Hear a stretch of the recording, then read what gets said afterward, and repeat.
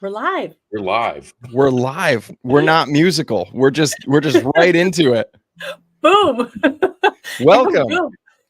Welcome. That was super anticlimactic, but welcome everyone to CASAA Live. Today's the day, everybody. Today is the day. We're here, and we are here for a long time today. Today is the Save CASAA Fundraiser Marathon. We have a ton of guests. We have like hour after hour after hour of guests and conversations and a lot of fun stuff. I see a few people in chat already. I know, no intro, Mallory. I wasn't even prepared for it. I just ran downstairs and I missed that part of the conversation where we weren't running music. And I was just like, oh, we're live. Welcome, Mallory. Welcome, Ern, Jason. See you guys in chat.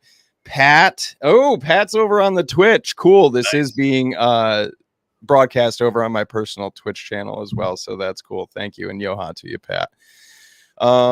Yeah, how's everybody doing today? It's Saturday morning. It is. I'm it is still Saturday. waking up. This is like our earliest stream ever. Yeah, and it will be our latest stream ever. It will also be our latest stream ever. That's true. Listen, we're giving it the old college try today. Yep. Yeah, this unfortunately was kind of my brainchild like a few months ago, because years ago I used to do 12-hour charity streams years and years ago. And I was like, let's do a 12-hour stream. And then I was like, man, I haven't done one in so long. And I was like thinking back, I was like, okay, make sure we stand. You have to stretch all the things, you know? Yeah. Oh, Red Prep's over on the Twitch too. Yes. Yoha. Welcome, Red. This is great. I love seeing the new logos for people on Twitch. It's thanks for letting us use your personal Twitch to yeah, no worries. No worries. I'm glad we were able to get it set up. I didn't think it was going to be that difficult. Alex last night was like, hey, could we do this on your Twitch too? And I was like, yes, just in the morning. I didn't even know we could do Twitch. I think that's awesome. Yeah. See, now we just have to make a personal CASAA Twitch. Can we do that? Yeah. Yeah, we could do it. Alex looks like he is really into Dinosaur Jr. What? Do you know who Dinosaur Jr. is? I do. I mean, I've got a story. Oh, that's okay. I have no idea who Dinosaur Jr. is. I used to work for a van rental company, and most of our clients were touring musicians. Actually, when I quit smoking and switched to vaping, I was a fleet manager for a van rental company in New Jersey. And one of our clients was The Witch, which Jay Macis plays drums for. And I had to meet them at Penn Station and ride with them all the way like through Massachusetts and up to Glover, Vermont. And I got to use Jay Macis's bathroom. So whoa, that's cool. Yep.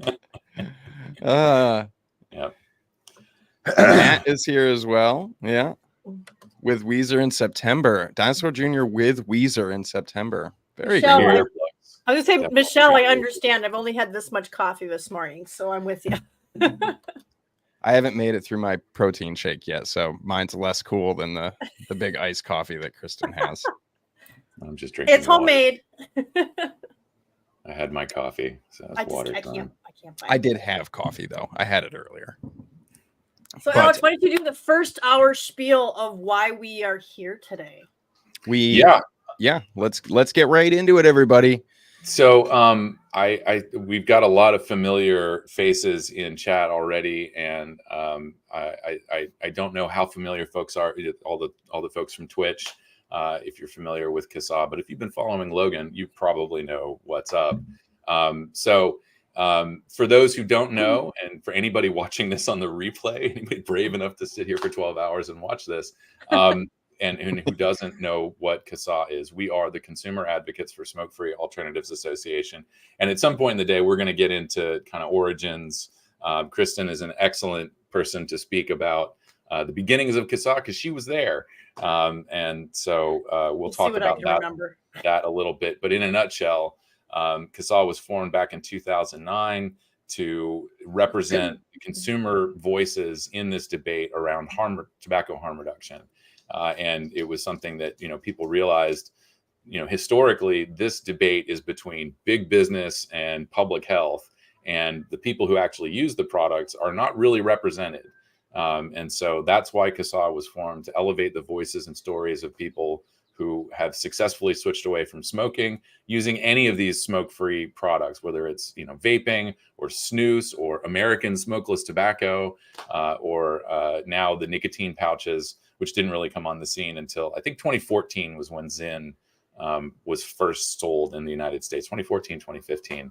And so that really is kind of the core of what we do, elevating our stories. And we do this, in front of lawmakers, regulators. We do this at conferences. I'm available for media. We are here to be the consumer voice in all of this. And we are here today because we need help. One of the things that, one of the consequences of sticking to your mission is sometimes you butt up against some funders. We have, since 2016, we have accepted unrestricted donations from tobacco companies. And we've always sort of taken money from industry, whether it was the small mom and pop vape shop or the larger e-liquid manufacturers. But in 2016, after the deeming rule, everybody kind of realized that the companies are going to be circling the wagons. They should be donating to their trade associations. And they're also going to be sinking a lot of money into trying to get through the PMTA process. And so for us, that, being able to rely on that as a revenue source was, we knew that was probably going to be going away. And to be perfectly honest, the people who shop, Marlboro and Camel and all the others, there are people too. We need to be able to reach them. And so, also acknowledging that the tobacco industry has a vital role to play in rolling out a harm reduction strategy. They have the contracts with the convenience stores and the tobacco outlets. And, it's our job to encourage them to sell more smoke-free products, make smoke-free products more visible. And that has, gradually been happening.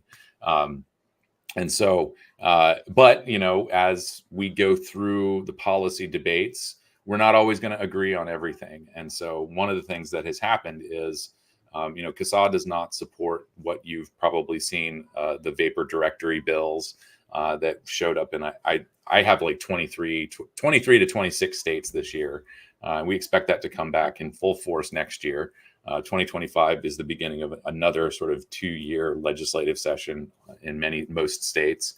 And so these threats are not going away. The vapor directory bills are pretty specifically targeted at products that haven't gone through PMTA, but unfortunately that captures the products that are most popular right now, which are the disposables coming in from China.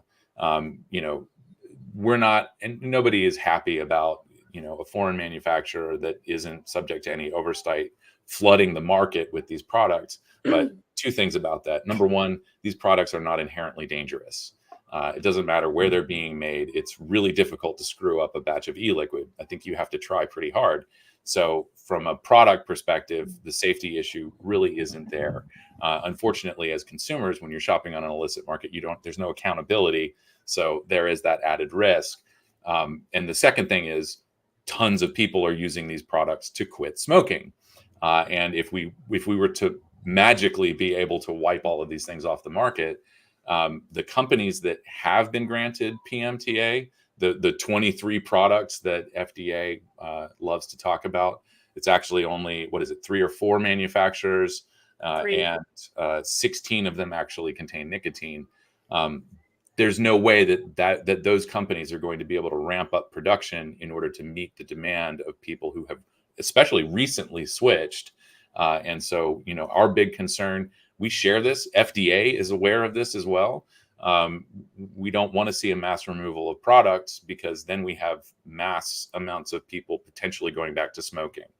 And so this is all about protecting people's access to smoke-free products.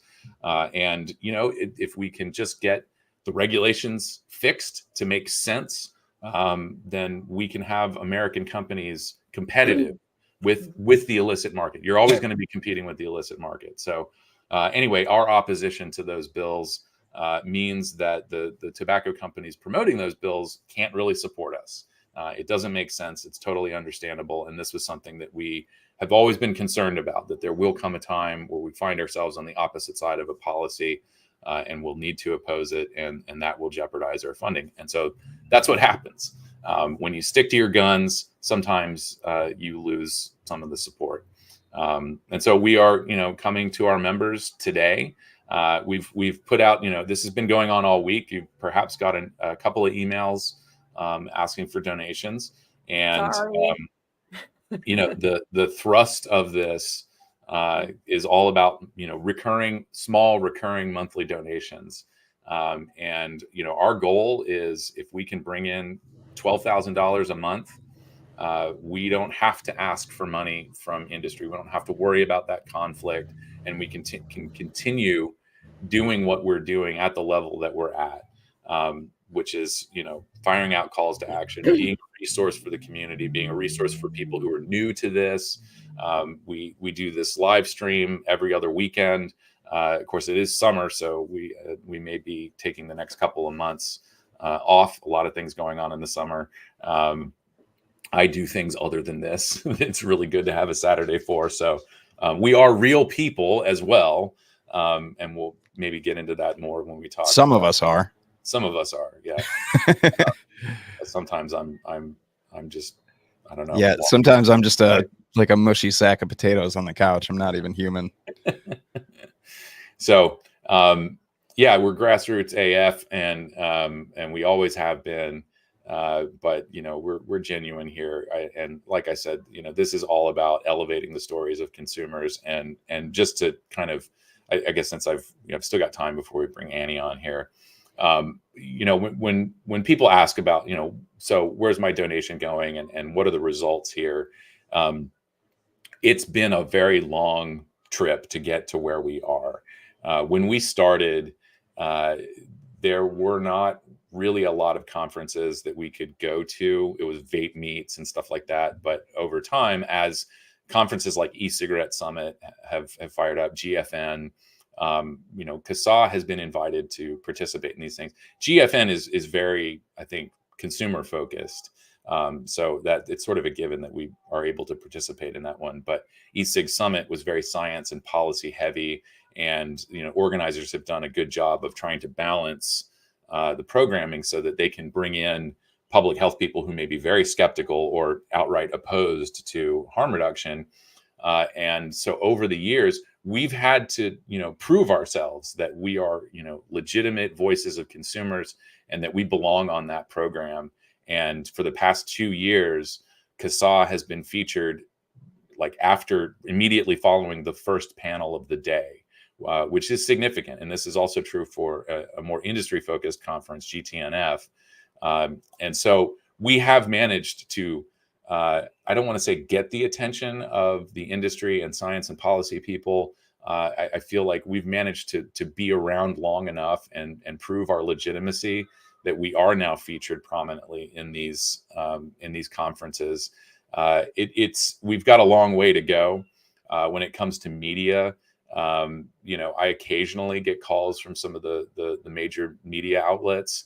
I recently, I guess this was a couple of months ago, back in the winter, I think I got an interview with somebody from Bloomberg News, and was actually a little bit encouraged that they didn't immediately dismiss us as some sort of industry front group, which we're not. If you stick around, if you're new to this and you listen to us throughout the day, you're going to find out we are very rough around the edges.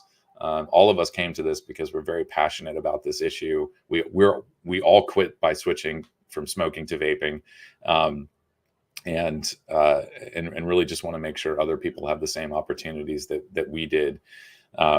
So we've been accused of being an industry front group, I don't know, since for me it was 2014, 2015. I'm sure it was earlier than that. If you accept a ham sandwich from a tobacco company, all of a sudden you're a shill. So it's. I was just gonna say, if I had $1 for every time I've been told I'm a shill, Yeah. we'd be And fully that's funded. the thing, is that is that before we even started accepting their donations, they were calling us tobacco shills. So it didn't really matter whether if we didn't take it or not. And if nothing proves that we weren't shills, the fact that we no longer have it because we went up against them with the PMTA laws shows we were not doing anything other than promoting the good products that were reducing harm. And it was sort of a Baptists and bootleggers sort of a situation in that sense, is that we didn't like they were still selling cigarettes, but we knew that's something for their shareholders they had to keep doing until they could start making money off the other stuff. But we definitely did not cater to them whatsoever. And we were still either way. It didn't matter whether we took the money or not. This isn't the first time that we've, I think, proved ourselves. I think 8-9 years ago, tobacco companies were promoting that small sort of nickel a mill tax.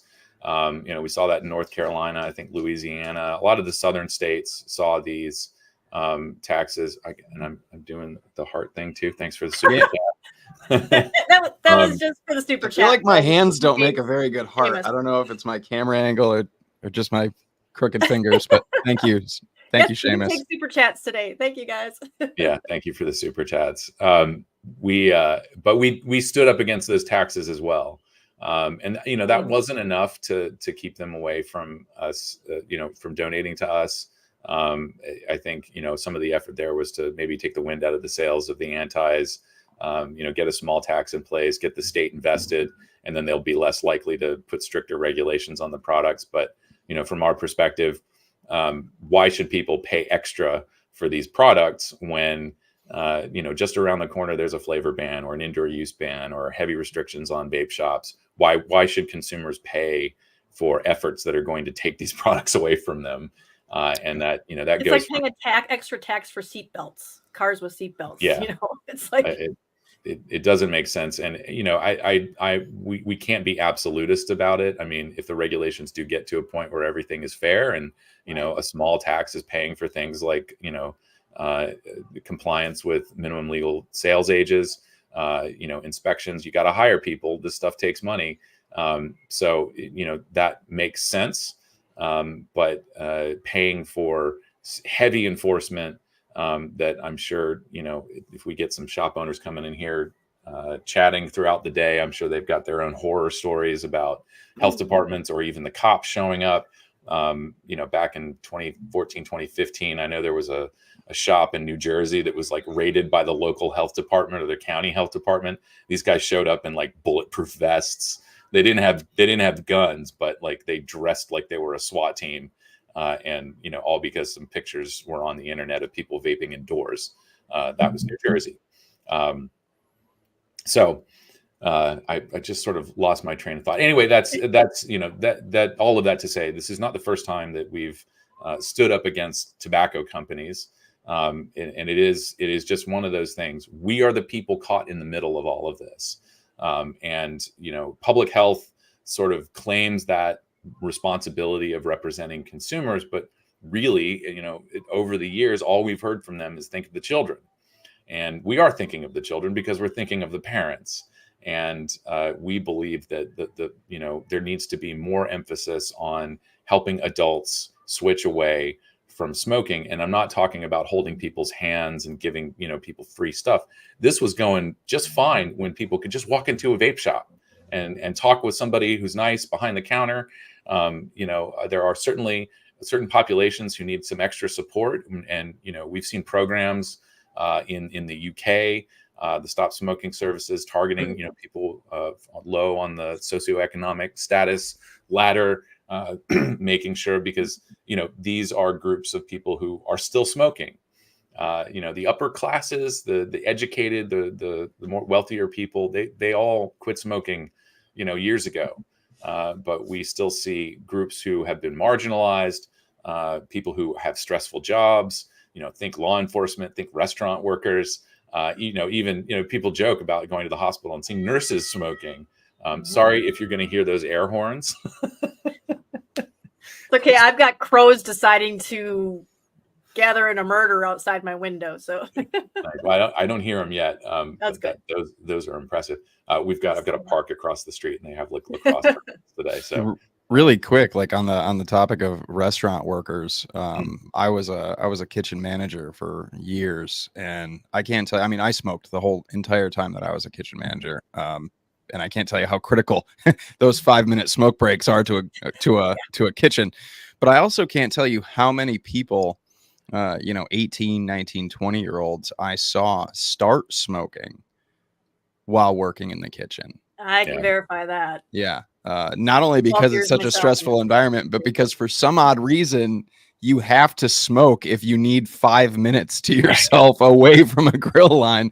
But yeah, stressful jobs. Absolutely. And that's, just to take a total sidetrack here, we, Tobacco 21 is now the law of the land, but that scenario that you just described is, that is one of our concerns with raising the minimum legal sales age to 21, is that, when you're 16, you get your driver's license, at 16, you can get a job. You're out there in the adult world. I think what is it? Is it, Oklahoma? You can get a driver's license at like 14. And I know the worker, we used to call them green cards here in New York. To start working, I think is 14 here in this state, where you're limited, a few hours after school during the week, and then a little bit more on the weekends and things like that. But yeah, I mean, it's pretty common actually where I work, at the landscaping business that I work for, where we get high school kids. Yeah. Mainly because there's a high school right down the road. But we get, 16, 17-year-olds who come in for a few hours at the end of their school day. They're there from like 3 to maybe 5 or 6. And then they work on the weekends occasionally too. And then in the summers, maybe they stick around, sort of thing. So yeah, it's, but it's, we've got, young people entering the very adult workforce. Yeah. And, when you're young, it's like, what are you going to do, man? Like, you're not going to work in a cubicle in an office where there's a smoking ban. You're probably going to do landscaping. You might. Yeah, you're probably going to go cut grass. You're going to work on the farm. You're going to deliver paper. I mean, well, that's, actually, I guess people drive to deliver newspapers now, but whatever it is, you're going to be pretty low on the totem pole, and you're going to be around adults who are smoking. And so it's the two-pronged kind of approach of making sure that we're promoting safer alternatives to adults who will then model, a healthier lifestyle, model healthy choices. But also, if young people do find themselves initiating smoking between the ages of 16 and 21, we, first of all, we don't want that behavior to be criminalized. That doesn't help kids out. It is still in, I think, 2/3 of the states. But if you're 18 years old, I want to make sure that those young people can make the decision then, not have to wait 3 years to get a hold of safer nicotine products. They shouldn't have to go through 5 years of smoking cigarettes and then realize that it's going to be really difficult for them to quit. We always kind of wanted that difference, the differential between, the most dangerous products and the less harmful products. And that communicates relative risk to people. So in a way, making a policy like that, which, ultimately, making the policy like that, we think would encourage people to make the switch and also communicate low relative risk. But as it turns out, and this was presented at e-cigarette summit, I don't want to misattribute this, but this, I think Abigail Friedman may have presented on this, looking at places where, Tobacco 21 was implemented sort of across the state. And they did see kind of overall reductions in nicotine and tobacco use. So it has seen benefits. And I'm, happy to admit when we're, wrong or off a little bit about a position. But, it's still out there. It's life. Fortunately, fewer than 2% of young people are smoking now. So, things are going okay. I am really quickly, before we bring in our first guest, I'm going to kind of steal the show just a little bit here. All right. Because we heard from Addy. I know a lot of people were concerned about Addy Tooney. He's doing well. I just want everybody out there to know he's doing well, and he gave me a mission to raise a little bit of money for CASAA on his behalf, and I did that. And I'm going to be contacting some people as well, but we raised an additional $100 from Addy Tooney. So huge shout out to Addy. Thank you. If you're watching, if you're around, or if you tune into the replay, thank you, Addy. I am doing that literally right now as we speak. And then Alex will be able to, he's going to track donations throughout the day and stuff like that. But, and Addy donated some stuff so that you could do that mission, right? Yeah, he donated a couple of personalized heat-treated atomizers, which I know people, if you're familiar with Addy and you watch his stuff, he does these Tooney funds, which are like they're like K-Fun clones, but they're really cool. I've got a personal one of mine right here. He does it. Yeah, I got this because, you know, for being awesome. But he heat treats them himself. They're really cool. He donated one of those, and then he donated another atomizer that he also customized. And we were able to raise $100 off of those. And so I just wanted to kind of kick off our donations through the site, which we're definitely promoting more. Super chats are awesome. Thank you guys to anybody who super chats during the stream. But the link below us is really the link we want everybody to go visit for your donations for sure. And signing up. We need those monthly things. I mean, one-time donations, we love them and thank you so much. But unfortunately, if you don't want to have to sit through another 12-hour marathon next year, look, we'll do it. We'll probably do it. We need the monthly support, not just the one-time support. So that would be awesome. So are we ready to do this? I gotta do this before we bring our first special guest on. I will show everybody where we're at here. So this is where we're at for the week. Like I said, we kicked this off on Tuesday, sending out emails. This is not enough to keep us going, which is why we're here all day. Excuse me. What are we looking at? It's kind of small on my screen. So these are the charts of donations. This is what we've brought in today. $206.28. Thank you very much. I apologize for my dog. Grassroots AM. Yeah, we'll check back in with this throughout the day. But thank you everybody who has already donated. Thank you everybody who's showing up and participating in chat and super chats and all the donations. Monthly donations, small monthly donations is our goal here. You know, and a lot of them. You can part with $2 a month and forget about it, and we can keep alerting you when things fire up in your area. So there's that. Okay. All right, I'm gonna do there it is. That should have gone through. Okay. My dyslexia kicked in when I was trying to do the little thing. You have to like verify the letters. Okay. And but it should have gone in. So Alex, just let me know. Let me know. All right, we'll check it. We'll check it at the top of the hour. But thank you again, Addy, for that as well. Mallory, thank you for that super chat. All the love to you. I'll put that up as soon as I get a chance. I want to get Annie Kleykamp on. Just a heads up, this guest bumper is loud, so I don't want to jump scare anybody.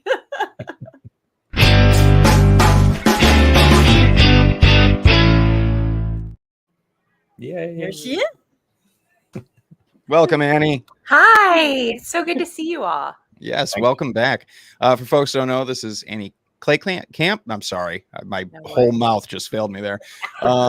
We've had Annie on in the past, but it's been a while. So thank you for joining us today. How are you? I'm good. I thank you all for letting me come on early. I'm headed to Montreal for a conference later today. So, ooh, exciting. Yeah, I wanted to make sure I supported you all, be in the air while you're doing some of the work. You're going to be in my neck of the woods. Yeah, I know. If I drove up, maybe I could swing by and say hi, but I'm flying. Yeah. That's okay. Well, I'll wave as you fly over. Yeah. That's funny. So what is the conference that you're attending? Yeah, so this one's College on Problems of Drug Dependence. So it's the oldest, I think, research organizations in the US on addiction. They cover all addictions, including nicotine and tobacco. So I do have a symposium I'm chairing on aging and tobacco and other substance use and how often these things co-occur. So I'm really pumped to do that.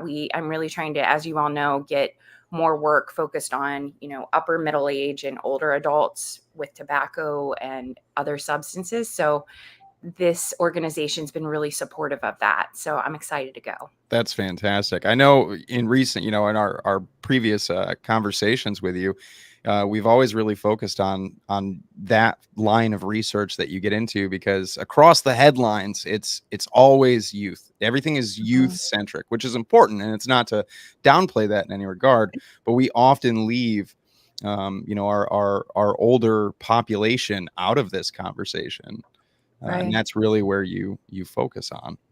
Yeah, and I mean, we're all trying to get there, right? I think we're all trying to get older. Sometimes it's harder than other, it's very frustrating. The focus, honestly, on younger adults. I don't want to minimize that, as you all know, and as we talk about. I think about myself, and I've written about this. My tobacco use and other substance use when I was young. It's definitely. Yeah, my brain took a while to develop. I don't know if it was related to drugs or not, but I respect that. But yeah, we did sort of a whole analysis on the past 5 years of presentations at the Society for Research on Nicotine and Tobacco. We're finishing this up now. And we analyzed, how often were these abstracts, right? Which should be the cutting edge research we have going on nicotine and tobacco. How much are they youth? So I called that like under 24. Middle age, pretty large, middle section, and then older adults I called 60 and above. So a lot of these ages could be debated, and it was like shocking the number of abstracts that overtly included a specific age group. It was definitely over 50% of the time youth, and maybe 8% of the time adults 60 and over. Middle age was quite low too. So the bar, like a really disproportionate amount of research coming out at our leading institute or leading organization is objectively on youth, which I just think that's symbolic of funding agencies as well as, the focus of regulation. It's interesting, because I know for several years, I think this was I don't know if it was 2020 or 2019, FDA had that listening session about, types of interventions for young people. It seems, with that volume of research focused on young people, why is there it doesn't seem like there's a lot of progress in, especially medication for young people. Mm-hmm. Yeah, no, I mean, I know when I was getting early 2000s, like getting my PhD, a lot of people, this was before e-cigarettes were, a known thing. So maybe 2003, a lot of people didn't want to do adolescent research. It was very challenging regulatory wise, like getting consent.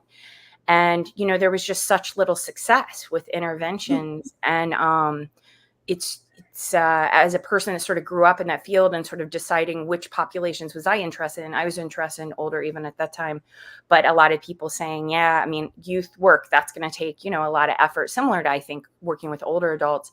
And to see e-cigarettes sort of swing into place completely outside of the context, and e-cigarettes among other smokeless or smoke-free products, and just sort of overall, as we know, older adults are more likely to smoke, and I say 65 and above than 18 to 24-year-olds now. And it's just, I think we've got to be honest as researchers, like sometimes there's just going to be innovation completely outside of our hands that we need to embrace. And yeah, I'm still waiting to see that happen for older populations in the US in terms of regulation, as you all know, and sort of a balanced view of what is the population being impacted. It's not just youth. It's lifespan.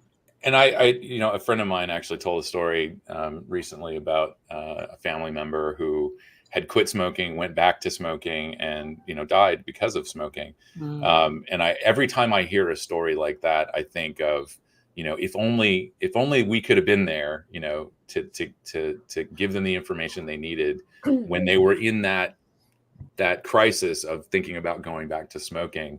And so I there was maybe a research question in there. Yeah. I don't know that vaping has really been around long enough. I mean, if you were one of those people back in 2009 and were at the risk of relapsing, but found vaping instead, first of all, love to hear those stories. Yeah. And I wonder, if those are things that support, your research, finding out how to better reach those people who are on that kind of cliff's edge of, smoking another pack of cigarettes and finding themselves at a point of no return. But it's tremendously valuable to focus on that population of older adults and, making sure that they can stick around for 10, 20 more years. I think now I'm remembering kind of what my question was. A lot of what we've talked about over the years is sort of the shame and blame and stigmatizing smoking. I kind of wonder, through your research, anything sort of beyond our own personal observations, do you find that the older adults are not being focused on for research because to some extent we're kind of written off? Absolutely. Yeah, I do. And it's really sad. I've heard a lot. It took me a while to publish this one commentary that I've shared with you all. I got it in the American Journal of Public Health. I was writing that for years, even when I was at Penny Associates, on older adults. And I remember it was reviewed at Nicotine and Tobacco Research. And it sort of the thought of the reviewers was, is this even a substantial portion of the population? I mean, what kind of help are you going to give these individuals? Well, it is a huge portion. If I did like a back of the envelope, using US Census data and smoking prevalence, and there are 3 million more adults 65 and above, right? So that smoke in the US now than adults 18 to 24. So 3 million lives. And most people, as we know, at least for now, started smoking in their teens and 20s. So that means people who've smoked for 40 to 50 years. Yeah, I think they're written off. I think there's a lot of stigma. I've mentioned this to you, Alex. I'm so pumped. I'm starting my first study looking at e-cigarettes. I got some funding through the University of Maryland, and this will be in older adults. So these are adults 50 and over in Baltimore that are in outpatient treatment for opioid use disorder. They've smoked for decades. Tobacco use is honestly the lowest on their list right now of really getting their lives in a place where, they're functioning, which I totally appreciate. So if I could introduce them to e-cigarettes, just, buying them on over the counter, or, they're not like vape shop products, which would be an ideal situation, in my opinion, to connect vape shops with people because the education and the support. But for now, just like consumer products that are, like Juul products I'm going to use, and just see if even having access, because we know less than 1% in the US of adults 65 and above regularly use e-cigarettes. So I think there's just a lack of exposure. And these are people in West Baltimore. Most commonly at our clinic are not white. They do not have a high school education, housing instability. So the idea that they've been exposed to e-cigarettes or even understand their harms, given the misinformation, it's an exciting opportunity for me. So I'm hopeful that my research and focusing more on this will help people look at older adults differently. But I agree with you. I think they're dismissed. And to the sort of the subject of your subjects, the people that you're talking to, and people in recovery. When I went through treatment for substance use disorder, it was the same thing. It was, the message was, we're going to deal with the product that is immediately going to kill you if you don't get help. And so for me, that was alcohol and cocaine. And they sort of give you that, keep it simple, and one day at a time, and let's deal with the thing that's going to kill you tomorrow. And so everybody, well, not everybody, but it seemed like a large percentage of people always smoked. The joke was, after we go out on break and you put your cigarette butts in that smoker outpost, that tube thing that sticks up, and we melted. I mean, those regularly, because everybody coming out, putting their butts in there, and then it catches on fire. But it was, through my experience of treatment for, alcoholism and drug addiction, when I got out of rehab, I sort of took all that, everything that I had learned, and I thought, oh, well, I should be able to apply this to smoking. and it, I wasn't successful right out of the gate, because smoking cigarettes doesn't make you crash your car, or stumble down the street, but it was a lot of that sort of that sort of honest moral inventory, and trying to understand my relationship with nicotine and cigarettes, and that was sort of taking the momentum from treatment. It did help, and I feel like it's a really good opportunity to expose people to accessible strategies to help them at least improve their lives. And I think one of the things that we know from drug and alcohol treatment is abstinence only approaches have a dismal failure rate. And when you go to these treatment facilities, I know they told us it's like 4% of you are going to live, or you're going to 4% of you are going to make it 1 year in sobriety. The rest of you are either going to be back here, it's jails, institutions, or death. For 96. Isn't that such a hopeful message? Yeah, I mean, great pep talk, guys. Yeah, let's start the pep talk with how many of you are about to fail. Yeah, and I just want to highlight too that as I think as all of us are harm reductionists, harm reduction embraces abstinence programs. The opposite is not true. Abstinence only programs do not embrace harm reduction. I personally know plenty of people who went the abstinence only route, went the recovery route. They're completely sober. I have friends who are 15 years, completely drug free, and they're living fantastic lives. So, but that approach is not a one size fits all. And for a lot of people, like Alex just stated, it does not work. It does not work for a lot of people. And I know with my own personal struggles with drugs and problematic relationships with methamphetamine and things like this throughout my life, that nicotine has kind of always been there as a good friend. And I took a very similar mentality when I was quitting and switching that Alex did. That was like, look at these other areas of my life where I've dramatically improved my health. I can do that here too. And it's kind of that same kind of moral inventory, health inventory thing that you kind of do. And then when you see that there are these alternatives where you can kind of apply that as well, it just kind of, you bridge that gap. You know what I'm saying? You kind of, you can make that leap a little easier there too. So years ago, I used to host a podcast called Rise and Vape Podcast, and we did a deep dive into drug addiction and people who switch. And I held interviews with a number of people who were in recovery and things like this. And one of the big key focuses was a very similar mentality to mine, where like cigarettes were that one thing where while you're working through all of these other quit attempts and recovery, that you could fall back on, that this was still kind of, I can have this. And that was a very shared mentality amongst a lot of people. And then that again kind of led down the path of like, well, I kept that. This is still something that's mine. It's not hurting me like that was, but I can improve this even more.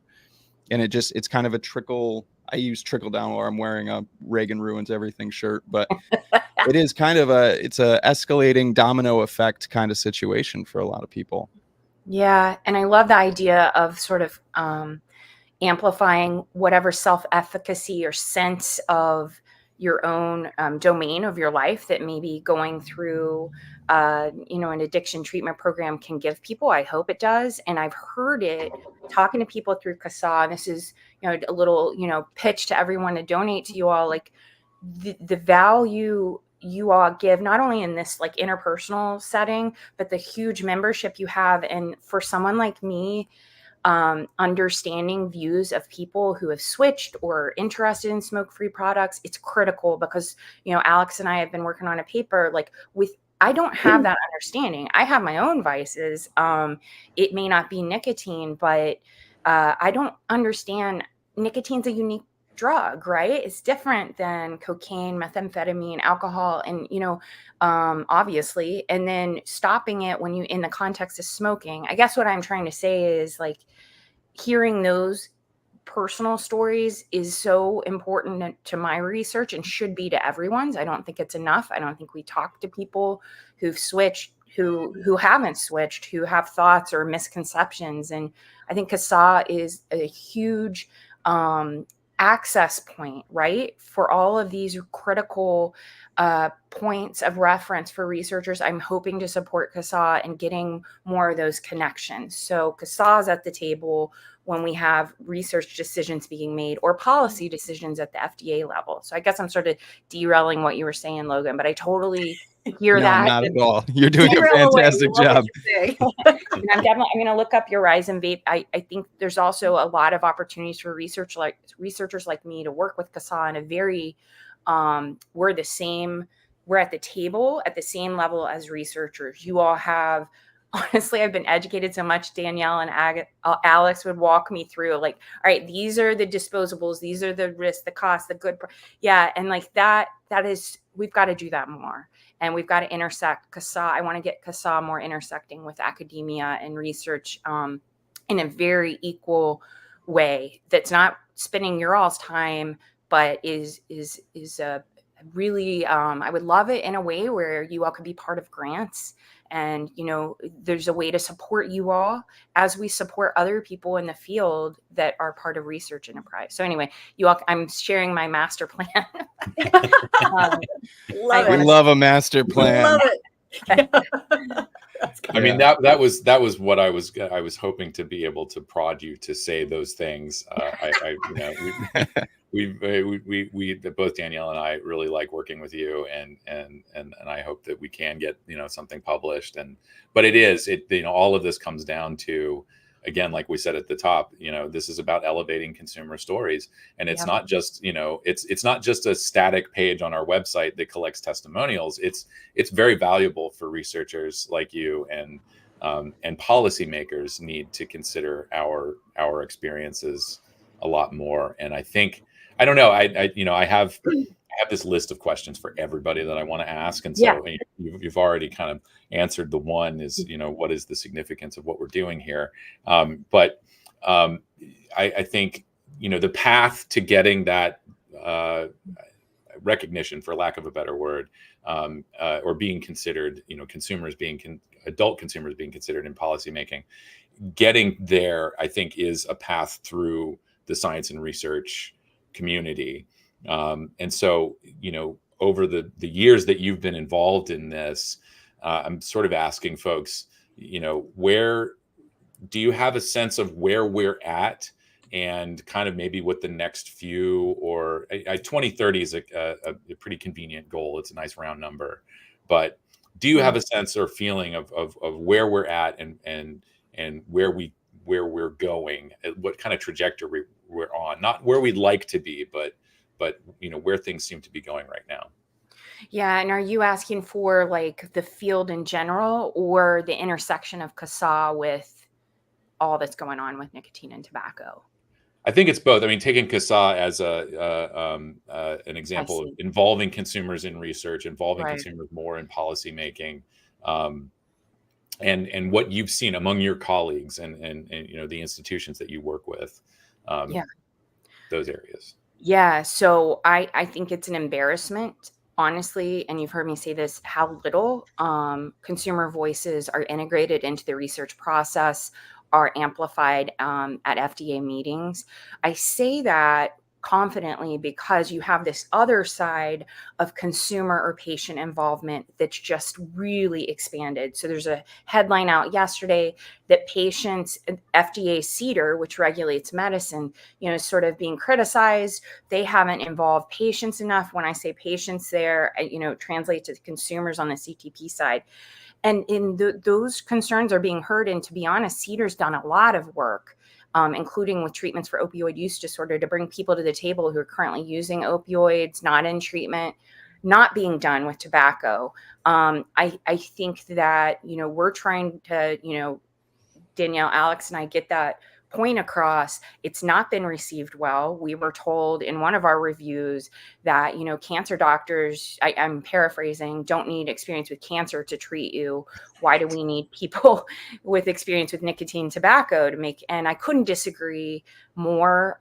Yeah, of course, but cancer doctors need to be talking to people with cancer and have them be a critical part of their research trials and designing them. So it's a long way of saying I don't think we're there yet. I think nicotine tobacco field's behind, but it's got to catch up. It's a huge, if you just look at it from the research perspective, not humanity, it's slowing up progress. People are making mistakes in their research studies, of course, in interpreting, and that would be really caught early and save us a lot of time, right? Choosing the products we test. By having, people who actually use the products inform us at the start of the study. So I think we're getting closer. I want to be part of that movement. I've talked to people, more leaders in the field, and they agree with me. So it's just a matter of how do you get people to listen?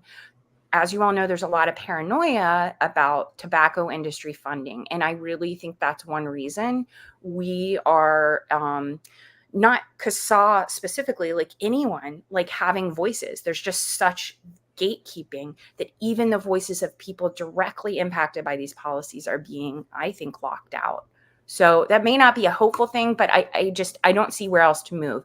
CASAA has to have a seat at these tables for it to be legitimate, because CASAA, as a consumer organization that's so large, it's just so critical, let alone how you're really keeping up education on policies throughout the state and sending me when Maryland stuff's coming in. But, just your all's voices and should be enough.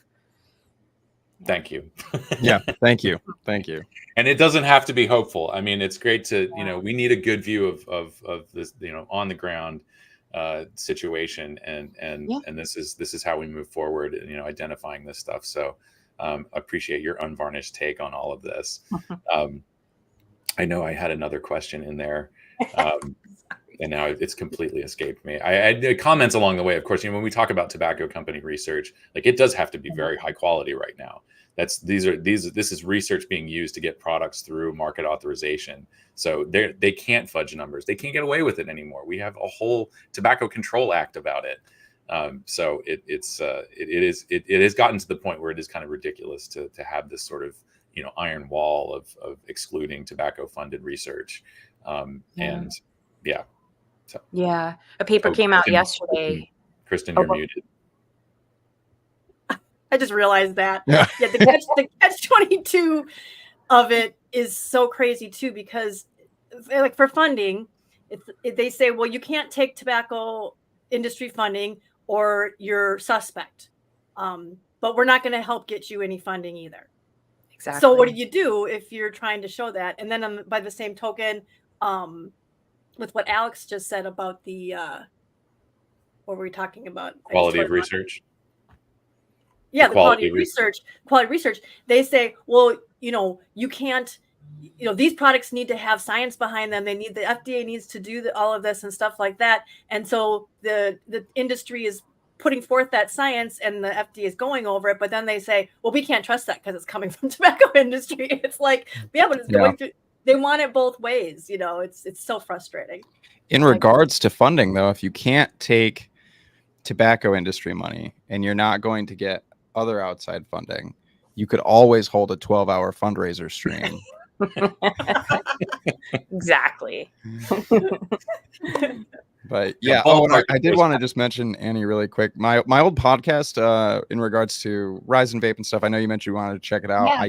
That isn't available anymore. Okay. This was years ago, but I do still have all of them. This goes to everybody else out there as well. I took deep dives into drug addiction, asthma, COPD, and other things. So if you're interested in any of that, anybody can just email me, and I can send you those files to check out. If you do want to tune in and listen to them, I've had friends reach out to me with family members who have COPD, and we took a deep dive into that with a lot of research from Dr. Ricardo Pelosa and stuff like that. So it's old. This was years ago, and I don't pay for the SoundCloud to host, I don't know how many, like hundreds of episodes that existed.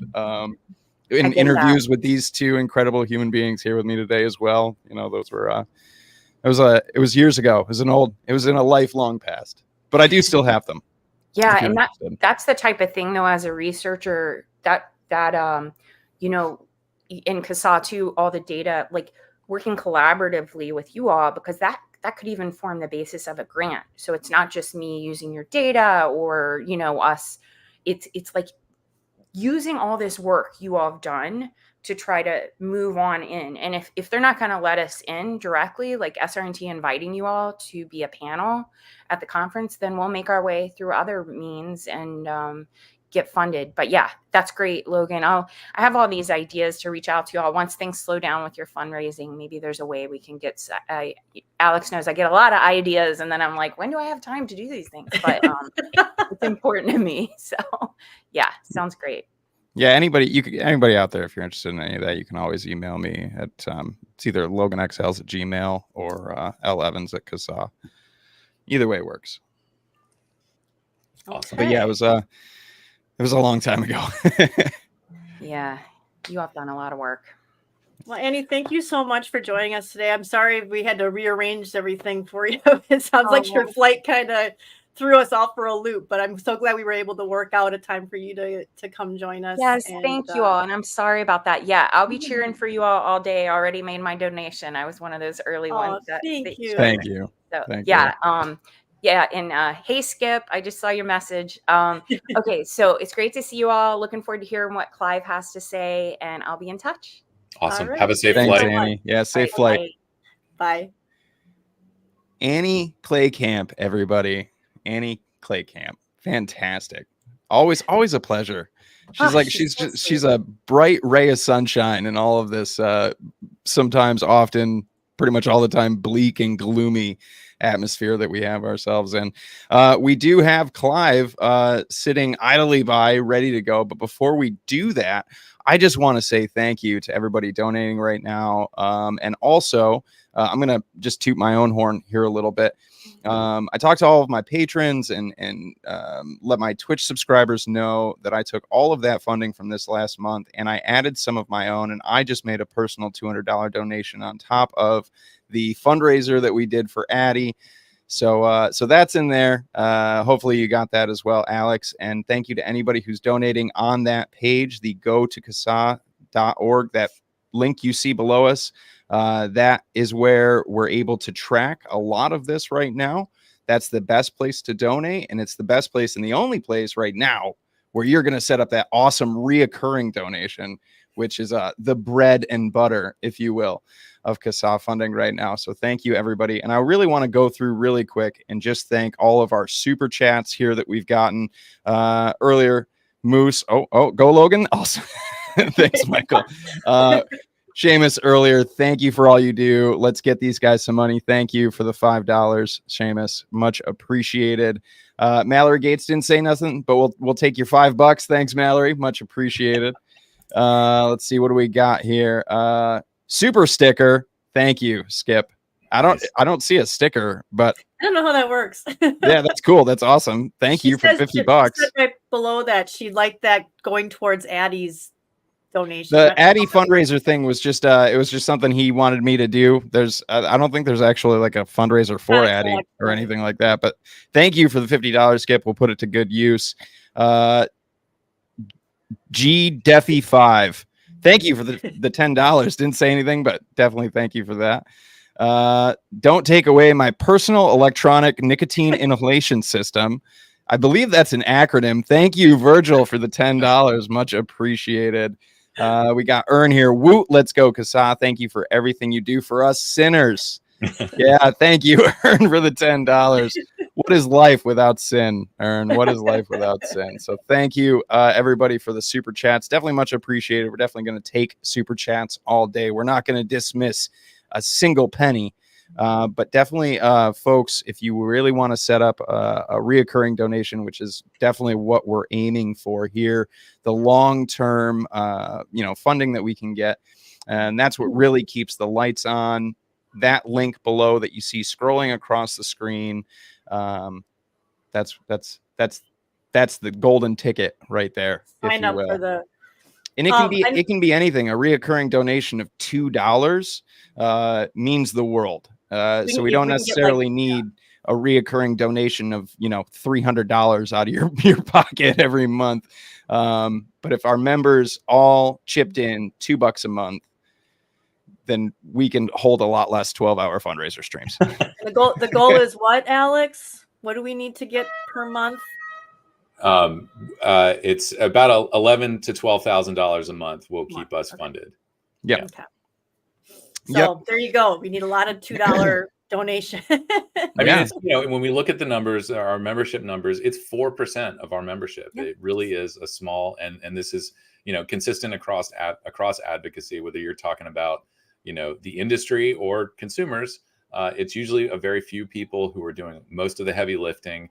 And, we're not asking for people to, lug 50-pound bags of cash into our virtual offices. This is, if we all pitch in a small amount, we can get this done and be truly independent, which is very important, so that we don't have to go through this again when we object to something that the industry is doing. So that's where we're at, and it's 10 o'clock. Right. So are we ready? We should run the very loud bumper and bring Clive Bates on. Heads up on the bumper. It's a jump scare.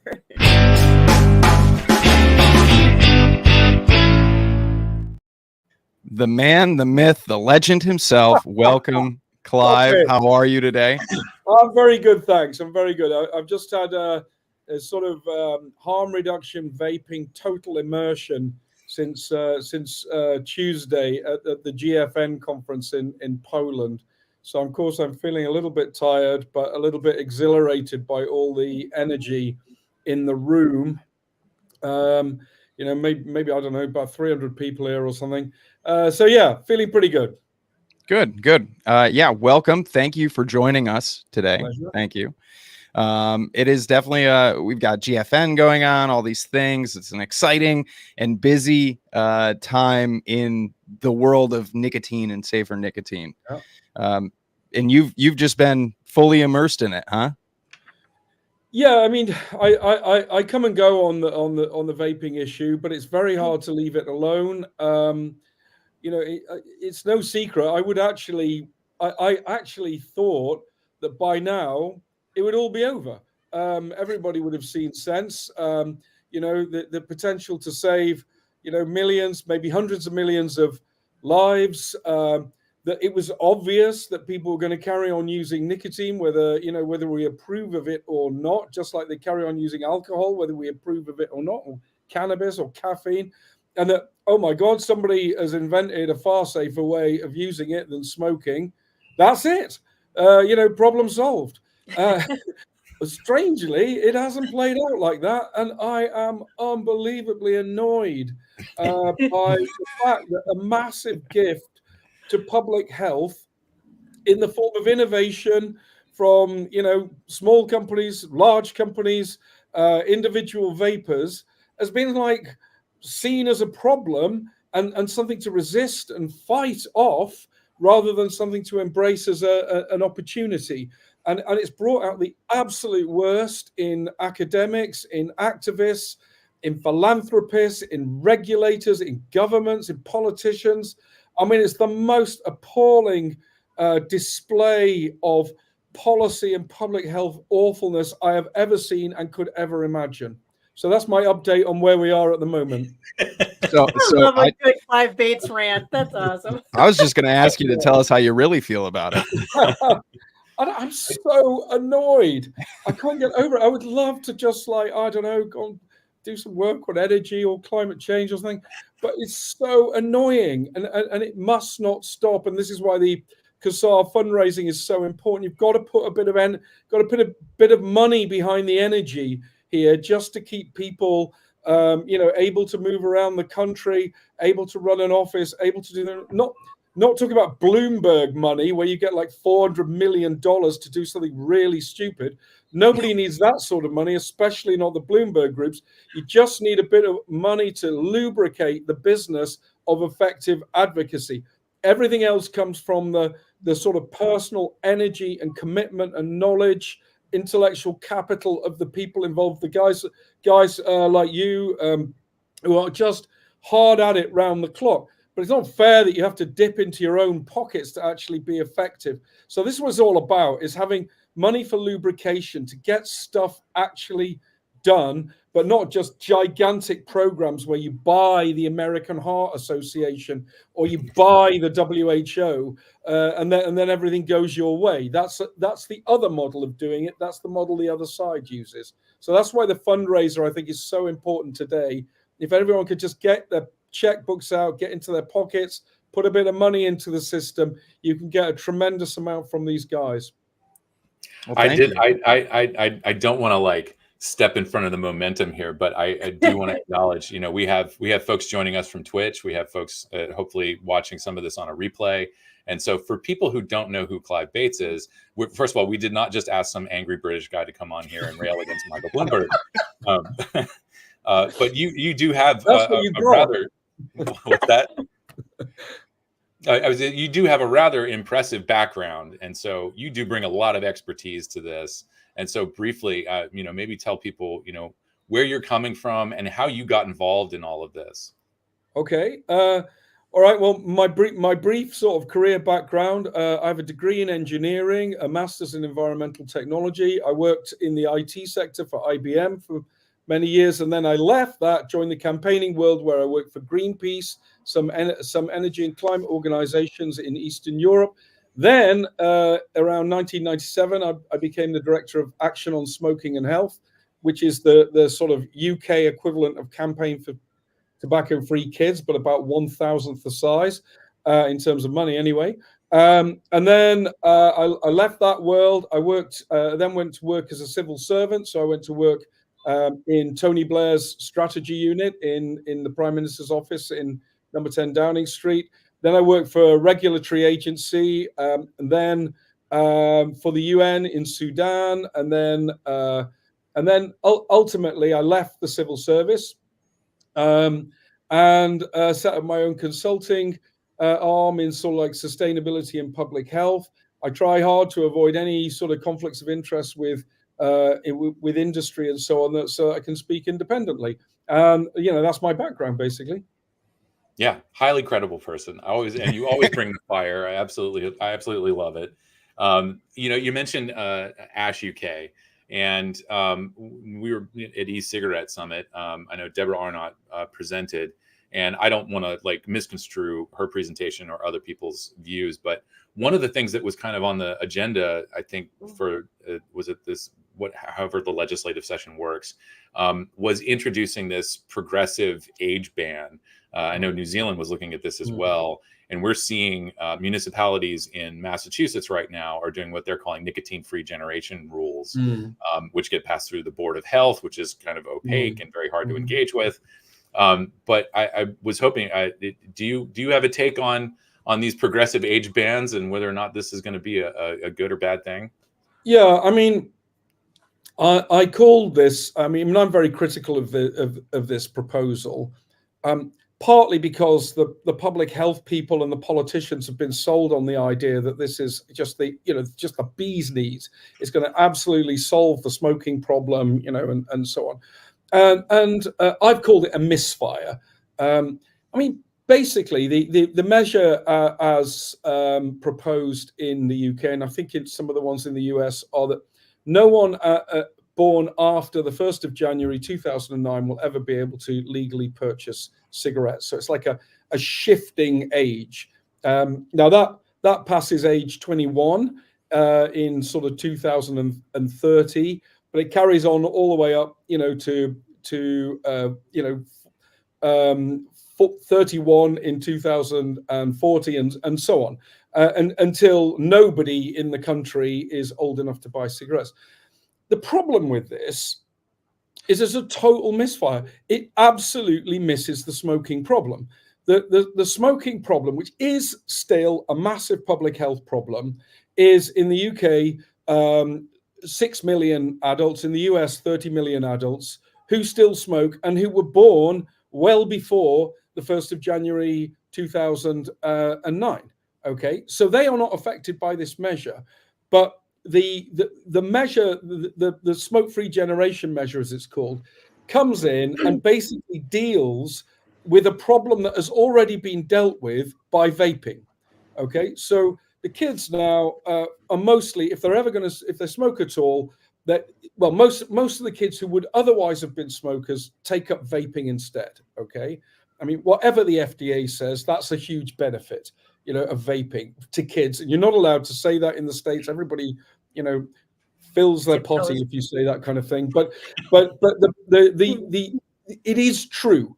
It's a technological evolution that is coming in on an age cohort by age cohort basis, and eventually those people will age into the population and they will never smoke. Okay, the next lot of people are the small number of people who do take up smoking as teenagers, who are born after 2009. Now, with smoking, you don't actually get sick unless you smoke for like several decades.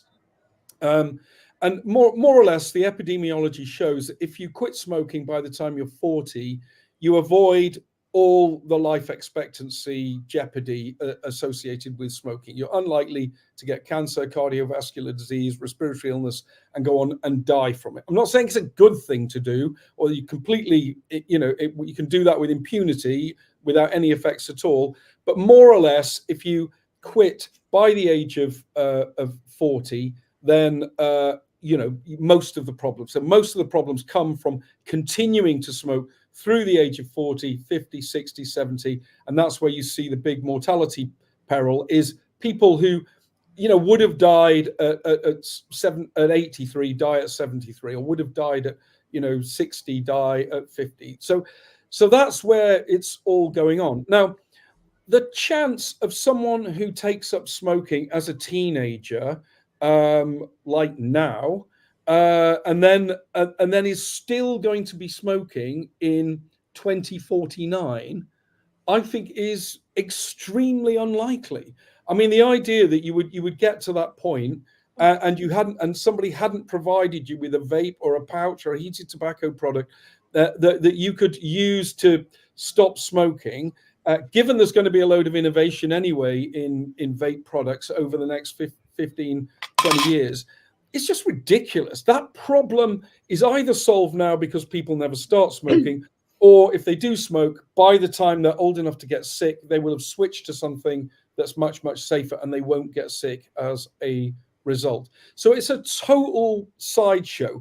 Everybody's saying it's going to save the National Health Service, which is, if you're familiar with Britain, it's a kind of national religion, which is our sort of unitary, Chinese People's Army kind of healthcare system. But even the government's own estimate shows it doesn't make any difference to the healthcare system until 2043.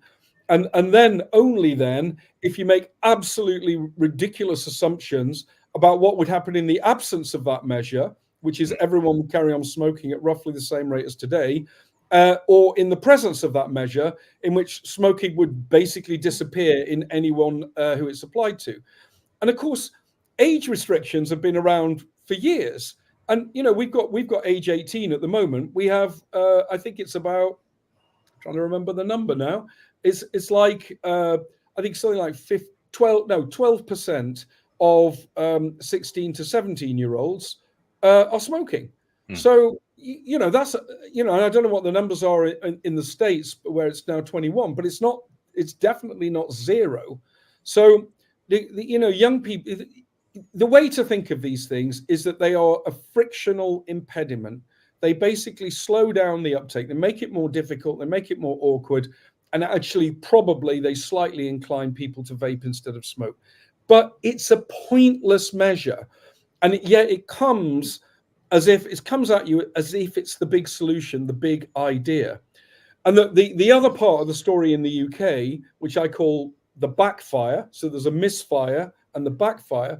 The backfire is behind this. They're doing a whole lot of stupid stuff to vapes, which do actually address the problem population. They do help the 6 million people who currently smoke who were born after the age of 2009.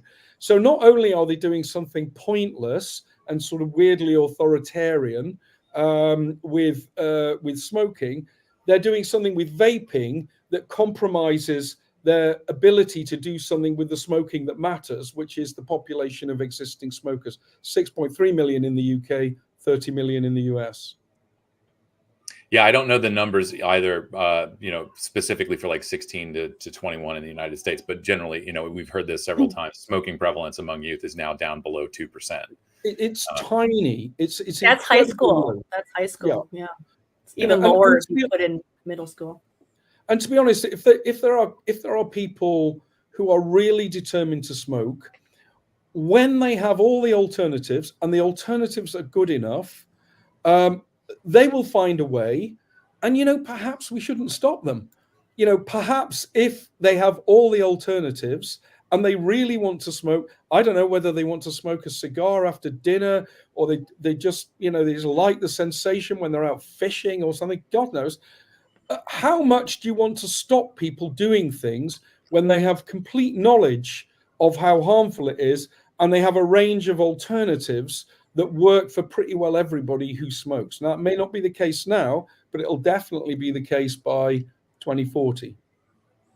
Is it just cigarettes in the UK that they're proposing? Because a lot of the stuff we've seen here in the States have been proposing every tobacco product, and as you know, vapor products end up being classified as tobacco products here too. So we'd have this weird situation where a 51-year-old will be able to use an e-cigarette and a 50-year-old will not be able to. I mean, it's preposterous. But you're absolutely right. There's been some scope creep based in this. Now, although they call it the smoke-free generation, and it's supposed to support targets that are framed correctly in terms of smoking, because that's the thing that does the harm to health. If you have a public health target, you should have the focus on smoking, then you should be using the smoke-free products to help you meet the target on smoking, not include them in the target. And actually, the UK one is also a tobacco-free, tobacco-free generation. Now, tobacco-free in the UK means something different to the US, because we only include things that actually have tobacco in them. So like heated tobacco product and smokeless and snus would all be included in that ban, which is a huge mistake, because for some people, those are the preferred routes out of smoking. It's not up to the government to specify to people what their preferences are for making an enormous improvement in public health. It's just get out of the way and let them quit smoking in the way that works for them. And it's different with this age cohort, but there might be some people who want to use those products. They can do so at relatively low risk. So why is the government intervening in that market and making it harder for them to access those products if they are going to use nicotine?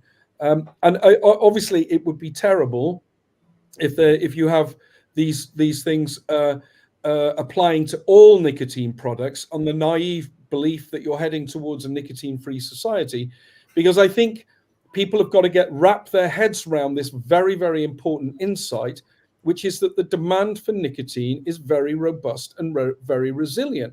It is not going anywhere. People use nicotine for the same reasons why they use other substances. It makes them feel better in some way. It makes them function better in some way, or it may even be self-medicating and helping relieve symptoms of conditions that they have. And while people, like it and feel better because of it and function better because of it, there's going to be a demand. And this is the thing I've been trying to stress so much, is you can't wish away the demand by, attenuating or eliminating the supply. It just will not happen. And if there is a demand for these things, and that demand is quite legitimate for people to want to use nicotine, it's very legitimate for them to want to use it in a way that doesn't cause them to die in agony of cancer or live in misery of emphysema, then there will be a demand and there will be an illicit trade that meets it. Hello US, you've got the world's most kind of pedantic regulator with the most money imaginable. And what have you got? 99% of the market is basically unregulated because they don't know what they're doing. Yeah, I mean, this is the iron law of prohibition over and over and over again, though. Trying to legislate our way out of demand, and it's a fallacy. if human beings want to continue to use nicotine, which we've done for thousands of years, we're not going to stop just because somebody says, well, we're going to put it in the law books. Exactly. Yeah, go on. Sorry. I was just going to say, before we get too far into a different thing, I want to go back to something. First of all, for the whole nicotine thing, what do they think? They have to ask themselves, what's going to happen when nobody's using nicotine anymore? It doesn't mean that these people's issues or the reasons they wanted to use nicotine in the first place is going to go away. So they're going to shift to something else. Just like when they, ban certain drugs, people shift to a different drug, and they have to ask themselves whether or not that's going to be worse. And the second thing I just wanted to say is going back to what you were talking about the older people being the ones who are actually need the help. I read, and I wish I saved the article, but I had just read an article the other day, and they were arguing this. It might have been something about what's going on in Massachusetts right now. And they said, well, this is really great because, the kids will never be addicted. And then, the older people, they can quit or they'll probably just die. I was just like, she said it out loud. She actually said it out loud. They're just hoping we die. Look, I mean, for some reason, it hasn't generated a massive moral panic. But if you look at the Monitoring the Future survey, you'll find that cannabis, which is illegal at federal level and has been illegal at state level for most of the last 25 years. Okay, if you take 12th grade students, the past 30-day use of cannabis has been around 22% on average, and it hasn't really wavered that much over that period. And daily use has been around 5 or 6%. Now, if we had those figures in vaping, people would be losing their minds. And cannabis is basically fully prohibited. And there's a whole kind of narco police and God knows effort to control cannabis use, and yet you have very high levels of cannabis use. So the idea that you can just sort of eliminate demand by controlling supply, particularly now where we have internationalized manufacturing. So this was the theme of my eSig Summit presentation. You've got internationalized manufacturing, you've got container trade, massive amount of stuff coming in through every port. You've got large manufacturers in China, you've got small players in the country, in the market countries. You've got social media, you've got WhatsApp, Telegram, you've got all kinds of confidential encrypted communications channels. You've got international billing, you've got a much more sophisticated shipment service. And it's like tobacco control sort of had all its big ideas when the world was really simple. There was about 4 tobacco companies producing cigarettes. There was shops, there was billboards, and there was places where people smoked. The whole world has changed completely now. And in my view, and this is like the theme of my talk before, this world is becoming ungovernable. And you keep seeing these kind of pathetic papers from tobacco control researchers who are like calling on FDA to regulate Twitter or something like that because people are saying bad things on Twitter, or regulate Instagram. And it's like they can't even regulate high street shops. They can't even regulate shops that are like 3 doors down from Silver Springs headquarters. They can't regulate anything in the way that people believe they are.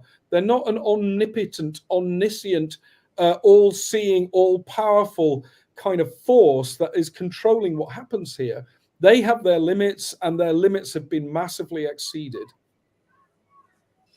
Yeah, I was going to point out with the, I'm sorry, really quick, with the Monitoring the Future thing, you saw our whole thread on Dick Durbin's I did. Opening statement. And one of the things when I did a deep dive into this report he was referring to about the 2.1 million, and I noticed that same thing that you were just talking about how they said the full report, if you go read the full report, they said that I don't remember if it was the 8th grade or the 10th grade one was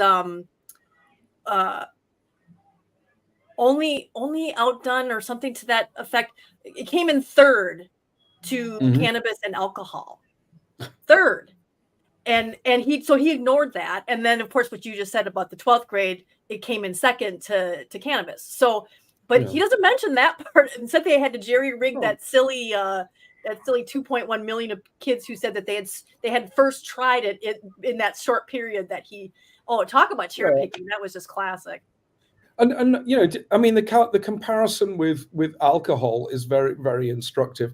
I mean, if you go onto the CDC has quite an interesting website of like who dies of what at what age, and kind of if you look at the young people, they're nearly all dying of sort of road accidents, various forms of injury. I mean, it doesn't exactly say it, but I suspect alcohol's involved in quite a lot of that. And if you want to look at, you know, and then you've obviously got this sort of opioid epidemic and everything. Fentanyl. 22 kids exactly. a week. 22 kids a week in 2022, and it's only gotten worse from what they've been saying. They don't have the numbers in yet, but we're worried about nicotine. Does anybody ever, and could they ever get away with saying, you know, no child should ever drink alcohol before the age of 18 or something? Would Brian King stand up and say it's completely unacceptable? Of course, it's a preference. Nobody wants kids sort of downing half a bottle of vodka or something. Right. Of course they don't. But no one would try and organize a regulatory system around making sure no one under the age of 18. They wouldn't close down all shops. They wouldn't close down, you know, any kind of branding or any kind of, they wouldn't say, you know, everything has to be in a boring package. Nothing can have a trade name or anything. Just in order to meet the challenge of making sure that no one under 18 or 21 ever opens a can of beer. They just wouldn't do that, and they would be laughed out of the room if they did. Now, I think one of the things that I think is a persistent and pernicious sort of misunderstanding here, you know, public health figures will stand up, you know, Brian King, Mitch Zeller before him, they'll stand up and say, you know, no child should vape. Okay. And, you know, most people will kind of agree with that. That's a preference. That's what you would like. That's how you would like the world to be. The problem comes is if you then take all the powers of the state, you know, banning things, regulating things, preventing things going on the market, making sure that they don't taste very nice, and all of that, to try and cause it to happen. Those are two very different things. And if you do the latter, you end up with the adult world bent out of shape by the preferences for adults, for kids not to do things that kids will do anyway, whatever you try and whatever you do. You know, there will always be kids as adolescents that do what adults do. And that's just a feature of adolescence. It's like has no one ever been a teenager? Because that's what teenagers do. They practice being adults and they mess around with things and they experiment with stuff. And it's probably a good thing that they do. It's like sex, you know, with sex. These same people who are arguing that this should never happen and we should have all these laws to prevent them ever doing it. These same people acknowledge the fact that teenagers are going to have sex and they should have safe sex when they do. But they just can't translate that to, you know, trying drugs and nicotine and alcohol and stuff. They don't understand. I think there's a great paper somewhere, and Lynn Kozlowski always cites this, where they show that the sort of, you know, just, I can't remember what the slogan is, but it's sort of no sex before marriage, just say no. You just have far more teenage pregnancies and far more abortions in these kind of states where they have a kind of you know, virgin bride sort of mindset, and it's exactly the same. It's like, why not deal with the reality that, you know, kids are little kind of growing mammals and they do what mammals do, and then try to reduce the harm that they experience and the harm that they inflict in others by making sure that they don't end up pregnant when they are far too young to handle the responsibility, far too young to ruin their life and everything. Instead, you have some sort of moralizing idiocy that just says that you must just remain abstinent.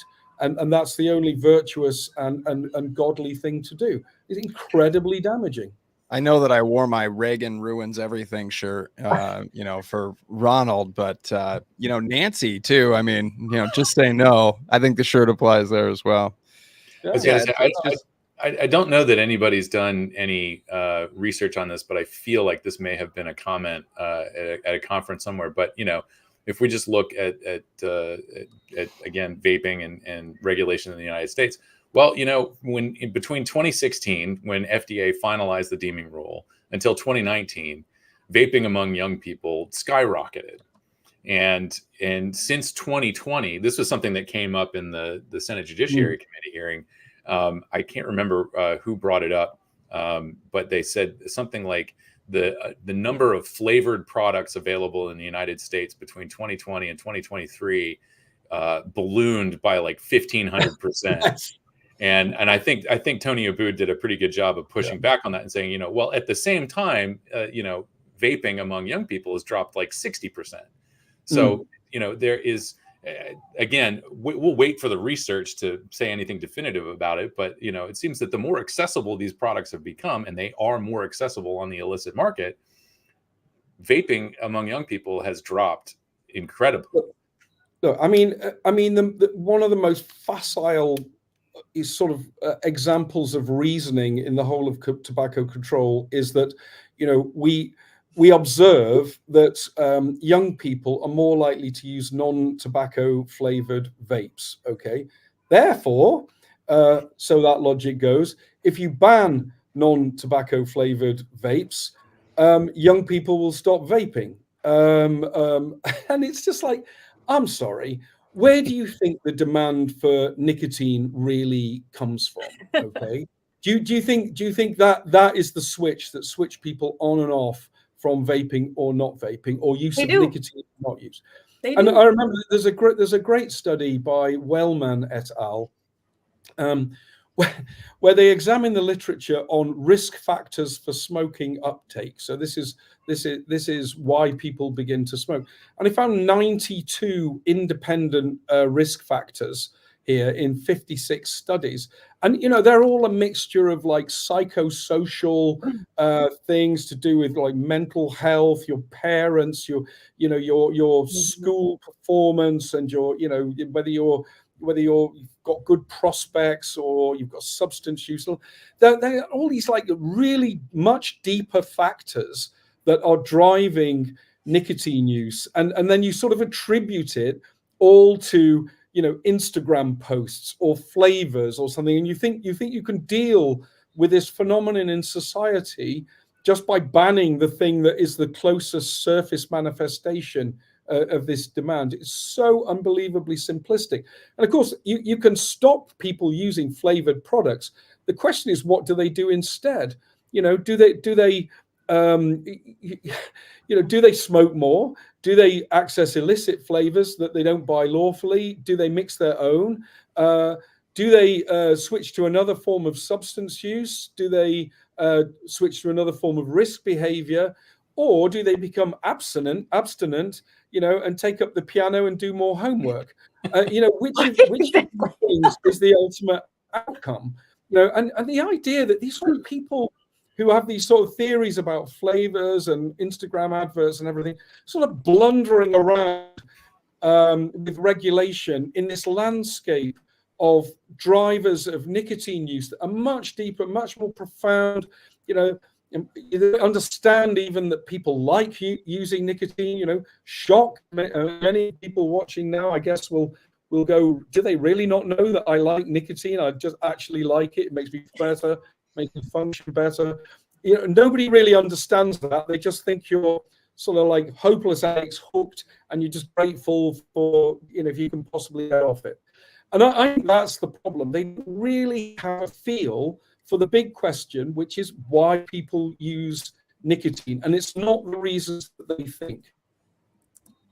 Yeah. I don't know how you view this or feel about this, but oftentimes I feel like, this charade of going after flavors or blaming social media and influencers and all of this, that charade of going after that just feels like, to me, it feels like a pat on the back, because the actual underlying issues are oftentimes feel like or can be insurmountable. These regulators aren't going to solve dramatic socioeconomic problems and things like that. So they go, well, what we can do? We can take bubblegum flavor away. And it just, Yeah. to me, it just feels like this dog and pony show, pat on the back, because those problems, the real underlying problems, are far too difficult. So we're going to go after, Instagram accounts. Yeah. The symptom I instead couldn't of agree more. Sorry, Kristen, go on. No, I was just saying that's the symptom. That's not the problem. You need to go with for the vaping and all the other kind of stuff as a symptom. And the same thing with the flavors. I mean, teenagers prefer to buy beer and go out and sit in the field and drink beer. Do they really think banning beer is going to stop them from drinking? I mean, no, they just switch to something else. It's like the low hanging fruit because we don't know how to climb the tree. Yeah. And I couldn't agree more strongly, Logan. I have to say, it's kind of performative. It's like, something needs to be done. This is something. Let's do this. I mean, that's the sort of that's the sort of reasoning, the depth of reasoning here. And we'll pick on something that parents can be spooked by, flavors or Instagram, social media, big tobacco advertising and marketing and everything. What we will not do and cannot do is address the underlying psychosocial stressors that are causing people to use nicotine and like nicotine and feel that it makes their lives better in some way. And that is a really deep problem. And I think we've got to get to a position where there's more acceptance. And because smoking and nicotine have been so deeply conflated for so long, they are seen as one and the same thing. People have just been against both of them together because that's how the campaigning has gone. But what we've got to do, I think, is understand why there is, a deep affinity for using nicotine. And remember, the smoking tells us that the demand for nicotine is very strong because people have smoked knowing that it will harm them and knowing that they don't really want to give up. Even though the risks to their health are very strong. People say that's addiction. Okay, there's an element of dependence in there, but we know that people can give up. But we also know that people like smoking. They actually report that they like smoking, they like using nicotine. And I think until we accept that and we think about it in the same way that we think about alcohol, I mean, I don't drink that much, but I used to enjoy a beer after work or a glass of wine with my dinner. I didn't feel that everybody ought to lose their minds over that as if I was some sort of slave here. And as long as it's not doing a lot of harm, surely the thing is just leave people to themselves. And you have a public health intervention when it's kind of racking up all this harm in the form of cancer, cardiovascular, respiratory illnesses, well-being. People are really unhappy and they want to quit, and they're losing their fitness. They can't face the sort of stigma that they're facing and all that. And that's where you need public health. I think when people use something like nicotine, it's not harming them that much. It's like, there isn't really a mandate for a lot of public health activists to get involved because there's very little harm to actually reduce. So what's the point of getting involved? I had a couple of things as you were talking. First of all, I want to come back to the conflation of smoking and all the other products. But one of the reasons why I am very passionate about this conversation, this whole debate, and please, you can tell me if I'm a little misguided here. My naivete is on full display every day here. But I feel like this, if we can get this, just the conversation and the debate about tobacco harm reduction, vaping, all the other alternative products, if we can get this right, I feel like it's a foot in the door to talk about a lot of other issues. And so being able to have this open and honest conversation about those 92 factors that go into why someone chooses to use nicotine or any other drug, having that open conversation opens the door to having open and honest conversations about why people are experiencing poverty, homelessness, mental health conditions, all of these things. And I know I say I feel a bit naive about it because when I went through treatment back in 2006, 2007, around that time, we also had, celebrities going through treatment. I saw, some of the storylines on, TV shows, incorporated more empathy and compassion for people who use drugs, specifically alcohol, sort of encouraging the public to be open and trying to reduce some of the stigma, because, especially in Hollywood, which is notorious for, sex, drugs, and rock and roll. You've got, famous people beloved by everyone who are dying, and we don't want this to happen. And so we realize we have to have a different approach. And so it seems that slowly, at least with those substances, with alcohol and now opioids, we are having that empathy and compassion conversation. I feel like getting it right with tobacco and nicotine is the next step. And this could kick the door open, and we can have discussions about, equity and treating people fairly, and attracting people to the solutions rather than beating them over the head and forcing them to change their behavior. And before I lose the thought, I did want to abruptly get back to, you mentioned this at E-Cigarette Summit. And to me, this is something that we've talked about a lot, going all the way back to the 80s. Anti-tobacco folks, or just tobacco control, or anybody, genuinely interested in promoting public health, we had an opportunity with promoting, there was an opportunity to promote smokeless tobacco, to start publicly talking about the continuum of risk.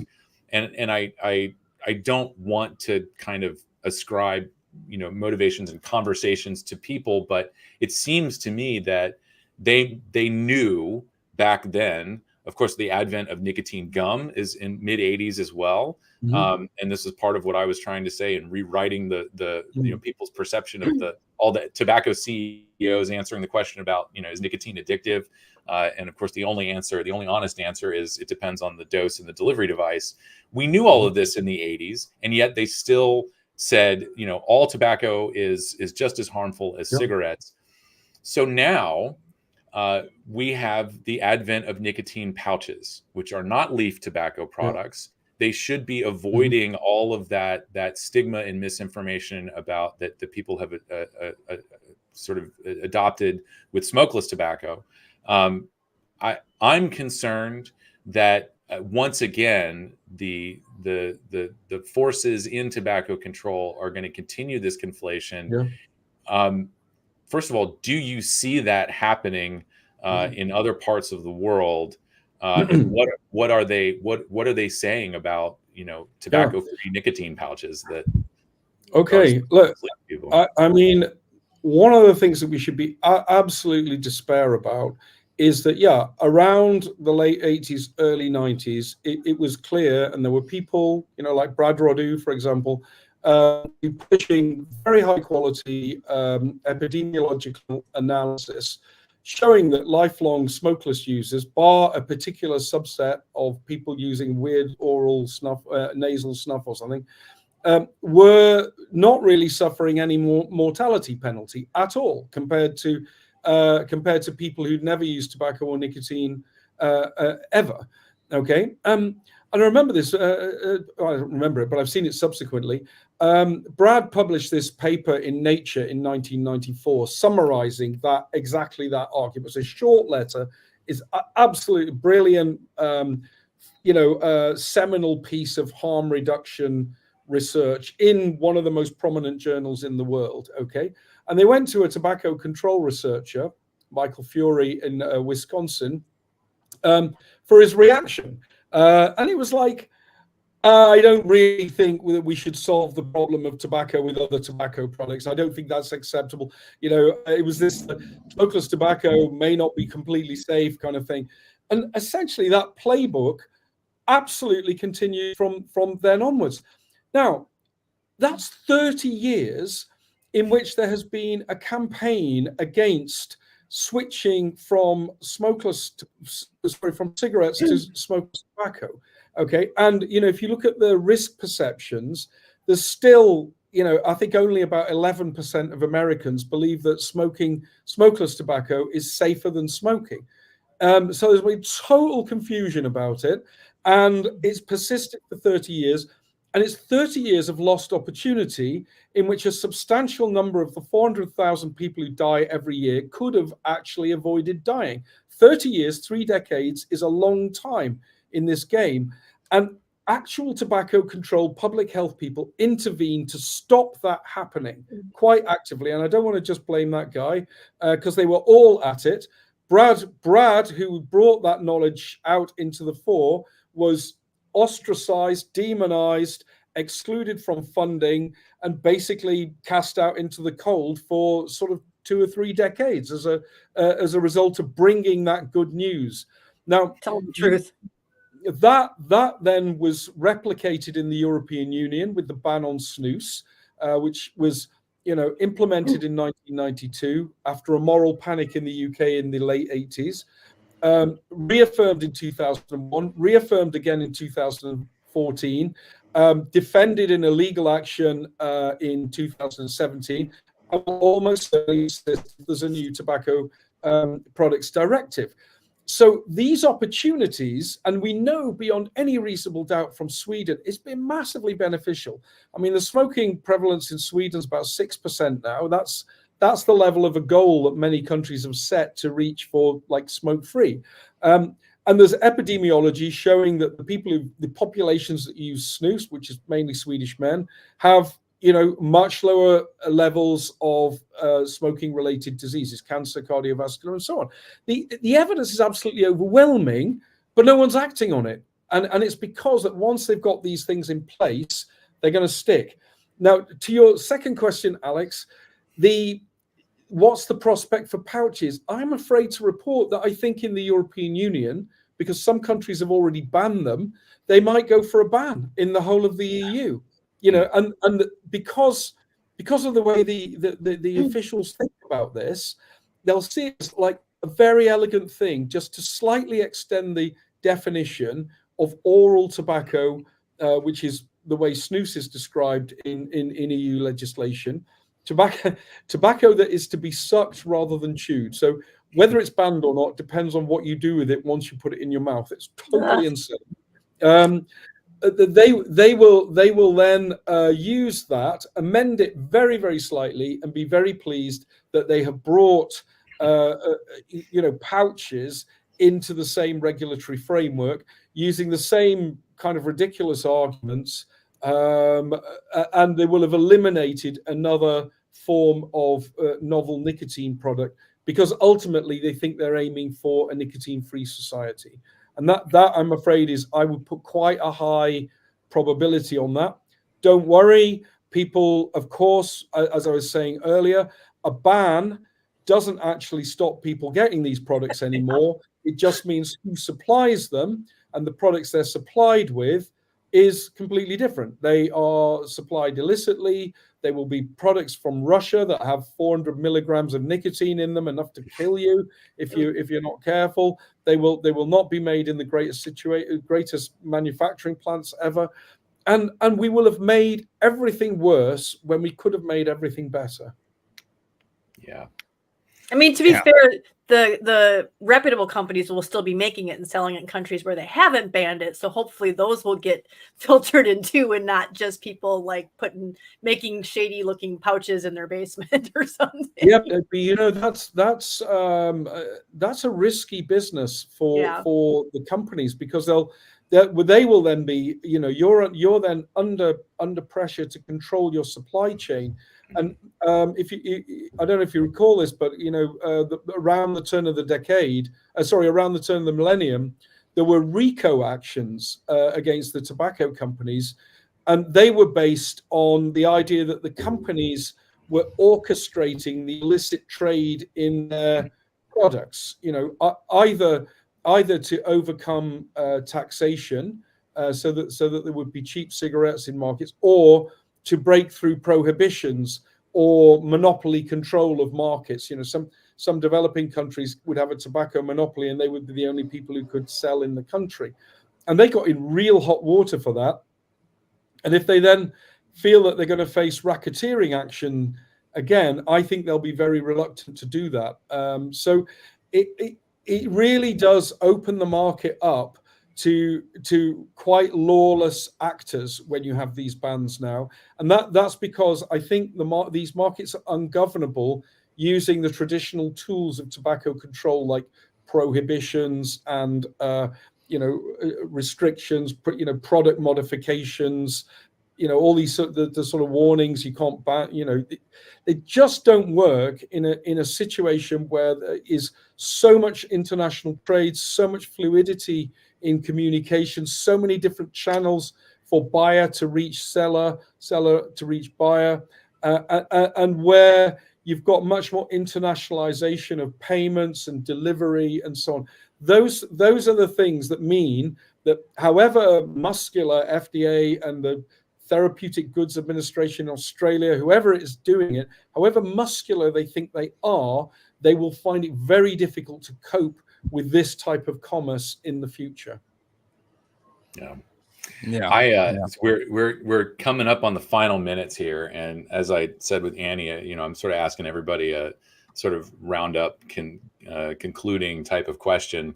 One of the things that we've been talking about, and people, bringing this back to this being a fundraiser, people always like to see results, and one of the things that I've been pointing to recently is the fact that CASAA is here to elevate the voices of consumers and bring us into the conversation. We need researchers paying attention to consumer needs. We need policymakers listening to us. And, historically, this is a battle between big business profits and public health, and it continues to this day. But one of the things that we've been a part of is, in particular, e-cigarette summit. We find ourselves now responding to the first session. This has been 2 years in a row, whereas in the past, we've had to work over the years to prove ourselves that we are, actually, I think, as an organization, worthy of being included in these conversations. But to me, it signals that, at least in that group, the people who show up to e-cigarette summit, there is a movement toward including us in these discussions. Yeah. And so I'm sort of curious if you're seeing the same thing, but more specifically, your assessment of this. Are researchers and policymakers starting to pay attention to the rest of the story here? Yeah, how to put this? Look, it's the vapers, the consumers have amazingly compelling stories to tell. They have a really strong story. It can be dismissed as an anecdote, but it isn't, because it's basically thousands of people saying more or less the same thing. The small vape shop owners, amazing stories to tell. Not everybody feels comfortable with getting up on a stage in front of, whatever it is, 200, 300 people, with all the eyes on them, with maybe some people in the audience hostile, some people with different views, and feeling that it's their job to make the case for vaping. So I think some of those conferences have, wanted to find that voice, find the person who can make the articulate case for vaping, and increasingly the groups have those. So you've done it, Alex. You've been brilliant, representing CASAA, but more importantly, representing millions of consumers, many of whom would not like to get up on that stage. Another one in a previous e-cig summer was Mark Sills, the vape shop owner. Absolutely brilliant. But I have to tell you, the poor guy was terrified, before, during, and after. And he did a really, really good job. And he was very, very courageous getting up there. He had Matt Holman, who was then the director of science at FDA, on the stage with him. And he was basically up there to have a row with Matt Holman. He's been a scientist for all his life and was working for, the agency. Now, I'm the first to say that's a massively intimidating gig. And we were very fortunate that we could get someone like Mark or someone like you, Alex, up on the stage, willing to get into that sort of arena and speak for consumers. And that I think is why, it's partly all the stuff that CASAA does. And that thread you did on Dick Durbin's speech the other day was absolutely brilliant. That is why you want an organization to run this stuff. Behind the scenes, intelligence, understanding, criticism, giving people the arguments, but also fronting, giving vapers a presence in the big auditoriums, in the places we don't easily get and often don't feel comfortable themselves speaking. And that's why I think you need these organizations, as well as all the action alerts and intelligence to make sure people spend their limited time that they have for advocacy doing things that are the right thing, targeted in the right place at the right time with the right sort of messages, but bringing their own authenticity into the argument, but in a way that's well targeted because they're affiliated with an organization that knows what it's doing. That's what you're buying when you put money into CASAA and these consumer activist groups. They are the ones who may help you be effective, and they represent you when you can't be present or don't want to be present. Well said. Thank you. Thank you. Put your money out. We didn't rehearse this beforehand. Amen. No, That's all not I can with us, say. no. Amen. Well, Clive, thank you again for joining us. Thank you for being here. Thank you for your insights. As always, Clive is not just an angry British guy that we brought onto the show. So yes, thank you, and thank you for the encouragement as well. I'll put a link in our chat to the great past episode that Clive had on CASAA Live. Gosh, it's been a while ago. This hour just went by too fast. We could have Clive on for 3 hours and just And go on folks, and on. have a look at my latest blog on how useless the FDA is. That's produced I will share that earlier link too earlier as this well. week, because it's hopefully it'll cheer you up a bit.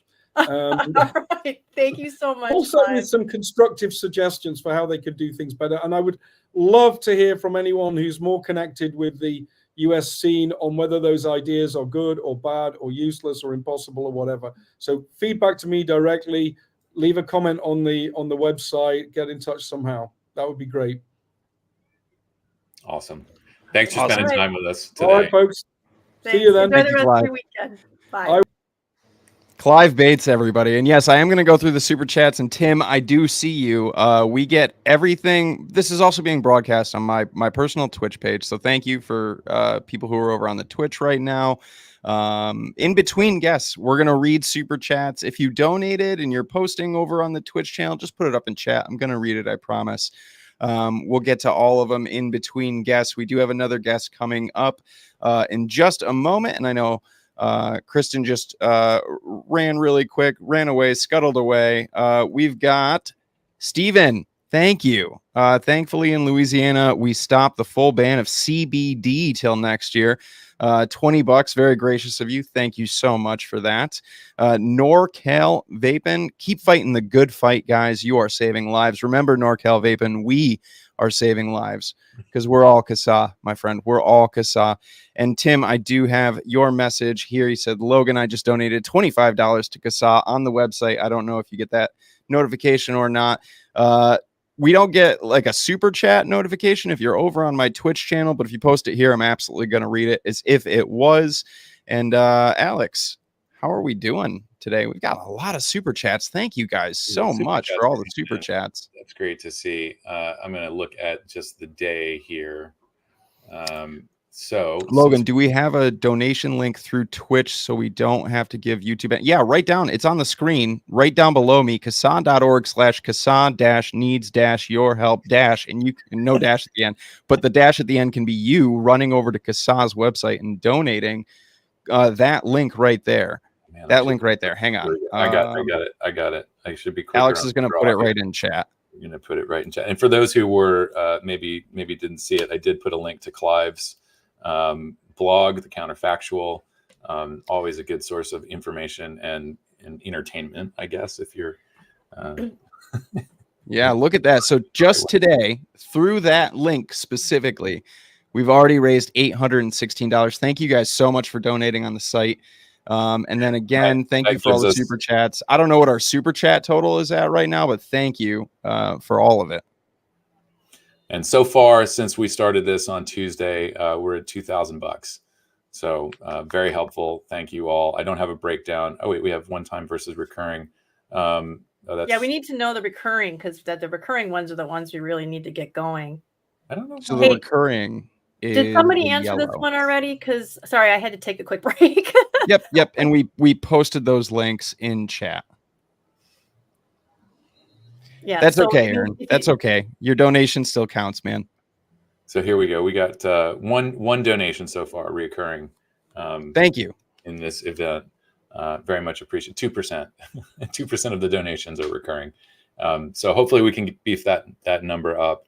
But very, very appreciative of folks who have donated so far. And, this is, the situation we're in is if we cannot get enough funding, we're done with most of what we do at the end of August. That's when our contract with the advocacy platform runs out. That's about $21,000 a year to support that. It doesn't mean we're going to stop trying to get engaged with people. It just means we go back to that very inefficient old school way of doing things where we're posting contact lists and, trying to, I don't know what we're going to do in terms of emailing things out. That's another expense. And actually, moving to a different system, it's actually more expensive for barely any of the functionality that we have through our current platform to manage an email list of 300,000 people. So it is really important that we can continue with the advocacy platform that we have, continue having people who can, spend all day managing this stuff and alerting folks and putting up the calls to action. And as Clive said, showing up at these conferences, writing comments on legislation, on regulation. We've got some modified risk orders that are coming up for renewal, even though that's product specific stuff. That's absolutely an opportunity for consumers, not just to speak in support of a particular product, but offer our views on the entire modified risk pathway for things, which is, what we know about that is that it sort of operates excluding smaller firms who are not going to be able to afford the millions of dollars that it takes to go through MRTP.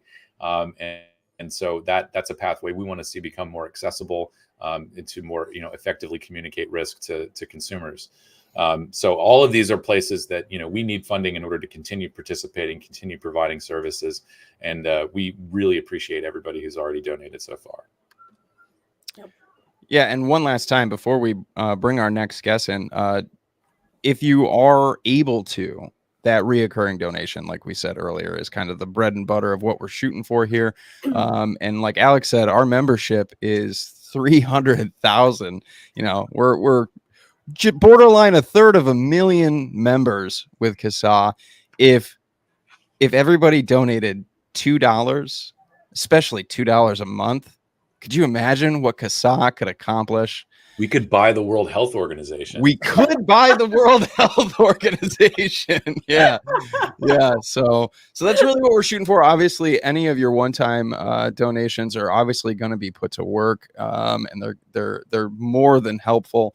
But being able to set ourselves up for the future, knowing what we have to work with, those reoccurring donations are definitely the long-term goal here. It's so about thank you guys. our monthly costs are around $12,000.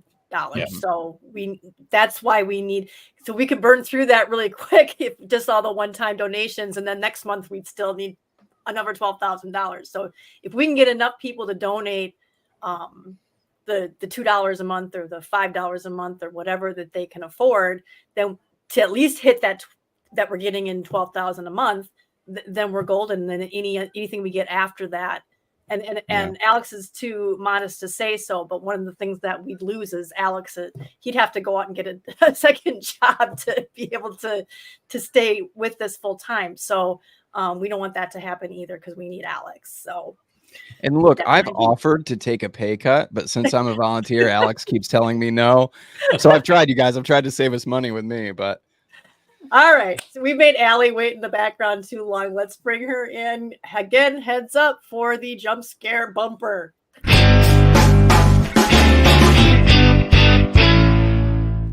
There has to be a way someday to adjust the volume on that. I just feel bad for headphone users when I do the podcast and I forget to lower that volume, because when they tune into our audio, they're just like, eardrums blown out.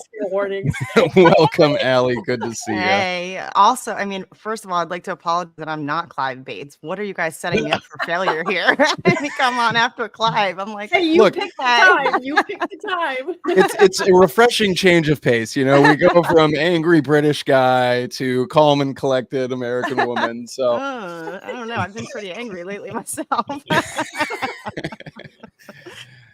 But thank you guys so Welcome, much for Alli. having me. How are you on. I today? appreciate it. I'm doing good. My son's graduation party is later today. He just graduated from high school, so Wow, congrats. crazy busy day. So this is actually kind of the calm before the storm. So yeah, appreciate Sure.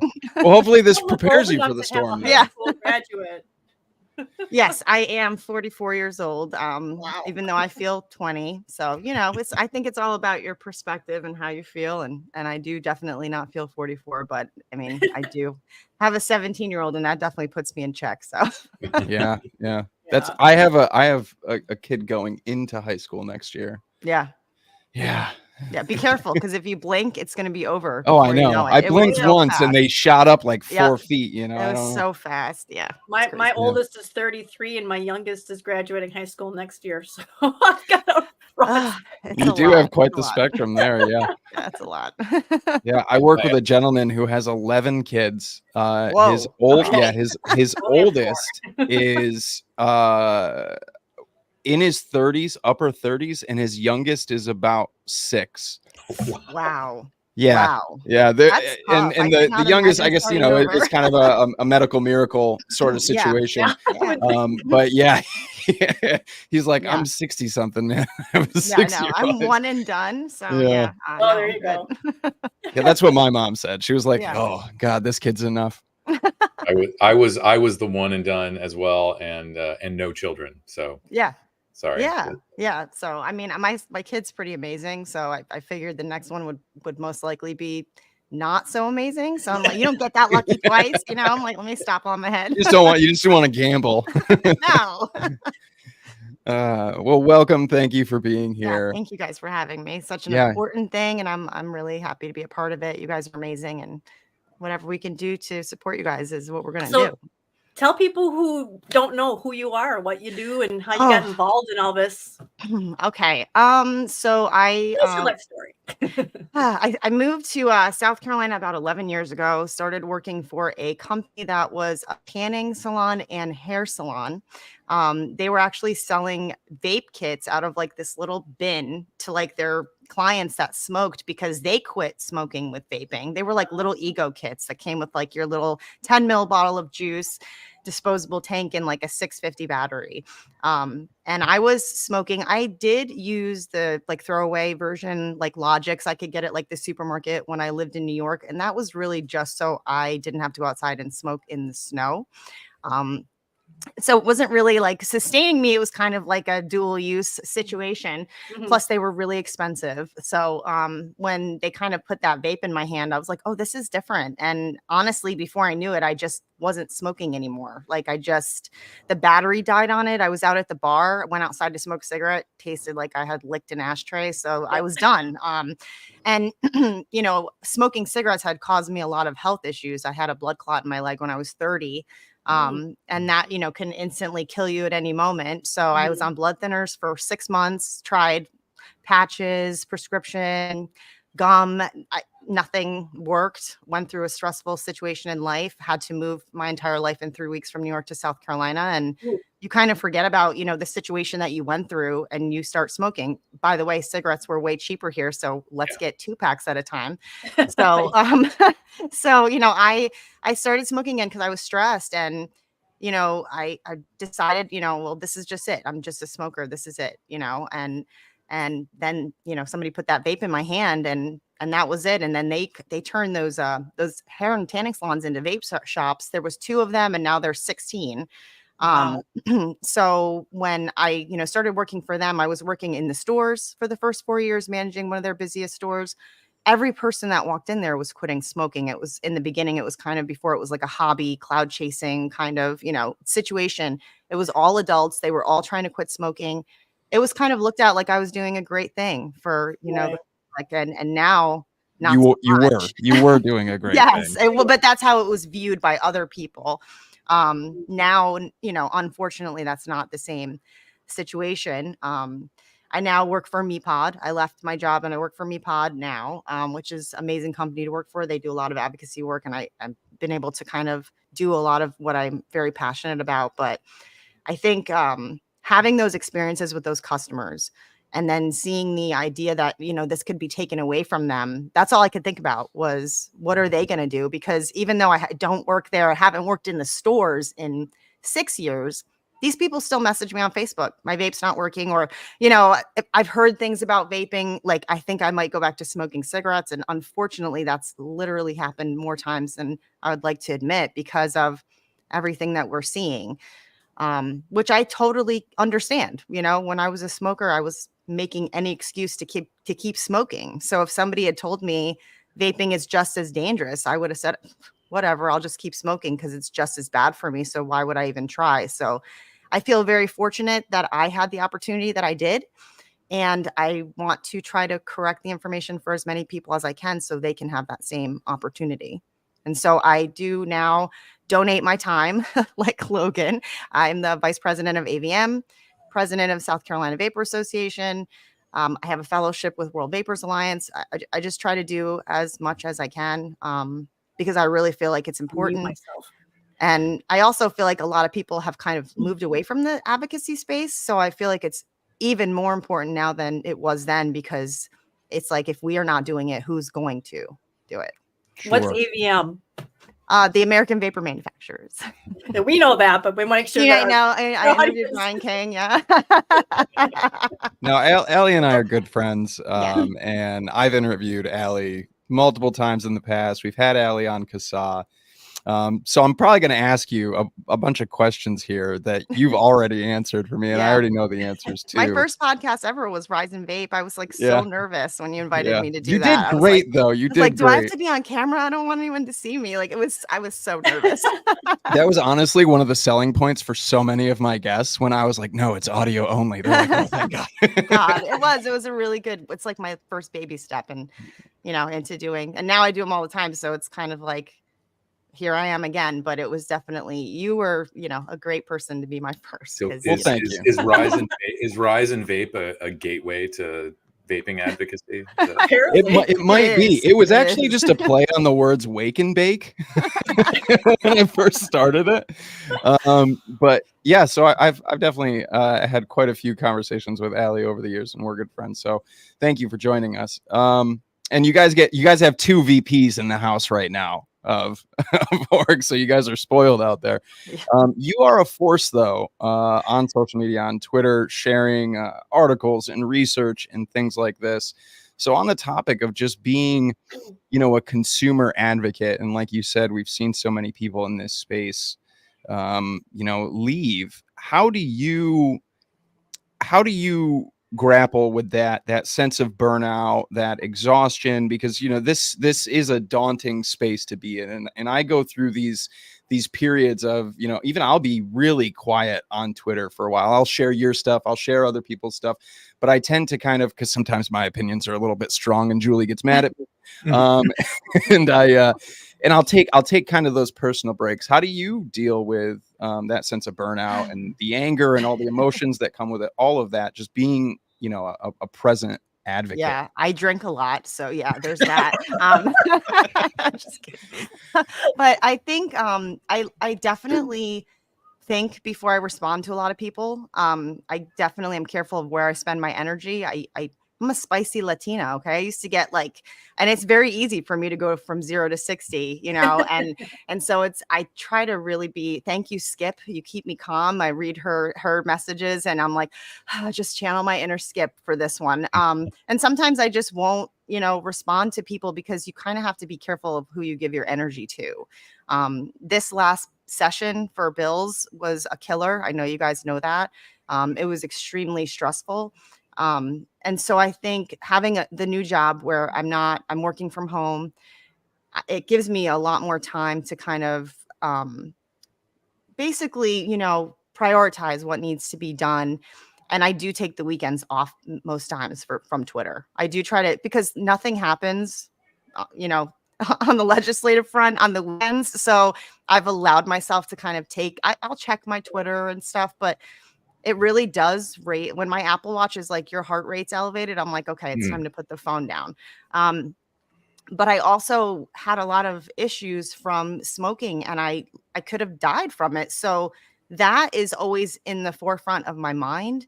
And I think about all the people that could stop smoking if I just say the right thing or share the right thing.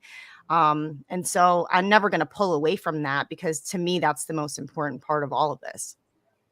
Sure. Yeah, absolutely. And it's just a question that I like to ask, people who are very present in this space, like Addie Tooney, who's kind of taken a break for himself right now as well. Because I like to see how people kind of manage that. We all kind of deal with these stressors and things like this differently. But especially when you're in a space like this where we're bombarded by, bad news, misinformation on a daily basis. We have, global health organizations just outright lying, and oftentimes we just feel small and defeated. But truly, it is the community, and his voices like yours and folks out there who just remind us all that we can just keep doing it, Yeah. And there are a million good reasons to do so. I just wanted to really quick address this, because we can talk about Facebook groups just for a moment. I don't know about a local group in Lower New York to Loki for you, but you are always welcome to join the New York State Facebook group for CASAA, where I'm sure there are other folks in the region, or maybe that you can be a voice for folks in that region to join as well. And that goes for every state. We have Facebook groups for everybody. So if you don't know where to go, that's a great place to start. So check that out. And thank you, Loki, for the question. Really quick, you can find those state Facebook groups by going to CASAA.org, get involved, go down to the state page, and then click on the map or the links and go to your state page. And there is a link to those Facebook groups for each Facebook group. Should be, at least, if I remember correctly. Allison has helped me stay calm. Thanks, girl. Michelle, thank you. Love you. You're such a sweetheart. Allie will occasionally send me these really funny snaps of her and her dog. And she always see, I don't know if it's like this inner thing, like I'm channeling, like I need Allie. And it'll always be on a day where I'm just really frustrated with something, and I'll just get this silly snap of her and her pup, and it's fantastic. You also, I wanted to talk to you really quick, because you also have experience in the regulatory space, dealing with PMTAs and things like this. You've kind of been through that gauntlet. Yeah. And there are still folks out there that we talk to pretty regularly who are still kind of confused on the whole PMTA process, what that's like. Why does this cost so much money? FDA says the application, you can submit it for free. Why does it cost millions of dollars? Things like this. Can you kind of give us a breakdown? I mean, God, I've gone through it and still don't understand it, because it doesn't make any sense. So kind of asking me to do the impossible here.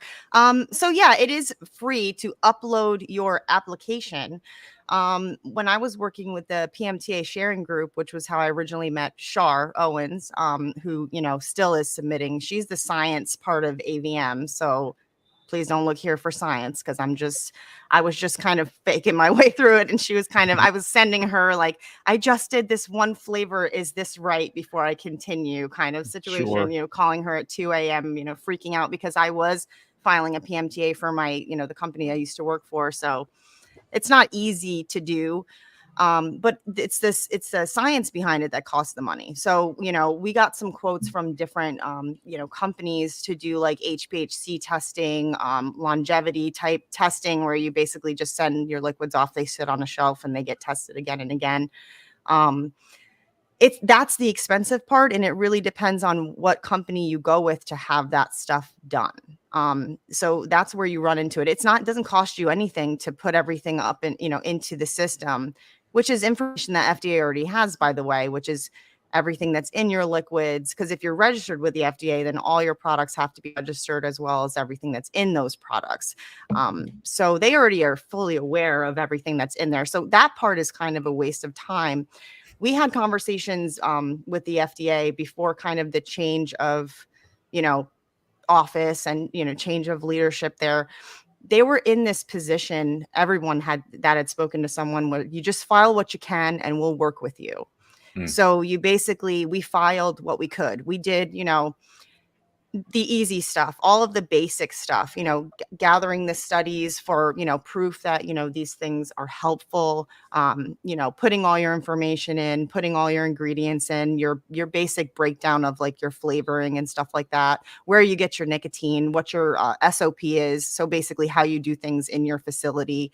How are you making sure that you're following all these rules and regulations? I mean, where I used to work, we had actually bought an old methadone clinic. So we already had a clean room. So where we were making our e-liquid, that was already, state-of-the-art clean room.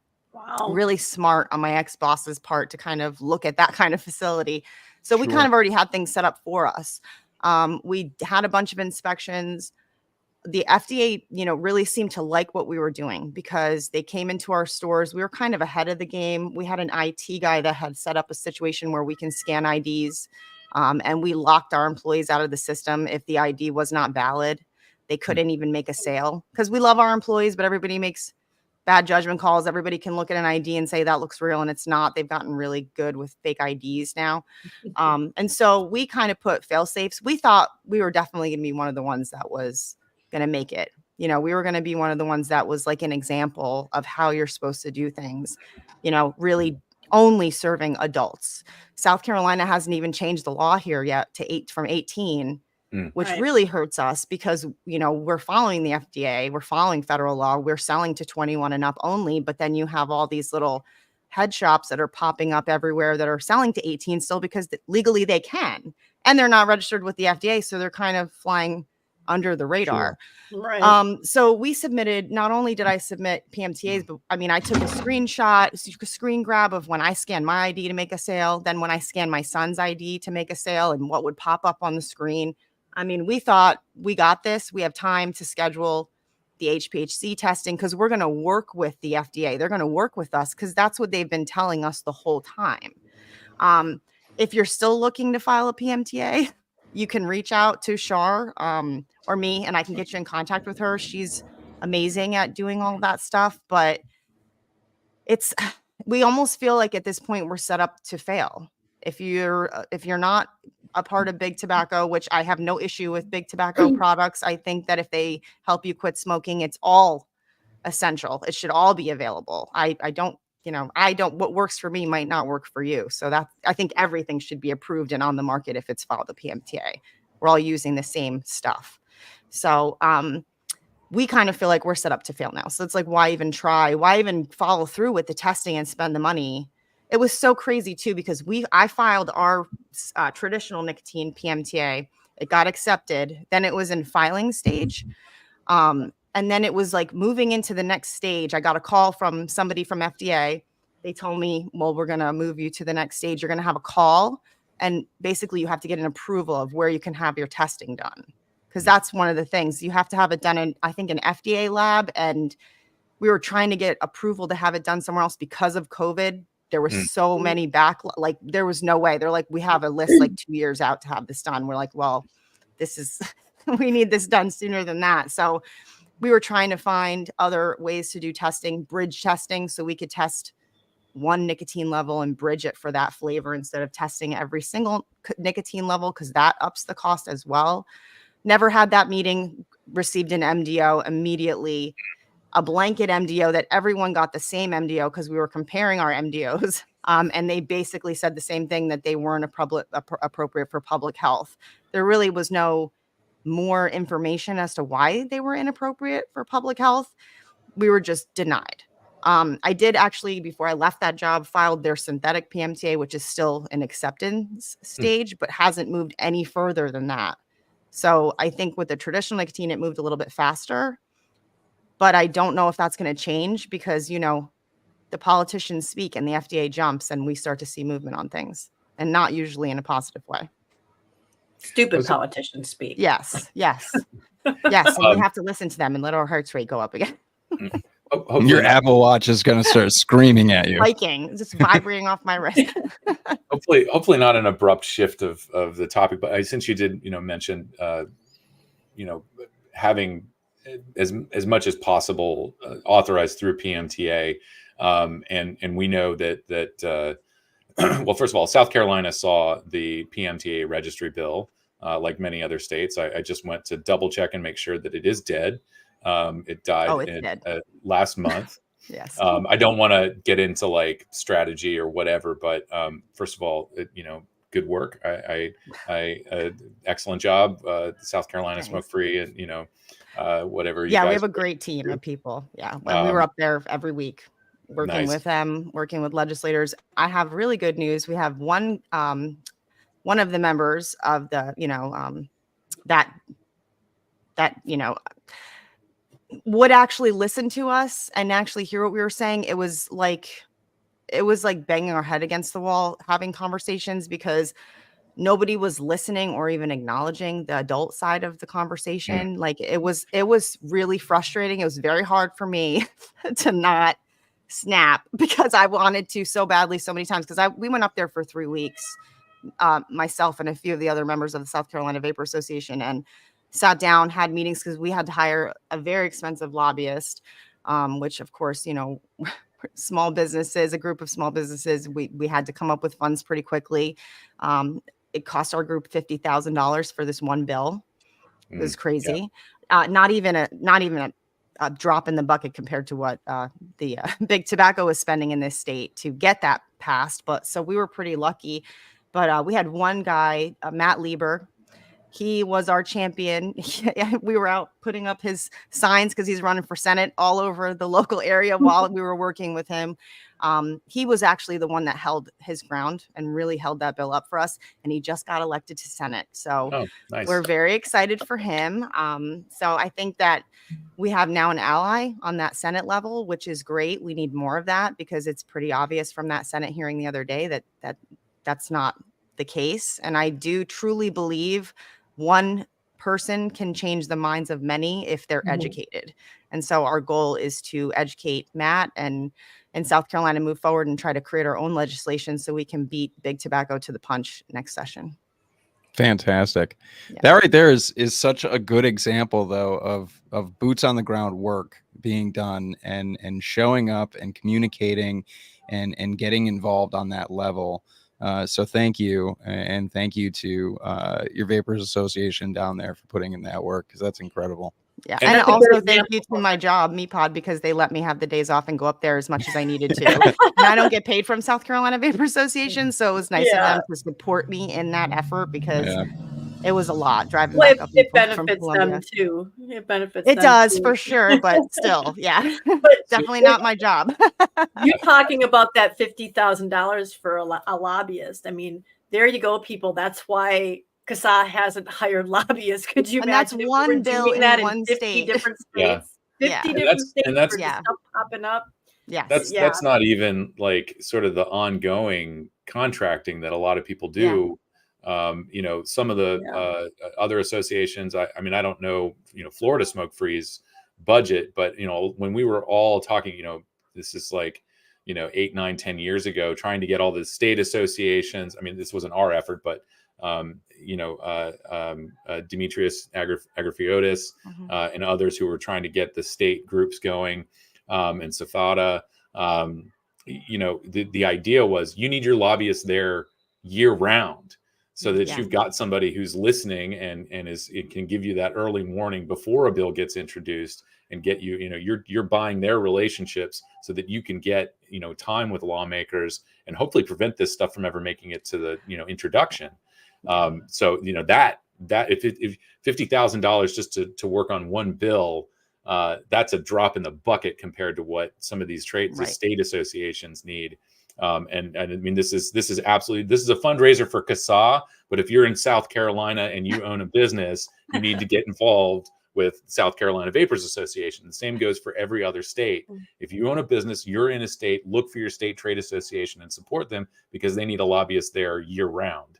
Yeah. And we finally did retain this lobbyist. And it's hard for me because I own nothing, so I contribute nothing. So I'm just there. So, it's hard for me to be like, you guys need to get this lobbyist year round, but it's so much harder for me because if you watched the way the South Carolina bill went down, it was very sneaky. Things weren't updated on time. The website was never updated when the hearing that they had was closed.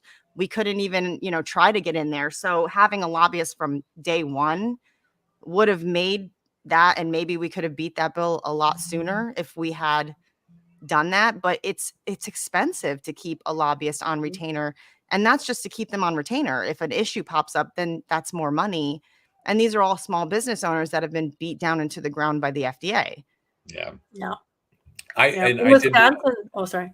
I did want to go back, and before we lose it, we've talked about why we're involved in opposing these directory bills, but maybe from the small business perspective, and I've heard, I think, kind of a spectrum of opinions. There are people in the industry who they've gone through PMTA, they've invested the millions of dollars, they are in a position where either they're protected by a court order stay or their application is pending, and so they are legally allowed to sell their products through that sort of provisional authorization, and they see these directory bills as a good thing for them, that it will protect them from this unregulated competition coming from China or other foreign sources.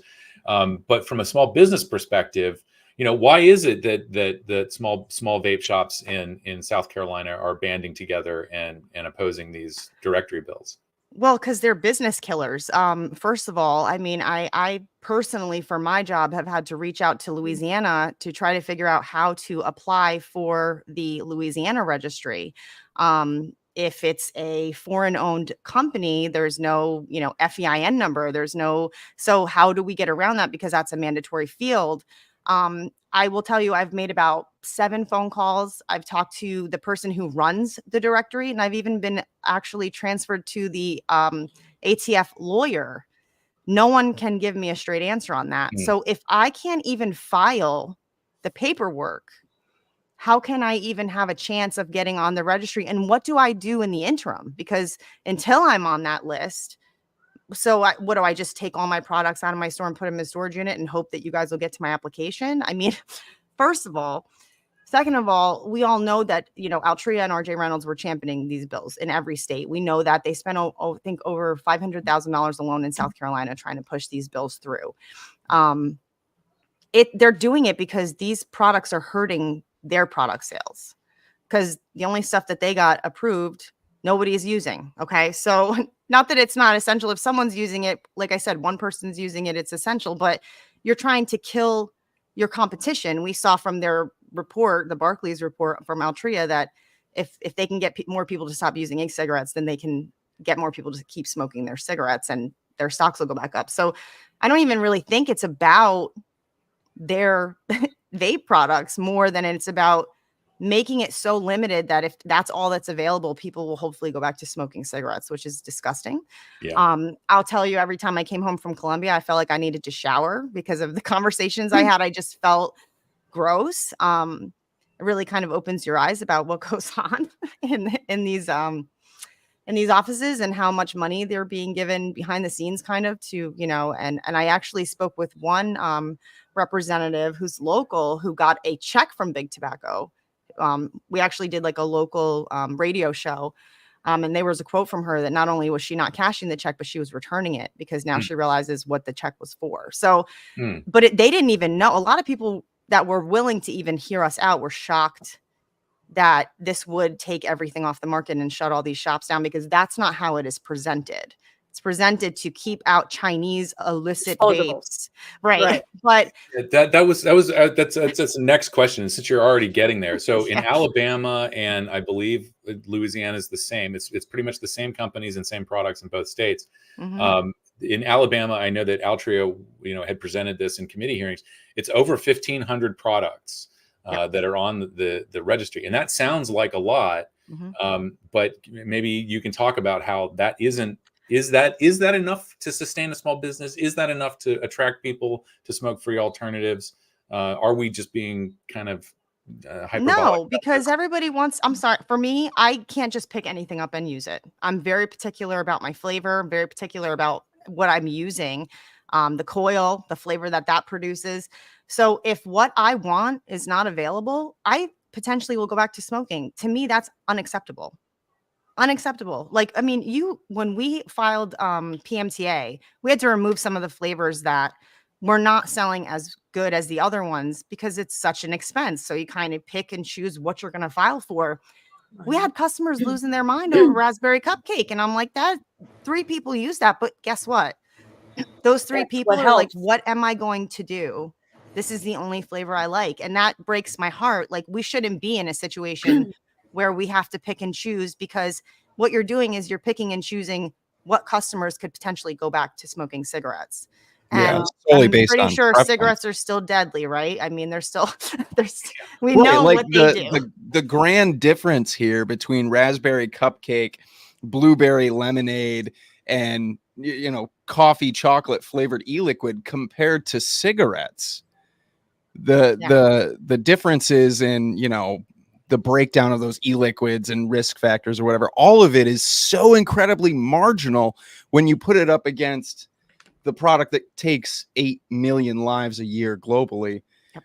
It's so, Yeah. and you're right. Like, that's sure, only 3 people were using it. Yeah. Okay. 3, but that's still 3 lives that if those products are gone, and why do you have to be the arbiters of choice who decide now, well, you don't get e-liquid anymore, you have to go back to smoking, and Right. just And if solely a based on vape shop preference, is going to shut their it's doors, it's there's still heartbreaking. a million convenience stores and gas stations on the next corner that are going to keep selling them their cigarettes. And that's what I'm like, you Yeah. guys are not realizing how many people this is going to put out of work, how many people that this could potentially, I mean, if I couldn't even imagine somebody walking up to the door and trying to open it and it's locked forever because there's no longer that vape shop available for them. When, like I said, I've been here 11 years. I worked for that vape shop for, 10 of those 11 years. And that's a lot of people. 16 locations in South Carolina. That there's, I think, 70,000 people in the database. I mean, that's a lot of people that come into the stores and are buying on a regular basis, and they're all over the age of 21. So what about those people? Do we not care about those people's lives? Like, I mean, we keep talking about the children, but my situation is, if I never quit smoking cigarettes, maybe I would have had another blood clot and I would have dropped dead and I would not have seen my son graduate from high school. Does no one care about me being here for my kid so he can grow up the right way? Like, we're not looking at anything other than the fact that kids are using these. And that was the main focus, was the Chinese illicit vapes and the so-called fentanyl in them, which is, I mean, the amount of the amount of confusion that was going on in these rooms and the things that were coming out of these guys. And I say guys because it was 99% men that were in these hearings, and there's THC in these things. And I'm like, totally different product. Like, they don't understand at all what they're doing. And they also don't understand how somebody could like something like, I use gummy worm flavor. Well, how dare I? But so when you go to the movies with your kids, do you not buy gummy worms or gummy bears? And do you not eat those? Because I'm 45 years old. I can't eat gummy bears. Like, that's ridiculous. Right. Sure. Yeah. We went through a lot. I mean, I deal with this a lot with, I do the social media management, and CASAA, we've had to constantly try to tell people, because when we were saying we were opposing these laws, which the PMTA laws, which has resulted in us losing a bunch of funding because of it, they're saying, well, why aren't you coming out and speaking out against these disposables? And this is a good law because it'll get rid of those disposables. And I kept trying to tell them, no, you don't understand. This is going to hit all these other flavors that are in vape shops too. And I'm glad you're saying this, because you're proving it true that was happening as well. And and you guys would end up doing the right thing and taking them off the shelves, whereas the Chinese disposables will just keep coming in. So I mean, these PMTA laws are just going to make it worse and kill more American jobs and businesses, while the stuff coming in from overseas is just going to keep coming in. They don't care. Right. And that's the thing I even said. I'm like, where are your socks from? China. Everything is from China. Where's all the devices that we use come from? China. Like, and that's what I was trying to explain. And I heard one of the legislators goes, I went home last night and I saw that I have this little baby spoon and I turned it over and it said made in China. She's right. And I'm like, oh, they're listening to us, because we ended up going to have lunch at a restaurant that was right by our lobbyists, and they were all having lunch right behind us and didn't see us. And they were talking about the meeting that we had just had. And so I'm like, well, they're listening. But my thing is I have an 83-year-old neighbor. Since I moved here, I've been trying to get her to quit smoking. Like, no. Like me it's like I'm putting a bomb in her hand, putting a vape in her hand. Like it was too confusing. She just didn't want to have anything to do with it. She's been vaping now for 16 months with a disposable.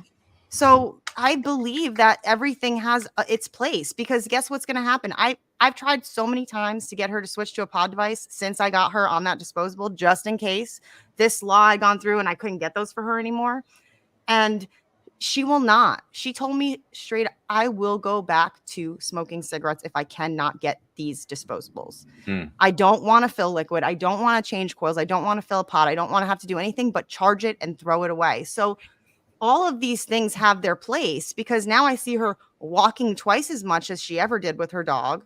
Like, her life has changed because she quit smoking. So I think there's a place for everything. And that's why we need good regulation. We need regulation. We just need fair regulation, which is not something that we're going to get, I don't think, until something happens with the courts. I think that's really the only way we win against the FDA at this point. What do we think of this comment? I actually recently posted on Twitter kind of along this thread, about just being so livid at disposables and the flood of disposables and where the current market is. And everybody wants to point fingers all over. Let's point fingers at China. Let's point fingers. If we're going to point fingers at anyone, point fingers at our dismal regulatory agencies that have failed us every step of the way, because we don't have a fair and regulated market where other products are widely available to people. If we had an era now where all of the vape shops from 8, 9, 10 years ago were still fully operational and available across this country, sure, maybe disposables would still exist today, but they would be a much smaller section sold next to all of the rest of these products, and people would be being educated on the full spectrum of products available to them, instead of buying disposables from Snapchat or from a bodega shop or something where it's just a $10, $20 sale to that person, and it doesn't matter. So if we're going to point fingers, we're going to be upset, which I think you are justifiably upset about. Point your fingers at the regulators. Point your fingers at the people that have created and continue to promote this mess that we're in. Yeah, this is what was going to happen. Prohibition was going to force us into this kind of a market, and like it or not, disposables are easy to make. They're cheap. It's easy to rebrand them and push them out as something else. And it's never going to stop because the FDA has denied everything. Yeah. If the FDA had started making some approvals, then yes, you would still see disposables. And don't get me wrong, I think disposables are life-saving technology, just like open 100%. Systems. And I think it all has a place, because like I said, my 83-year-old neighbor would still be smoking cigarettes if disposables never happened. So I see there's a place for everything, but I also feel like, don't be mad at disposables. Be mad at the FDA, because the FDA did this to us, and we could be in a completely different space right now if this never happened. And guess what? Oh, go ahead. I'm sorry. It's not just the FDA, because it was people like Durbin and his whole little gang of idiots. Right, but the FDA should be following the science, not the damn politicians to begin with. Exactly. But they were pressuring them to do something. Yes. And what ended up happening was the Trump administration ended up walking it back, thankfully, but they ended up banning flavors in very popular pod and cartridge systems. Right. And if they hadn't done that, the market would have continued on with this growing market of pods and cartridge systems. Yeah, you should have just done T21 and moved on from it. Exactly. There should have been no prohibition of any kind, because it always makes things worse. So that's how we ended up with the explosion of disposables. And so that's why I thought it was funny when Durbin said that. Well, we got this big explosion because of the FDA not doing its job. It's like, no, we have this big explosion because of you making the FDA do a bad job. Right. For the FDA is following the politicians and not the science. And I just wanted to point out here what Charles had said about disposables will kill us before bottles of e-liquid. I'm not sure what that means. And the number of people that walk into a shop don't even know anything other than disposables exist, which is so sad. And yeah, that is sad. But the fact is that they're walking into your shop. That's and a lot of times the disposables will do that. Like you were talking about the story with your neighbor. my aunt who passed away a few years ago, she lived with us, and we've been vaping for years, and we couldn't get her to quit. And so we were at Walmart one day, and I pointed to some, what was it I pointed to? You guys have heard the story so many times. It was the ones that you bought, Logan, the Enjoy Kings, I think it was, that kind of looked like and feel like. Yeah, they came in like a little box that looked like a pack of cigarettes. Yeah, and it even had like a soft feel to the battery, and I'm like, a lot of people think those are pretty cool. And so she's like, okay, and she threw them on the conveyor belt. And like a week later, she's like, it'd be nice if you could recharge these. And I'm like, we got her. And then like maybe a week later, she bought this fancy red mod at a vape shop with us, So that can happen. That's, that you got to get them started first before it to happen. If nobody's gonna walk into a vape shop, but if they buy these disposables or whatever convenience store and go, there's got to be something better, and they go to look, and next thing you know, they're walking into your vape shop / crystal / glass. Keep having the conversations, keep trying to educate. I think that's the key. I think I'm a dual user when it comes to disposables and open systems, because I travel a lot. So if I'm traveling, I'm not bringing all of my stuff. If I'm going to the beach, I'm not bringing my mod. I'm going to bring a disposable, because guess what? I don't care if it gets lost in the sand, but I don't want to lose my setup. I've never tried a disposable yet. So I mean, and they do make them now too in lower nicotine levels, which I think is very helpful, because they are super convenient. It's very easy for me to throw a couple in my suitcase and go on a trip than it is for me to empty everything out so it doesn't leak out into my bag and bring coils. And it does make my life easier. So I do see, the value even for me. And everybody's complaining about 50 milligrams. Well, guess what, guys? That's the only things that the FDA has approved is 50 milligrams and 25 milligrams. There is literally no step down system anymore. So if someone's coming in and buying a disposable, let them buy a disposable, but have a conversation with them about the step down process and how they can use an open system and how much money that'll save them. I think, don't get frustrated with disposables. Just, try that much harder to have conversations and to educate, because that's the value of a vape shop. There is no education at a convenience shop. You walk in, you point, I want that. You get it. They have no idea what they're selling you 99% of the time. And so if you talk to somebody at a vape shop, tell them how much you smoke a day. They'll tell you what you should be using. But I'll tell you right now, if you're using a disposable over a cigarette, you've already won. It's one of the things that's really remarkable to me, that like other people who have, letters in front of and behind their name, Dr., MPH, PhD, all this stuff, that they can't see what's happened here, which is that, when FDA started making serious noises about strict enforcement of PMTA, they also said, we're going to prioritize the top 5 manufacturers by market share, which is why we have priority given to Altria, Reynolds. I don't know if Juul was on that list then. Yeah, they're in that list. Logic and the others. And so that's why, that is one explanation as to why we've only seen products from those companies. But and then also the conversation about only the 2 nicotine strengths that they've authorized. And then they have all of this is it's like they're trying to shoehorn this rebel industry that popped up at the behest of consumers into the old model of, you're just going to go to the gas station and buy this product and that's it. Yeah. And so it just blows my mind that they can't make that assessment and say, oh, wait a second, it's look at the retail environment that's been so helpful in bringing people in, and look at what PMI did with the IQOS store.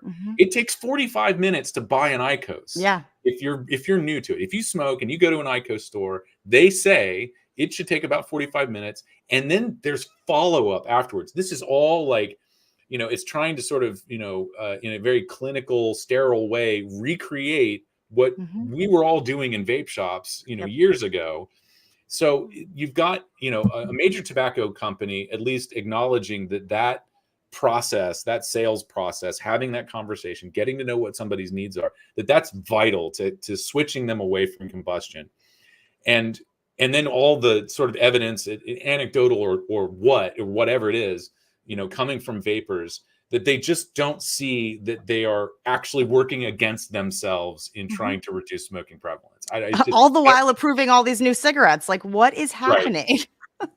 Oh yeah, yeah. and they authorized a very low nicotine combustion cigarette before they authorized any Yep. Less demonstrably nicotine, all the death. Congratulations. yeah. Guys. Really quick, because this goes kind of along with the last point that I wanted to make about disposables. Gunny, my condolences to you. My father died Tuesday, 60 plus years of smoking. I tried many times to get him to vape. If disposables had existed, then he might be alive today. He hated refilling and switching out coils, etc. There are so many folks out there who use disposables because they have limitations. They have mobility limitations. They have eyesight issues, disabilities that even something like a pod where you have to unscrew caps and refill pods and fiddle with, grommets and like rubber seals and all that stuff. Even that can be a big deterrent compared to pulling a cigarette out of a pack and lighting it. Yes. So that ease of use, that simplicity that disposables provide those people is just invaluable. So in regards to, again, my condolences, Gunny. But in regards to, people with limitations as well, I know a lot of people will scoff, well, how it can't be that hard to refill a pod. Well, for you or I, no, it's not. But that, again, does not mean that shoe fits every foot. Like, there are so many people out there who, that's it. If I can just turn this thing on and puff it whenever I need to and not have to worry about any other fiddling thing, that's a huge selling point. And if that means getting somebody to switch from smoking to vaping, that's a win. The other day, real quick. The other day, I went to take this off, and there was a little, and I'm only 56, okay, and there was a little tiny, like an O-ring, rubber seal thing that popped up. My heart skipped a beat. I'm like, oh no, am I gonna be able to get that back on? And I'm sitting there trying to, So I mean, and I've been dealing with this stuff for 15 years now. But just imagine if you're new to this, I mean. Sure. Sorry. It's very intimidating to some people. And I just think that we all are so lucky to be here having these conversations because we all won, right? We all quit smoking. And that's why we're so passionate about this. Everybody deserves that chance. So let's not judge anyone's choice of harm reduction and just celebrate the fact that they're not smoking cigarettes anymore. Yeah. And I did want to add, all of these things, but as we continue progressing in reducing smoking prevalence, it's people, specific groups who are lower on that socioeconomic status who are experiencing, dexterity issues. They have a lot of other health issues that, it does make smoking a lot easier. And it's folks in the UK. I know Louise Ross and a lot of other people who are genuinely working to reduce smoking and improve public health are looking at those groups and saying, how do you get someone who is homeless to where are they going to charge a big device? Right. How are they going to what is all that they have to go through just to protect their, whatever private space they can carve out of the world? Are they going to have a collection of bottles of e-liquid? Probably not. Are they going to find themselves throughout the day in a safe space where they can refill a tank or rebuild a coil or even go somewhere to get? No, it's, being able to support those communities with access to products that they can actually use and that they will actually find enjoyable is how we can continue supporting people in there. I don't like to say help because it feels very top down kind of, we have to move these people. We can support people in making that decision to move away from combustion. And then, especially when we're talking about people on that low SES ladder or spectrum or however we want to talk about it, being able, quitting smoking is like the best thing you can do to improve just about any health issue you're experiencing. And so helping unhoused people, poor people, people from all kinds of marginalized communities get away from combustion is absolutely vital. We're not just talking about saving lives. if you're a dollars and numbers person, that's huge savings for your community. We don't Yeah. have to worry about sending an ambulance to somebody who's, having a stroke on the street and it is unhoused, and all of their problems are stemming from whatever put them in that situation to begin with. It does play. It's a much more vital, essential role than just who we might think of as quitting smoking. There are millions of people who are unseen and unsupported who absolutely need access to these products. And as much as it is improving their health, it's improving the health of the community. So yeah.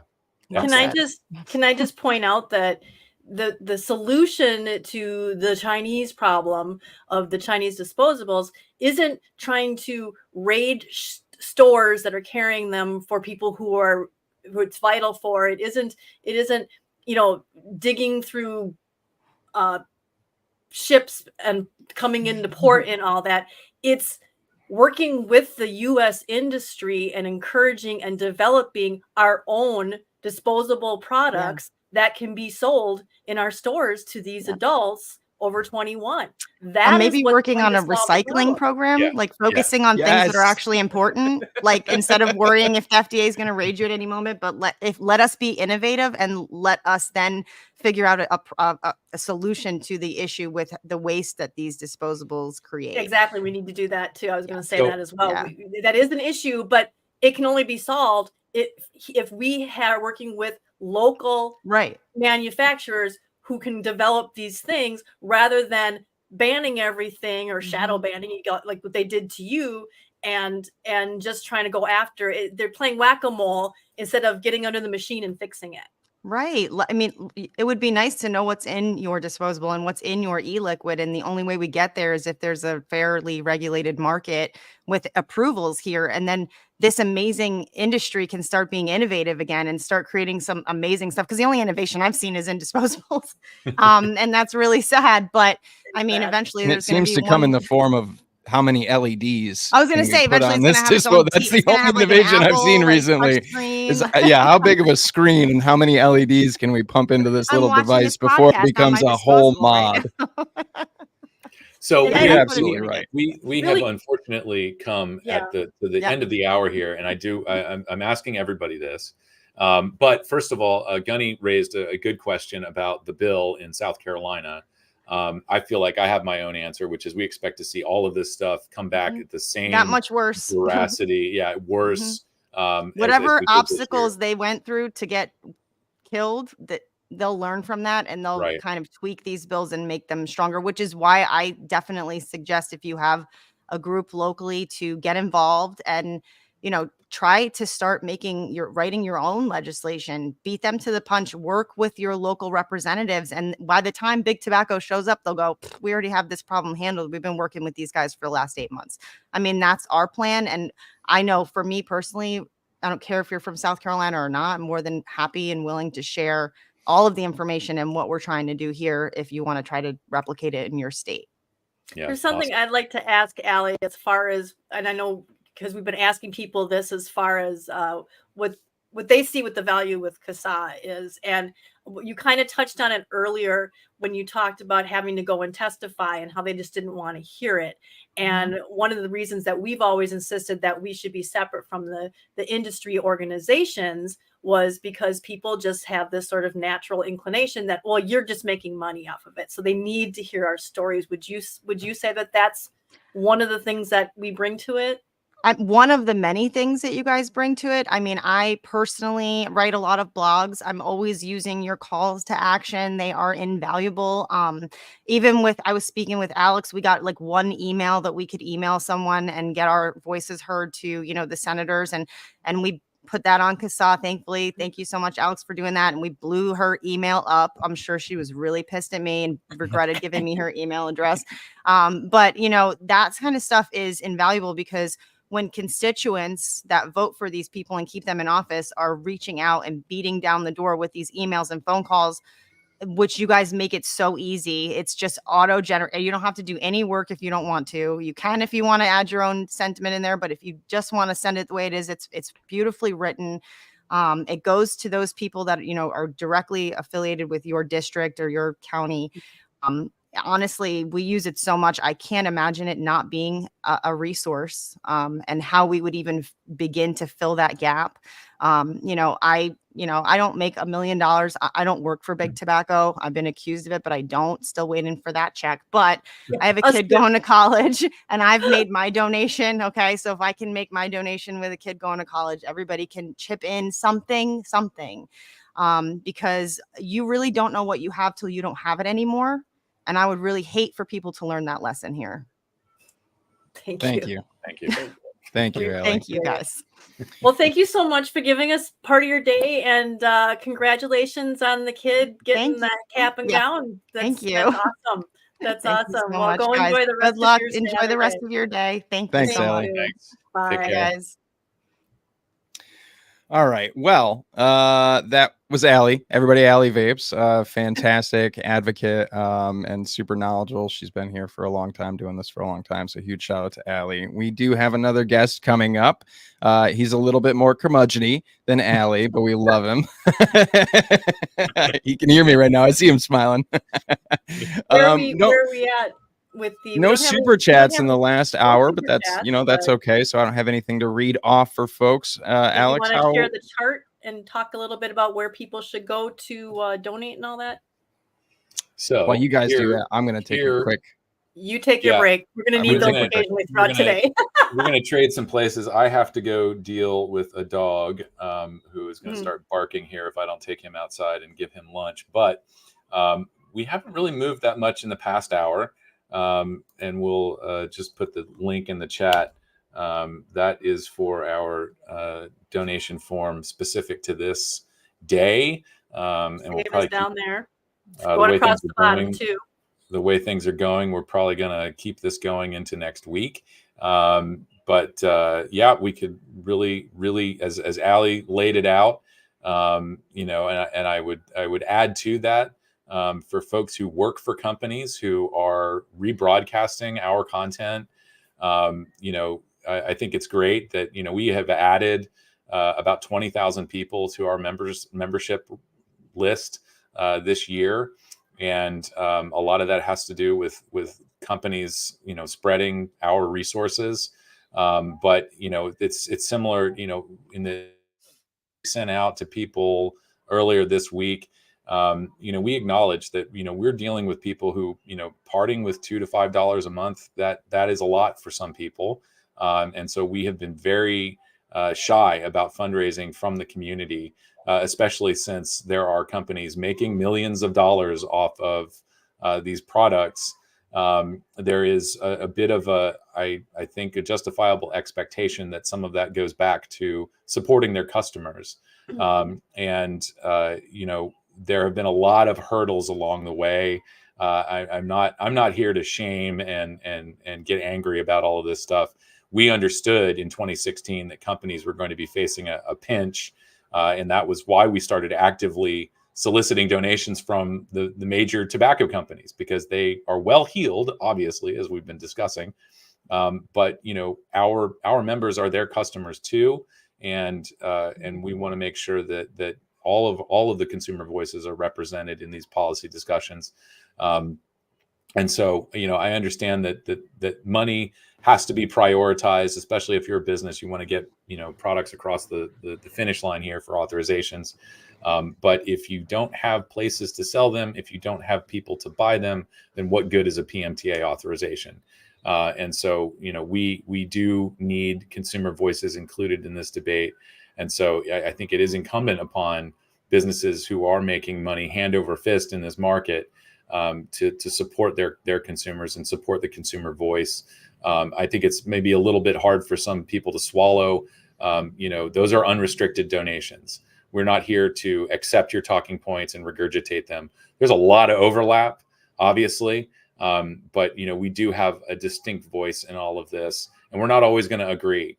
But I'm a firm believer in having constructive disagreements gets us to better policy. It gets us to a better marketplace. It gets us to better public health. We have to have open and honest discussion about this, and supporting a consumer organization, supporting voices who are routinely excluded from this is almost as a matter of process.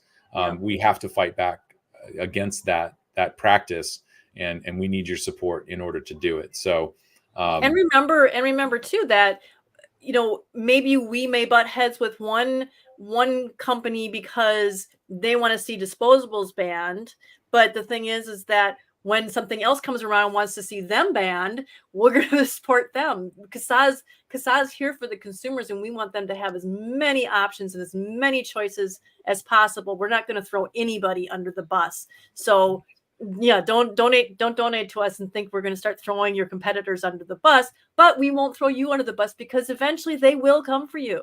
If they were able to get every single disposable banned, don't think they're not going to come after the bottled liquids next. And I mean, it's going to happen. It is. They're anti-nicotine. They're not anti-Chinese disposables, you know?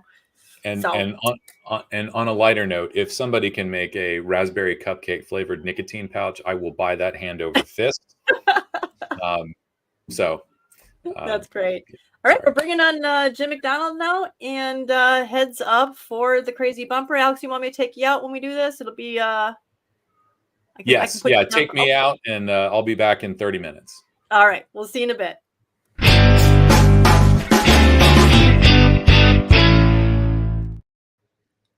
Wow, like Alex, magic. you look a whole lot different. Welcome, Jim. You're muted, by the way, just so you know, you're muted right now. Oh, Can we gotta I unmute him? I'll unmute him. Oh, I can't. Oh, he's muted himself, so he's got to unmute. I unmuted it. There he is. All right. Welcome, Jim. Thank you. Thank you. Thank you for joining us. I know you're super busy. Oh, yeah. Yeah. All right. How's the day treating you, Jim? Oh, yeah. It's a perfect day. Yeah. It's beautiful here too. Yeah. So I'm sure that many people here know who you are, but Jim, give us the rundown. Who are you? What do you do? Why are you in this space? Well, I just started vaping in 2012 after smoking for 38 years, and became aware of CASAA almost immediately. So I've been a member of CASAA and a supporter of CASAA since then. I didn't join the board until a few years later. I don't remember exactly when, 5 years ago or so. And I write for Vaping 360. If you haven't read my articles, go to vaping360.com and check out the news section. That's me. And that's my story. Yeah, when I'm doing social media and I need a good article that covers something that recently was passed or anything with the FDA, or I'm constantly bugging Jim behind the scenes on Skype saying, well, how many are there again? What is it? And he just posts an article and I'm like, I know you have an article on it, but I had to go find. And he just Jim's like, here, go read my work for yourself. But I often choose to use Vaping 360. That's why you'll see a lot of those links, is because Jim, one of our directors on the board, is writing those articles, and that's why. And I think a lot of people who know that you're a director don't know that you do the articles for Vaping 360, and vice versa. The people who read your articles probably don't even know you're a director on CASAA. Right. When did you start doing that for Vaping 360? When did you start writing? I started writing for Vaping 360 in 2016. So right around, the deeming regs. Yeah. How'd that come about? I started just before the deeming rule was announced, the final version of it. And that was quite a day. What a way to start. Yeah. So so I've been around writing about vaping issues for a good chunk of the the vaping period in the United States anyway. And How did that come about? How did you hook up with them? Were you doing like your own blog before then, or just no, I posting on wasn't. social media, So I have a friend, Jeremy Mann, who I knew from ECF, Okay. e-cigarette forum. And he started working for Vaping 360, and he recruited me, said, could you write like news articles? I went, I don't know, maybe. And just started doing it. And my early articles were pretty awful. I think they're better now. They're excellent. Yeah. I rely on you. Your articles through Vaping 360, I don't, not only are they invaluable to just everyone, but they have been one of the backbones of Rise and Vape and content and stuff that I have put out in regards to advocacy for years and years. I can remember doing old Rise and Vape shows like early on when I first started on Instagram, and reading Vaping 360 articles on my laptop, my old HP laptop, during Instagram streams at like 8 in the morning on Sundays, talking about, the latest thing that Jim has written.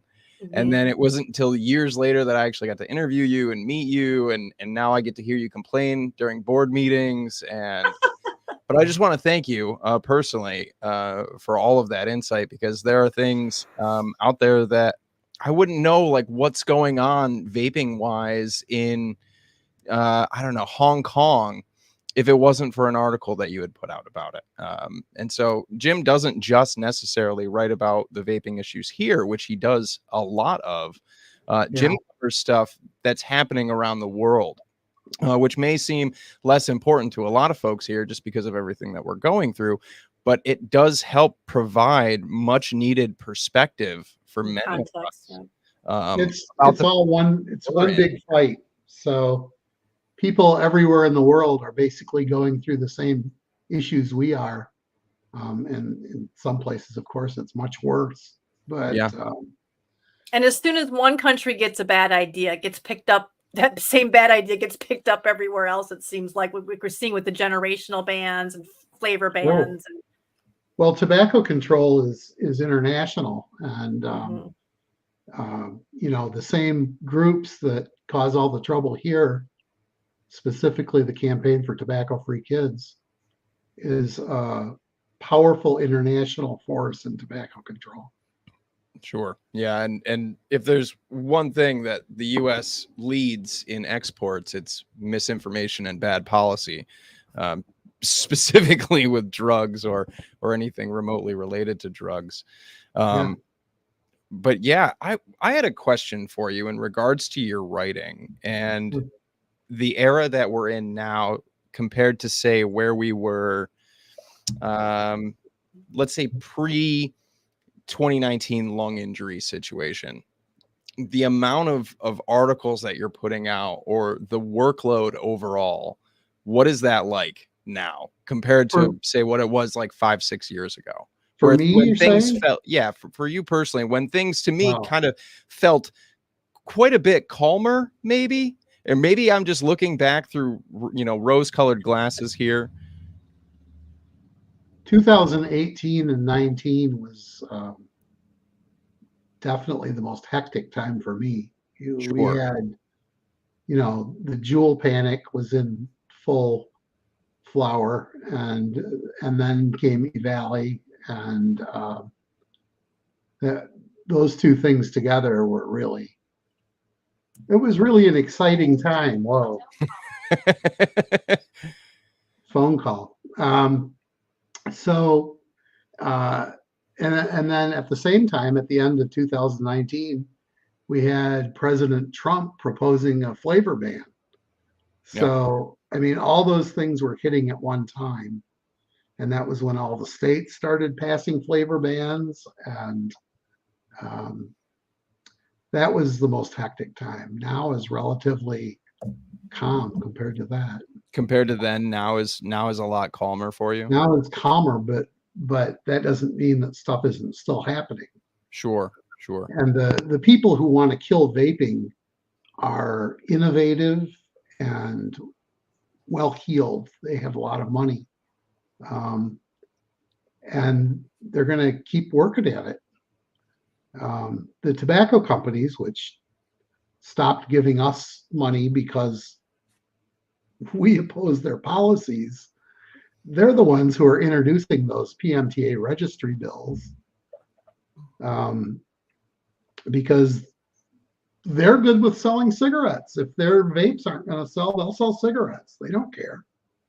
So, you know, it's hard to ask ordinary vapors and, you know, people who use nicotine pouches or whatever to support an organization like CASAA, because we know those people are not especially well off, you know, but it's also important that they make an effort to do something to help. So if you can give $5 a month to CASAA, it's a huge it's a benefit to CASAA, but it also helps people like you who just need to have these products accessible. Yeah. And I know Alex highlighted earlier, and Kristen talked about, you know, the cost of what it takes to run CASAA, even on kind of that shoestring budget. And so much of that is due to all of the software that we use, the bill tracking software, you know, Salsa, all these things, where without that, you know, CASAA's efforts, I think Alex highlighted, would still be here, but they would be ineffective and archaic and, you know, not nearly as robust as they are now, where now you're able to get an email, get a notification, be alerted to, you know, legislation that's coming up in your area. You have every contact provided to you in your email. It's getting sent where it needs to go, who it needs to go to. It's pre-written, it's ready to go. All of that stuff that most of us, I think, would probably just otherwise take for advantage. We go, oh, okay, I got to send this email. You don't fully see like what goes on in the back end of all of that being available to you. And then, you know, you just fill your name in and you click send. But when that resource, when that's gone, like Alli said, you don't really know what you have until you don't have it anymore. When CASAA loses that, and we're pretty much just able to be like, well, you know, here's this website that gives you your contact information. The entirety of the rest of it is on you. You don't have talking points. You don't have a full understanding of what's happening in this bill. You don't have a pre-written thing. You don't have all these other things that we do, that we're able to provide because of that funding. Yeah. So there are we're far less effective.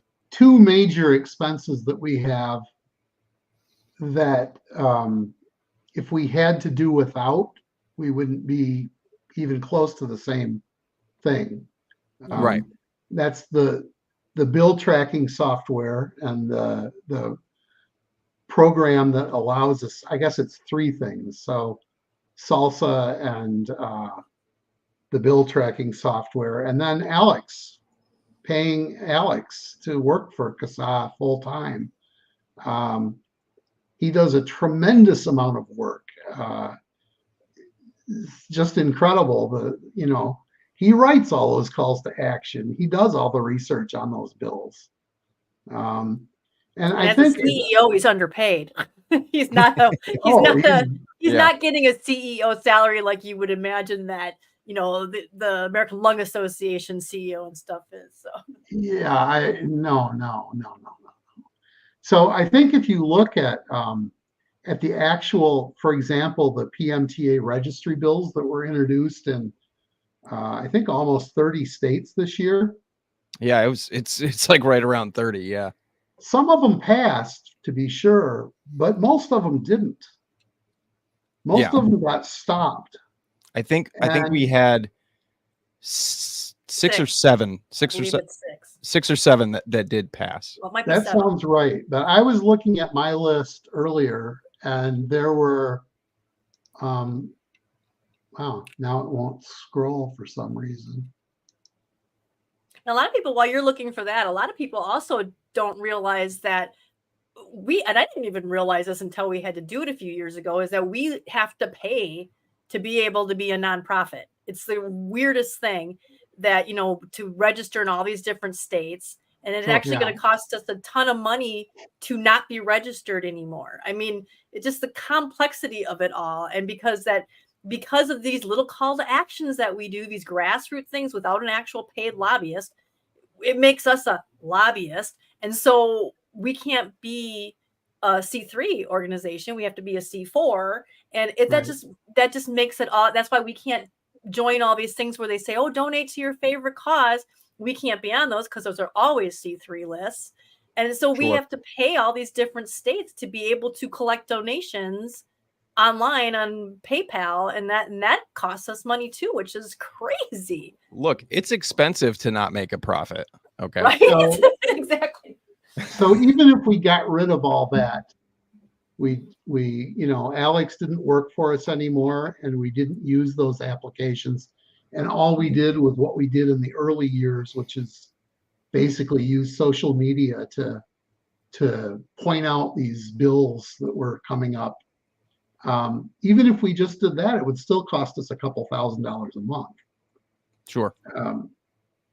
And just to exist as a nonprofit basically costs us a couple $1,000s a month. So yeah.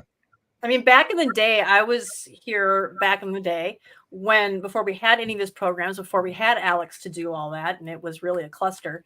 But I mean, I literally, before we had Alex, because he took over that pretty quickly, would have to go to the state webpage, dig down, try to find all the email addresses for the people, and then we just do like a complete list of the emails, and we say, okay, and then we'd write up some text that somebody could send and say, go copy and paste this and send it to your legislature. I mean, that's what people had to go through, and now it's just a click button, and maybe hopefully copying and pasting your own story first. We urge people to do that. It's so much easier. And then we didn't know, the only way we heard about the laws and stuff is that somebody from that state or whatever would notice, I just saw something go through the second hearing or the third hearing. I mean, way down the line that is getting passed. And so we were always playing catch up, because by the time we heard about it on the news, it was half past, basically, to put it simply. Yeah. And now this is what Salsa and that stuff does, is it lets us catch it in the beginning. And right now we're not even paying for the full system, from what I understand. We're only paying for the state level, and we're still relying on the old system of people telling us what's going on in a certain city or a certain county, because I believe there is an add-on for the cities and states. I'm not sure if I'm correct about that, but I thought there was an add-on that we don't even pay for because we can't afford it at this point. So if we got enough money, we could add the city and state stuff to that too, and be even more proactive instead of reactive. So early on, and Kristen, you can probably correct me if I'm wrong about any of this. Very early on in the vaping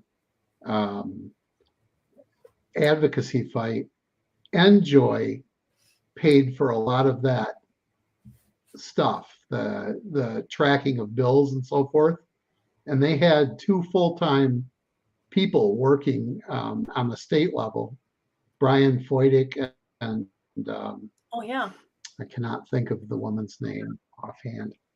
And those people shared information freely with CASAA and with other people who were involved. But that resource went away, and we had to come up with a system of our own. And that's where we got to where we are now. But where we are now is, I don't know what it costs, like $11,000 or $12,000 a month to maintain. Yeah, it's about $12,000 a month. And that's for everything together. That's not just for the system. That includes me doing all, as a social media manager. That includes Alex. That includes all of our monthly bills to keep the lights on, as far as with staying as a nonprofit, and then also the tracking systems and email systems and such. So Alex is the only CASAA employee who's on salary. You get paid hourly for the work. I'm a part-time hourly, yes. And the board is entirely volunteer. Nobody's paid for being on the board of CASAA. And that's it. That's those one full-time and one part-time employee and these software programs that we use are our expenses, and that's $12,000 a month. Yeah, And I want to point out that my hourly rate is less than what restaurant workers make in California. Oh, yeah. So I'm not kidding. I'm not kidding. $50 an hour. I'm making less than a restaurant worker in California makes. So yeah, I think it's you're making less than a restaurant worker in Wisconsin. yeah, I know. I said this earlier, and every time that I offer to take a pay cut, just nobody takes me seriously. But for sure, it's definitely not cheap, and that 12,000 and where we're at is like that's the shoestring, that's the minimum to continue to do just what we do. That doesn't involve, ever, how many times over the years has somebody talked to us about, why don't you have a lobbyist up there? Why don't you have this or that? Why haven't we won the war? And why aren't you guys in every state house, hearing and things like this? And it's because that's the cost to just function as we function right now. There is no like hidden pile of money that we break into to send somebody somewhere. That's it. That's the bare bones shoestring budget. And when we talk about, like, our membership is so vast, 300,000 members that we have, plus that $2 a month donation from every member would be, we'd be sending lobbyists out to state houses if we received $2 a month from every member. So again, just to kind of highlight where, like, those reoccurring donations, how much they add up, and how much, that means to not only our continued effort to how we function now, but to get to that point where, everybody who's saying, like, why don't you guys do these things? If we wanted to do those things, that's what it takes. It takes money. Things. Yeah, and we do want to do those things, but it takes funding. You can't hire a lobbyist, keep them on retainer, fly them around the country, things like that. Like Alli was talking about, $50,000 that they spent on one bill, and that's in one state, one bill, $50,000 for that lobbyist. And when you think about, we just talked about the 30 registry bills or so that we've seen come up in this past year, that doesn't include tax bills, that doesn't include flavor ban bills, that doesn't include all of these other bills. That's just the registry bills. That's an expensive check right there. Like, that's a bill to pay. That's it's not something we don't have lobbyists, but we do have something that's pretty great, which is people in all those different districts who can write and call their representatives and honestly tell them, I don't work for big tobacco, I don't work for a vape organization, I'm just a consumer and I oppose this. And if you get enough people doing that, you don't need a lobbyist. Right. People got to show up. We can't keep recruiting those people and giving them an easy way to respond unless we have enough money, unless we have $12,000 a month. Sure. So, yeah. And I remember people, this hasn't come up recently, but I remember in some cases when there was just hearings popping up all over the country, and people would text us and message us and sort of things. And why isn't CASAA there? Why isn't CASAA at this hearing? Why aren't they out here fighting for us? And I think they misunderstood that, we're a bunch of volunteers. We're scattered all over the country. We don't get the kind of money to be flying everywhere and showing up. And everybody who's a member is CASAA. I mean, if you're a member of CASAA, you are CASAA. You're the one who's supposed to be showing up at these hearings in your locality. We're just trying to give you the tools to do that. And ironically, is again, back in the old days, we were never intending to be to be doing this, to be responding to calls to action, to be doing all this with fighting these. We expected that the industry would be doing this, but nobody was picking up that mantle. And we finally went, okay, I guess it's going to be us. And so we started doing it. And then people expected us as the board, the depending on what year it was, 10 to 12 people who were, this is before we even had, Alex be doing this stuff for us. And there was not one person doing social media like I do now. And well, how are we supposed to be there? I don't know. I get these emails and stuff, and I'm like, well, how do you expect me to get to New York? How do you expect me to get to California? We don't have. And I think people misunderstood because they'd see that we had 200,000 members at the time, and they thought that all those members were giving us hundreds of dollars every month or something. But they forgot that membership. We've always said it. It's on our website. Membership is free. But we'd like your donation, but membership is free. And that's what 99% of our members, they did, which is great because we had to build that, and we had to be able to be an organization who said, hey, we are 2,000 members strong. We are 250,000 members strong. We are almost 300. And to be able to say that gave us a little fake it till you make it sort of thing that would hopefully open doors for us. But it wasn't bringing us money. Right. Sure. Jim, what would you say is the biggest thing that's threatening us right now, as far as, because you're watching the whole international things that are going on. What is the thing that you think is going to be the next big fight that is going to come to our shores? Or do you think we're the worst example? I mean, you see things like what's going on in Australia and stuff like that. Well, I don't think there's so much. I hope that what's happening in Australia doesn't get outside of Australia. But I mean, there's a lot of things that are, like I said, tobacco control is innovative. So one thing that you've got is the generational tobacco or nicotine bans, which are already starting to spread in Massachusetts. Yeah. Their Supreme Court upheld the one Brookline, and that, unlike the proposed English generational tobacco ban, the Brookline ban isn't just on cigarettes and combustible tobacco. It also bans non-combustible products, including vapes, including nicotine pouches, and smokeless tobacco. And these people who believe that prohibition works just are never going to quit trying. They're going to constantly be at it, and this is a new way for them to pursue a ban on things.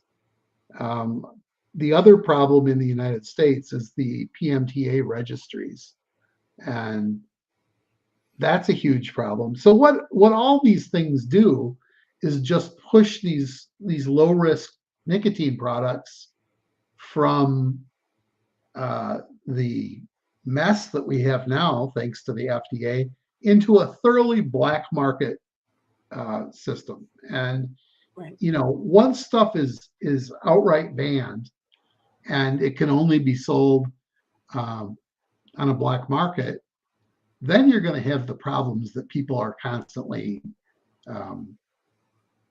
suggesting that we already have, like products that are made with really low quality, contaminants in the product, stuff like that. Once it goes fully black market, you just can't protect yourself from that stuff. Sure. That's true. As somebody I had a question really quick. Sorry to jump back in. And, when we're talking about illicit markets and occasionally, Logan and I will bring this up, the iron law of prohibition which states that, the under strict enforcement, otherwise prohibition, drugs get stronger. We saw this, of course, in opioids with, moving to more potent, cheaper products to use that people don't know that they're taking. I've been kind of, trying to figure out how that happens with nicotine vapes. And I think, certainly the tobacco companies have promoted this idea of Chinese vapes coming in with fentanyl, which is not actually happening. But I had talked to a manufacturer several months ago, and one of the things that he noted was that the disposable vapes have like higher concentrations of flavoring ingredients, so they're more flavorful. And his big concern was that, as someone who had gone through PMTA and has sort of a provisional authorization, they've done the testing, and they know that, they are trying to reduce the amount of ingredients that, at certain levels could become, we're not talking about anywhere near the concern of cigarettes, of course, but with that higher concentration of flavorings or certain types of sweeteners, these illicit products are ignoring something that the American industry has been doing, which is doing away with avoidable risks. We had this conversation with diacetyl and probably other ingredients, sucralose and things like that gum up coils and actually do produce toxins. So through your experience in reporting, do you think that the iron law of prohibition, as it would apply to nicotine vapes, is something that we would see in flavorings, not necessarily nicotine concentration or stronger drugs? Yeah, I don't know. I'm not 100% sure how it is that these over flavored disposables are more popular than like more or less flavored versions of the same thing. I don't like those flavors, and I don't like the fake menthol added to everything. But it seems to be very popular, so I'm mystified. As far as like the iron law of prohibition, everything getting stronger, I don't think the drug in vapes is getting stronger. I think that we found out over the last, since Juul, about what the ceiling is for nicotine content, and it's about 6%. Anything stronger than that, people just can't take it. Yeah. So I don't think that nicotine's going to get stronger. I think, there's a lot of things going on right now, like nicotine analogs being used that are that's all gonna shake out somehow. How it'll probably shake out is that the FDA will get authority over those too. But it's just a matter of when reasonable products are not legal and accessible to people are going to try everything else that there is to make something that people want to buy. And the harder it is to access those products, the more likely you'll get some like wild combination of flavors and some drug product and who knows what, that even if it doesn't cause harm to people, it's going to cause harm to the market. Sure. Anyway, I don't know. I guess just kind of knowing what I know about, again, analogs and the iron law of prohibition and all of these things is I can't help but think at some point years ago, before the advent of salt nicotine, that folks were saying the same thing about traditional free-base nicotine, saying, our limit is 45 or whatever in like an MTL, and there's only a small percentage of people that can handle that. And then salt nicotines kind of changed that game. It enabled, changed the pH level, enabled people to handle much more easily higher levels of nicotine. Now that we're moving into an era of nicotine analogs, where that ceiling really is, I don't think there's a clear answer to. Is it plausible, through analogs and advents of you know, things like salt-based nicotine, if those can be applied to analogs, that we could see someday 120 milligram that is viable, that the human body can take without, you know, instantly throwing up and purging itself and headaches and all the things that come with a nicotine, you know, essentially overdose. I don't know if that answer is clear to us or not, and I don't necessarily know if I want to find out. And I think you know, kind of the best way to avoid that is proper regulation of these products here right now that don't cause those problems. Yeah, I mean, I don't think that people are seeking some wild out of body experience from a vape.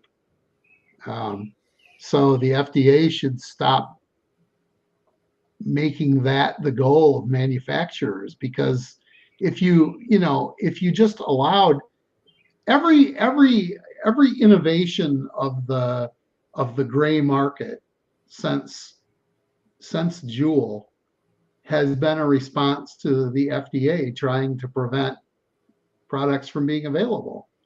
So they said that they would prioritize enforcement of pod-based vapes that had flavors, which they claim are child appealing flavors. Okay, great. So along comes Puff Bar and then a million other disposable vapes. Those things are so widely available now that the FDA knows it has no reasonable expectation of getting that stuff off the market. So what are they going to do? I mean, I don't know what they're going to do. They apparently think that they can form an interagency task force to crack down using police power. As long as people want to buy these products, they're going to be available. Sure. Yeah, I think any drug prohibition has taught us that. You would think. Yeah, Just the irony. I always hope so, but it seems I'm just met with a Right. you know, resistance to that idea that, you know, we outlawed the smoking of opium in this country in 1906 for horribly racist reasons. But since then, you know, we've outlawed, you know, every analog along the way. We've outlawed, you know, morphine use outside of a prescription or, you know, in hospitals outside of medical use. We've outlawed heroin, and now we're in, you know, the depths of an overdose crisis fueled by, you know, illicit fentanyl in our drug market. And all of those things are preventable along the way, but can be attributed to poor regulation and lack of a real market. And all of those issues, well, they're not the same. Obviously, you know, vaping nicotine is not going to send you into, you know, acute respiratory failure and things like that. Those laws of the farther that we crack down on these issues, the more available these products become, the more accessible they become outside of a regulated market, and the dangers and risks associated with them inevitably increase. And while I'm on the same page with you that I don't necessarily think, you know, the e-liquid in Chinese disposables is, you know, ever going to be this horrible thing that people are going to develop boils on their skin and their lungs are going to explode. But the other dangers that are associated with the illicit market are going to be there. The situations that people put themselves in to get these products and things like that are there. Those you're not in a shop where there's accountability. You're not purchasing these things. There's no age verification. All of those other parts that I think we don't think about, those still apply very much so. Yeah. All the negatives of prohibition will happen, aside from the life-threatening aspect. I don't see that happening with vapes, but from the product itself. But that's, again, not to say that people won't be in life-threatening situations or whatever, Trying to buy them or whatever, trying to buy these products, trying to obtain them. And it's ridiculous, right? When you think about, like, people are going to be put into life-threatening situations to obtain a product that is designed and built to save their life from a deadly product, that the mental gymnastics involved in that alone could be an Olympic sport. Alex and I will be talking to Colin Mendelsohn a little bit later today. We met with him earlier and recorded it, but in Australia, places that are selling tobacco and vapes and stuff are being firebombed. Police are warning landlords not to let these different kinds of businesses in because it could be too much of a risk for their insurance. So rather than making them legal and regulating them, instead they're just doubling down. And like you said about how crazy it is that you have to risk your life to get something to save your life. It's just as crazy that they have that prescription model that you can buy cigarettes on every street corner, but you have to jump through all these hoops to try. I'm not going to say to get a prescription, to try to get a prescription, because you get the prescription. Just the hard part is getting a doctor to fill it or a pharmacy to fill it. It's just, the whole thing is crazy. Yeah. And then also, I'm sorry, I was just going to finish because I thought about this earlier and you guys got me off on a whole other tangent. But I was just going to say the crazy thing is about with the disposables is with the Trump administration. And I'm not blaming Trump. I'm not going there. I'm just saying that it happened during this administration, but that they banned the flavors because of Juul, because these horrible kid-friendly flavors Juul was selling, which were mint, cucumber, cream, and what was the other one? Mango. Yeah, creme brulee and cucumber. Yeah, creme or cream, whatever. It didn't even say brulee. It just says creme. I thought it was creme brulee. With their very simple, solid colored caps, just to show which flavor you had, and a black, not very flashy at all. And that's what was supposedly, the flavors, kid-friendly flavors. And so Juul pulled all of those. And actually, they did it before then. Before that, the law actually went. But once those were gone and not available, we suddenly had, all these disposables and all these crazy flavors that you really could probably, Krispy Kreme and Fruit Loops. Sure. And, we had all those in bottles ahead of time. Don't get me wrong. But now they're in disposables. And still, Durbin was blaming Juul during his statement. All started with Juul and their kid-friendly flavors. It's like, yeah, cucumber. Yeah, I know my kid loves cucumber flavored candy all the time. Just crazy. But something is inevitably going to fill the void. And I mean, that was something that CASAA had been saying ad nauseum back then, that even if this goes through, something will fill the void. You cannot legislate your way out of a demand that great. That's right. Exactly. And the same thing applies to menthol cigarettes if they ban menthol cigarettes. Yeah. So I just kind of on a whim one day went on to Amazon, just curious, if menthol, the ban had gone through. Available, just here you go on Amazon. You can order these things where you can add those little menthol balls right to your filter, like the Crush cigarettes. Yeah, so they're like $10 or something. Like, it's ridiculous. If that is that widely available, there's a variety of products you can use to add menthol flavoring to cigarettes. I mean, that's just one aspect of that argument, but to think that if we outlawed, Altria producing or Philip Morris producing menthol cigarettes here, if we outlawed that the menthol cigarette would vanish from existence, is absurd. It's just illogical. I mean, Australia is an island. I mean, it's a big one. It's a big one. But you know what I'm saying? Or say with the UK. The UK is an island. I mean, these places, Hawaii. There you go. There's a good example. I mean, Hawaii has done a lot of these but they have just as bad. If that tiny little border can't be protected, how do they really think that they're going to keep this stuff out? Just like we're seeing with the fentanyl and all the other drugs. They're delusional. You can't keep drugs out of prison. That's about the smallest, that's what I was going to say. That's not a porous open border. That's, concrete walls and razor wire gates and razor wire. And if you can't keep cocaine out of a prison, you're not keeping vapes out of a whole nation. Like, it's just not, it's not going to happen.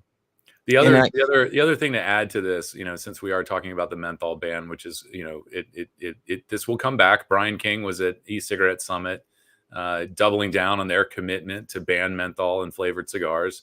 What folks may not realize is that, I assume a lot of our members have heard this and are familiar with at least CASAA's position on this. But, in 2/3 of the country, purchase, use, and possession of tobacco and nicotine products is criminalized for youth.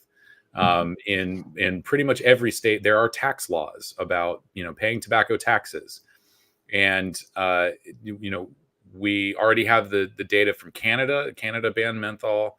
There was some research done. I think it was sort of 9 months. It's not a full year, but, they showed that something like 60% of people who smoke menthol continue smoking.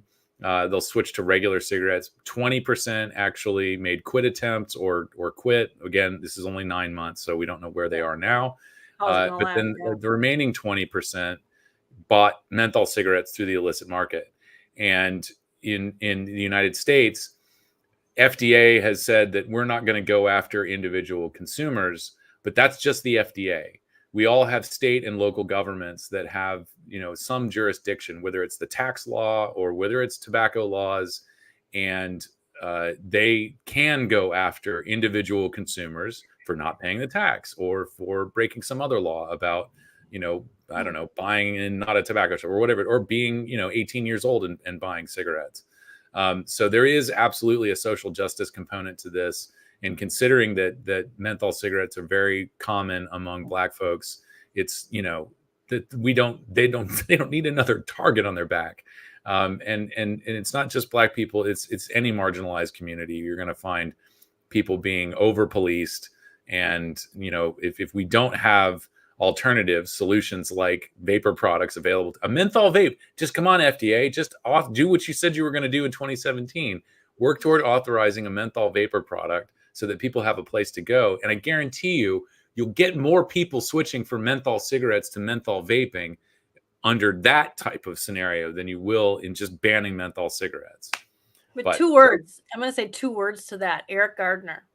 Yeah. I mean, that's a perfect example of a law ending up literally killing somebody, because they had passed the law that you couldn't sell cigarettes outside of the pack, and he was selling what they called loosies, and he was selling loosies, and he ended up, in an altercation with police. And that's the thing, is they keep saying, well, we're going to go after the people selling it, and they seem to assume that it's going to be a convenience store that they can fine or raid, as opposed to people who live in that community who see an opportunity to make some money will, figure out a way to get them, especially if they do it state by state, but figure out a way to do something. They'll alter cigarettes for people or whatever, and they'll be selling them on the side, just like what happens with drugs.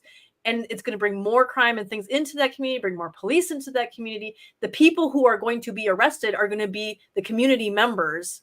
Yes, they're doing something illegal, but they shouldn't have passed. It's a stupid law to begin with. So it's this idea that it's not going to affect individuals or affect the community is just ridiculous.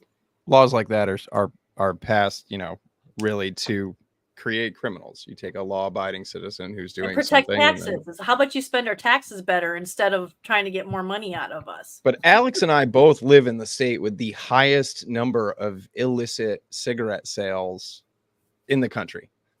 Yeah, the most illicit cigarettes that are sold in this country are right here in New York. The last estimate that I saw was over 50% of cigarettes sold in this state are illicit in some form or fashion. It's actually ticked down. It's below 50%. The last, is it finally gone down?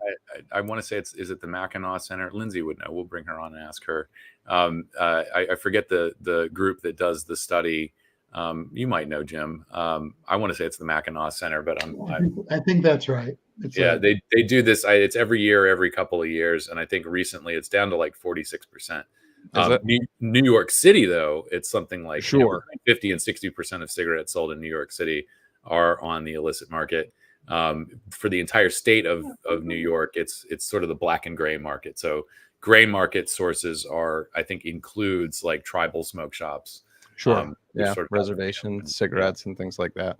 Yeah. Yeah. And I mean, when you hear, illicit cigarette sales, a lot of that just means that it's untaxed. And those cigarettes were bought untaxed and then sold, in a environment by somebody who doesn't have a tobacco license to sell them. It doesn't necessarily mean like that pack is adulterated and contaminated and like all this stuff. It comes down to the tax laws and things like that are involved and licensing, because you're not an official tobacco retailer. If you're selling Camels out of your backpack, you're probably not a tobacco retailer and you don't have a license to do that. But yeah, Well, I mean, a lot New of York those is a prime cigarettes- example of that. A lot of those cigarettes in New York and Massachusetts and other eastern states that have, for example, menthol bans, but whether they have a ban or not, they just have super high taxes and high prices. A lot of those cigarettes are just trucked from the Carolinas up to those states, and it's regular stores. This is what a gray market is versus a black market. It's regular stores selling them, and they pay taxes on them, some taxes anyway, but they aren't pre-taxed the way legitimate cigarettes in New York have tax stamps and so forth. So they're brought up by truck, delivered directly to the stores. They sell them.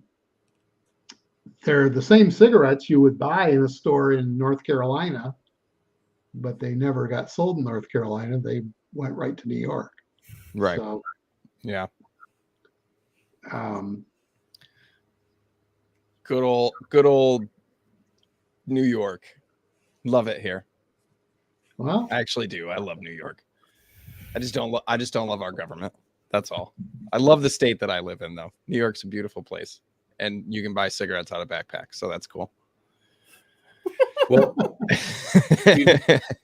we're in the final 5 minutes of this hour, and I know I apologize for having to step away to feed and walk our dog, but so forgive me if I'm maybe re-asking something you guys already talked about, but we're asking everybody this. Jim, you've been involved in this for many years, covering it as a journalist, as one of the few journalists we can trust to give an honest take on all of this.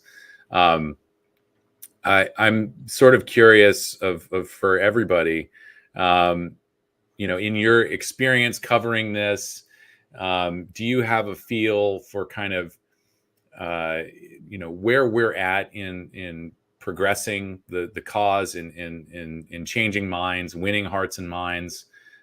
So kind of, where we're at today, have you seen any movement in terms of people's opinions? And maybe, I don't know if you want to get into making predictions over, what do you expect to see over the next 6 years? 2030 is a good benchmark there. So I'll tell you what I don't see is that ordinary citizens give a good goddamn about it. So, all the talk about this, it's an epidemic and it's a crisis and so forth, doesn't seem to have any effect on ordinary people. Now, they may believe that vaping is horrible based on headlines, but they aren't that worried about it. So if you look at, and there's a lot of these out there right now, so you can go and look in different states, they'll just ask people, what are the 10 most pressing issues for politicians running for office this year? Vaping is never among them. Tobacco is never among the issues. That when people are not given a list of things that includes that, and they're just coming up with the issues that are important to them, that's never among the issues. People don't care. So these tobacco control people, their whole job is to gin up panic, and they have to do that to remain relevant. Otherwise, they just don't. They don't they don't have any actual constituency. Right. About a problem or lack thereof a problem that otherwise people would be completely unconcerned about. You have So to what our job raise really that whole panic. is to change minds in legislatures. And I wish I had like really good news about that. I don't, but I do think that more people running for office are sympathetic to our cause than ever before. Whether they get elected and do anything, I don't know. But we hear more often now about people running for state offices and also for Congress who are sympathetic to harm reduction for people who smoke. And I hope that builds. I think it's going to be, I hate to make this prediction, but I think it's going to be very much like the cannabis reform movement. It's going to take a long time before it catches on in a big way. And there's nothing we can do except keep banging away and have small wins here and there, and then eventually larger wins. Sure. Yeah. I mean, that's something I used to talk about a lot in regards to, that kind of being here for the long haul idea is, looking at cannabis reform and activists in cannabis reform who continue to do so, but have done it for decades, while we've moved that needle just ever so inchingly along the path to real reform. And yeah, it's a long haul to be here in this space, to be involved. Kristen knows, Jim knows, Alex knows. And yeah, that's it. It's not a sprint. We're not gonna win tomorrow. Keep looking at those PMTA registry bills. A lot more of them failed than passed. Yeah. And you may think that we don't have any power, we don't have any ability to change things, but a lot of those bills got stopped just by ordinary people writing their legislators and saying, I oppose this. So keep doing it. Jim, thank you so much for filling in for us today. We had a little bit of a schedule snafu, and it was very gracious of you to step in and be a guest. Sure. And I'm glad we got you, because you give a really interesting perspective, both as somebody who writes about this and writes about it internationally, and also helps with CASAA and became involved.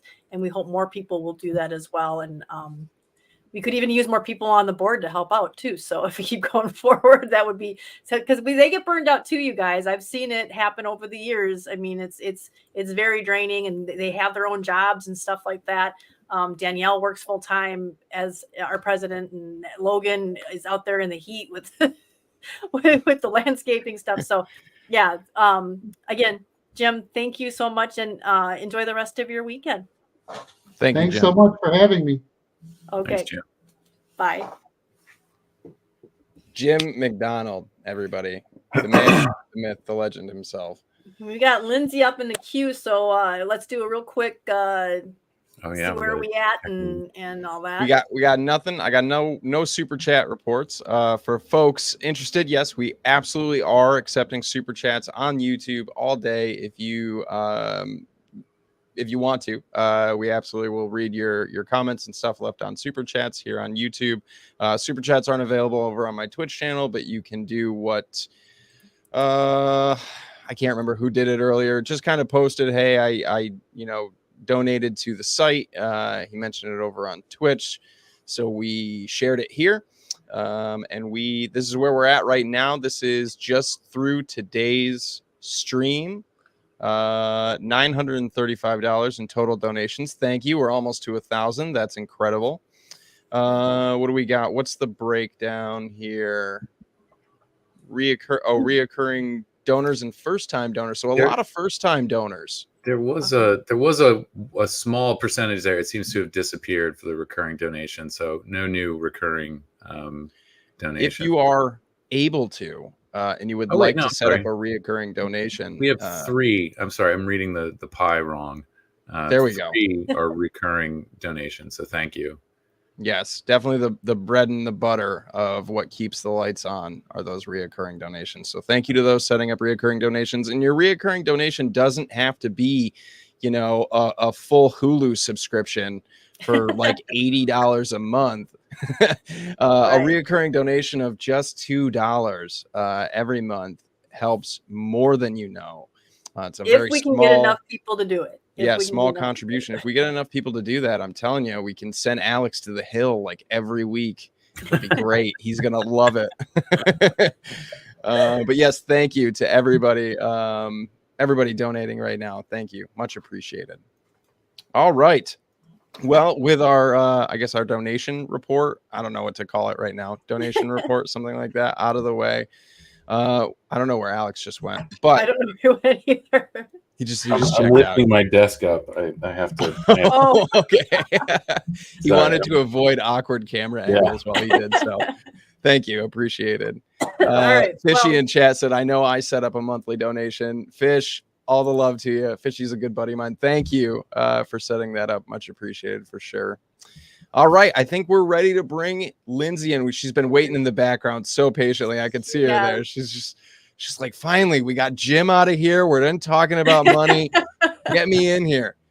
All right, guys. All right. Plug your ears for the bumper.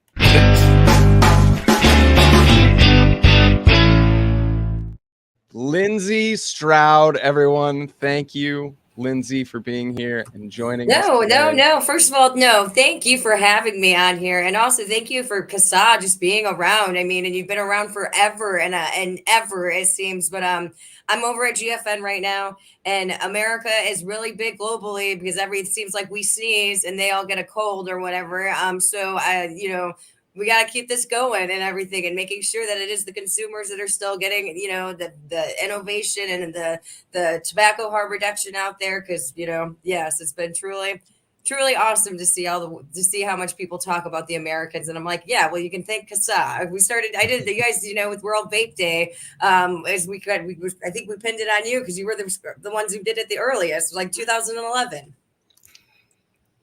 I think so. Kristen, you were around for 2011. Was it 2011 or 2012? Might have been 2011. I don't know. All the years back then blend together for me now. I was going to say, you really got to dig into the memory banks to go back. I don't even remember what last year was like. Up at one point. But welcome, Lindsey. How's GFN? Busy. Busy. I was on a lot of panels. So it was very quick, a lot of data, science, research, all kind of packed into one. But I was on 3 panels. At some point, I just felt like I was repeating myself. There's only so much you can talk about, and especially from the American perspective, we're effed. We're screwed. It's like the best way to describe it. And we're done. Thanks for coming today, everybody. That's all right. Well, something's gonna happen. I mean, I just don't know what's gonna happen. I mean, like, it's just the hearing happens. I'm in here, watching it. I'm like, oh my God, what a just crapshoot that hearing was. And I was even arguing with somebody because they're like, we got to focus on the Republicans. And I was like, not anymore, dude. I was like, those PMTA bills that they brought out were like, there's the Republicans that are pushing those. And that hearing, it was like you heard more rhetoric coming from the Republican lawmakers than you heard from Campaign for Tobacco-Free Kids. I was like, wait, why do they keep talking about youth vaping? I mean, so it's just ridiculous. Sure. I mean, that are you talking about the Senate Judiciary hearing? Yeah, the Durbin. I thought it was remarkable. I thought it was remarkable that the representative from Campaign for Tobacco-Free Kids got absolutely 0 questions. Well, I was surprised though that some of the questions, I figured that there was going to be more questions towards VTA about the illicit vape. So I'm kind of worried about that part, because it's going to be interesting to see what Durbin comes out, because I imagine there's going to be some report or something. So. I was curious about what it's a waste of taxpayer dollars. I mean, and if they don't really understand that it's all these draconian regulations is why we have disposables. I mean, and the whole world's now dealing with disposables because Donald Trump decided to go ban flavored pods. I mean, I was just looking at some e-cigarette data, sales data that comes from the CDC Foundation, paid for by a grant from Bloomberg. And so I take it with a grain of salt, but you can literally see it, sales go down, disposable sales go up. I mean, literally, and it happens in 2020 after the flavor ban. And also when PMTs were due, but we still had a year for, 2 years for them to be on the market. And some of them are still on the market. So it's really trying to describe the regulatory, landscape in America to foreigners was really interesting because we do still have one of the largest markets of e-cigarette products, even though we only have 23 that have been authorized by the FDA. I think I had I misquoted to somebody the size of the market, and I've been reading some other analysts talking about it.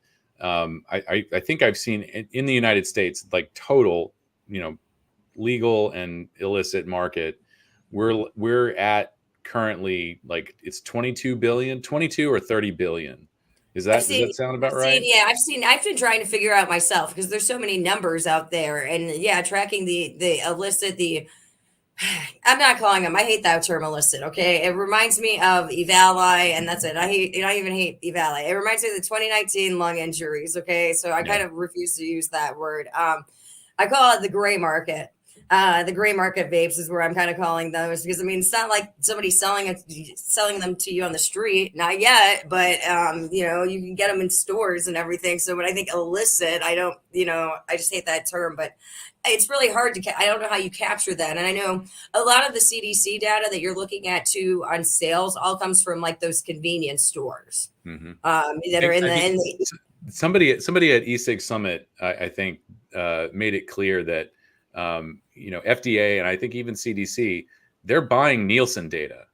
That's it. That's the extent of their research. Yeah. Yeah, it's all Nielsen now, and that doesn't even capture all convenience stores. It only captures like the big retailer, chain retailers. And so it's like, so it would be, if they were so concerned about vaping and stuff, pay for a scan program for every single vape that gets out and like actually do the data tracking yourself on it. Yeah. That would be my thing, the way to do it. This trace verify, the trace thing, have it, that it, and get the surveillance data and do it yourself. Okay, if you're going to sell this FDA regulated product, it has to be scanned through this with your ID. They could collect a lot of data. They're the ones who keep saying that, I don't know why. In America, it's the tobacco companies and the vaping companies who have to prove that their product is appropriate for the protection of public health. Yet there's so much, survey data. Let me back that up. Deep breath. Sorry.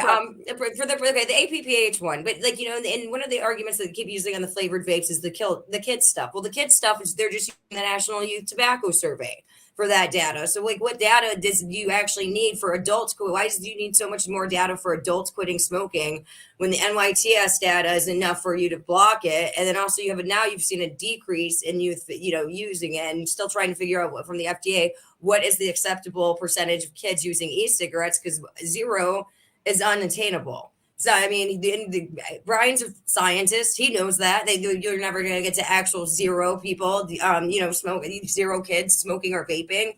I think we could get smoking down to probably about 1%, maybe 1.2%. But I think it's 1.6% for the NYTS last year. But yeah, it's just, it's ridiculous. And when you look at the other ways, but don't the rest of the world's on fire too because of, again, disposable vapes and again the disposables are messing up everybody's market share of cigarettes right now. And I'm not the biggest fan of disposables personally, especially for being able to regulate them. It's almost impossible. They're easy to replicate, counterfeit. I was explaining on one of my panels, I was like, well, Alf Bar actually voluntarily quit selling, and you can go into any gas station and there's an Alf Bar there.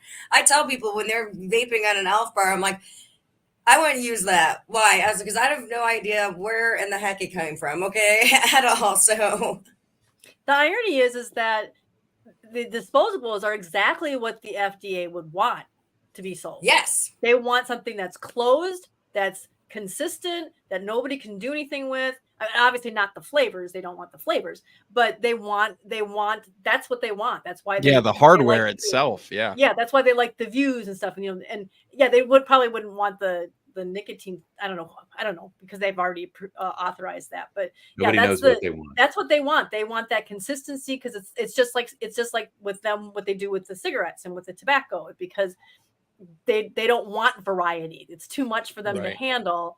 And that's what we need. Unfortunately, that's exactly what people who smoke need, is that variety, because we all smoke for different reasons. We all had different numbers of cigarettes that we smoked, different kinds of cigarettes we smoked, how often we smoked. I mean, all those things they think, oh, cigarettes are consistent. Yeah, but people who smoke aren't. Yeah. They forget that. Yeah, 100%. I maybe backing up a bit, since you were talking about 2019 and you've also spent the past 3 days at GFN. I'm kind of curious if people are talking about this rapid decline in youth vaping in the United States, and trying to, if people have any good theories or answers about why that we had this drop, and it just to like put a little bit of a punctuation on it. During that Senate Judiciary hearing, we discussed this in one of the previous hours. I don't know if it was Senator Tillis or somebody had brought up the fact that, well, I don't know if it's a fact, but they threw out a number saying that the number of flavored vapes on the market has increased by 1,500% from 2020 to 2023. But in that same amount of time, youth vaping has dropped like it was 50, 60%. So, is anybody internationally or research that you've come across, has anybody really delved into why the youth vaping has collapsed in the United States? Well, to your point about the comparison, I actually wrote like an op-ed, I think earlier this year or late last year on that, because it was like, you had this, I know it's using the CDC survey. It was like, this indicates that these are adults using it, because you do have this many less kids who are using e-cigarettes, and you have, billions, tens of billions of dollars each year that are going out on this. And, this is, so it's going to be adults increasing. And I've got also a thing, I can't wait for the 2023 BRFSS to come out, because I think might actually see a percentage of adults maybe got a greater percentage than kids. Because in 2022 for adults, it was 7.7%, at least according to that study. And in 2023, it was 7.7% of kids. So I could only see from 2022 to 2023 that that's going to increase.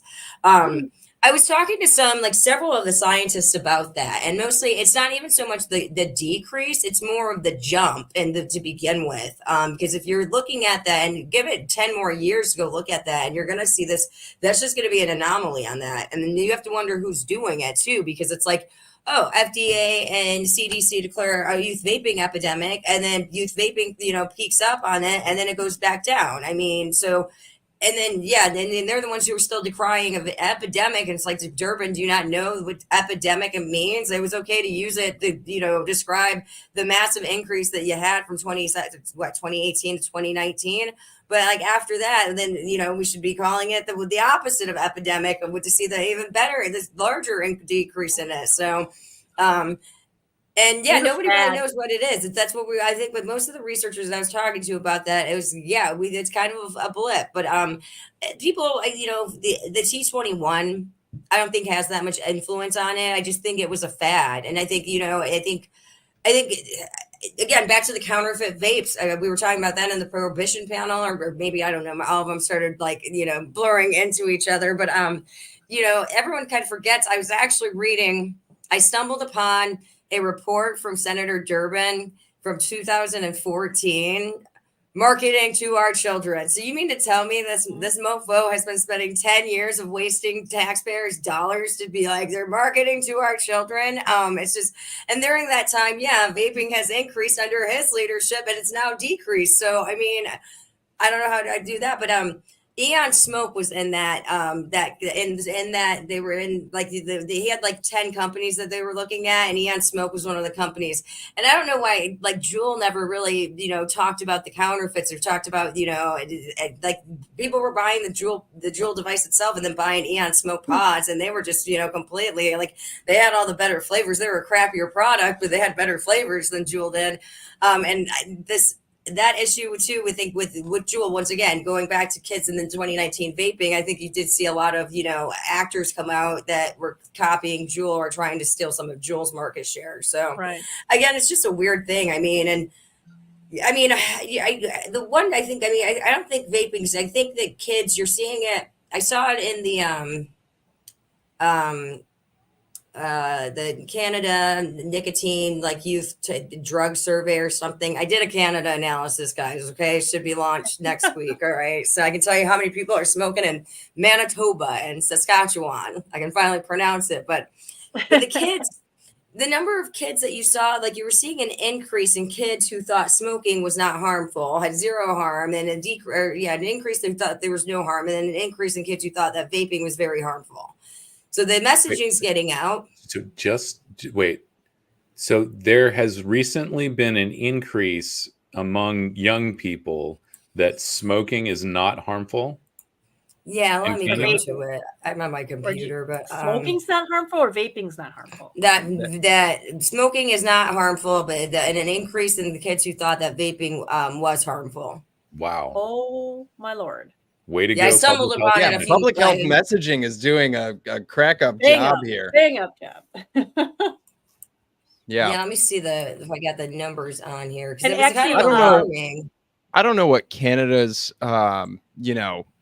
I don't know how to explain like commercials about public education for tobacco products go, but if they're anything like ours, where we're discussing vaping through the taxidermy of animals, it doesn't surprise me when we're not putting out messaging about the harms of smoking anymore. I don't know the last time I saw like an anti-smoking commercial on television. Oh, I get tips from the CDC tips campaign. Yeah, the tips one's the only one that I remember that I see. I couldn't tell you the last time I saw like a legitimate TV commercial about the harms of smoking aimed at kids or adults. I just don't see them anymore. The only commercials that I see are Truth and the Real Cost campaign, and it's completely 100% focused on nothing but vaping. Yeah, that's all I see. I don't know if Lindsay, did you see the thread that we did for the Durban speech? No, I haven't seen that yet. No, I'll have to go check it out. It's an epic thread. It's like 17 tweets long. But we also, Alex helped me. We did we converted it into a blog post too. So if people want to see it, our most recent blog post basically breaks down Durban's opening speech for that hearing. And that was one of the things that I had actually linked to that 2014 press release that he put out, pointing out how he's been bitching about flavors since way before Juul even came out and all this. But we debunked his whole. That's as far as I got. I mean, actually, I got about an hour in listening, but as soon as I heard his whole opening statement, I went, "That's wrong. That's not true." I mean, he said that twice as many middle school kids vape than adults. And which has never been true. And I said maybe he's thinking about high school. I mean, just go read the blog post or the Twitter thread, because it'll kill you, because it's just point after point that he made that was just complete and utter baloney. And the Republican was bad too in his opening speech. I couldn't place what side of the aisle he was on. It was like, oh, okay, you're going after youth vaping and stuff. So I see this. And then he's like, oh, tobacco harm reduction. And I'm like, do you even know what the hell you're talking about, dude? I mean, that's a big problem too. You guys were talking about it earlier. I mean, it's these politicians that are, influencing the science influencing, and it's the whole problem with the FDA in general as a regulator. I mean, the FDA doesn't go on to science because it changes every freaking administration. So I mean, Gottlieb looked like he was, nice on e-cigarettes. Caleb sucks. I don't think Caleb wants to deal with it. King was full of baloney. I want to know what Gottlieb would do today if he would give another spiel about contraptions that adults use and things like this. Yeah, every time somebody says to me, though, like, oh, man, do you remember the days looking back with Scott Gottlieb? Things were so great. And I'm like, the epidemic came from his mouth. Like, that word was like first uttered into the public atmosphere from Gottlieb. Right. FDA, yep. FDA said that. I know I've probably beat this one to death, but I recently told somebody, I was in the room when FDA presented at FDLI about the Real Cost campaign. And that was where everybody got the story of how epidemic came to be the word of choice. They focus grouped it. Yeah. They went to kids and they were like, what's going to grab you and your classmates and scare the pants off you? And they chose epidemic. It was not a scientific analysis of the data. It was just what is gonna be emotional for young people. And in that same presentation, this was is it Kathleen Crosby, who of course is now working for Truth Initiative. They also did their analysis on the effectiveness of the campaign, and this was specifically the brainworms ads. And they showed that it warped everybody's perception, but they're sort of passing this off as like, that this is not FDA's words, but in a nutshell, if you can, like honest movie trailers, like we'll do an honest movie trailer treatment of FDA's presentation. If you lie to the kids with this campaign, they will walk away thinking that they don't want to do vaping. That it's too dangerous. They're not going to mess with it. If you put the same ad in front of adults, something like on the other side of it, it was like 80% of people surveyed, much like the numbers that we have now for nicotine, 80% of people believe that vaping is just as or more harmful than smoking. And that's what we have out in the general population now. That is the number, 83%. So it works effectively. Adults, yeah. And so it's kind of remarkable to me that they continue. And then, of course, we're present day. FDA is like, oh, we're shocked. All of a sudden, we have this, misperceptions. Nicotine causes cancer. Oh, whatever are we going to do? So just thought I'd throw that in there. Write papers that nobody reads. Right, Alex. Yeah. FDA promised that all those advertisements would be laser focused at youth only, that messaging wouldn't get to adults. Oh yeah. It's kind of hard. It's kind of hard to put those guardrails on it when those same messages end up with tobacco-free kids, Truth Initiative, cancer, heart, and lung materials that are presented in committee hearings, handed to lawmakers, and of course, the Heart Association made no such promises. I've seen their ads in the middle of the day on Bloomberg News. I don't know how many high school kids are watching the financial news at 2:00 in the afternoon. The ones that are going places. Maybe, yeah. I mean, if anybody logically, if vaping can give teens brain worms, then why wouldn't it give adults brain worms? Yeah. I mean, it's just, and all the other stuff, formaldehyde. Do we know was RFK vaping? Pardon me? Do we know if RFK was ever a vapor? Robert Kennedy. RFK? Yeah, because he did have a brain worm. Oh, RFK. Oh, the junior? Oh, yeah. That's right. That went over my head first. I was like, wait, what? Well, I was thinking Robert F. I was thinking of his father. Or was that his father or his uncle or whatever? I don't know. You were flashing back to the 70s. Okay. Yeah. I don't pay attention to the Kennedys, all right?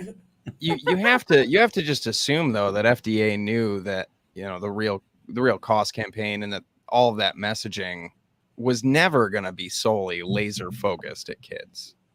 Yeah. Well, they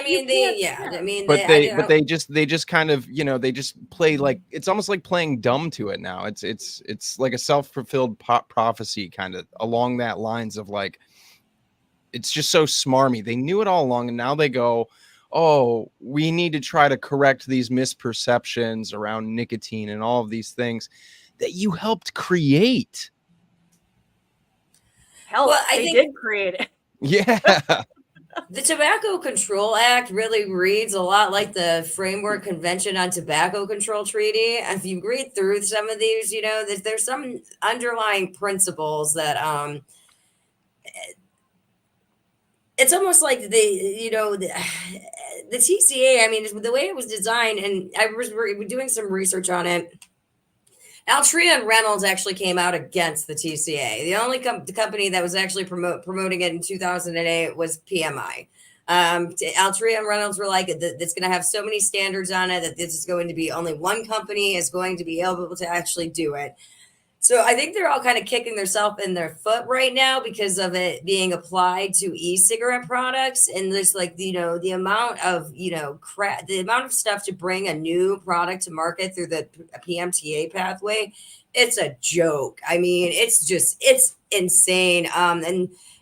And they're not making it easier. They're not, streamlining it. So like the FDA almost in a sense, like, I mean, they're not willing to like completely shut down smoking or tobacco or cigarettes. And it's actually easier to bring a product like that to market. We had 662 e-cigarette products authorized just last year alone, not a single PMTA authorization for an e-cigarette. But I think there was an HTP in there though. I think it was like the only one, but it's just ridiculous. I mean, it makes you wonder, like, I just wonder how the hell is it that it's public health agencies that are blocking tobacco harm reduction? Why is it that it is the tobacco companies? I mean, I think the tobacco companies being in the e-cigarette and the other alternatives, HTP, snus, what have you, is good, actually. I mean, because the consumers force them to change their products. Governments have been trying to do it for years and they couldn't do it. I mean, all their policies sucked at it. We forced them to look at different products and look at the potential for harm reduction. So I think they need to be involved. But again, I don't think that they should be the only companies that can be involved. I was so sad about Boosted's injunction. I helped him out during that with the PMTA sharing group. And I know I'm going to start seeing a bunch of them all. That's like, man, I remember when I helped you back in 2020. I mean, and especially that's a product category that kids aren't using. Actually, that's the one that's decreasing the most. That's great. I hope that like Durbin understands, like that's what somebody does need to explain to Durbin is like, they're telling you they're doing something, but they're not doing anything to what you want. They want all the disposables out of the C stores. Guess what? A lot of vape shops would like that too, actually, because they would get people to go back to the vape shops again. Maybe. Maybe.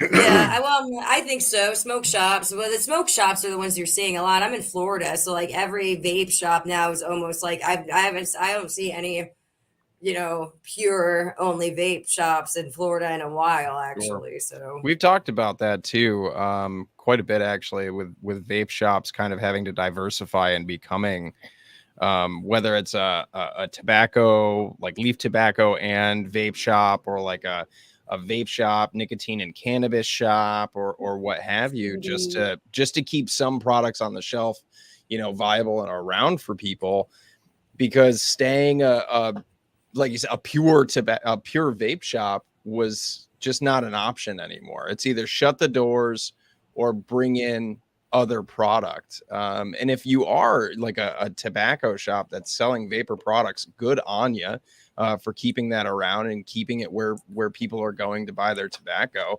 I think that's something that we've always been supportive in regards to things like Juuls and Fuses being on, the tobacco wall right by cigarettes, is that like meeting people where they're at, those products being right there available.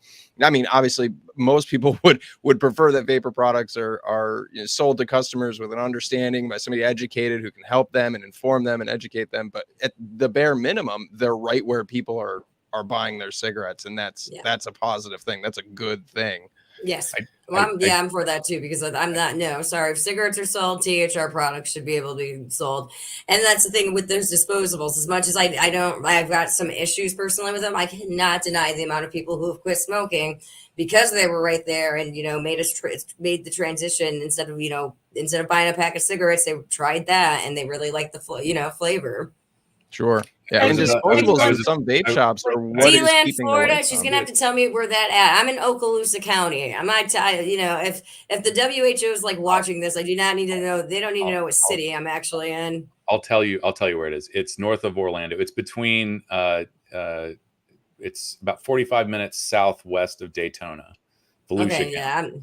yeah, yeah. My dad is from Volusia County, so I know DeLand a little bit. And thank you, Peggy, for your continued support. Yeah, she's a big supporter. Yes. Yes.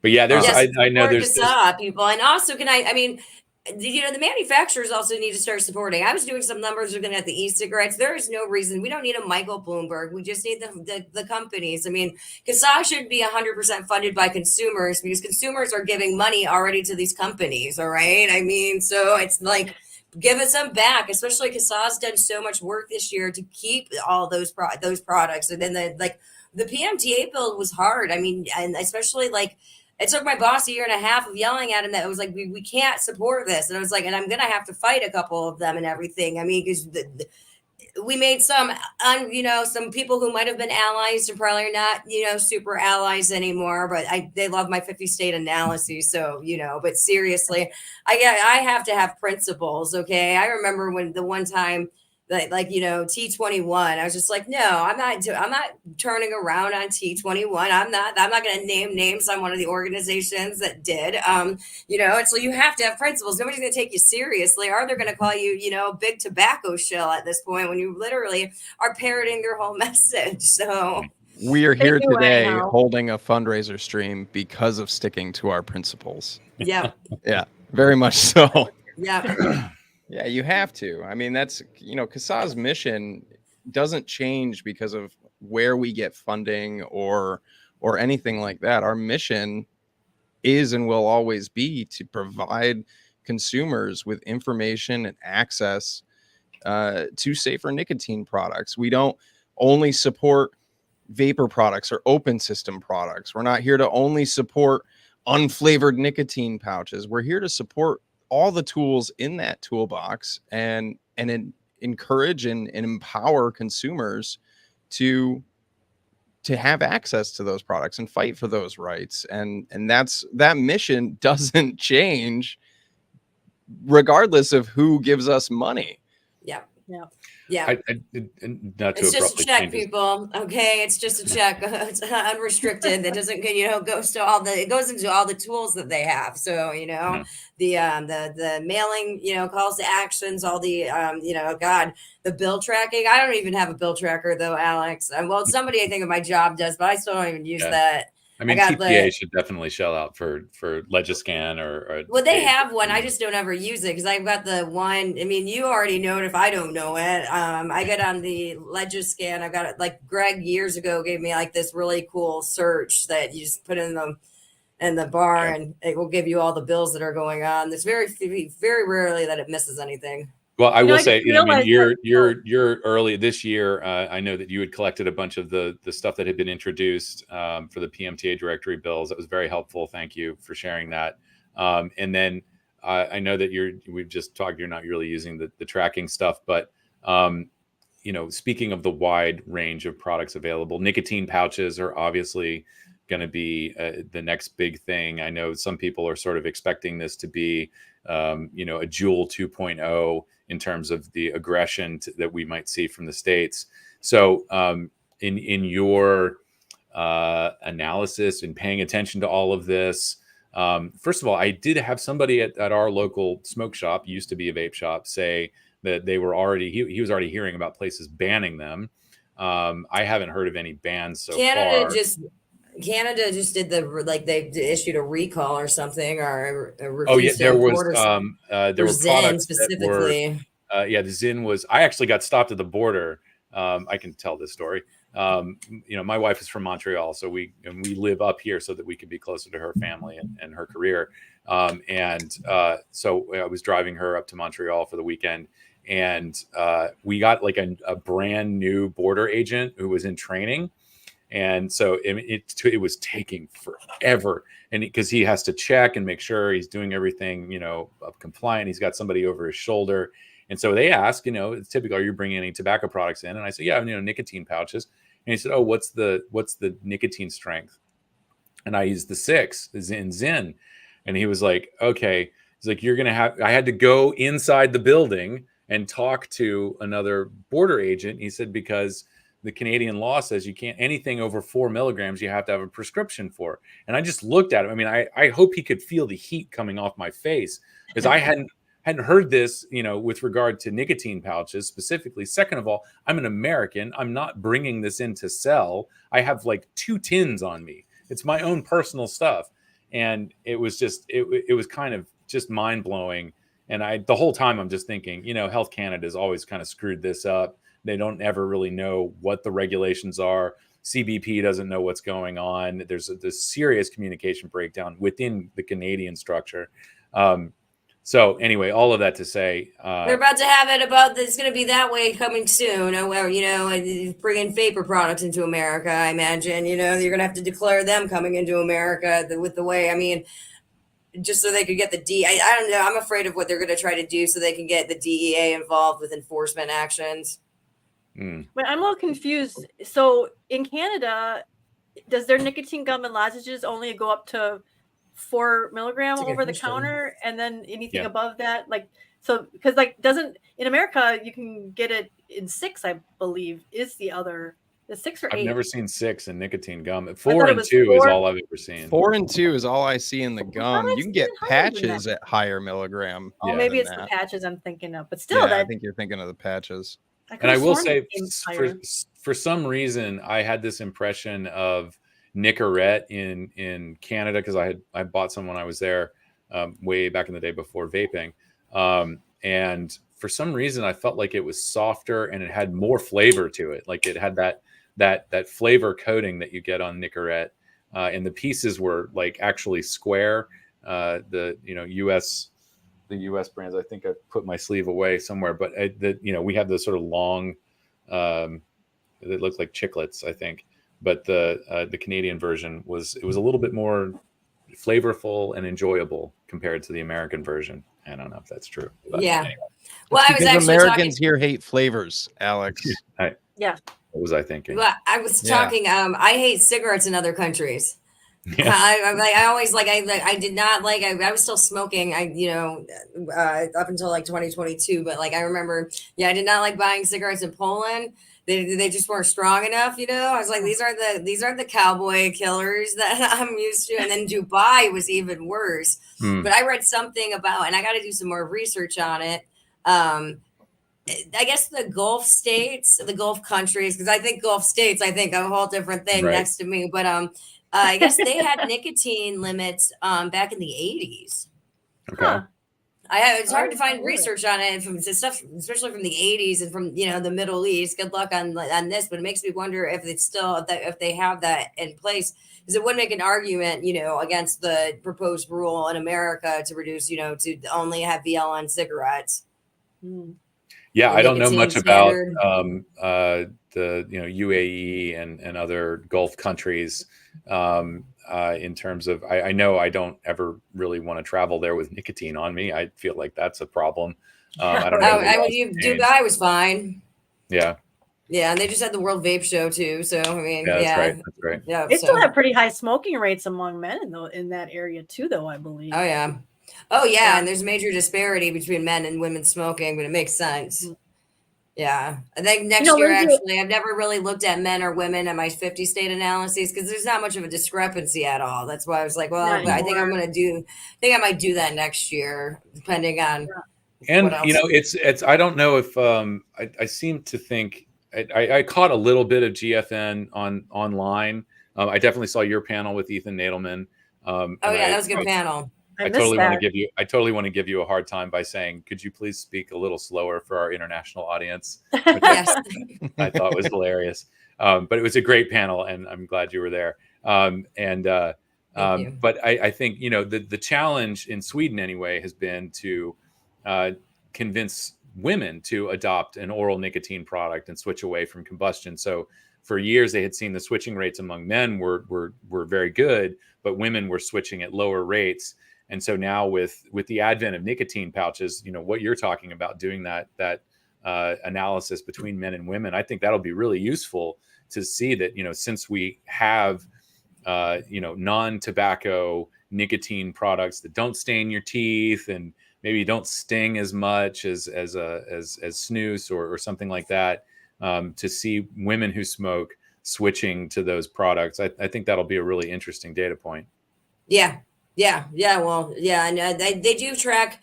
The Bureau of Health does track snus, but it tracks it under smokeless tobacco, and I've looked at those rates, and it's like 2% of the population, right? And they don't have enough data points on to make it worth it, even in analyses, for every single state. It's, missing race or income or whatever on it. So, that's why I haven't looked at that. But well, yeah, you're going to be presenting to the FDA or the TPSAC, right? And the modified risk tobacco order. And I know we got a few friends who are going to be doing that as well. I know I looked up the snus use because it's in the Monitoring the Future survey. It's past year use of it. It was highest in like 2012 at like 5%, and it's only gone down. So I don't think kids will get in the snus. I don't like snus. Every time people give me all of them and I try it, and it still's got that peppery taste. I was like, no, I cannot keep this in my mouth. I just do not like it. Have never really ever liked it. I remember when Camel came out with them in like 2007 or whatnot, and didn't like them then, still don't like them now. But I'm sure you'll find the company that's going to figure out a way to make it where it doesn't have that peppery taste. And that's where I would worry about youth picking it up on that point. Well, you've got Bink Viberg has done the sting-free snus, which is it's a membrane that you put the membrane side against your gums, and that protects it, and it does take away a lot of the sting. He gave me some of those last year. I didn't like them. He said, these don't sting. Nope, they sting. I was like, no, maybe not to you, but to me they do. So my big complaint was that, the flavored versions needed more flavor. Because that's what I like. But I think, I don't know, maybe, and you have thoughts on this too, aside from the discomfort for a lot of people of using snus, I've always sort of thought, the reason young people aren't using oral products is because there's no outward display of rebellion. They are so discreet that kids aren't interested in it. You can get the nicotine buzz, but if you can't demonstrate, it's not communal. It's not communal. It's not communal. You can't share your snus with somebody. I mean, unless maybe couples will do that or something, sharing gum and stuff. But that's gross. That's really gross. It's totally gross. Let me unpark my Nicorette for you. Steve. I think what the biggest problem we're going to have with snus is not even going to be kids using it. It's going to be all the counterfeits. You're going to see and you're going to see a massive amount of them and everything. And then Durbin will be rallying on, but he will really have no point because it's well, there's no kids using this, dude. So, I couldn't believe when he was going off on Zyn. I was like, have you seen the numbers of kids using Zyn and even using smokeless tobacco? Because I want to say even then the NYTS only recently started looking at snus specifically. But the Youth Risk Behavior Survey, once again, puts snus up in smokeless. Yeah. It doesn't matter to Durbin. He'll just make the numbers up anyhow. So, who cares? But we're in the kind of the last 10, 15 minutes here. And I just realized that, or I didn't just realize, actually I did before, but we were all on a roll talking about stuff. We never really got you to introduce yourself and talk about who you are, what you do, how you get into this. So there might be some people watching and say, who is this woman? I love her, but who is she? Lindsey came in swinging in this interview. She came in swinging. Okay, yeah, I'm Lindsey Stroud. I'm a senior fellow at the Taxpayers Protection Alliance. I've been there since 2021, and there I do a 50-state analysis. We referred to a couple times on this. It's where I go through all the CDC data, looking at adult smoking and vaping, youth numbers, just to have stuff of the tobacco monies, and I'm also a senior fellow or visiting fellow at the Independent Women's Forum, where I kind of work on focusing on the youth, pushing out the youth risk behavior surveys in a manner that lawmakers can understand them, the results at least. I'm a board member with American Vapor Manufacturers. Yes, and you guys have a lot of us on here, so I'm really loving the collaboration because it's sorely needed. I'll say I have a point after this. I'm a creator of THR101.org. And I'm also just loud and angry. And I'm going to be working on,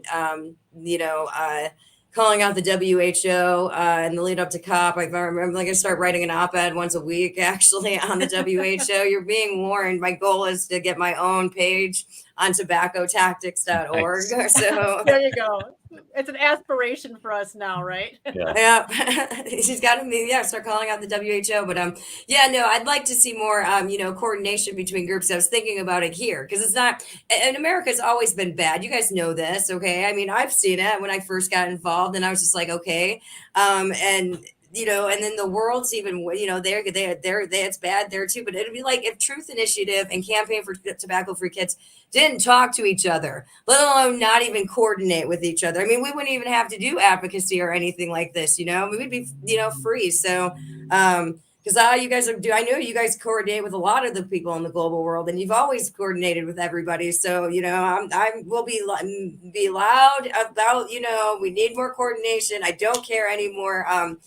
Even Cliff Douglas, he had a keynote or the Michael Russell oration speech at the GFN, and he's part of the tobacco control movement, suing the tobacco companies and all that. And when you hear those people talk about it too, they never sit there and say, I did that. They sat there, They sit there and say, we did that. And it is going to take we to do it collectively. So again, thanks for letting me be on here, and thank you for always, being willing to collaborate and stuff and coordinate. So how did you get into the whole vaping thing to begin with? I mean, how did you even Heartland Institute start? The Heartland Institute, when I was when they interviewed me in February of 2016, they're like, "Oh, you can work on vaping," because I was smoking still, and I was like, "Oh, you mean that weird stuff that's like stealing all of our the strip malls or whatnot?" And so started doing the research, and I really fell in love. I came from a government relations background. I studied government, and I was really frustrated about young people not really caring about politics and all this, but in America, at least in the vaping stuff, it's a crash course to a U.S. civics lesson. I mean, you've had to deal with everybody, local, federal, state lawmakers, county lawmakers, the courts. I mean, the FDA regulators, the president has gotten into it. I mean, we might even have the Supreme Court get involved with this. So, I mean, it's, it's crazy. For only it hasn't even been on the market west of 2006, 2007. So not even 20 years of being on the US market, and it's gone through all of that. And it's still not regulated. Because it's not regulated. I mean, the FDA just has to figure this out. I always thought, and that was the one thing I did tell the people. I help people do their PMTAs. I wasn't a consultant. Okay. I was just mostly being a friend and helping. And that was, my thing on that one. But I even told them, I was like, this is going to get denied. But the goal is at some point when the whole system does have to be reformed, that you did do your due diligence. You did put your PMTA in, where I do think some of those disposables are going to have a major problem on that. It might be just a matter of, okay, did you submit a PMTA? Now we need post-market surveillance and then start working on the toxicology, points on it. Cause I mean, I think it's ridiculous what they're making you do that's, and the science on that. I mean, you shouldn't have to spend $8 billion I know IQOS, the PM for their PMTA and their MRTP, $8 billion is what it cost. Wow. Oh, and get this. This is also another thing I ran into with doing the TIPSAC research. So even though in their order, the actual PMTA order, it sits there and says that, it may be less harmful if they completely switch. They cannot advertise that. They can't advertise what is literally written in the order unless they get the MRTP. That just isn't that that's such a crock. I mean, and so awesomely confusing. Yeah, a lot of this is an opportunity for us to support a smoke-free product and have some honest communication about that. But the MRTP pathway, again, this is something else that needs streamlining and clarification, and it needs to be made more accessible for all these other companies. I think we've had conversations among the sort of informal coalition that we all, are working within here. I think there was one of the proposals around the states is it's the harm reduction language. It's that sort of 50% discount on the taxes on something that has, received modified risk orders. And the problem there is it sort of creates this artificial risk communication in a way that, like, this big company who can afford the millions of dollars to go through MRTP, their product can be marketed as less harmful than smoking, but the same product that may have an identical formulation and very similar device, just because that company can't afford the millions of dollars or doesn't see the return on that investment, they can't make the same claim. And it's more gatekeeping. It's another barrier in terms of, accessing honest information about these products. And, I think, as far as Swedish Match is concerned, they are also severely constrained in those messages. I'm signed up for their, I get their mail marketing stuff every now and then, but I don't think I've ever seen a modified risk claim on any of those materials. It's sort of, they went into this, I think, almost sort of tiptoeing around FDA and saying, we're only going to, it's only current Swedish Match customers who are going to be exposed to these modified risk messages. And it's sort of, you're preaching to the converted. They already know. So what good is it? And why? I mean, I appreciate the fact that the company spent all that money to go through the process, actually kind of twice. But it's still just, it's kind of mind blowing. Yeah. And it is an opportunity for all of us to comment on how that process needs to be fixed or improved, I think, so that we can get more accurate information out there. Oh, I know. Listen to the vapors too that are all watching. You guys can come up. You need to help us come up with our own buzzwords, okay? That we all can repeat. All right, So think of like the anti-youth developing brain. I mean, we can only say tobacco harm reduction so much. We got to do something. We got to come up with a clever thing that when we're at hearings and stuff, they're hearing the same stuff coming out of our mouth too.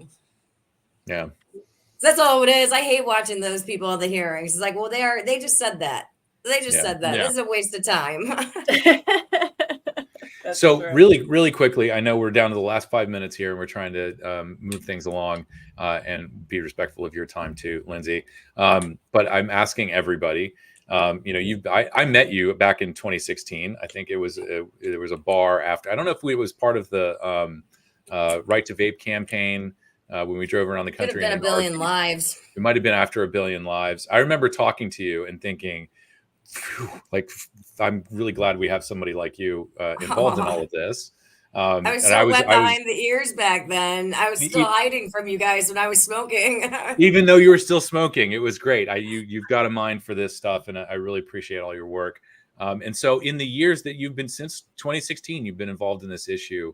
Do you have a good sense, or do you have a feeling about where we are and where we're going? I'm picking 2030 as a benchmark. And this doesn't have to be exclusive to the United States, but wherever you sort of feel the most confident about commenting, where are we now, and where are we going, and what would you like to see, I think, change in the next few years? Well, I know we're on the right side, even though when I first got involved, I was wary. I was like, oh God, what happens in 20 years from now? And these were worse for you than cigarettes or something. But I know we're on the right side. Our language has never changed. I shared an article from 2002, and it's literally the same stuff about tobacco harm reduction, that no, this isn't completely safe, but it's a much safer alternative to smoking. And that hasn't changed. So we're on the right side. And it's unfortunate, though, because from 2016 to now, I mean, vaping, the American vapor manufacturer and retailer has been, unless you're, selling the disposable, has been severely impacted by this FDA, regulation, and a complete lack of regulation. Just, the issuance of mass denials was just, I don't know why they didn't see it. It's something happening. It's not like you could just go, wave a wand and everything's gone. And also you're going to have so many economic consequences of that anyway. So I think, steadfast wins the race. I think Clive was saying it earlier too, or somebody said it at GFN. I mean, this isn't going to be or you said it earlier too, or something. I know I just heard it. Sorry, guys. Okay, it's all blurring into one.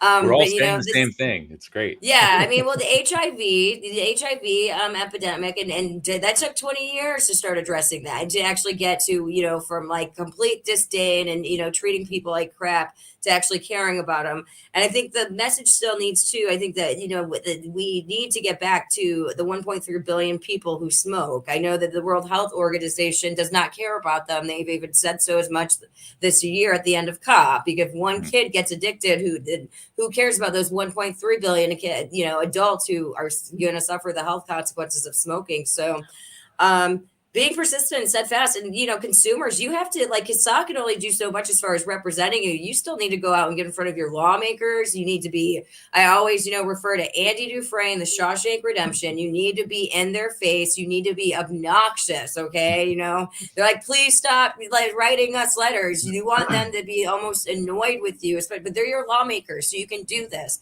Be respectful. Just be like, oh, I just want to let you know, I'm still, you know, I want to check in. I'm still, you know, not smoking or whatnot. And, you know, and also like call them too. I mean, I'd harass the crap out of them. So that's just me. But I think harass them with kindness. Yes. And I think too, once the heated tobacco comes into the States, and if they actually start looking at reforming that process too, and you can get tobacco to get that product, I don't think they'll be so threatened by vaping, because I think heated tobacco in America is going to completely transform it. But we have to have more than just one product on the market. Yeah. Because right now, that's all we have. Right. So, well, at the end of this year, we'll have it, apparently. We're supposed to have it in May. You know how many times I asked everybody I asked that one, and they're like, we knew you were going to ask. We don't know. Well, Lindsey, thanks so much for joining us today. And all the way, you're still in Poland, right? You're still out there? Yeah. Wow. Yeah. Right. Yeah, I come back tomorrow. I got a layover in Chicago, though, so I get an overnight layover. O'Hare? So I wish you the best of luck. Yeah, that'll be fun. Yeah. I love O'Hare Airport. It's fantastic. O'Hare. I mean, I'm staying overnight actually, because I live in like Podunk, Florida. So like getting flights, you know, at late at times not going to happen. So it'll be fine. I'm in Terminal 5 is what I'm flying into. So from Warsaw. So, but I used to love O'Hare. Living there, it was the best airport in the country. I mean, you could go anywhere, direct flight. Yeah. Well, thank you so much for your support over the years. And yes, thank you. Yeah, donate to CASAA, folks. Thank you, all Lindsey. of you. You know, and consumers and the manufacturers. Okay, we need your help. It's gonna be worse next year. So yeah. All right. Enjoy the rest of your Lindsey. weekend, sweetie. Thank you so much. Thank you. All right. Thank you. Bye. Safe travels. Thanks. Lindsey Stroud, everybody. Lindsey Stroud. She is a numbers queen for sure. Yeah, she comes up with some great stuff. I've read through a lot of her analysis, and I get like a quarter of the way in, and my brain just like shuts down, and I can't. I'm pretty good with math. I'm pretty good with numbers, but like it's remarkable what Lindsey's able to do and put together. And all right, so where are we at with I think I saw a super chat or two come up there, and we do. I can go through some super chats really quick before we move. I'll throw this up here. And just to jump in and say, you know, the number on our back end here says $992, but with the super chats, we've gotten over $1,000 for sure. So thank you to all the super chat folks who've sort of this that Alex is pulling up is just through the link that you see scrolling across the screen all day down below us, CASAA.org/CASAA-needs-your-help. That's so you can dash over and set up a reoccurring donation right on that link. I'm gonna keep doing it. We did have some more super chats for sure. Yeah, we've definitely gotten quite a bit here in super chats. So thank you guys for super chatting. Skip Murray, $5 throwdown challenge, challenging others to match me or beat me if you're the competitive type. Ooh, strong words, Skip. Strong words. That's a challenge. That is a challenge from the positivity queen herself, you guys. And then I know I saw another one here. Fishy, thank you so much, Fishy. Doing what I can to keep CASAA doing what they have been doing to help our community. Thank you, Fish, for the $50. Much appreciated. That's a huge super chat for sure. I think that was the last one. Yeah. Numbers beast. Agreed. I can't do numbers like that. Yeah. I can't. And we just want to reiterate that we do need those monthly donation signups. I mean, it's great if we get, if somebody gave us $100 for, one-time thing, that's wonderful. And we definitely will put that to good use. But if we could get, let's say $120 to make it easier divisible. If we can get $10 a month, that keep, ongoing forever, or however long you can do it. That's the kind of thing that we need. It's our basic costs are around $12,000 a month. And right now, I think we're getting in maybe 1,600, 1,700. Our recurring donations, they go up and down. I think they've been falling off, for a couple of years. So I think they were 13 last I looked. Yeah, it's around. But I'm not sure where they're at now that people are signing up. So. While we're on the topic of super chats, we got one more here from Lisa C. $50. Thank you for your support. As always, thank you for your support, Lisa. Thank you. Absolutely. Huge shout out to you. Thank you. But yes, definitely. All of the one-time donations, you guys are fantastic. Mm-hmm. We're gonna use them. We're gonna try to keep the lights on. But two, you don't have to stress your wallets. You guys can set up small reoccurring donations, $2 a month, $5 a month, less than you pay for Netflix, less than you pay for coffee, probably.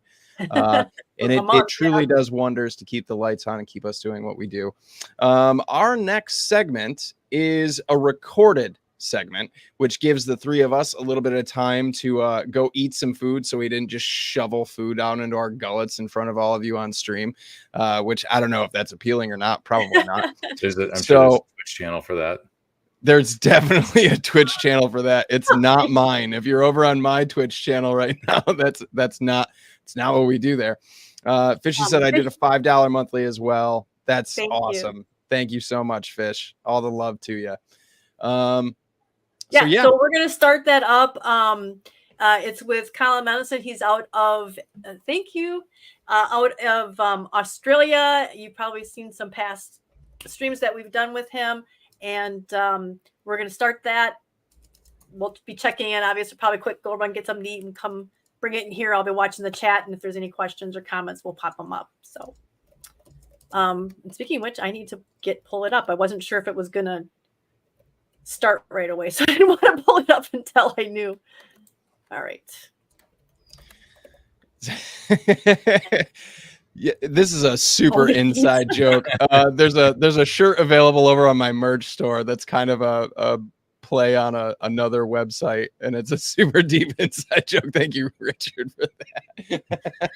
All right. Sorry, I had to pull that up because that's fine. Colin's segment's a little bit just like 30 seconds over an hour, so we want to get that going so we don't get too far behind schedule. We're all going to mute out, and I'm going to start playing this. So, Colin Mendelsohn, everyone. Enjoy. Get back in a bit. All right. All right. Well, thanks for sticking around, and thanks for joining us, and thank you for listening and watching our fourth guest for the day. We're going to bring on here in a second Dr. Colin Mendelsohn. You may remember Dr. Mendelsohn came and joined us, I think it was 6 months or a year ago. He is the author of the book Stop Smoking, Start Vaping, a passionate and outspoken advocate for tobacco harm reduction in Australia. So please, everybody in chat and even in the replay crew, put your hands together and welcome Dr. Colin Mendelsohn all the way from Australia. All the way from Australia. Thank you very much, Alex and Kristen. Nice to see you again. Great to see. We should have had you on sooner again. But boy, with being Australia, that really does make things interesting, doesn't it? Trying to organize these.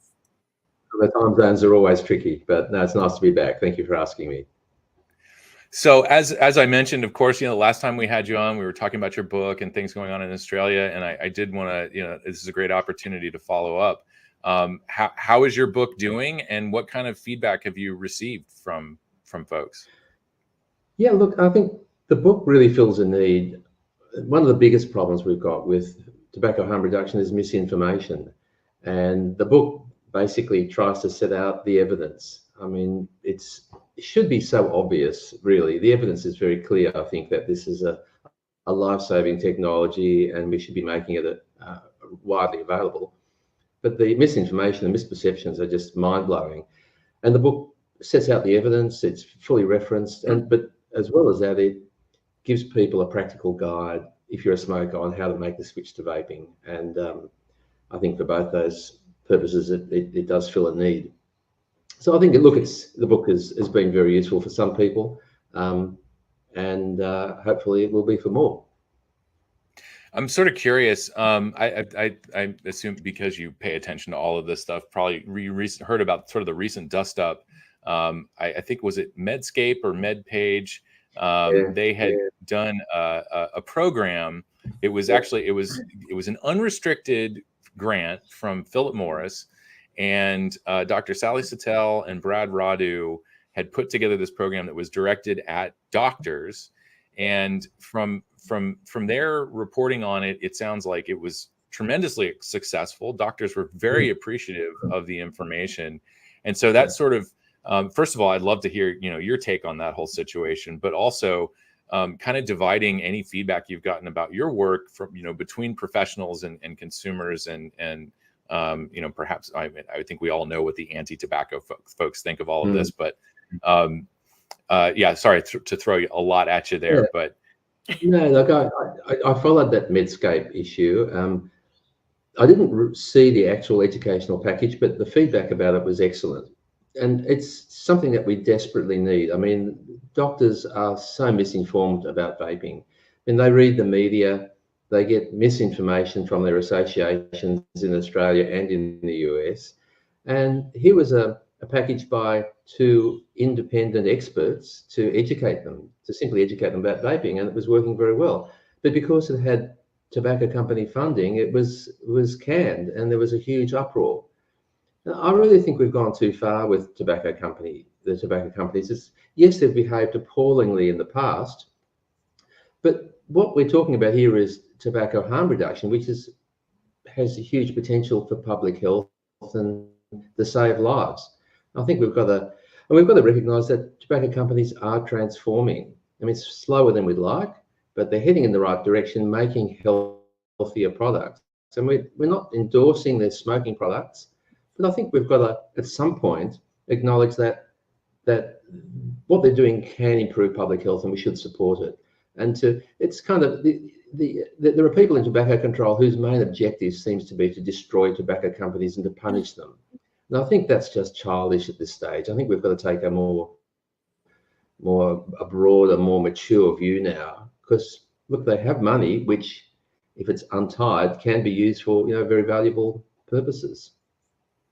Yeah, and we've always said, and I know that we probably talked about this before, from an access point of view, the tobacco companies already have the infrastructure in place. They've got the contracts with the convenience stores. Their cigarettes are everywhere still, and that is one of the best places to reach the most people with safer alternatives. Yeah. So I mean, the argument is that they absolutely have a role in fixing this.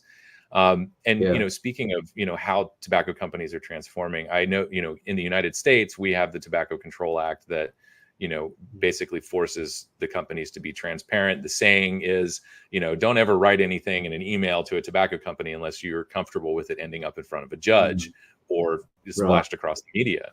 So, I mean, I'm curious in kind of trying to transition into how things are going in Australia. Does Australia have something similar that holds tobacco companies to account? Or is it just kind of left up to the NGOs to live out this, destruction? Yeah, not that I'm aware of. I mean, they're constantly under attack, and quite rightly. But I think things are changing, and we have to adjust to that. I think they can play a role in the solution. I mean, no one's endorsing their past behaviour and their sale of cigarettes now, but we know they can't stop making cigarettes, and there's always this outcry, well, they shouldn't be making deadly cigarettes. How can they be genuine? But we know they can't stop. And but I think they could contribute to the solution, and I think we need to give them the opportunity. And look, the research they produce, I think, is high quality. There's a lot of dodgy research in the tobacco harm reduction field. What's run by the tobacco companies, I mean, it has to be of a high standard. They're subjected to huge scrutiny, and their research is actually quite a high standard. It's very hard to fault it, and they're very conservative in their conclusions, I think. Yeah. So I think you've maybe opened up the door a little bit here to talk about prohibition and how things are going in Australia. Of course, I'm keying off on this idea that we're going to forcibly eradicate cigarette sales.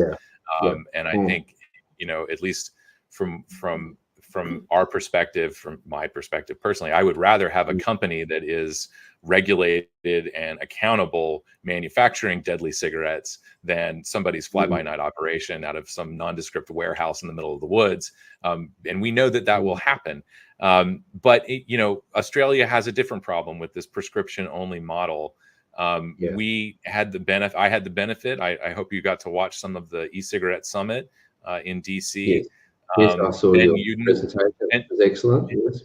Yeah, Ben Uden did a great presentation comparing and contrasting New Zealand and Australia.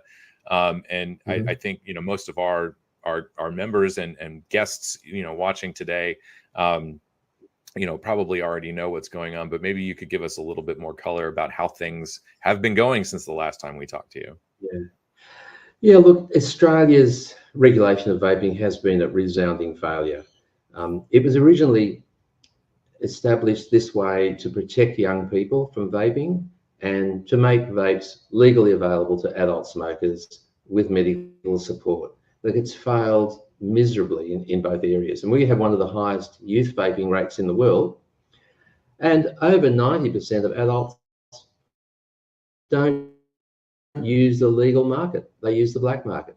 So because it's so hard to get a prescription, so very few doctors will write prescriptions. So doctors are anxious about it. They're skeptical. They're very poorly informed. So to vape legally, you need a prescription, and then you need to get your supplies from a pharmacy. Very few pharmacies sell these products, and those that do have only a small range. And the products that are available now are only in menthol, mint, and tobacco flavour, and there's a very limited range. So vapers are saying, look, I'm not sick. Why do I have to go to the doctor to get a product? To first of all, to find a doctor, and then to find a pharmacy who can provide supplies, and then get what I want at twice the price. So they just go to the black market, and our black market operators have just stepped up. We had a huge illegal tobacco trade. Illegal tobacco is 25% of the market because we price tobacco out of the reach of people. It's the highest cigarette prices in the world. We really messed that up.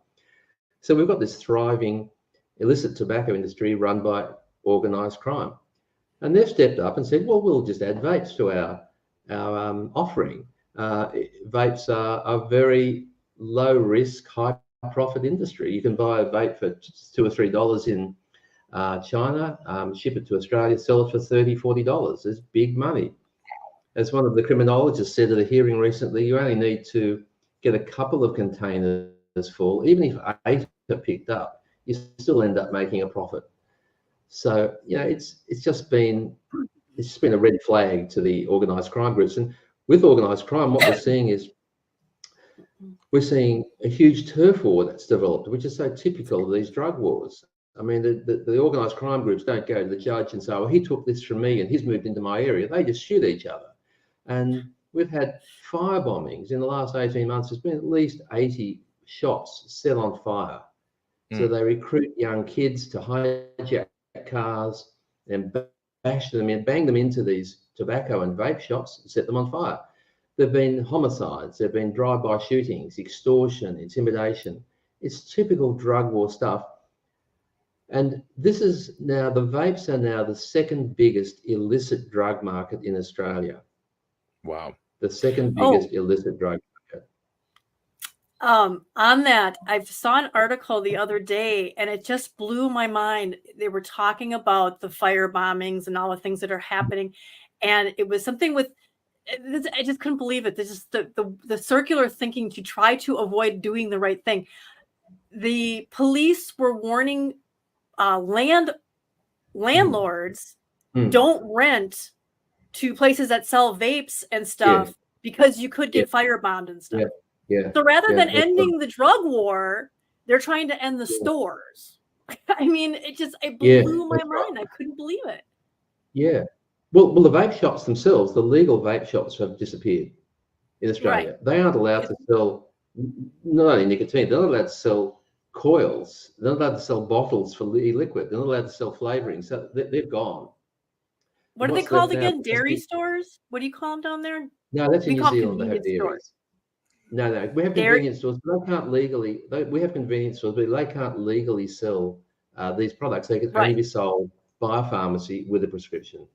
Right. The legal shops that used to provide the advice to smokers. So if you're a smoker who wants to switch, how the hell do you do it? Well, you used to go to a vape shop where former smokers who are now experts in this would advise you, and they were saving thousands of lives. Now they've all closed. Where do you go?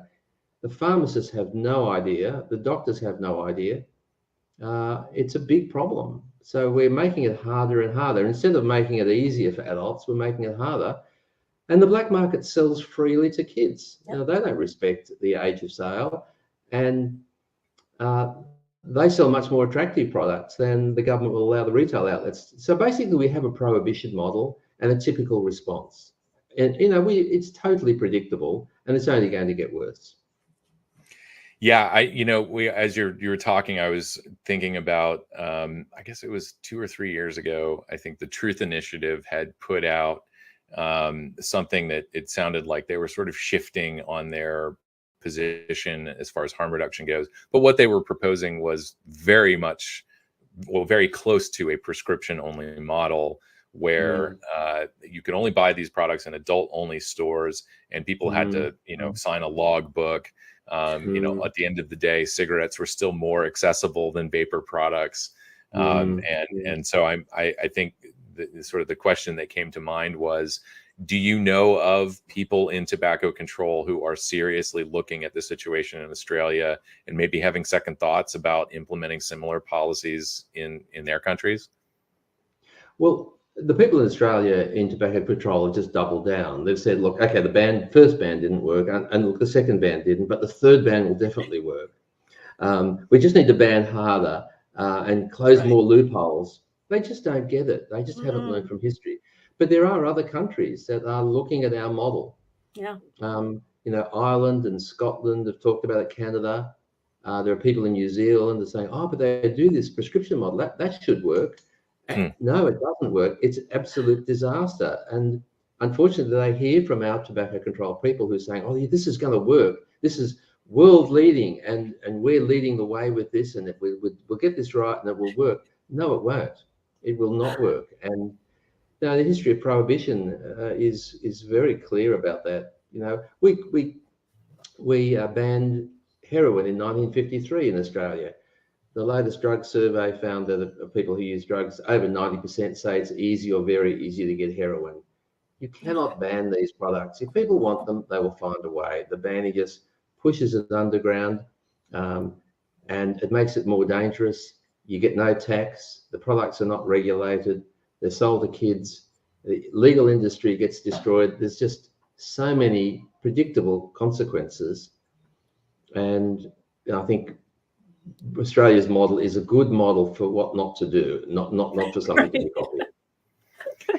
Yeah, and obviously, maybe it's not so obvious, but all of that added risk of people going to the illicit market is clearly not deterring people from using drugs.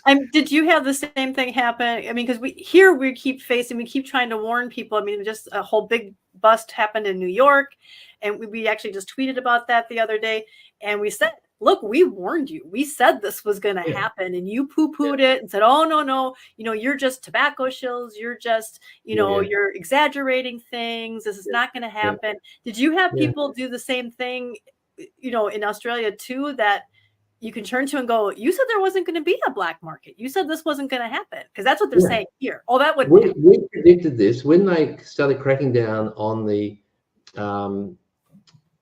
cracking down on the prescription model 3 or 4 years ago, we said to them, the Australian Tobacco Harm Reduction Association published stuff on this and said, this is what's going to happen.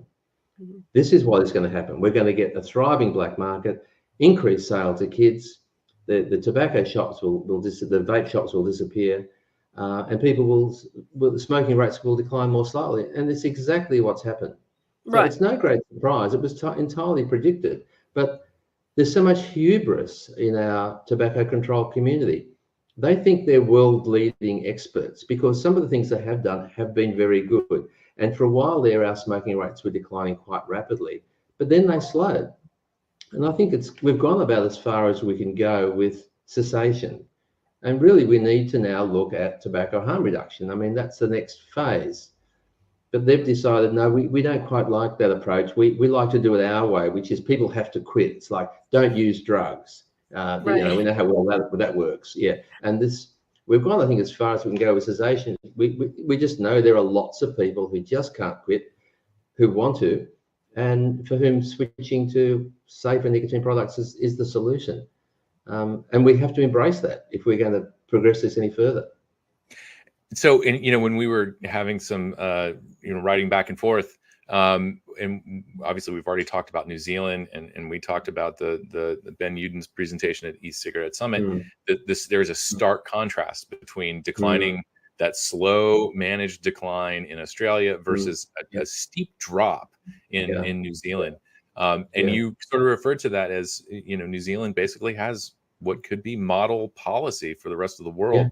What is so great about New Zealand's policy that's working? Yeah, look, New Zealand has really embraced tobacco harm reduction. I mean, it's supported by the government. It's supported the Ministry of Health. It's supported by most medical charities and health organisations. The government endorses and encourages people to make the switch. It's got educational websites. It encourages the use of vaping in its quit smoking clinics. It's kind of integrated into their stop smoking campaigns. And the results have been astounding. Since August 2020, when the legislation was passed, over the next 3 years, the adult smoking rate fell by an unprecedented 43%. Wow. 43%. And the adult daily smoking rate is now 6.8%. Wow. In Australia, it's declined over that same 3-year period more than twice as fast as in Australia. Australia's coming down, and a lot of that, I think, is due to the fact that we have a lot of illegal vaping. So that's, I think, why ours. Of course, the tobacco control people will say, well, that's because all our campaigns are working. No, it's because 1.7 million people, about 7% of Australian adults, are vaping, but not nearly as fast as in New Zealand, because in New Zealand it's encouraged. The rates of vaping are higher. Vaping has a much more positive image, and that's the huge difference it's making to public health, and not only to the overall adult smoking rate, but the Maori smoking rate has declined dramatically. And as well as that, the Indigenous population, and as well as that, the low socioeconomic quintile has also dramatically declined. We all know smoking is a huge social inequity issue, and that group has also had dramatic response. So it's been across the population.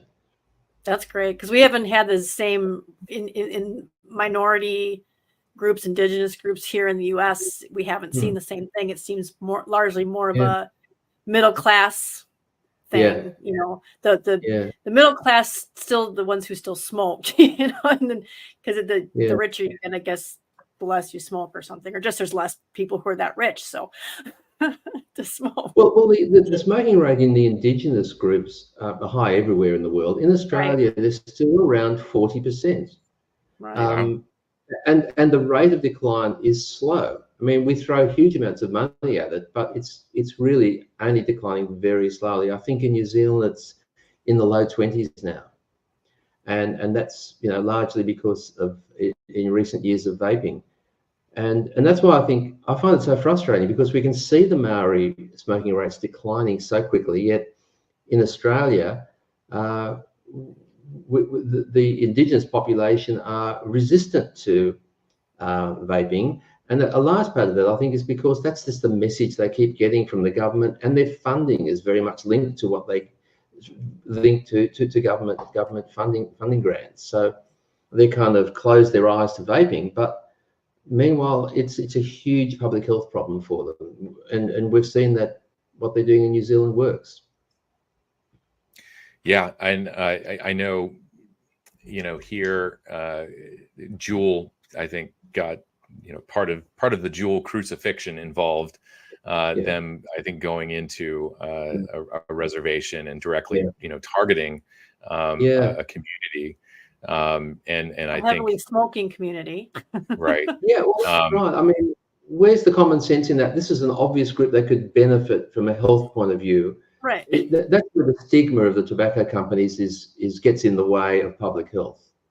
It should be about helping these people to quit. It shouldn't be about, well, let's make sure they don't make any more money and let's punish the tobacco companies and marginalize them. That shouldn't be the priority. It should be, how do we prevent cancer and heart disease and lung disease? Yeah, I one of the more frustrating things about all of this is that the data was showing that the independent side of the vapor industry was actually competing with the tobacco companies, and part of that was before everything got put under the umbrella of FDA regulation, these companies could operate and with all the flavors and devices and nicotine strengths and everything that was attracting people who smoked to the products. I'm a big, and this is where harm reduction works. It's about inviting people in and giving them that friendly option of, this is better. You don't have to force people or beat them over the head to get things to happen. And so we had that competitive market, and I know this is where we get into kind of conspiracy theories, which aren't like wild conspiracy theories right now, because tobacco companies actually are trying to push other challengers out of the market. And with our Tobacco Control Act, it essentially gave the incumbent tobacco industry safe harbor from competition, insulated them against any innovations that came along. And unfortunately, FDA is actually doing the work for the tobacco companies right now. Killing the competition. It's just so frustrating that it's like, consumers actually supported this revolution and had probably the best chance in decades to really injure the tobacco companies from a financial point of view. And then the FDA stepped in and just protected the big companies. And it's only provided approval for products that they make anyway. Right. Yeah. They took the top 5 companies by market share and gave them priority.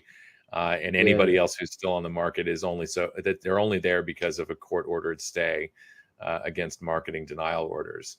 When I think about the mess in Australia, the only thing that comforts me is that we're not the only countries that totally stuffed it up. I mean, the US really, if you don't mind me saying, I mean, this whole FDA pre-market approval, post-marketing, now what do they call it? Anyway, the pre-market PMTA tobacco application. Yeah, I mean, it's just a ridiculous situation. The control that they have in they can make their own decisions without apparent accountability, and to restrict the market to that extent is just ridiculous. I mean, this whole panic about youth vaping, the youth vaping epidemic, is just absurd. Really, it's just all out of proportion. Yeah, and I mean, I don't even want to qualify this with arguably. We were never there to begin with. What we saw was a spike in experimentation and sort of misrepresenting the numbers.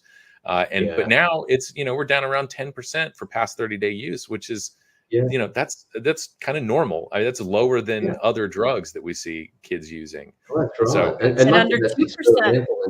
Short term anyway, and a lot of them are smokers, of course. Oh yeah. I mean, and the high school smoking is under 2% now. And one of their main arguments in the early days was, well, this is renormalizing smoking and it's going to lead kids to smoke. And that's been resoundingly disproven. I mean, if that was true, we'd be seeing all the smoking rates going up in teens, and it's gone down to the record lows, yet they're still doubling down on this whole youth epidemic thing. Speaking of youth, what did you think of the New Zealand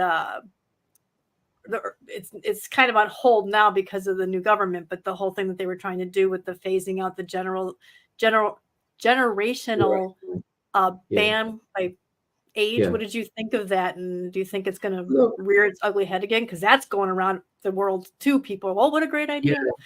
Yeah. Look, I personally have never supported the ban, the generational ban. I think it's a good idea in theory, but I think it's too late for that. As you mentioned, the smoking rates amongst kids already incredibly low. I don't think the problem is kids taking up smoking. I mean, if 1 or 2% in Australia, this daily smoking rate in 12 to 17-year-olds is 0.3%. Oh, that's already okay. Yeah, 0.3%. In our latest national survey. And I think a plan to focus on preventing uptake amongst kids when the numbers are so small, which wouldn't start anyway for a few years, will have missed the boat. What we need to focus on is the 40 and 50-year-old adults who are long-term smokers who can't quit. And our surveys show very clearly that the quitting rates are highest in the groups that have the highest vaping rates, and that's in the 18 to 24, 25 to 34 age groups. And then after you get about past 45, 50, people stop quitting. And they're the ones that aren't vaping. And perhaps there's a message in that, we need to, if anything, encourage older people who can't quit to consider taking up vaping. And in Australia, it would need to be properly legal and regulated and accessible for that to happen. Those people are less likely to want to buy it from the black market. But we're just making it as hard as possible. And I know that's the same in the US. Your older smokers are also quitting. Right. Yeah, and I know actually. So we're gonna blow through the fourth wall here, and this is pre-recorded. So I do know that in our lineup we have already talked to Annie Kleykamp, and she's been focusing some of her work on older people who smoke. I think primarily sort of 65 and up. Things that I assume we will have talked about this, but one of the messages that people hear is that if you quit by the time you turn 40, you are likely to experience a full recovery. You won't experience these smoking attributable diseases. So I'm sort of curious, and I'll set this up with a personal story. When I was in treatment for substance use disorder, there were some older folks in there. And I know, one gentleman in particular was, mid to late 60s, and he had I think had stayed out of recovery, didn't seek any help or support because he was old enough to the point where it was like, well, I'm going to die soon anyway, so why bother? Meanwhile, he's got grandkids and kids and family who really care about this person, but he's not really seeing the benefit. So I'm kind of curious, number one, how solid is that number of, by 40 to save yourself from the worst of smoking? But also, do people in their 40s hear kind of a dual message? On one hand, it would be a good time to quit. On the other hand, why bother? Because I'm already sort of locked into a certain amount of suffering. No, look, the answer is that from the ages of 35 to 40, if you quit, you have a normal life expectancy. It's more about life expectancy. So the average smoker who loses on average, long-term smoker on average, 10 years of life. From the age of 35 to 40, so after you smoked 20 years, after that point, every year you keep smoking, you lose 3 months of life expectancy on average. And that's kind of permanent. I mean, statistically, every individual is different, but statistically. So it's never too late to quit. So as each decade goes by, if you quit, you will live longer, but not quite as long as you will have if you quit the previous decade. So you're never too late. It's never too late to quit. I mean, not only will you live longer, but you'll feel much better. You'll have a better quality of life, and you'll save a lot of money.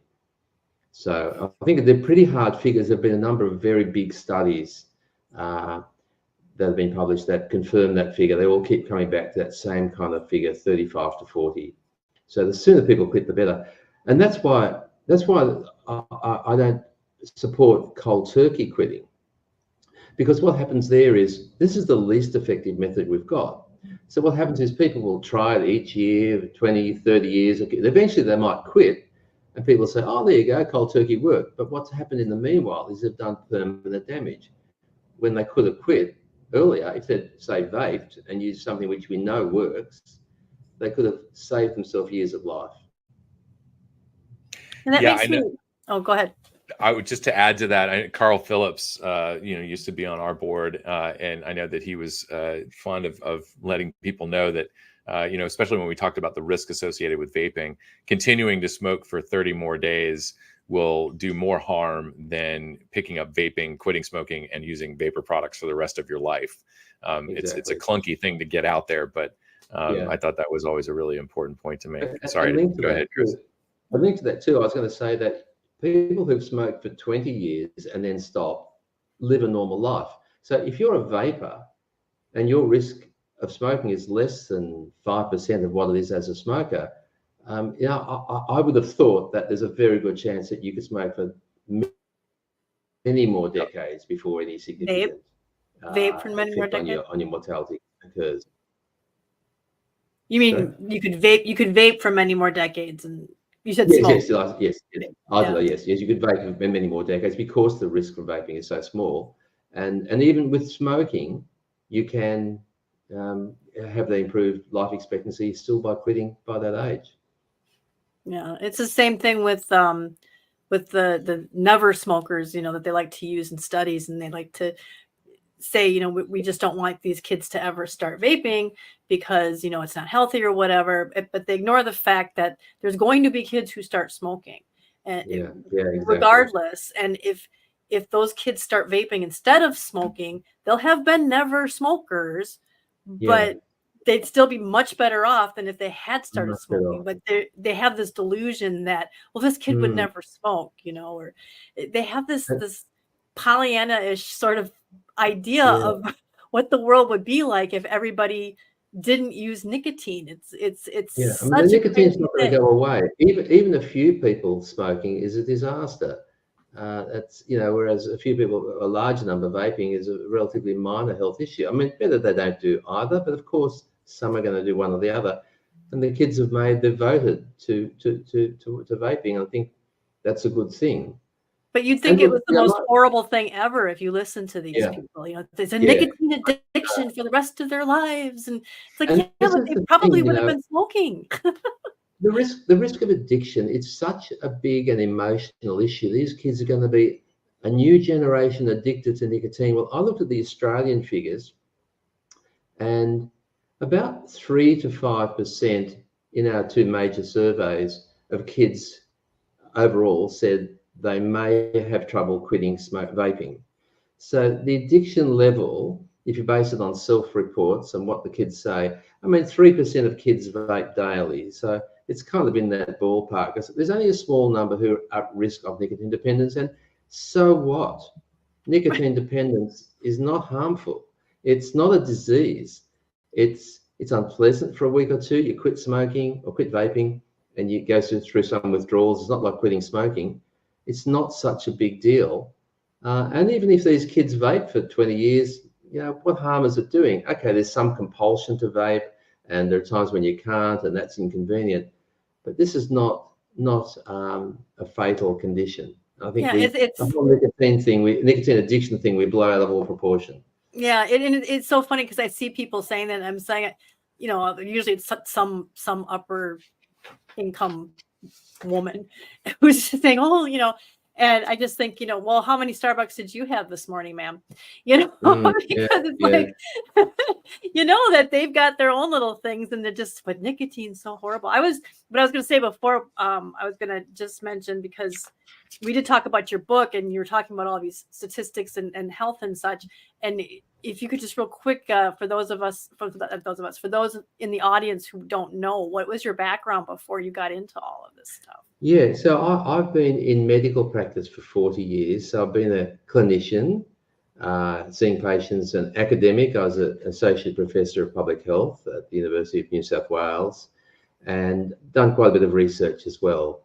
So I started off in general practice, but soon became interested in vaping and smoking, and more recently in vaping.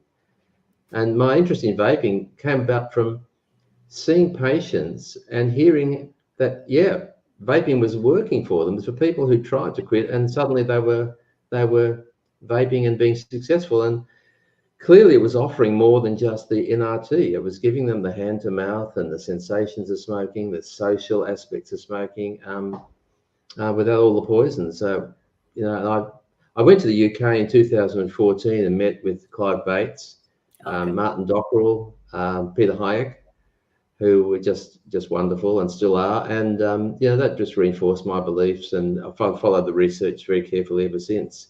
And, you know, I'm just staggered that we have formed policy in Australia which doesn't follow the science. And yet, you know, our health minister just keeps lying about this. He says the tobacco company has created these products to addict a new generation to smoking. He says vaping will increase your chance of becoming a smoker 3 times. And we're not going to let a new generation get addicted to nicotine on my watch. And there's all this brain damage. I mean, I just can't watch it anymore. Yeah, well, yeah, I won't go there, but I just can't watch it anymore. He keeps saying it over and over, and you know, some of it sticks. It's crazy. Yeah, he'll be accountable one day, because clearly this is not going to work. But that's the power, and the media, unfortunately, is on side. The media love these clickbait stories, as you've discovered in the US. Even in the UK, very negative. Yeah, even in the UK, the media just jumps on. Yeah. Well, certain media just jumps on all of it, and he doesn't even care. He doesn't even look and say, "Oh, look what's happening in England. Look how the smoking rates for youth are going down in the US after that peak." He doesn't care. None of that matters to him. He doesn't see that as evidence at all. Clearly, it's crazy that they just ignore it. The cognitive dissonance or whatever it is. The drop in the US is extraordinary. You know, the 60% decrease in youth vaping. It's dropping in New Zealand. It's dropping in Canada. It's actually plateaued youth vaping in the UK, but in Australia it's going up, and we've got the higher youth vaping rate because of our easy access through our black market. We've got a higher vaping rate than most other countries, and it's going up. It will continue to rise. You know, the black market isn't going away. And the funny thing about that too, with everything that's been going on around the world, especially since the pandemic and what's been going on with our children and how that kind of all, you know, all the studies are coming out saying that's messed up our kids, you know, not being in school and just all that stuff, the not being able to be social. You see a lot of things with mental health and drug use and things like that. Here, fentanyl has just been awful. And you have to wonder that if that tick up in nicotine use, in vaping nicotine, if they're not, as long as they're not, you know, I'm sure that a lot of them are vaping THC too, but you'd have to wonder if they weren't using the nicotine and using that as sort of their outlet or their being a rebel or whatever, what would, you know, if vapes did not exist, you have to, they don't ask, but they should wonder, what would these kids be doing otherwise?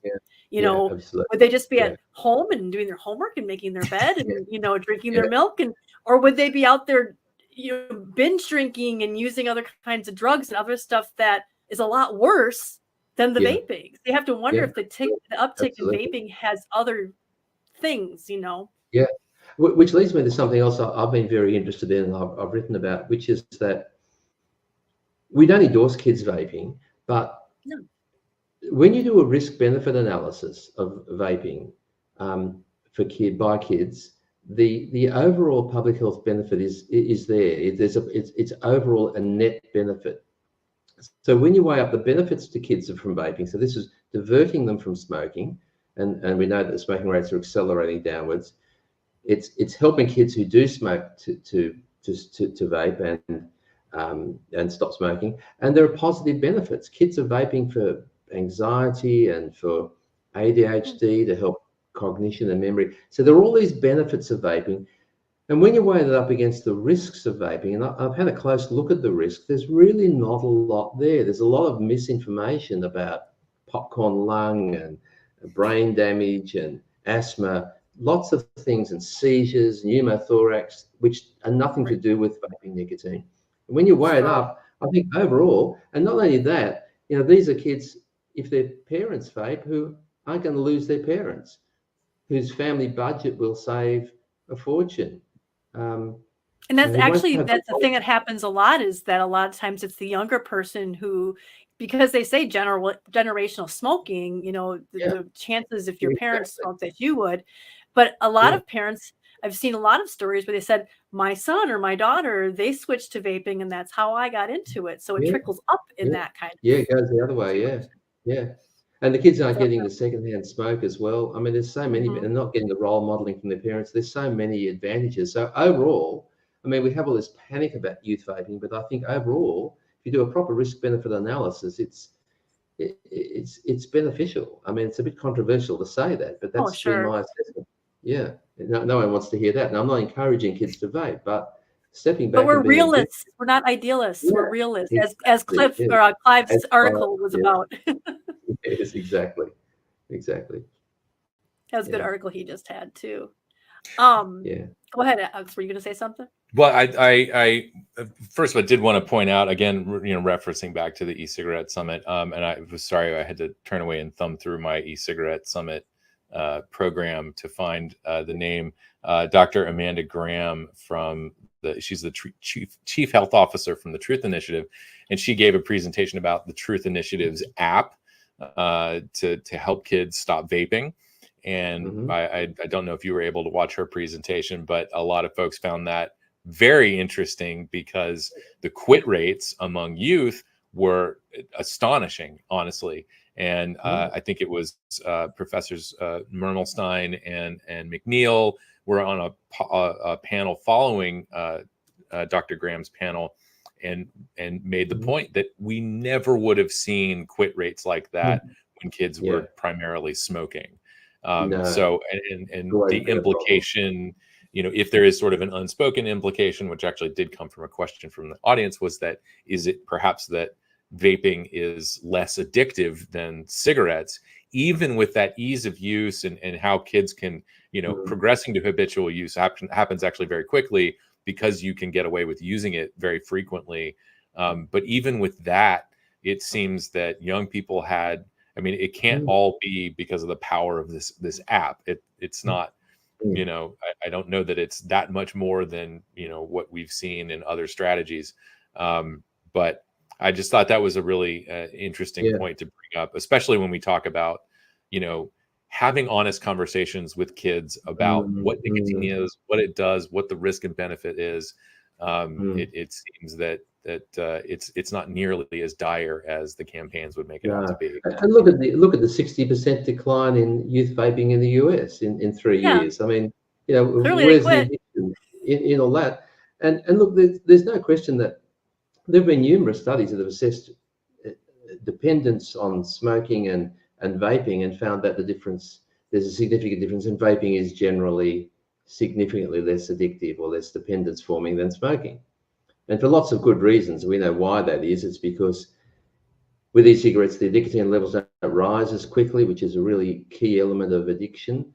And also there are all these other chemicals in smoke that make nicotine more addictive. So it's no surprise. And the studies use all sorts of different ways of testing that, and they've consistently found that vaping is less addictive. So that's another advantage. Tobacco itself, has not necessarily addictive other chemicals, but has beneficial chemicals that are, what are those called? I think MAOIs. MAOIs, it's got other, I've told the story many times, but when my husband and I switched back in 2009, I found it relatively easy to, once I got a good flavor, I was done with cigarettes. But my husband just kept saying, there's just something missing. There's something missing. We were adding menthol and more flavor and higher nicotine levels, and it never quite did it. And that's one of the reasons why he started using snus. It was the snus that gave him those MAOIs or whatever it was that gave him. And you can't, I don't know if those are addictive, but he found those beneficial for things that he has that made the difference. And from that point on, he was able to just vape and hadn't smoked. So that was one of the reasons why, and that was back in the early days when CASAA was being formed. It was one of the reasons that when I learned that about snus, because I had the whole chew bad for you, oh, no, you're gonna get mouth cancer and stuff. And I got straightened up by that, by doing some going down some rabbit holes, and that made me very angry that we had been lied to about that. And that's one of the reasons why CASAA is a THR organization and not just, that's why vaping's not in our name, and we had to figure out a way to do that with the message. So and look, snus, I've heard that a number of times with snus, and I think it's a lot to do with the other alkaloids. There are other chemicals. So like nicotine, with different names, and which have a similar effect. But in smoke, there are other ingredients which I don't know if monoamine oxidase inhibitors are in snus, but certainly they are in smoke. But in nicotine, snus did it. Yeah, but people who switch just to pure nicotine often need something extra, and there are other ways of getting it. That's very smart what he did. Yeah, and I'm glad I learned about that. Nicotine pouches are growing in the US as well. They are. I'm a big fan, obviously. Yeah. My husband uses those now, actually. I don't think he uses snus as much. He uses the pouches, which maybe just gradually just didn't need the... Yeah. I got him off the cigarettes, just having alternatives. Imagine that. Exactly. It's all about whatever works for different people, and snus and nicotine pouches are pretty low on the harm continuum. I mean, they're not inhaling anything anymore. Nicotine and really not much else. It's like a nicotine pouch for your gum. They're the next horrible thing here in the US. So I think it makes a lot of sense. Yeah. Oh, you got to keep them from those teens, though. The teens love them. That's what the old people in Congress are saying. Well, we are trying to keep this to a tight hour here. We're going to be respectful of your time and also stay on our schedule. But I did, before we wrap things up, and we got about 12 minutes here. I did want to talk about the state of consumer advocacy in Australia. My memory is, I think I had seen you tweeted something out recently from a group that looks new to me, but I understand that it's been a challenge to get adequate consumer representation in all of these. I'm sure, of course, people gobbling up the propaganda left and right isn't helping things. But how has the consumer gotten involved, been listened to at all in Australia? And I'm just going to ask the question. I mean, what are the downsides of not paying attention to to the consumer voice in this? Yeah, look, I think one of my big disappointments has been the lack of engagement of consumers in Australia. We have 1.7 million adult vapers, which is 7% of the adult population. Politically, that should have a huge impact if that group was active. And they could be, because for many of them, this is a huge issue. But one of the problems is that they're reluctant to stick their heads up because vaping is illegal for most of them. They're not getting scripts, and they don't want to take the risk of it being taken away. So there is a reluctance. They understand that. There was a branch of the New Nicotine Alliance in Australia, which went for several years. I think they closed down about 5 or 6 years ago, and that was partly, there were personality issues, and there were, it just imploded, and that stopped. And more recently, a new group called ASCA, which stands for Australian Smoke-Free Alternatives Consumers Association, started up about a year ago. Wow, a name worse than ours, Alex. Not worse, but longer. They also decided to go for the wider range of tobacco harm reduction options, not to stick with vaping. But they've been sort of slowly building and developing websites and social media presence, but they're still getting organised. Just recently, you may have seen a group called Alive. That stands for Australia Let's Improve Vaping Education, and that's run by a very active vapor in Australia called Pippa Star, who's really makes a huge effort. Is really energetic and really switched on and very dedicated. She's forming this grassroots consumer group. She's got she publishes stuff, and she has social media stuff, and she has webinars, and so the consumers are starting to make a bit of noise, and I think they have to. And I think as things become more and more desperate, they're realizing, well, if they don't speak up, this could all be taken away, which I think has always been a distant threat, but now it's a very real threat. And we have and the what, other, like, I was just going to say, we have like 11 million people who they say vape in the US, Yeah. I believe.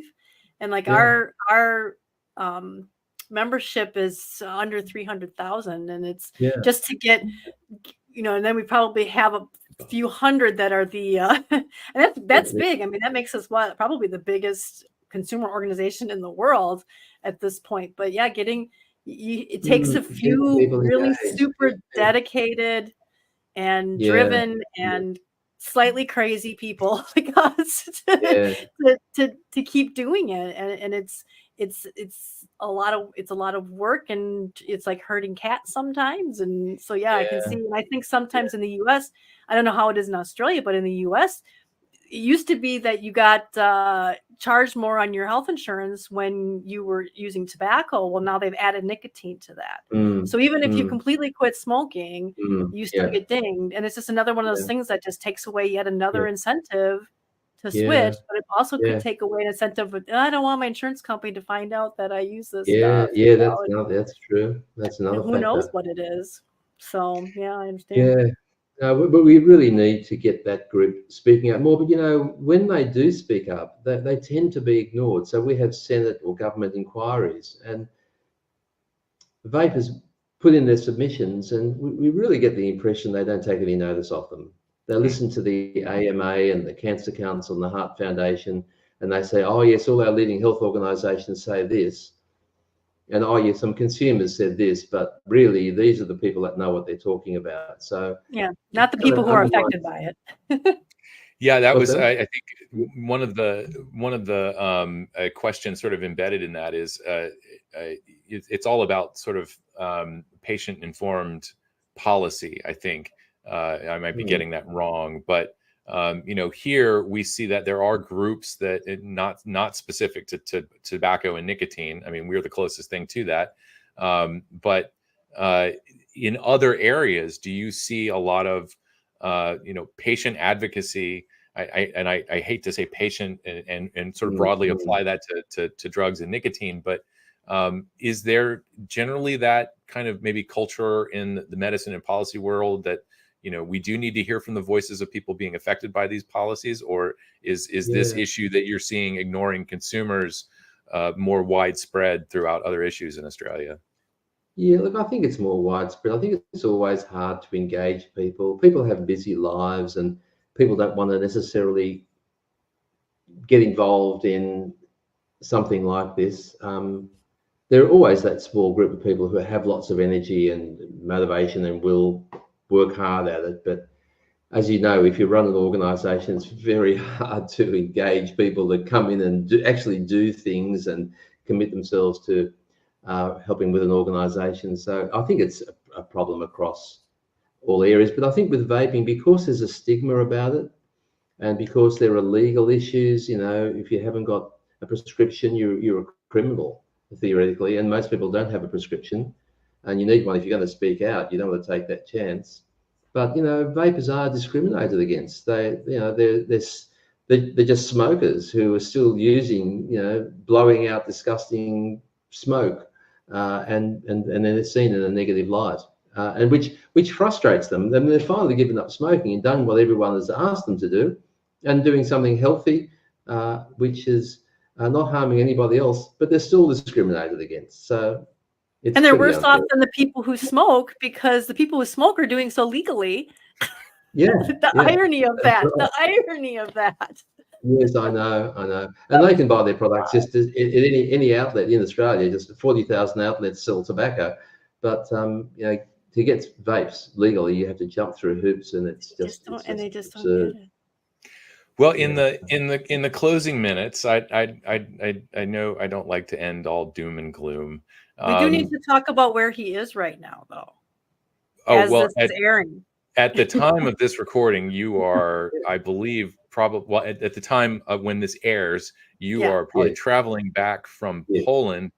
You would be attending the GFN. So I was maybe this is the positive note to end on. Maybe talk a little bit about GFN and what it's bringing to the debate globally, and how more consumers can get involved. I think in that conference and other stuff. Yeah.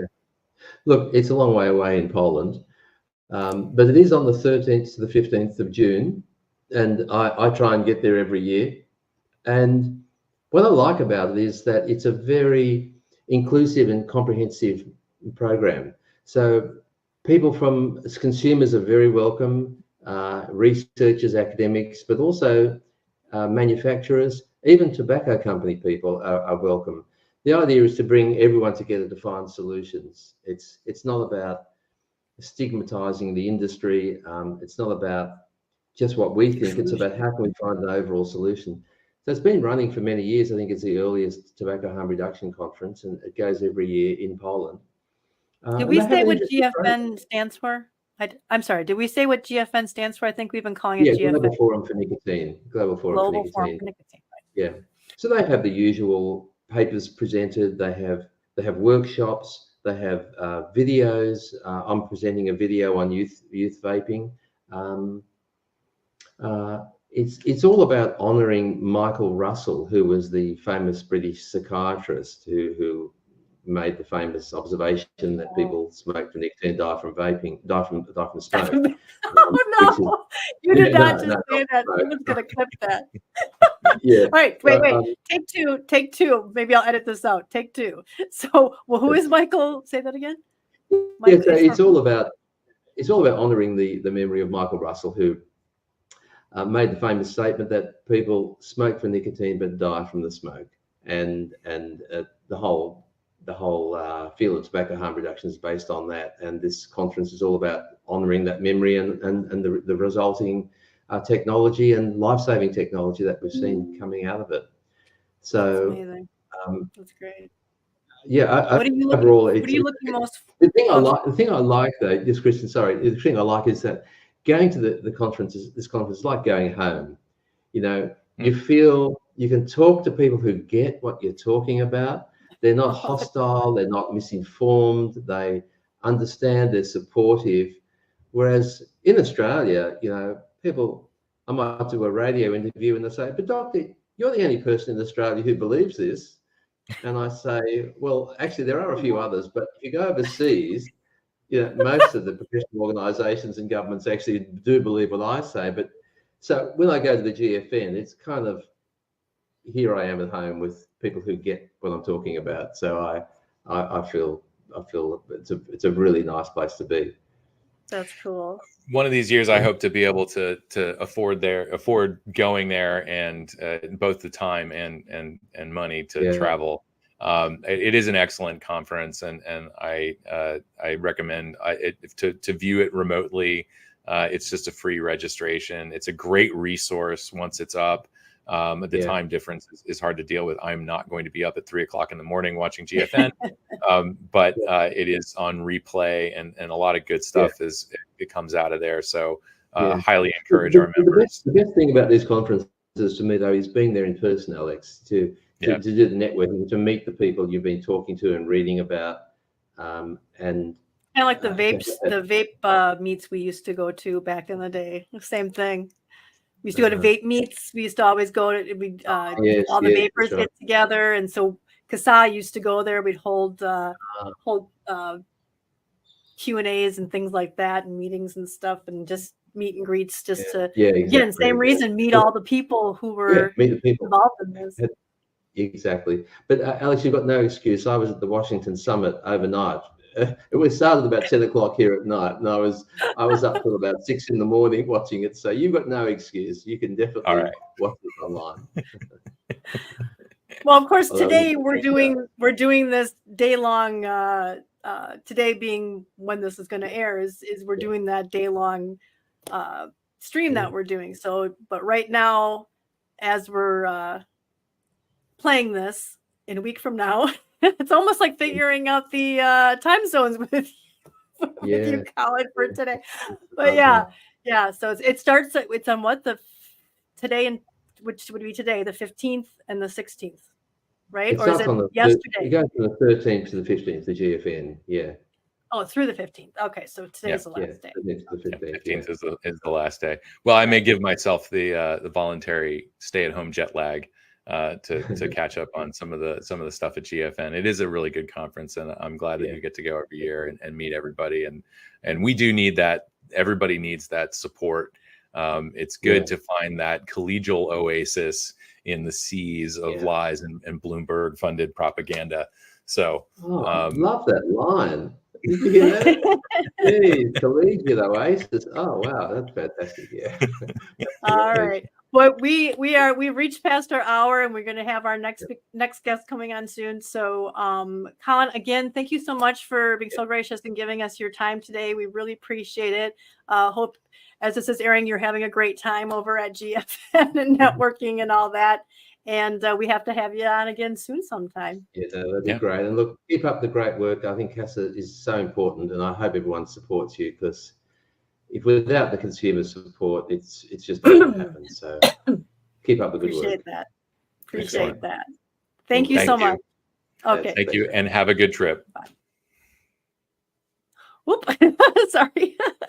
All right. Well, we're done with this segment, and we will end this now, and we will be back live in just a moment. Right back.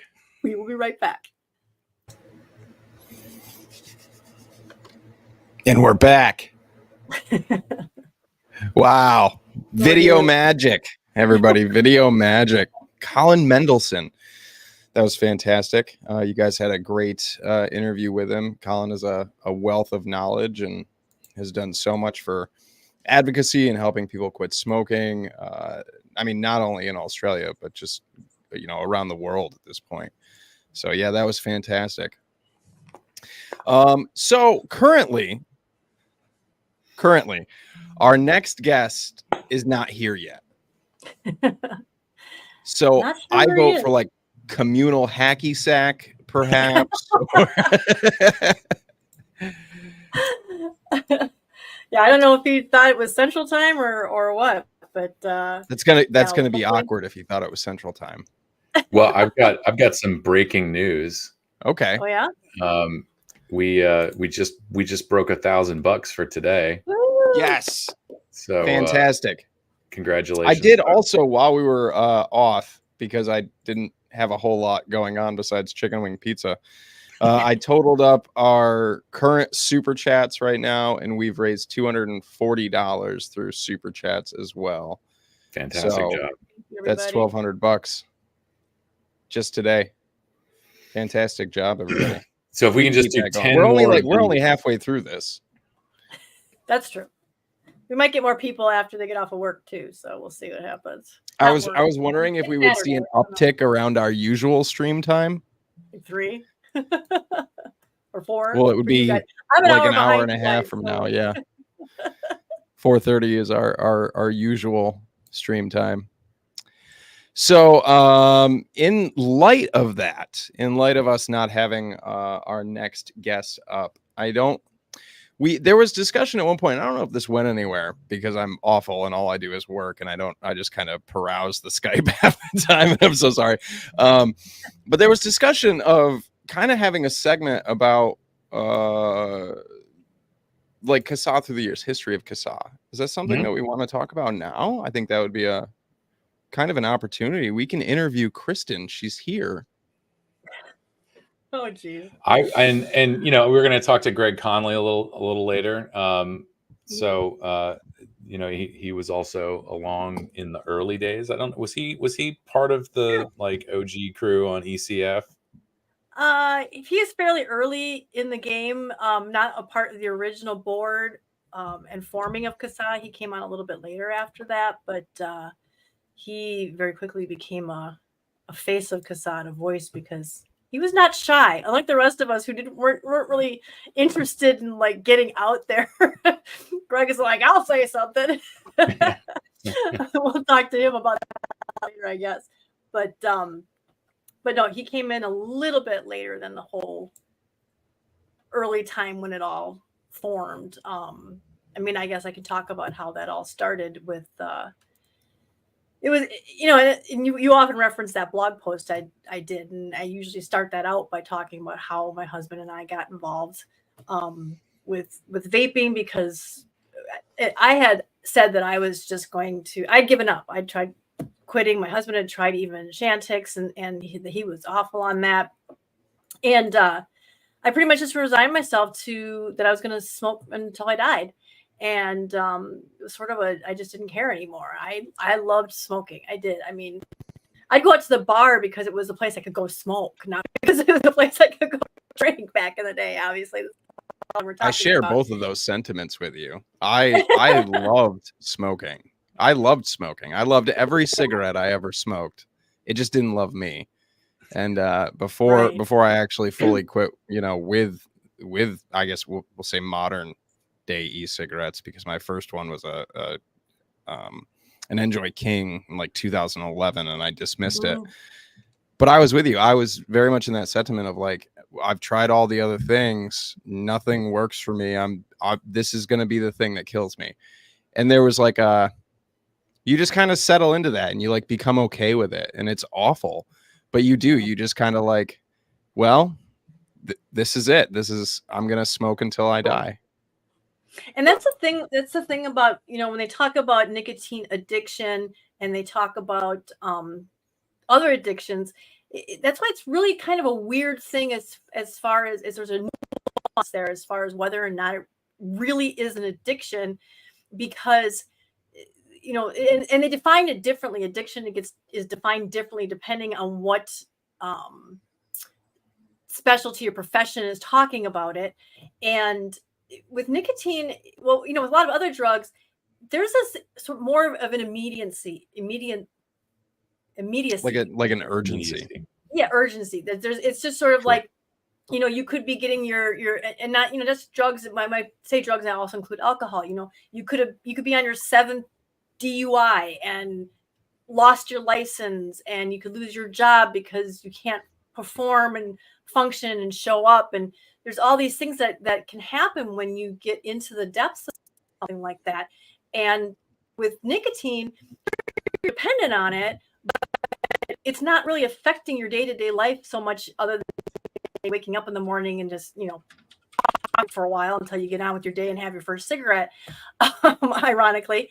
And so there is this question of whether or not it's a true addiction in that sense, because there's not this sort of immediate, I've lost my job, I've lost my marriage, I've lost relationships with my friends. You know, I have some family members who had a lot of serious issues with that, and they were stealing from other family members, just the constant lying, and it just affected them. And just some family members who I have who aren't even speaking to their own siblings or their own children because of all that stuff that happens. I mean, that you don't see that happen with nicotine. There's not that sort of urgency to, so some way down the line you might lose about 5 to 10 years of your life with that.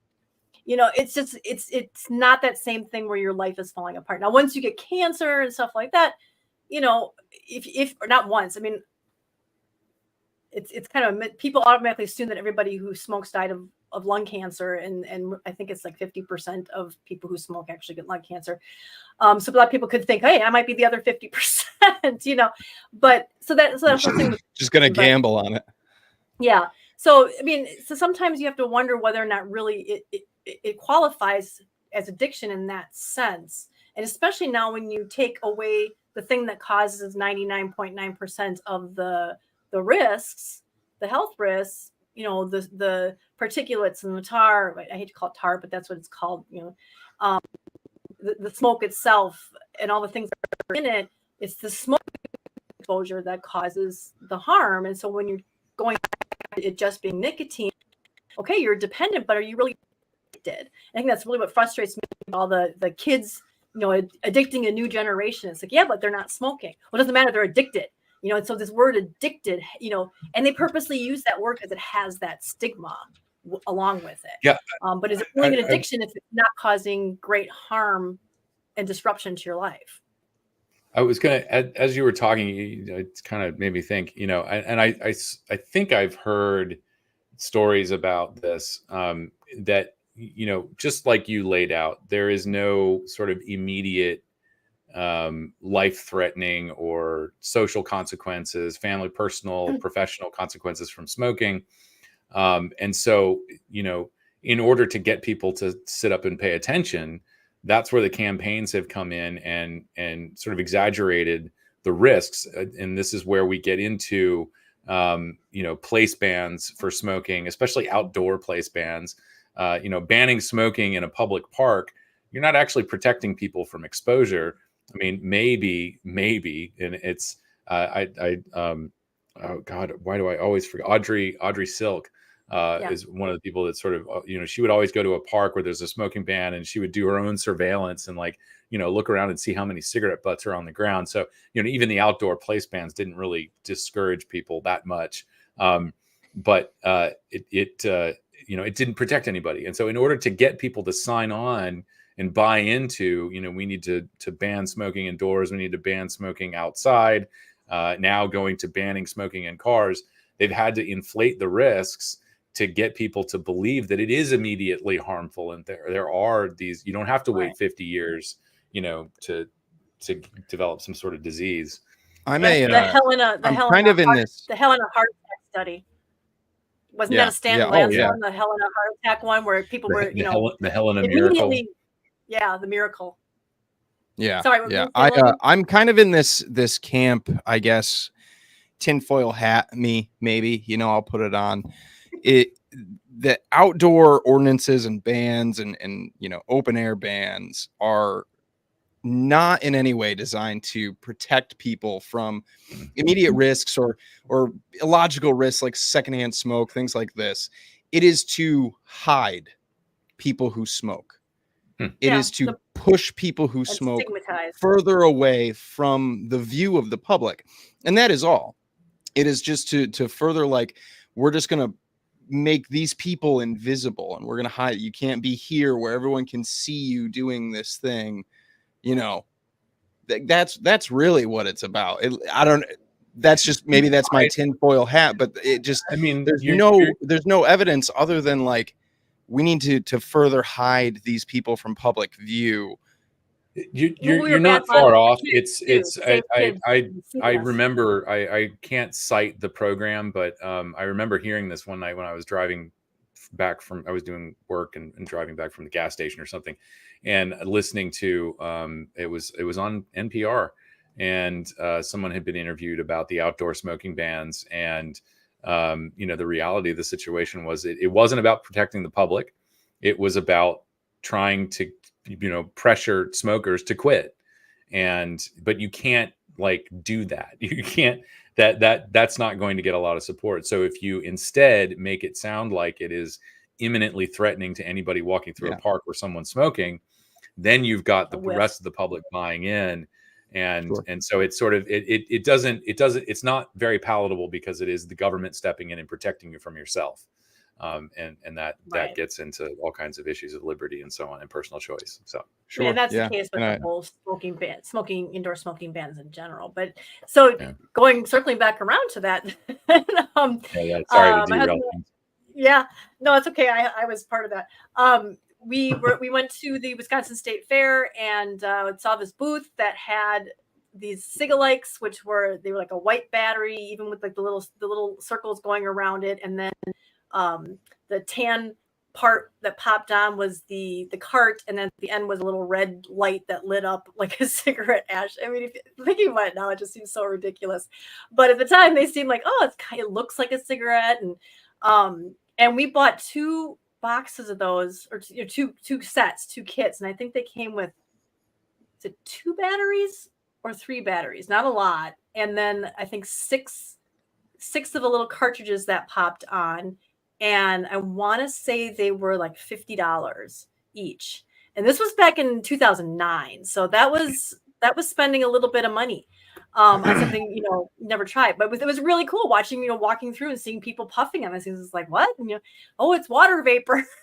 and then I got home and tried it, and a couple of them were duds. And I can't remember. I think they did recharge, but I hated the flavor.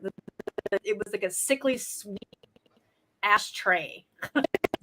It was just like not, to me, it did not taste anything like a cigarette because there's no combustion. So it's a whole different thing. The vapor was nice, but I thought, well, this has got to be artificially flavored. Unlike what, tobacco-free kids and everybody else Durban seemed to think that, it's natural tobacco flavor that gets flavored with the kids' flavors in e-cigs. I don't know where they're, but anyhow, so I had figured out, I'm smart enough that I had figured out, okay, it's the artificial tobacco flavor, probably usually using a mixture of food flavorings. And so I started looking for something that a different flavor, like a peach or coffee. I think I was looking for coffee back then, like a chocolate mocha. And so I ended up going online, doing some Googling, and ended up in the e-cigarette forum. And the e-cigarette forum is still around, and CASAA's still active on it. We have our own little corner of the forum. And there was just a bunch of people, and they were adults, and they were all older. There was no kids on this thing in 2009, 2010. And I found somebody who was either making or selling peach. They were giving recommendations. Oh, go to this website, go to that website. It was an awesome resource. And I eventually got my mocha or my peach or whatever. And there was people who were just starting to open up e-cigarette, e-liquid. They were mixing their own stuff, and then they were getting like facilities where they could actually do it on sort of a bit larger production. Drew, who was one of our on our original board of directors, he started. I'm totally blanking on what it was called. Enhale? Was that Enhale? I think it was, like the letter N with HALE. And so the flavors, and then they were like, oh, how can we make these better? How can we? And then the whole modding started and everything. But just like everybody else who first gets into it, I thought, this is great. I've cooking, and I quit very quickly, like I mentioned with Colin just now. And once I got a flavor I liked, but then we just started seeing the FDA coming out and saying, this has got carcinogens in it, but not qualifying how the level of carcinogens compared to what's in a cigarette. I mean, what are they doing? And then, the American Lung Association came out against it, and the American Heart Association came out against it, and just flabbergasted, just couldn't understand why. And everybody else was like that. More and more we realized that, all these rules were coming out. Well, you can't make any therapeutic claims, and therapeutic claims are, it has no smoke. You can't say that, but it's true. Well, how is there's no smoke a therapeutic claim? I mean, it was just ridiculous. But we realized that consumers didn't have to follow any rules because it just didn't cover us. We could say whatever we wanted. And so we all started talking about starting something that we could get factual information out there, because we still were relatively naive back then, thinking if we can just get the right information out, if we could just get the truth out, then they'll understand. And here we are 15 years later, but still trying to get the truth out. But then that's how a few people, Webby, and I'm totally that was his screen name was Webby, and I'm totally blanking on what his real name was because we always called him Webby. He owned like a little website building company, Imagine 2009. Yeah, it was that bad. So he built the initial website, and we had this special people nominated people to be on the board of directors and get the ball rolling. And there must have been 20, 30 people who were nominated.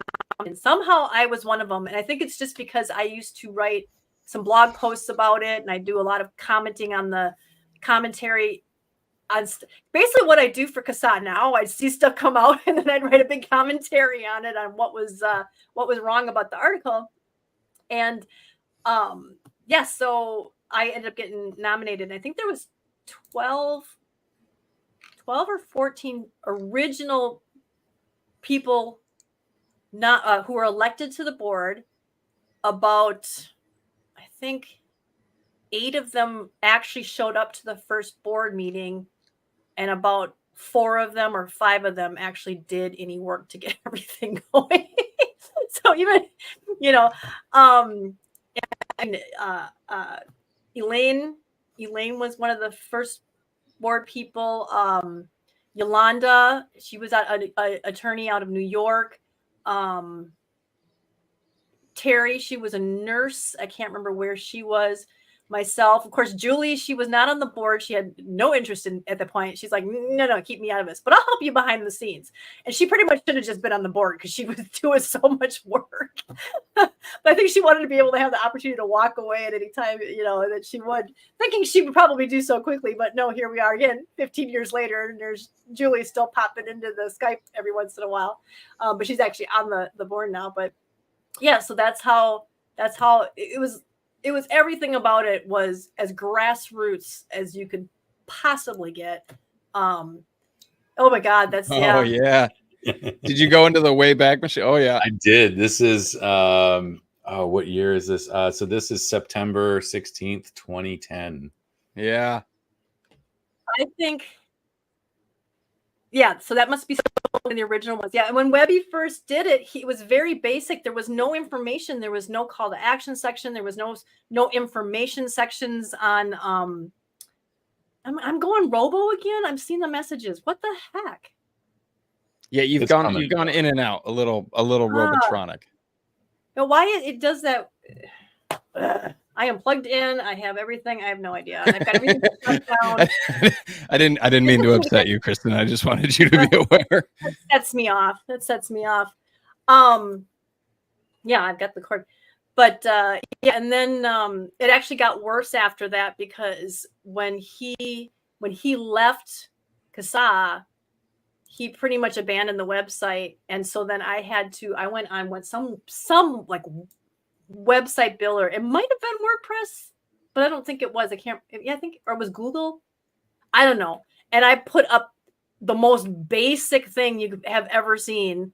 I tried to do what I could, but it's like the most I had done was real estate websites for myself because I had been in real estate. And yeah, it was pretty ugly. And it was all based on those original colors that Webby had designed our logo on. And they definitely weren't as pretty as the one that Danielle did for us with the colors we have now, which are worlds better than their olive green and navy. This is a great snapshot. Oh yeah, and it's all broken because it's the Wayback Machine. But that is the color. This is, I think, pretty much what the site looked like when I saw it. And that's the one. That's the one that I threw together really fast because we couldn't access the old site. So I downloaded everything I could and just threw up as much as I could onto just temporarily. I can't even remember who. Blogger. Was it blog? No, is it Blogger? It might have been a blogger site. I don't know. But yeah, it was just real quick, threw it up and tried to add stuff to it and kept saying, well, eventually we'll do it. Eventually we'll do it. Eventually. And it took a while. I think we had that thing for, gosh, when did we get the new site? Do you remember? We've been through, since I've been involved, this was what was up when I first started in 2014, and then everything got overhauled. I can't remember when, maybe 2016. And then I think pre-pandemic, Danielle did it with, I'm drawing a blank on the people we hired to do this. I am too. But we did pay to have this overhauled and make it as functional, dense as it is now. Yeah. And I was trying to explain to people. I remember the website right before our current one. I don't know if there was an interim between those two or not. I think I first became a member in somewhere in late 2017, early 2018 would have been when I first became a member of CASAA. Yeah, and people used to give us so much crap about it, and it was just like, Charles is trying to get on. He thought it was 4 p.m. I'm not sure where he got Eastern. He was off an hour. But he's got to connect his devices, so I'm not sure what he's doing.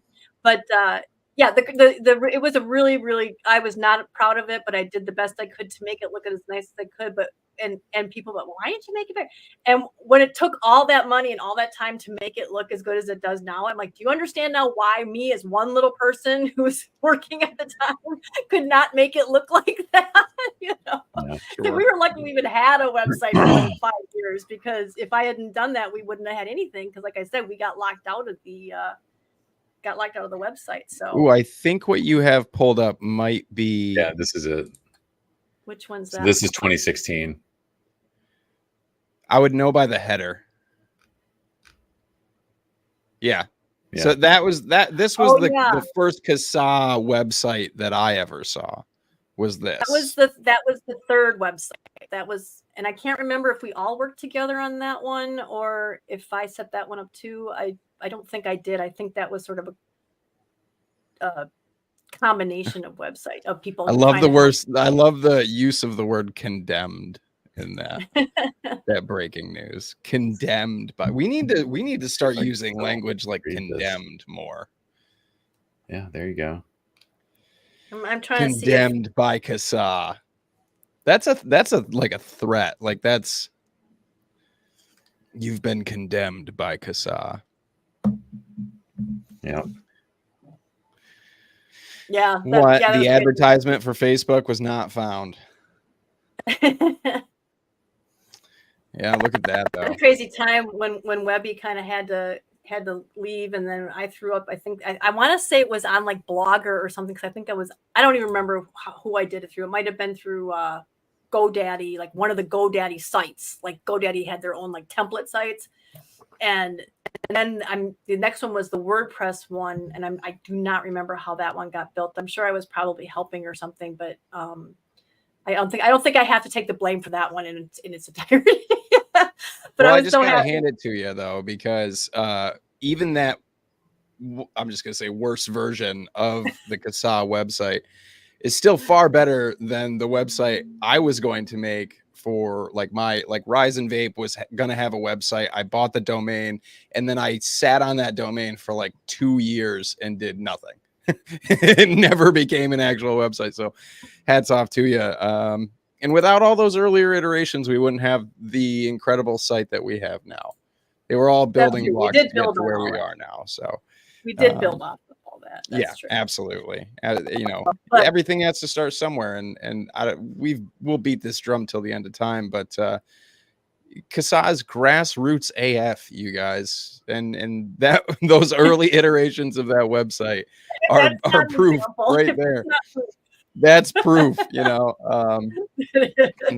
CASAA has just always made it work, knuckled down and made it work to do what we Our do. little thing right there. He's still trying. I can see him popping in down. Yeah, He's Charles is trying. trying to get on. I'm not sure what's going on. I tried messaging him, but yeah. So that's how it's all started, and we've gone through. I mean, we've had several new people start, like shortly after. Like Greg started with us, and it's just been we would build on, and we'd always try to like ask people who we saw who looked like they were really super invested, and especially people who were posting, looked like they were looking into the legislative stuff, or they were writing articles about it, they were doing research, they were putting information out, and that's exactly what we saw our mission as, was putting information out. So we felt those people would be really helpful to have on the board. And, and then once you find somebody, it's just this combination of the person not only has to have the intelligence, if I do say so, but they have to be able to speak well, to be able to understand that when you're an organization, you can't just fly off the handle about stuff, and you're representing that, and that they have to be able to cite the facts and not be angry all the time, because then you just overreact about stuff. And after you get all of those qualifications down, they got to want to do it. If they don't want to do it, So, yeah, I don't know how I ever got picked to be on this board. Well, because you want to do it. It's because I wanted to. They threw the rest of the qualifications out. They were like, Logan's a little rough around the edges, but he wants to do it. So. I'm still not sure exactly what's going on with Charles, but he is trying to get in. He is trying, even though we are kind of past that. Almost to the end of the hour here, yeah. Yeah, approaching. So we may or may not be able to get Charles on, but yeah, Kristen, you've been doing this for a while now, a long while now.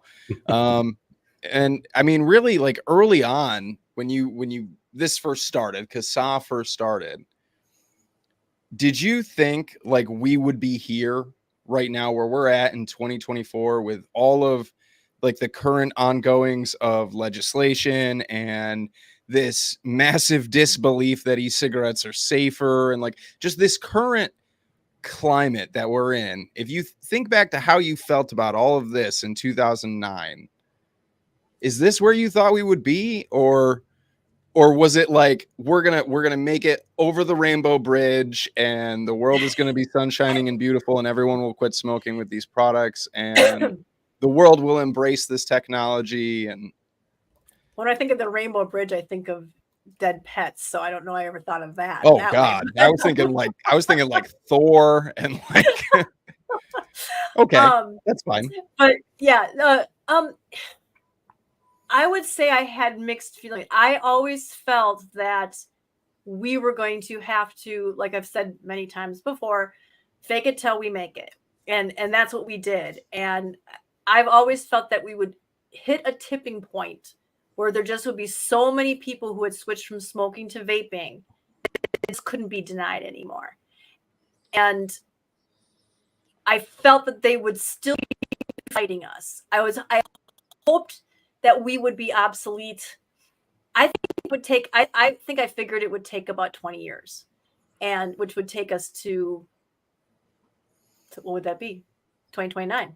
2029. So I'm probably off by about 10 years. I think we probably have another 10 years to go.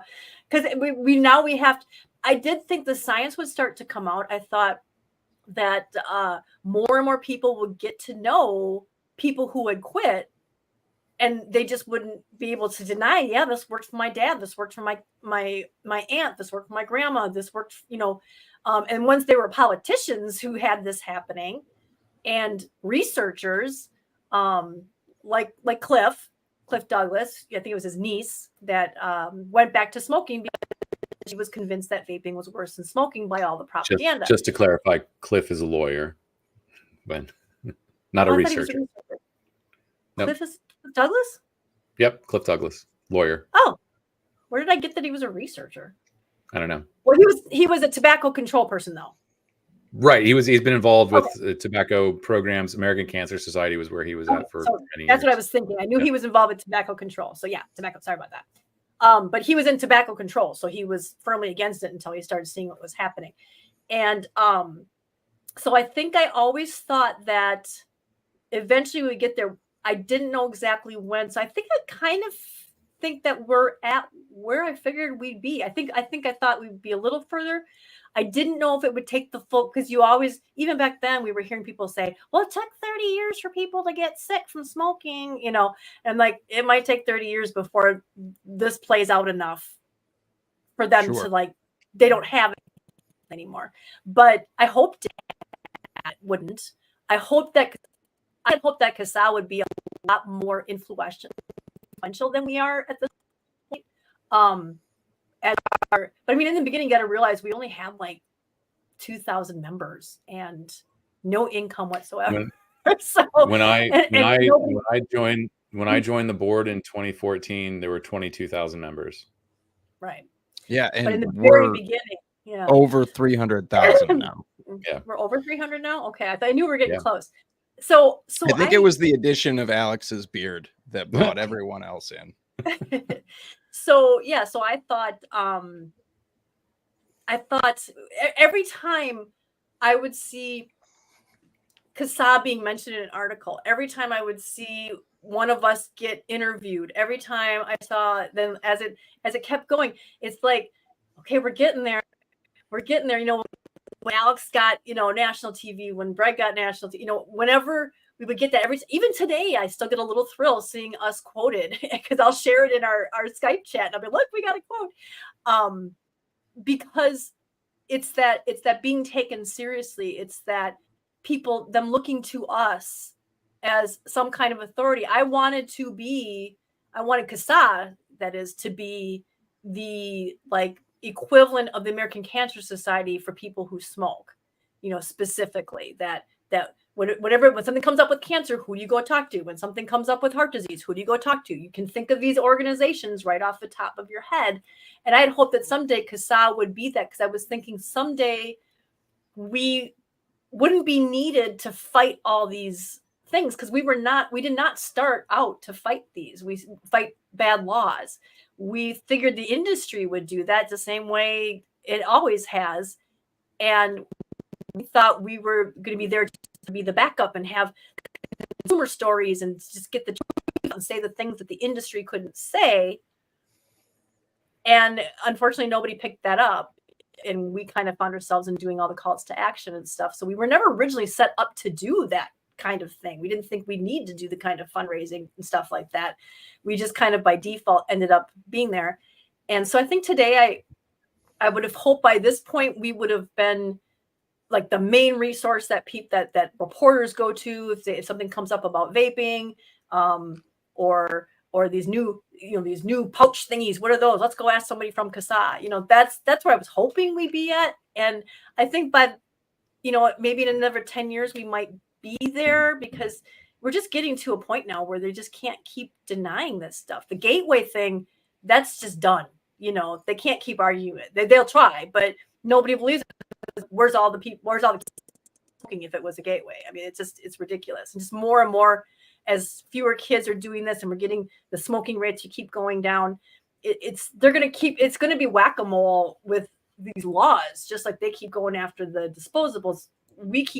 They just keep picking a new thing because they're becoming obsolete, because the less people who smoke, or the fewer people who smoke, the less they have any relevance. All these tobacco control people, the less they have relevance, because people aren't dying from tobacco related diseases if they're not smoking.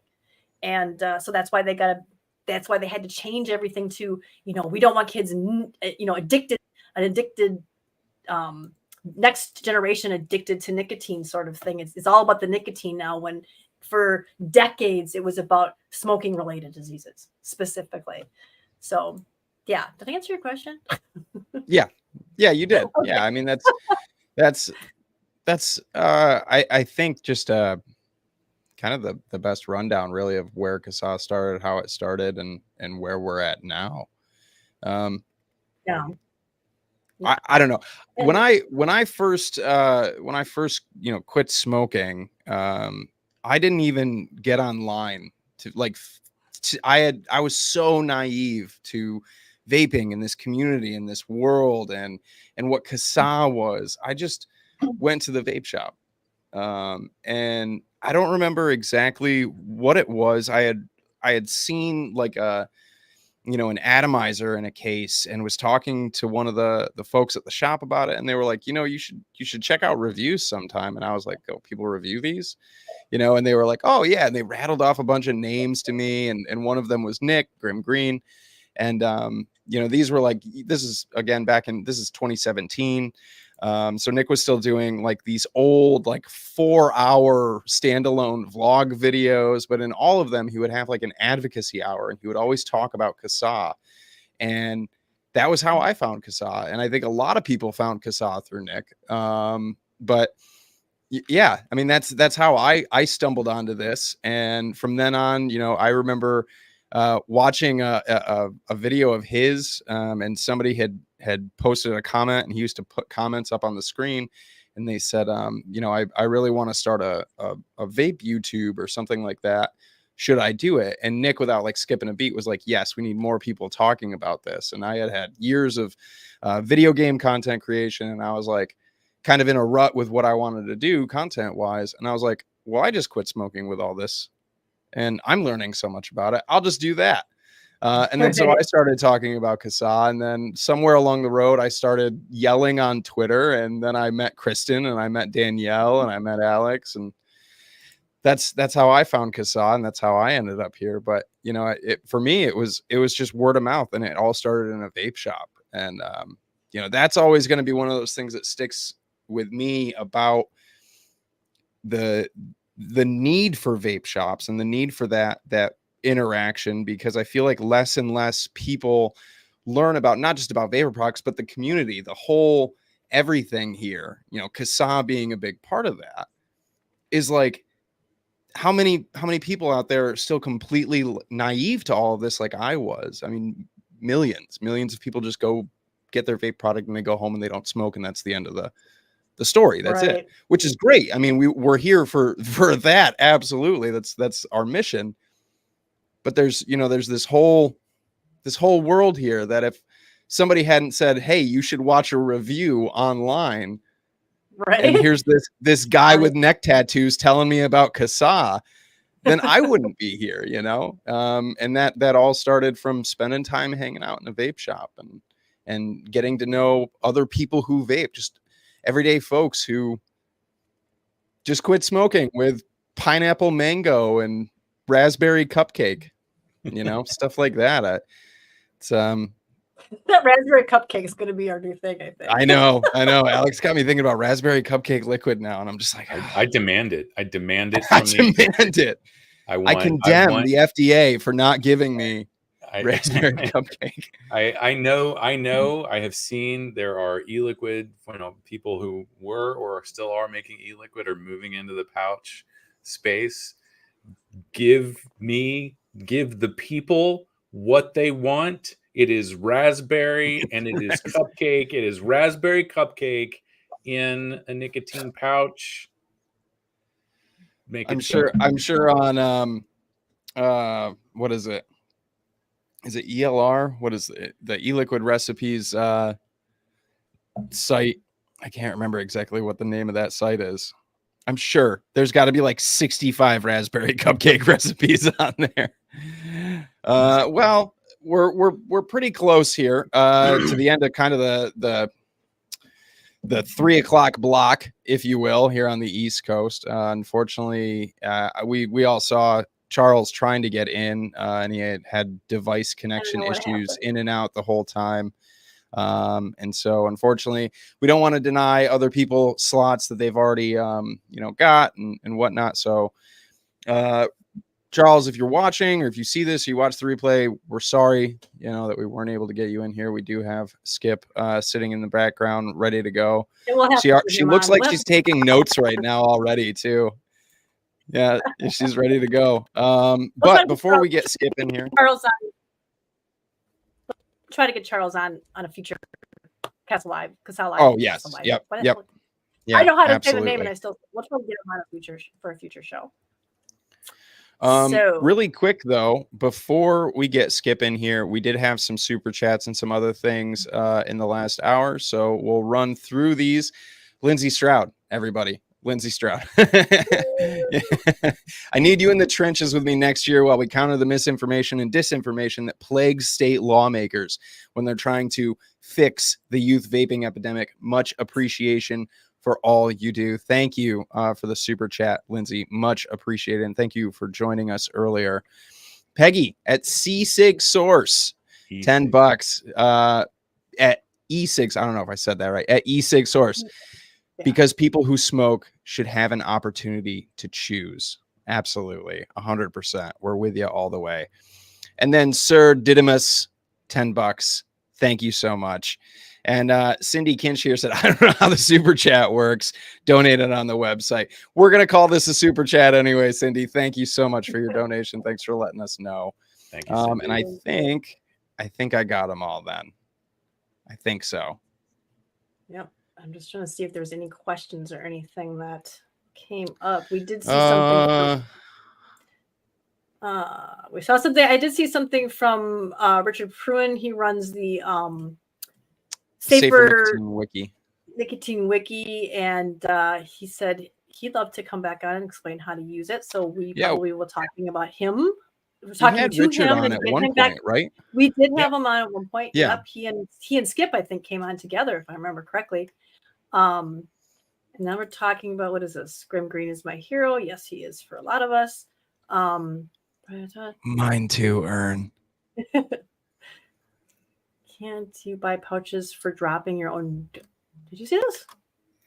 Sorry, that was a conversation I seem to have been having on the side. I was remarking about how much I would like a raspberry cupcake nicotine pouch.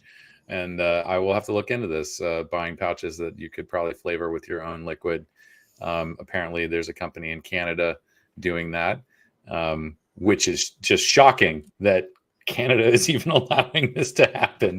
But So are they actually allowing it to happen? I don't know. I That's mean, if the you're real selling question. if you're selling an unflavored nicotine pouch, then Someone's trying you're it at least. yeah, Somebody's I don't trying think the to flavor do ban has gone through in Canada yet. So I should know more. I live within a stone's throw of Quebec. But I'm just not up on Canadian policy at the moment. Right. Yeah. But, I yep, recently so covered we- a little bit of stuff from Canada's like upcoming proposals, and it's bleak and awful. Yeah. So And at you one said point, Health Canada, I thought was like a seem few good. years ago, I was like, Health Canada, go Health Canada. And now I'm like, yeah. they went down the dark fork in the road. I know. They bought into all of our lies that we ship north. Yeah. Yeah. How are we doing on, we've got a couple minutes yet. How are we doing on our donations? Are we got any more recurring donations come in, or We got the recurring has ticked up. We got 2. Those are from returning donors. First time donors, we got 4 for recurring. Fantastic. And actually, I mean, I haven't refreshed this yet, so let's look at the all time since Tuesday. Here we are, standing at about 2250. 16 recurring donations. Thank you. And this is, I think this is from first time donors, and 3 recurring donations from new donors. So thank you guys. This is a slow grind, and we're probably going to continue reaching out to our members and asking for support. But I think this is a pretty good start. So yeah, if you definitely. can maybe point your favorite, if you get stuff online, send an email to the person you buy your e-liquid from, talk to your local vape shop, tell them stuff that's going on, and see if you can't get them to support CASAA as well. Because we're out here doing everything that we're doing for consumers. They're trying to help consumers too. So if they want to have customers still coming in and buying these products, the best thing to do is keep people vaping instead of going back to smoking, and getting the right information out there so they don't get shut down, or don't get their products taken away. And that's what we're trying to do, is get the right information out there and galvanize consumers to help fight these laws, because the vape stores and the manufacturers can go talk to, and I've seen it time and time again watching hearings, is they'll come up and they'll say, well, I'm going to lose my business. I'm going to lose, my they don't care. They don't care if you're going to lose your business. Well, you're evil anyhow, so you should lose your business.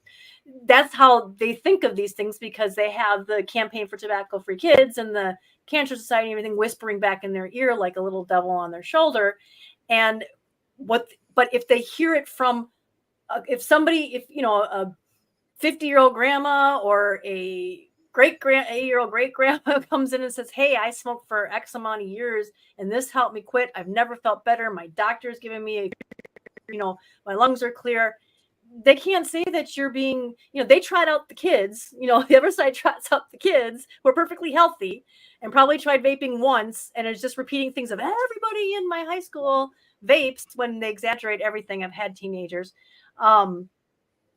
They can't deny, come on, you're not representing the consumers. Can come up and back up what you as a manufacturer or a retailer or a distributor comes out to say, and there's a credibility that the people listening don't hear when they're listening to a business, because they think, well, you're just all about the profits. You don't care about kids. You don't care about health. They can't deny us saying, hey, I switched in 2009. I don't have lung cancer. I don't have emphysema. I don't have COPD. I haven't had a stroke. I haven't had a heart attack. I didn't get popcorn lung. I didn't get EVALI. 15 years now I've been doing this. So, we need you guys too. And you were even vaping during the peak of diacetyl. The years where diacetyl reigned king. With thin stuff, yeah. Give me that heavy diacetyl custard, man, any day. That stuff Yeah. is delicious. Yeah, those days are gone. just the silly Yeah. things. So but they need us to. They need those. We need to show up. Consumers need to show up en masse to these hearings because we need to outnumber. And people think, well, what am I going to say? Nobody's going to listen to me. Just your story. Just your story. You just come on. Just like I just told it earlier of how I first got into it. That how I tried quitting before, and I never thought I'd quit, and I was an accidental quitter, exactly like Lindsey was describing. Was it Lindsey or was it Alli? I don't remember. One of them said something about how they accidentally quit, that they weren't even trying. I think it was. I don't know. Anyhow, and that's what they need to hear. They need to hear that compelling story. They need to hear you say, you know what helped me quit? It was my honeydew melon peach flavored liquid. Tobacco liquids just made me want to smoke and have the real thing. It's like if you want a burger. I think I've used this in hearings where I've said it's like if you want to have a hamburger and somebody gives you a garden burger. It's called a burger, but it's not the same. And that's the way tobacco flavored stuff was with me. It made me want the real thing, and that's not good. You don't want to remind people of that flavor, but not quite good enough.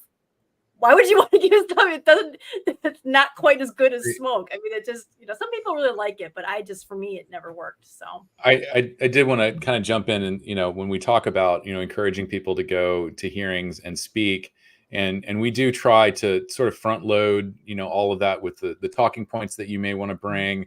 It's on all of our calls to action. They're very basic, but of course, the most important thing is telling your story. And I just want to, take a moment and offer some empathy and compassion here and say public speaking is absolutely nerve-wracking. I've been doing this for a while. I've been working with my first testimony sort of as a CASAA volunteer was in New Jersey in 2014 at the Assembly Budget Committee hearing. And I think I had like 3 pages, and they only give you 5 minutes. And I had to speed through it. But after the first paragraph, all the moisture in my mouth disappeared. I was absolutely nervous. I think I went back and listened to it later to see if you can hear the point where the nerves and anxiety kick in. I don't know that you could hear it, but I still go through that. It's not necessarily you can get a little bit of desensitization to it, but what Clive was talking about earlier. I spoke at eSig Summit this year, and I did a lot of prep. I mean, I spent, at least some time of my day for a week or more kind of rehearsing and going through. And when I have the house to myself, I walk around the house and talk to myself. That's how I work through things, and that's how I prepare for speaking engagements. And so I went into it thinking I'm moderately to somewhat prepared. I'm not a breaking news guy, so to do a response to all of the science and policy from the speakers before me is not something I'm really going to be able to do. But I came prepared with things, and I also it's very difficult it's great when you can get up there and be natural and you're not just reading a prepared statement. So working off of bullet points that I've tried to memorize. I don't want to be staring at a script the whole time. And trying to keep it within 5 to 7 minutes. But I changed up what I was going to say, and I locked up. I mean, it just went silent in my head, and I'm in panic mode. I'm trying to feel I know this. I've got my bullet points in my head and memorized this stuff, and I can't find it. And I kind of looked over at Robin Mermelstein and was like, I tried to be the responder, and now I've forgotten everything I wanted to say. So just know, first of all, I mean, the most important thing is know that you're not alone. This anxiety about public speaking is something that I think a lot of us go through, and it is something you can kind of desensitize yourself to. But that fear and anxiousness about it lets you know that you're alive, and it can feel really good at the end of it. I mean, you may forget everything that you just said, but it's still it can feel good. And I encourage everybody to try it at least once. It can be a lot of fun. And I have been getting in for the past couple of years. I do this open mic storytelling night on the second Wednesday of every month. And that's been very helpful, to me for dealing with my nerves, and also how I speak in public. So there's a lot of stuff out there for that. And I just think it's a great skill to learn. But just know you're not alone in being nervous in all of this. So, and we're here to support you. And I was just going to say, embrace the nervousness. Look, we're supposed to be just normal, everyday people. We're not supposed to be polished. We're not supposed to be professional speakers. We're not shills. So if you're not nervous, it's almost more suspicious as to why is this person coming up giving this great, speech. So nobody's going to judge you for being nervous, because it's expected that you're going to be nervous because you're speaking, and everybody else who's sitting around you is going, I'm so glad that's not me. And they're empathizing with you that they don't have to get up and, that they're not the one up there talking. So, and they're also admiring you that this person was brave enough, despite everything, to get up and say something and speak up. And no matter how it comes out, so let's get Skip. Yeah, I remember speaking out in opposition to the New York flavor ban at the Rochester Public Health, and I don't remember what I said. I just remember sweating. but yeah, I got up there and I said whatever. I had all this stuff written down, and then they had cut our time short because we had so many people speaking, which was great. But it went from like 5 minutes down to like a minute that we had, and I was like, well, F my flashcards, and I just went up and I spoke. And I don't even think I used my full minute. I just rattled off, whatever I could out of the heart. And I went and I took my seat, and I just remember sweating. So yeah, you're definitely not alone. But the more people that show up, it matters. The more that they hear our stories, that's what matters. Okay. We won't hold Skip up anymore. We've got her in the back. She's ready to go. And let's get her in here. What do you say? Showed up Let's do it. All right, heads up for the loud ball.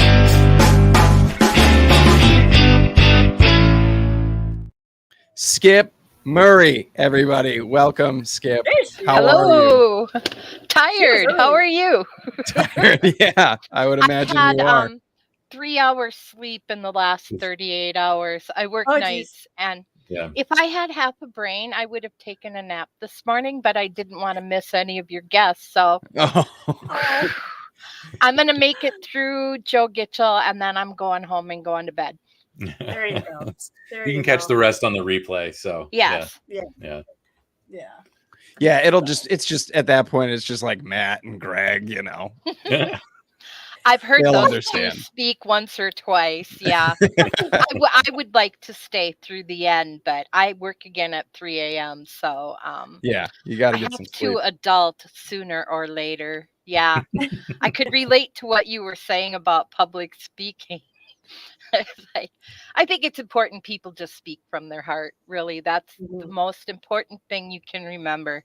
I used to be a musician, and I have always suffered horrible stage fright.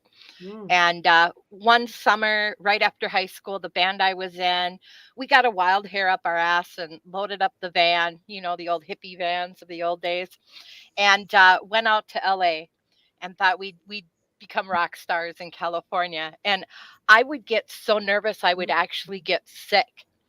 And my bandmates thought it was funny, and they actually took a bucket and decorated it and wrote Skip's puke pail on it. Oh, no. And it was on stage with us everywhere we went, trying to make me laugh, but it came in handy a couple times, not meaning to be gross, but yeah, it was useful.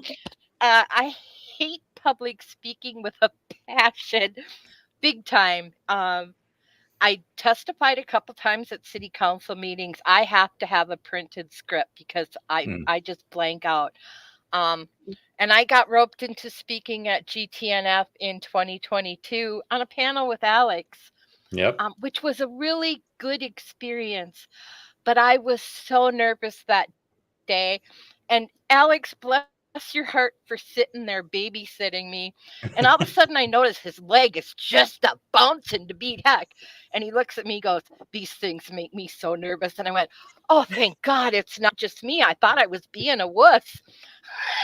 And it's everybody I have never gotten over the nerves. Yeah. I actually have PTSD and an anxiety disorder, and occasionally I have panic attacks. So when I speak, I actually have a support team, somebody that knows what to do to help me in case I have a panic attack. So if I didn't have that, I just knowing they're there makes a huge difference, because if I start losing it, I look at them and I just pretend there's nobody else in the room. And that's how I get through it.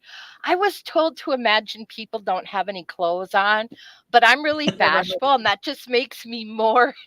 Sure. Yeah. I've never found that to be a good approach. Like looking out into this sea of people and imagining everyone's naked doesn't make me feel any better about this situation that I'm in.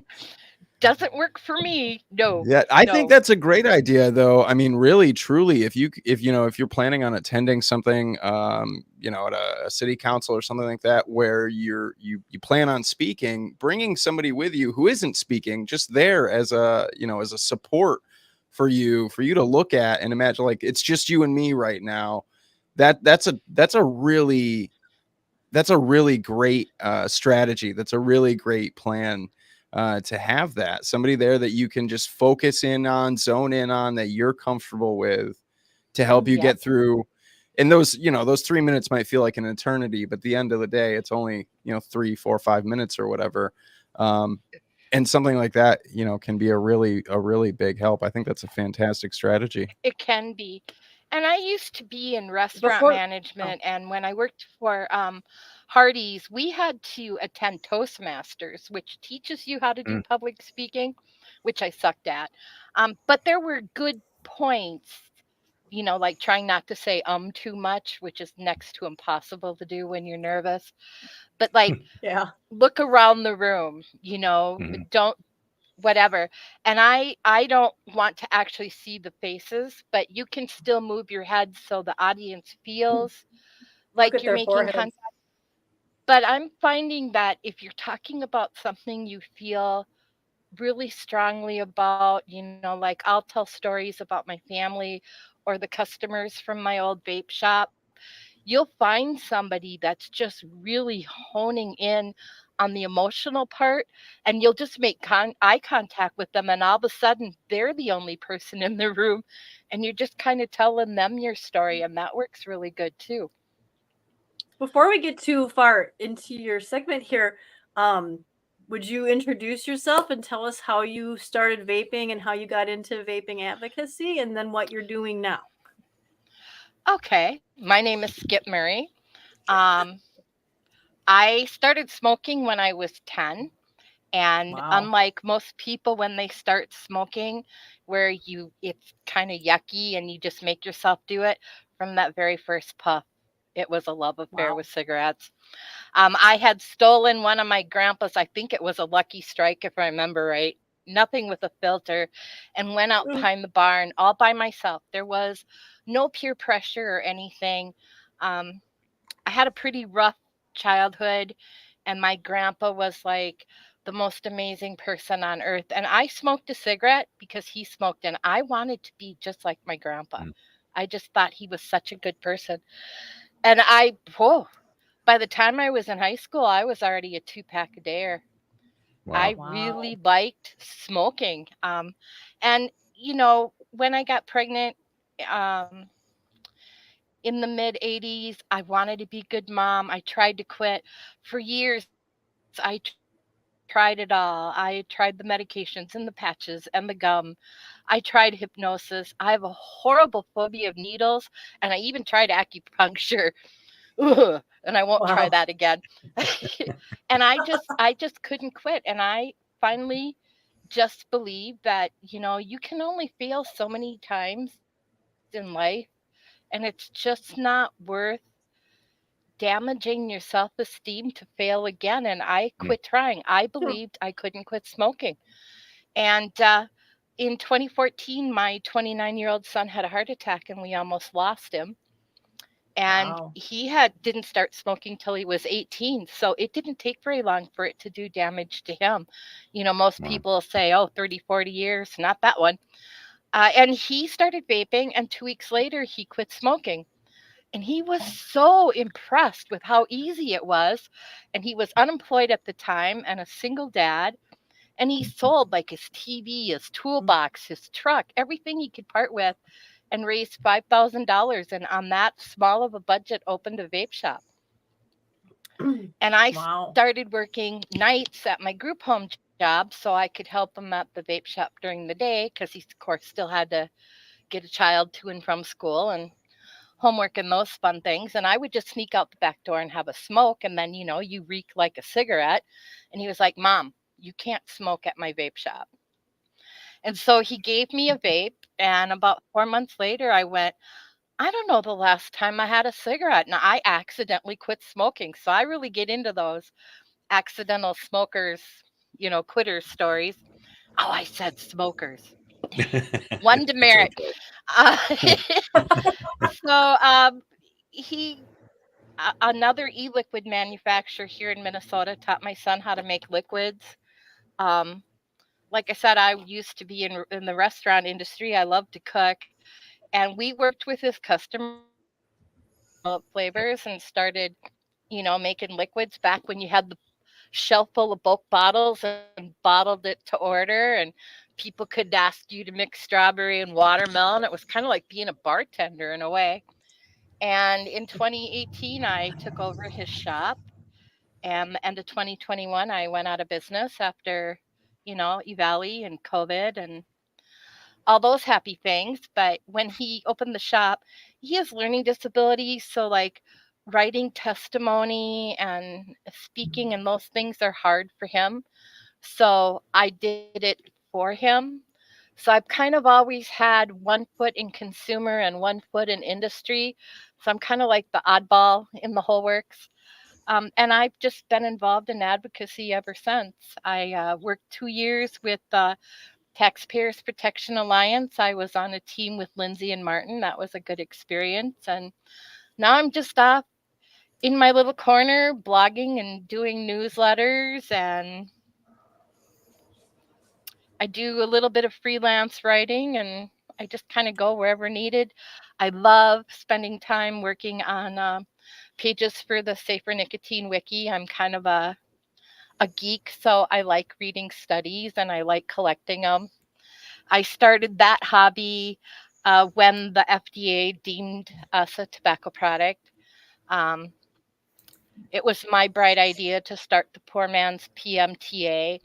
And at that time, we were just going to print every study we could find, and every manufacturer just mail the FDA boxes of paper.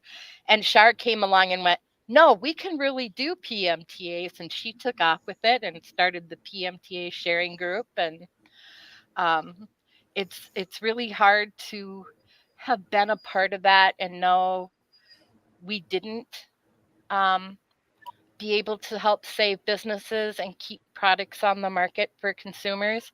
But on the other hand, it delayed the process.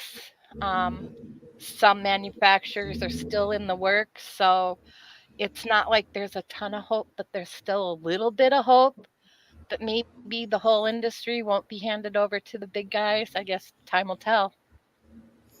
And you'll always be able to wear that badge that you tried, that you gave that effort, and I want to congratulate you for that. That you stepped up and you said, damn it, we're going to give it our best college try. And, I'm not there yet. I still, it still makes me very sad. Sure. It's a feeling of failure. But I think someday that I'll wear that badge. Well, all right. You let me know, because I'm gonna clap for you when you're like, Logan, I'm finally wearing the badge. Well, I'm gonna make an attempt here. Really, this is sort of self-serving on behalf of CASAA, but you mentioned something that is actually very important, and that is that there have been several efforts along the way to delay things, and for our part in this, the first thing that I was involved in was in 2014. And when the deeming regulation was proposed, I had the privilege of actually helping to edit our comment, which was pretty much written by Carl Phillips. and then also, the effort on from CASAA to get as many consumers writing in as possible. And I can't go back to that platform and see how many people we actually drove to comment on it, but there was, it's got to be well over 100,000 comments that came from the community. And I know that there was somebody else with like just a rogue fax machine sending things in, I think. But that took, because of the volume of comments, it took FDA 2 years to finalize that rule.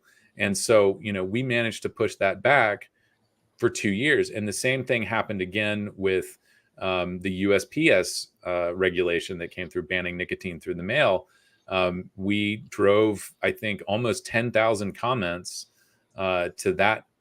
Was it on? I think it was on regulations.gov to that docket, and that it took them, I think, 6 or 9 months to comb through everything and come up with a response. So, it may not feel like we've won. It may not even feel like we've won a battle. But to some extent, we did, because all of those delays did make room for more people to find these products and quit smoking. And also, for manufacturers who maybe otherwise wouldn't have had the time or some of the resources to get applications completed, because, it was the pandemic that really pushed back kind of the deadline. But pushing back that deadline for the PMTA applications, a lot of people don't know this, and of course lawmakers probably don't understand this at all.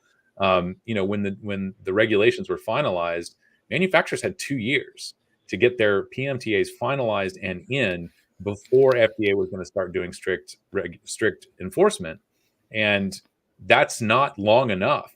There are longitudinal studies that take 3 years to do.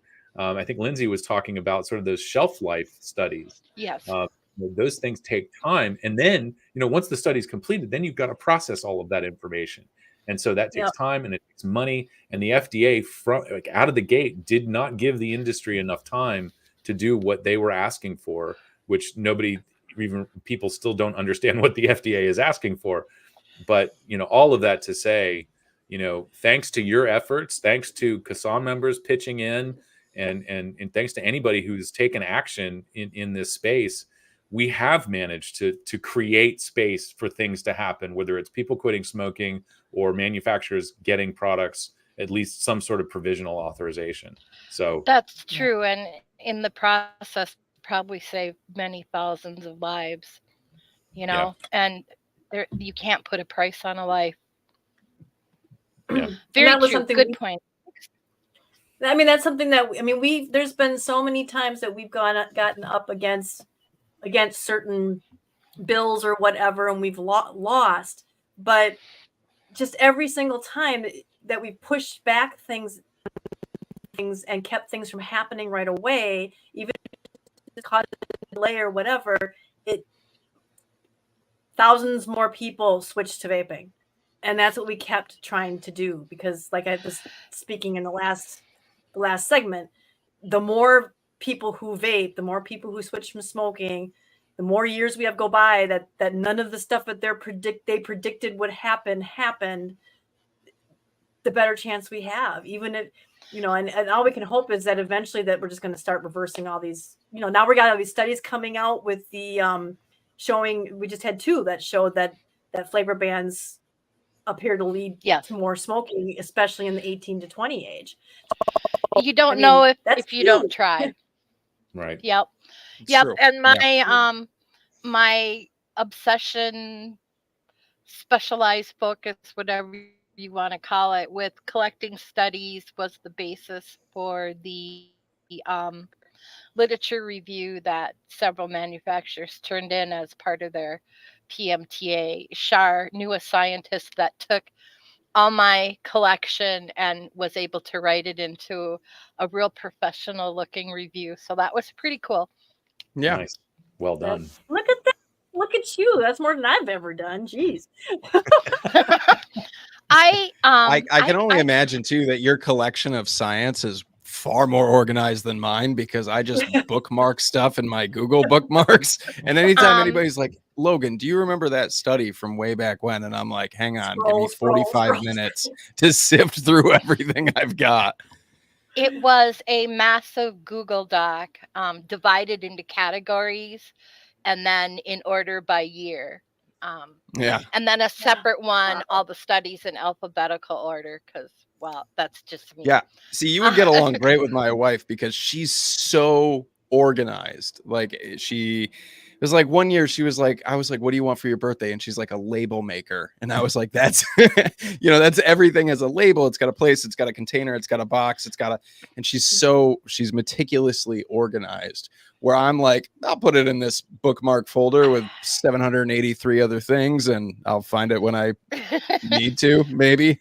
Yeah, Lindsay's the organized one. She puts everything on a spreadsheet and can find it within seconds. I'll take data and organize it, but everything else, like, I will not tip my computer right now and let you see my desk because it literally looks like a bomb exploded. I have ADHD, and out of sight is out of mind. And so I just have clutter everywhere. It drives most people nuts. I used to live, when I was a teenager and had an apartment, my roommate used to ask me once in a while to go away for 2 days. And she would put everything away, and she would be one of those with bins and labels, and I would about lose my mind. Where's my stuff? And she'd go, she'd look at my desk and go, you can't find whatever. And I'd just reach right in a pile and pull it out. I know where it is. It's right there. Yeah, organized chaos. Yes. Yeah, I actually went through a couple of years ago. I went through this whole little decluttering phase that I'm watching all these YouTube videos and everything. And this one lady was classifying people like as a bee or a butterfly or whatever. But it's kind of proven that there's people who have to see where all their stuff is. So they're the ones who would want open shelves, and they know where the stuff is. They want to see it. And there's other people that they want it all in a box somewhere. They don't want to have to see it. And there's people that are in between too. And I guess I would put myself, I'm one of those people who like to have things organized nice and neat, but I don't do it. So, cause I'm also like, squirrel, so I do that too. Yes. But so like, if you opened up my refrigerator right now, after I went through all that, I bought a bunch of clear bins and they're labeled pickles, olives, condiments, dairy. And that was because I would put stuff away and then everybody else come behind me and just put it away wherever. But I'm not like OCD or anything. It's just because I would fall out of it too. So I have to guide myself to do that. And believe it or not, people still put the pickles back in the pickle, and it actually has been fairly organized for a while now. But you're one of those people. I don't care if it's a bee or a butterfly, but you're just one of those people who you want it where you can see it, so that you can. And that's a type. It really is. It's not a fault. It's just it's a established type of how you organize. It really is. See, I'm like the worst type because I'm a very tidy person. Like, I like my space tidy and clean. But when it comes to things that are important, I'm like, that folder's fine. I don't know where it goes. Like, I have a big, like, collapsible red binder that's just like the binder of Logan, and it has like every important document in it. I don't know where it is. I've got files at you know what I mean? It's all in there. Because I put it somewhere to tidy up because I like it tidy, but I'm not organized enough to remember or actually have a real place for things to go. So that's my wife's frustration. She's like, yeah, it's tidy, but you still don't know where anything is. I'm like, yeah, but you can see the table. So my husband all the time says that. He's like, I'm looking for this. I put it somewhere safe. I'm like, every time you put someplace to keep if you can never find it again. He's like, but I know it's safe. So what Skip, are you doing? Go ahead. Oh, I was just gonna say, I know from following you for so long now on social media, and you are a big voice, and I know you gave yourself a demerit earlier, but you're a big voice for to fight against stigma and the proper use of language. which I commend you for, because it's something that I've been preaching for years and years. And when I first started really seeing you get out there and like stop saying smoker and stop these things, and people first language, I couldn't commend you enough for it. Thank you. In these years that you've been a real advocate in that space, and in fighting for person first language and destigmatizing these things, have you seen that improve? Just whether it's every day or whether it's in academia, what are your thoughts right now on are we getting somewhere in humanizing people? Yes. Not as fast as I want, and not everybody agrees with me that it's stigmatizing. Some people feel it's describing a behavior, but to me, if you're referencing a person as a smoker, you're saying that's their identity. If you were describing a behavior, you would say smoking. It's been really cool the last couple years. When I first started advocating, I did what the people I was advocating with did, and that was pretty much all the time poke the bear, just ride people and let them have it. I mean, in my opinion, they were wrong and deserved it anyways. But the problem with that is I couldn't get out of my bubble. I wasn't changing any minds. You know, I wasn't doing anything effective. I was just preaching to the choir. About that time is the same time I didn't get diagnosed with all my long list of stuff till 2020 and 2021. So I was over 60 before I knew why I'm as weird as I am. It has a label. Um, and I started talking to people like your next guest, Joe Gitchell, and he's really helped me break out of my bubble. And one of the ways to do that is to not be a jerk to people and to use words that are kind and respectful so they actually want to talk to you. I've been asked to do reviews on papers before they're published, which is a really cool opportunity. And even though I love science, I'm obviously not a scientist. So it's not a peer review, it's more a consumer review. Is it clear? Are the words they're using words we use? I've had a couple papers that I've pleaded my case against the word smoker and they changed their paper, or the ones that talk about smoking a vape and you go, you can't smoke a vape, and getting them to clear those kinds of things up. I've been fortunate enough to actually get in conversations with people and change their mind. And it all starts with the words we use. We can't stigmatize people who smoke, and we shouldn't stigmatize and be disrespectful to somebody just because they think differently than us. So yes, there's been progress. I get a kick out of I think Kristen did it a couple weeks ago when she said, smoker, sorry, Skip.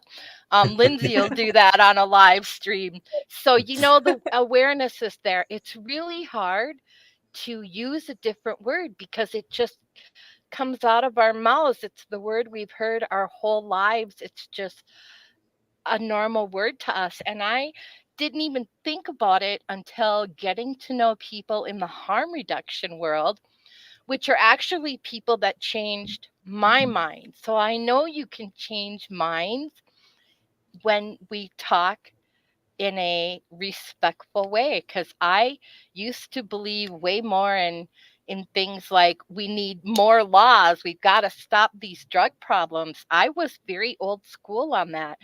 And Joe, thanks, Joe. What was I saying? He made me lose my thought. You used to be very in the camp of Sure. cracking down on drug jerk. Problems. Yes, and they don't use words like addict and junkie and pothead and those types of things anymore. And I went, then why are we calling people who smoke smokers? You know, and then you go the next step. What about people who vape? Because to most of us, that self-identity of being a vapor is a prideful thing because we've quit smoking. And that helped me understand there's a difference between how a person chooses to identify and how we should identify them when we don't know what their choice is. And if we don't know their choice, in most circumstances, we should use person first. There's a couple of communities that prefer identity first.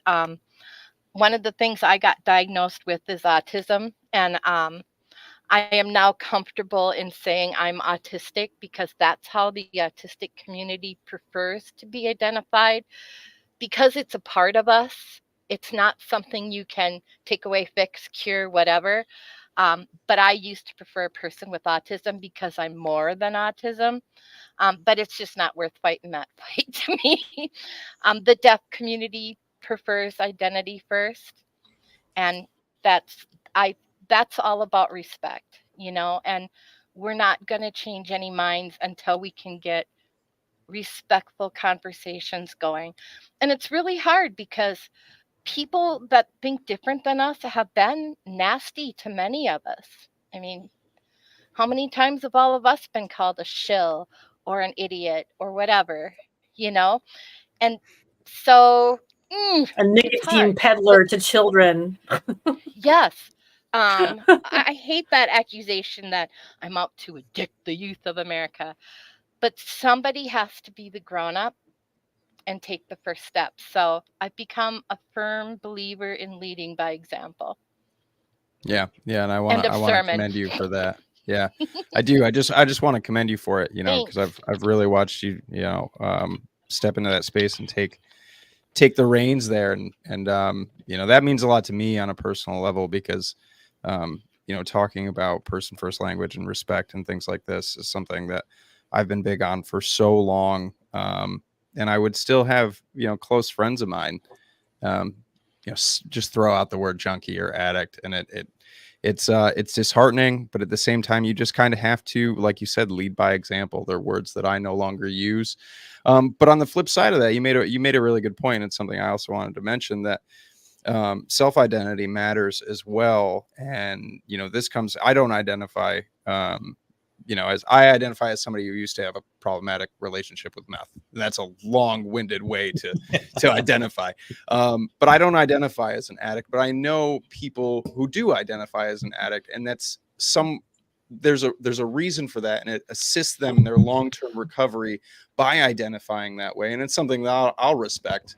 So it all comes down to just respecting how someone views themselves and how they would like to be viewed as well. And I just want to thank you and commend you for it, because you spend a lot of time on it and you preach a lot about it. And I don't see a lot of people doing that work or putting it out there in the way that you do. So I have a lot of respect for you there. Thanks. When I moved to Brainerd, where I live now, in 1980, and I moved to escape an abusive relationship, and I worked at Perkins Restaurant. I transferred from Perkins back home to the one up here, and I worked the night shift and evenings and nights. And we used to get huge groups of people in after AA meetings or NA meetings for coffee. And that was actually the first friends I made in this community. And they were way more accepting of people than a lot of your just average citizens. In my quirky ways and stuff was just kind of normal to them. And so that got part of the okay to say alcoholic, addict, to think that you have to be abstinent. There's just no other choice. I have wonderful friends that have 20, 30, 40 years of sobriety, and it works for them. But I really like the harm reduction movement, meeting people where they're at. And you don't have to be abstinent if that's not the way you want to go. And I would really like to see that community and the nicotine community be more unified, because we're really all trying to achieve the same thing. And I think both groups would have more power if they work together. Yeah. Yeah, absolutely. Yeah. And that's the biggest difference, I think between, an abstinence only approach or places like NA and AA, where when it comes to abstinence only, that is the start and finish. That is all that it encompasses, and it welcomes nothing else. Where, harm reduction embraces abstinence for those that it works for. It's the more open toolbox, if you will, with recognizing and respecting what is going to be best for that person. And for a lot of people, one of the reasons why abstinence only, programs have such a high failure rate and, dismal success rate is that it's just not a one size fits all approach, where moderation for a lot of people works best. Or for my case, it was simply one drug in particular that I had a problem with, where other drugs were a non-issue for me. Even other stimulants in the same, kind of, I guess, realm of drugs were not an issue for me. So yeah, it's harm reduction always made sense to me long before that I knew what harm reduction or had ever heard the term harm reduction. And it's this welcoming idea that, like, you don't need to, go through all of this torment and torture and give yourself up to whatever it is you have to give yourself up to, and be this, you have to give everything up in order to be a decent, good human being again. That there's more than one way to go about that. So yeah, I think yeah, that gives a lot of value to taking the time to be open-minded and learn about things that you either know nothing about or have already determined your feelings about without knowing. I didn't really know a lot about harm reduction outside of AA or NA. Um, and actually, if a person slips, there's a lot of blame and shame that goes on. yeah, And isn't that like when you're trying to quit smoking and you fail over and over again, how it just makes you sink lower and lower and lower until the biggest bully in the world is yourself beating yourself up, and it's amazing how little dots will connect in your head. We didn't know when I was a child that I was autistic or have ADHD or any of the other issues. So all my differences were seen as weird or to my dad as unacceptable behavior. So I was subjected to a lot of bullying and abuse. And then you take that all on yourself and your self-worth. And that's the one thing that really just hits me in the heart about harm reduction is taking away all that blame and shame. You are who you are, and we just love you the way you are. And imagine if we could do that, if everybody in the world would do that for everybody else in the world, we wouldn't have war and just all the icky, ugly things that go on in the world. So I really love the whatever you call it behind harm reduction really applies to everybody, whether or not they're using a substance. Just meet people where they're at. yeah, sure. It's just radical love. It's recognizing the human being in somebody else. Yes, Joe had me read a great book and watch a really good video. Um, and if he's watching, he can put the name in the chat because I forgot her name. Her book is Revolutionary Love. Valerie Carr, maybe. Type, Joe, type. I can't see the chat. um, um, duh. It's called See No Stranger by Valerie Carr, Kaur, and she talks about revolutionary love. And she has a TED Talk that I highly recommend. It's excellent.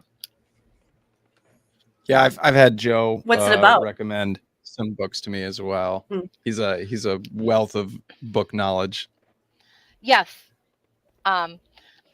probably all those books on the shelf behind me are Joe Gitchell recommendations, and half my bookshelf at home is. I'm reading one. I just ordered one. I haven't started reading it yet, that he recommended, called Galileo's Middle Finger. Yeah. And I didn't even read a review on it. The name of the book just fascinates me. I'm looking forward to digging into that probably tomorrow. Her book, it talks about revolutionary love. She, in her TED Talk, she talks about that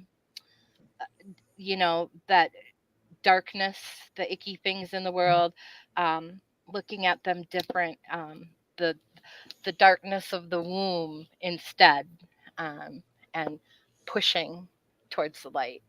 And she talks about forgiveness and accepting people and loving people, and it's really cool.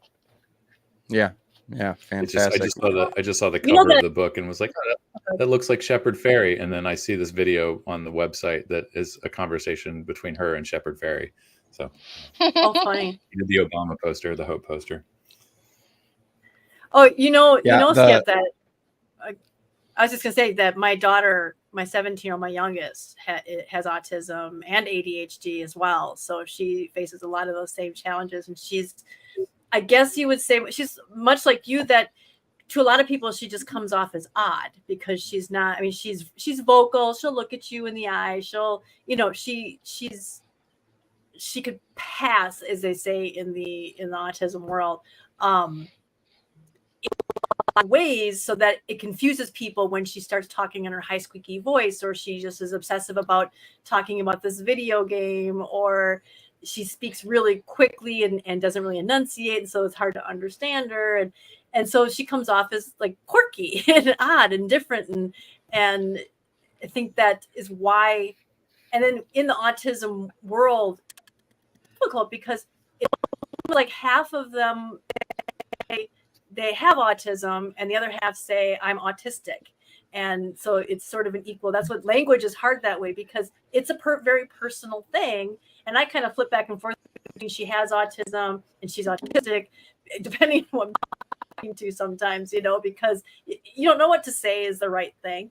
And then when it comes to like the word vapor, I think a lot of us, because we were called a smoker for so long, we just wanted to change that word. And that's why we're kind of okay with vapor, and it's just a differential of I'm not a smoker, I'm a vapor, and it's a knee-jerk reaction, I think, in a lot of ways, of just how the smoking adults have been so vilified and so stigmatized and so looked down on, that I have to say it's probably an attempt to get away from that and move away from that. Oh, I don't smoke, I vape. So I think maybe I might have to say it that way. It's like, it's not smoking, it's vaping. But sometimes, I kind of keep my toe in the whole smoking. I wouldn't want to call it they're pro-smoking, just that they're anti tobacco control and people being nanny, like the Audrey Silks. I'm totally blanking on his name now. He writes smokers thing in England. Chapman, is it Chapman? I don't know. Simon. But if is it? No, I don't think I can't remember now. But it's you kind of broke up there. Are you talking about Chris Snowden? No, not Chris Snowden. No, he writes. He's a guy who does smoking rights and stuff like that. Smokers' rights. Sorry. I know his last name is Clark. Forrest. Simon, is that Simon Clark? Thing. Simon Clark. Simon Clark. It is Simon Clark. Okay. Yeah. And so I've tried to pay attention, because CASAA, one of the things that we never really wanted to do was become anti-smoker. We didn't want to throw people who smoke under the bus. We didn't want, it's like, because people would say, get people, well, we're about getting people to quit smoking. It's like, no, we're not. We're about giving them options if they want to go to something else and not smoke. And to throw people who smoke under the bus, so it always bothered me when people would say things like, well, that nasty, stinky smokers, and just be so derogatory. And it's like, okay, those worst people that when they smoking and they just judge, they're like judgy McJudgy. Yeah. You know, well, I I think quit cold it turkey, was and why didn't you just quit? Michael McFadden in about He's 2014 one did the dissecting poster, The Wall of Hate. smokers' brains. And he collected comments on the internet that people made about people who smoke, and they're awful. And I ran across that for the first time, I don't know, 2-3 years ago. And that really hit me, how much people who smoke are stigmatized by society. When you hear the word smoker, you don't think a person, you think weak, lazy, stinky, yellow teeth, you know. Nasty. Yep. You're not seeing the person. And I can honestly say I want to see death and disease from smoking come to an end in the world someday. But I am not into coercing or forcing people to stop smoking. I would like to see the regulations and the market be such that it's just really enticing and motivating to try alternatives, and maybe I'd rather just see never them draw start smoking. Right. I'd rather see them drawn over it or never start in the first place. Yeah. To try to do everything you can to make them miserable, forcing them out in the cold, saying you can't even be within 20 feet of the sidewalk that's next to the park. I mean, some of these rules are so ridiculous, you know, and just the nasty language that they use, and people who vape are guilty of doing that too, because in their zeal of having quit because that was their goal, we just become sometimes the worst anti-smoker people now that we're not doing it. And we should really watch what we're doing with that, because, and we'd say that all the time, if you want to win people over to your cause, you can't throw them under the bus. If you'd like to see them switch to vaping, you can't call them these evil, stupid, dumb, stinky, you know, it's like, that was you 10 years ago, person who's saying that. I mean, stop and think about it, and don't be such a jerk. You know, it's been hard. We've had family and friends who smoke and believe the misinformation and wouldn't try vaping. And it's hard to watch them smoke. And it's really hard to watch them then die. But all we can do is try. And if they say no, then all we can do is still be their friend and love them. Because back when we all smoked together when we were teenagers, you know, driving around in our muscle cars, they were okay then. So they should be okay now. Yeah, Alex is smiling. I had a when I first switched from smoking to vaping, I was still working at the van rental place, and you know, a couple people on my staff, you know, still smoked. And I remember coming into work one day and one of my staff smoking a cigarette, and I'm patting myself on the back a little bit. I didn't have that reaction. I mean, I've been through substance use recovery, so you know, I do have a little bit of, you know, understanding how to you know, deal with that stigma in my own head. But you know, I just sort of looked at him, and I had that. It was a feeling, but the thought was, you know, you don't have to do that anymore. It's like watching somebody talking on a rotary phone in their car. You know, it was just that this is antiquated technology. You know, you've got an iPhone, upgrade your nicotine experience. And so it was that sort of non-judgmental, like, I'm not even looking at them like a Luddite. I'm just thinking, like, you can get a new thing.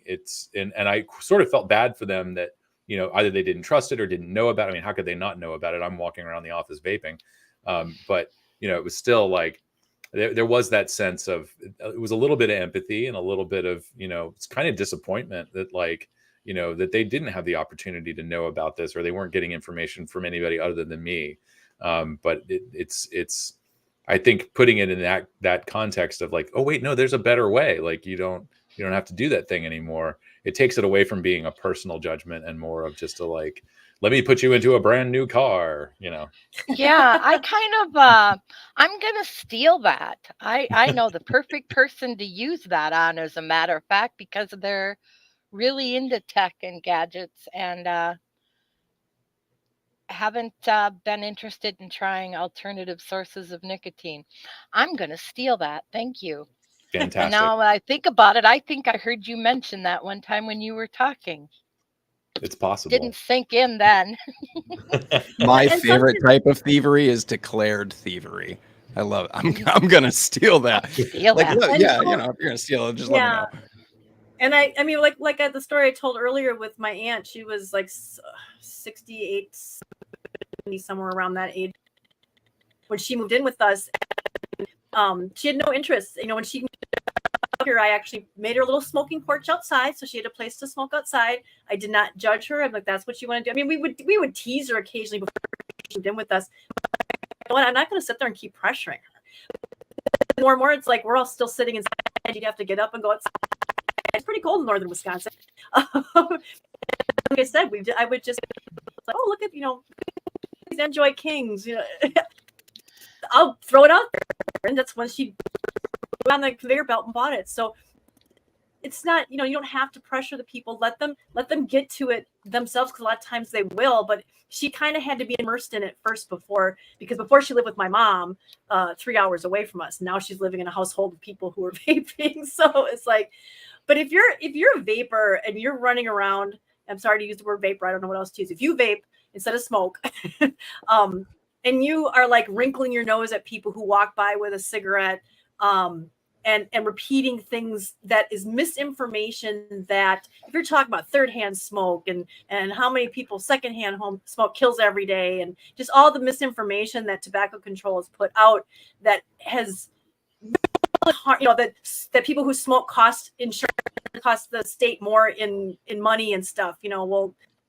that's been debunked a lot of times too, because they don't live as long. I mean, there's whole sort of things against that. But if you're supporting all those lies that the control people have done, you're just not, you're not any better. Because, and what's going to happen is when nobody is smoking anymore, and also you're not making yourself look better to anybody, because the people you're trying to press who are all anti-smoker think the same thing about you, whether you're using smoke or not, because now you're a nicotine user and you're blowing that vape stuff around, and then because you're being such a jerk about it, then the people who do smoke think you're just a vape douche, you know. I mean, you're not, I've seen people who smoke just be like, God, vapors are the worst, you know. They'll talk about Walking around blowing that raspberry cupcake smoke all over the place. Oh, right. But they and you know, I just can't stop thinking, you know, you said earlier, like, you know, you think of someone who smokes, you think, you know, stinky, lazy, this, that, and the other. And just on a personal level, you know, myself included, and in the, you know, what I do for a career and what I've done in the past for work, when I think of people who smoke, I personally, I always think the opposite. I think hardworking, underpaid, stressed people just trying to get by. Like, the people that I know who still smoke are the furthest thing from lazy that I've ever seen in my life. These are some of the hardest working, you know, boots on the ground, jobs, dirty hands, 12-hour shift people. And I think the exact opposite. When I think of people who smoke, I just think of the hardworking class, the people who are stressed out, the people who live paycheck to paycheck. You know, the underappreciated part of our society that holds it all together. Those are the people who are still smoking today. So yeah, I wish people would view that differently, because I think a lot of people do hold that mentality, though, like you were saying, people who are just lazy, don't work, they're, you know, this, that, or the other thing, when the reality of that is the exact opposite. I love going outside to vape and stand with the people who are smoking. And Yeah. I can struggle socially sometimes And it's hard for me to talk about anything other than whatever I'm focused on. But I can usually manage a smile and a hi. And sometimes that's enough to initiate a conversation. And I have actually, they'll ask me what I'm doing, or, they'll bring up some misinformation about vaping. And as soon as we get on nicotine, I'm golden. I can talk to you for the rest of the day. And I'll, tell them about the research and the misinformation and whatever. And I've helped several people quit smoking that way. I carry a couple of extra small vapes on me, either a couple of jewels or a couple of disposables. And if somebody's ready to try it, I just whip one out of my backpack and give it to them. One of the biggest things I miss about my shop is helping people quit smoking. And that was devastating to me to lose that. And it was Lindsey that was smart enough to point out to me that just because you don't have a shop doesn't mean you can't help people anymore. And that's a good way any of us can help people. And I carry lozenges, I carry pouches. I mean, I'm like a walking nicotine shop in my backpack. I use nicotine to self-medicate my ADHD, so I've got an arsenal in there. What do you want to try? You don't want to try a vape? How about a pouch? Yeah, you just never know when opportunity's gonna knock at your door. Sure. I need a bigger purse now. All right, well, we're getting on the end, and we see. There you go. Joe has joined us. Skip, it's always such a pleasure and such a joy to have you on, and we'll have to have you again. Thank you so much for taking some time out of your day for doing this, and don't stay up too long. Make sure you get some sleep. So yeah, try to get I'll some go sleep. home. I promised my husband pizza, so I'm gonna watch Joe, and then I'm gonna put in my order and go home, and he can eat, and I'm gonna just pass out. Thanks for having me again. It's been a while, and I always enjoy you guys. Thank you. I don't know how to exit. Can you kick me out? Yeah, I think we can. We don't want to. I will take you out. Enjoy. Thanks, Bye. Skip. Why is it not? Okay. Is Skip Murray, everybody. Skip Murray. Just sweetest one of the lady in kindest people you'll ever meet in your life. No new super chats in the last hour that I saw, I don't believe. I'm just gonna, doom scroll upwards here for a minute, but I don't. They automatically star, so they should be in the starred section if there's new ones. Yep. Nope. No new super chats to report in the last hour. And I'll say on our donations page here, we've gone up by $10 in the past hour or two, I think. So, we're chipping away at it.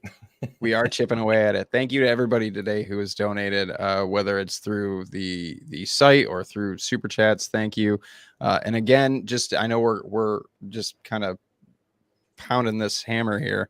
If you can, and you can set up a reoccurring donation on our site, every little bit counts. It doesn't have to break the bank every month. You don't need to pay, you don't need to donate $100 a month to CASAA. A simple $2 reoccurring donation every month really goes a long way. If we could get enough people to do that, then CASAA can be fully independent and fully funded and continue to do all the things that we do.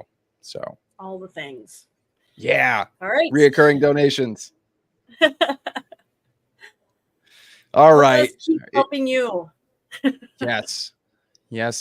Are we ready for right, Joe? Next up. I'm ready. I don't want to keep Skip up any later. So we got to get Joe in here. Let's do that. All right. Here we go. Heads up for the bumper.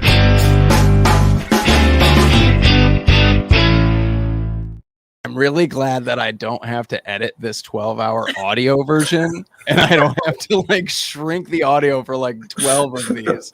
Welcome, I saw Joe. Joe jump a little bit. So. But I appreciate the warning. I appreciate You've been trying to warn people. So I haven't thought this through, which is kind of the way that I usually roll. But inspired by the pizza reference that Skip made on her way out, and the notion of incentivizing the behavior that we seek, I happen to be wearing a Great Plains Sauce and Dough t-shirt at least for now, until I put on a gift from Alex from a while ago. Oh, wow. Yeah. Yeah. Winner. So I'll put that on a little bit. But how about we do this? So Great Plains Sauce and Dough, it's on Main Street in Ames, Iowa. The motto is the best. I'm biased. It is amazing pizza. So the first 3 people that take a picture of themselves and join some Great Plains Sauce and Dough, we got to do some sort of matching thing. I'm willing to up my monthly, and if other people do it,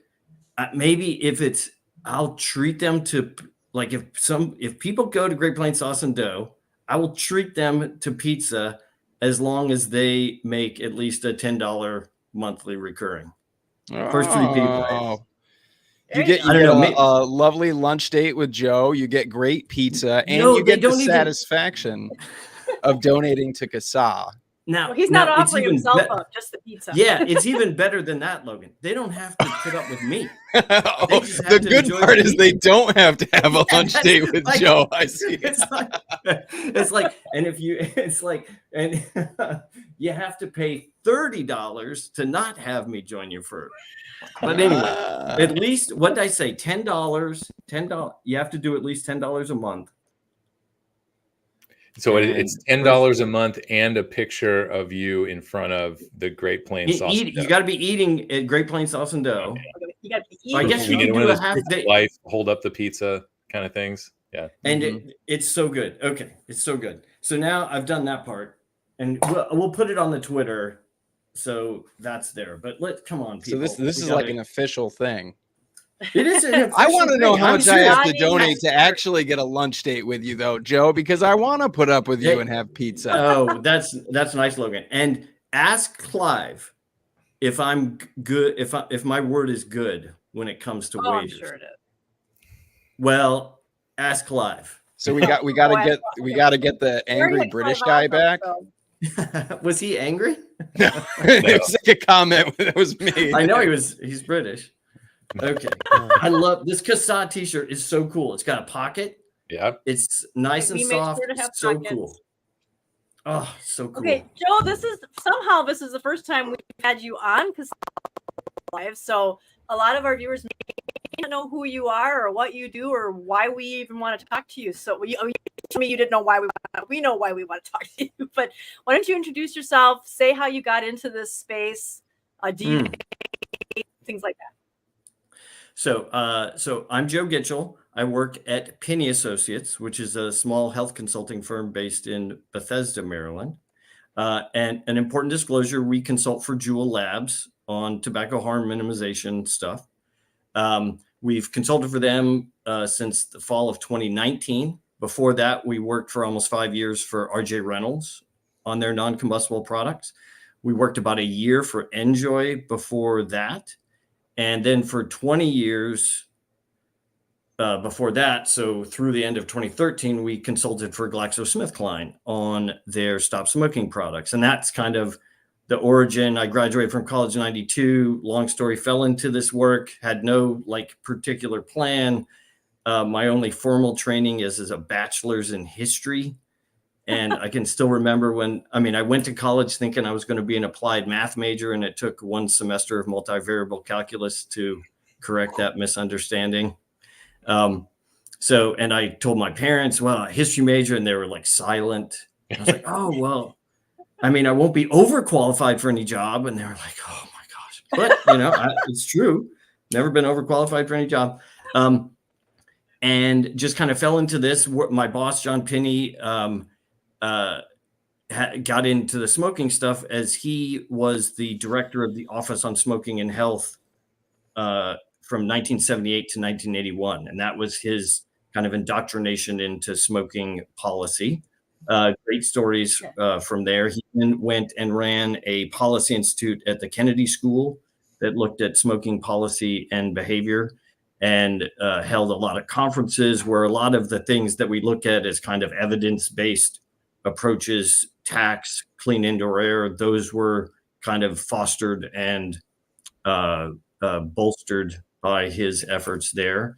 But But when I joined him in early 1993, we were starting to do consulting for what was then Mayor Merrill Dow to switch Nicorette from prescription-only status to over-the-counter status.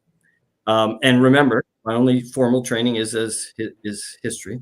I think we can learn a lot from history. And one of the things we learn is that it was kind of the same questions and issues around switching Nicorette to over-the-counter status. Oh, kids are going to be able to get to it. Oh, people will use it and they won't quit. They'll just use it in times and places where they can't smoke. Oh, and I'm sorry, I'm not being very generous. I got to back up. People raise legitimate concerns about what might happen if the access to these products were broader. And there wasn't a lot of evidence on it. It was, some indications, but it was a lot of trying to make arguments to reassure people and to do what we could to instill some confidence that it will end up working out. So that was a very engaging experience. We then worked with them to expand claims on these products, to expand geographically, so into Europe, exploring Asia. It was a great opportunity trying to get people to use nicotine medications to help them stop smoking. You won't be surprised to know that a lot of the same issues that we confront on a daily basis today with vaping were exactly the same. Oh my gosh, this patch has 21 milligrams of nicotine. My cigarette only has 1.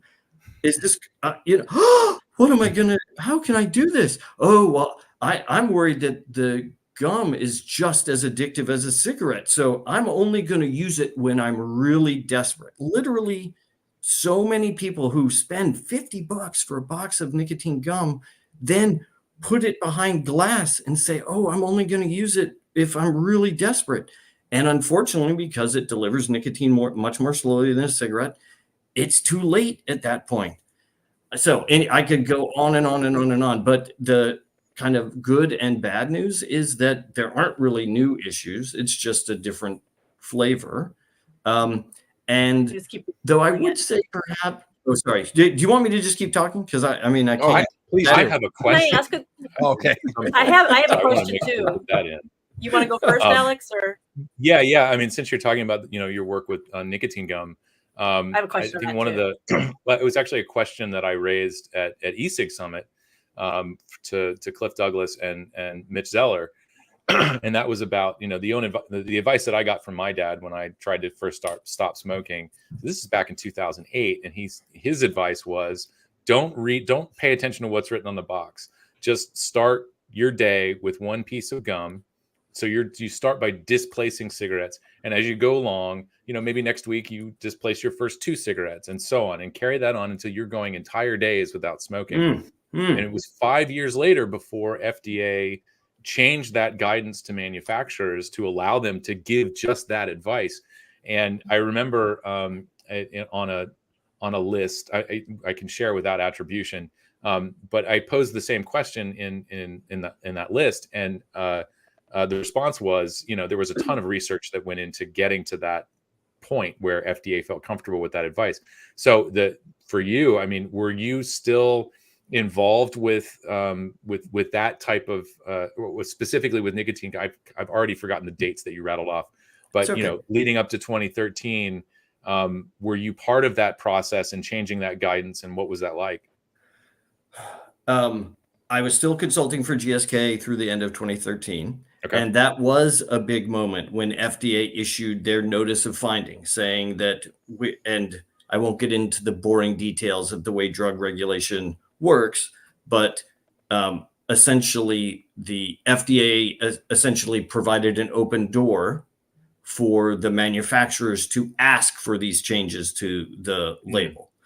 So they couldn't require the manufacturers to do it because the manufacturers had new drug applications, not monograph price, blah, blah, blah, blah, blah. But anyway, what's fascinating though, and I love your old man clearly had it going on, because that is good advice, Alex, as far as, you want different approaches for different people.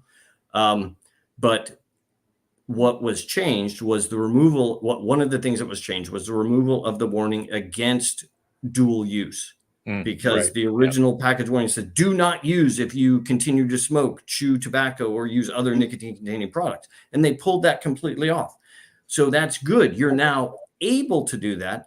But if the manufacturers wanted to make specific claims or add instructions, they had to get FDA's approval for those changes. So you will not find that instruction in the user guide or in the package label. You could do that. You're now not violating the label, but you won't find that instruction. But it's very good advice. The first cigarette is typically the most reinforcing for people who smoke.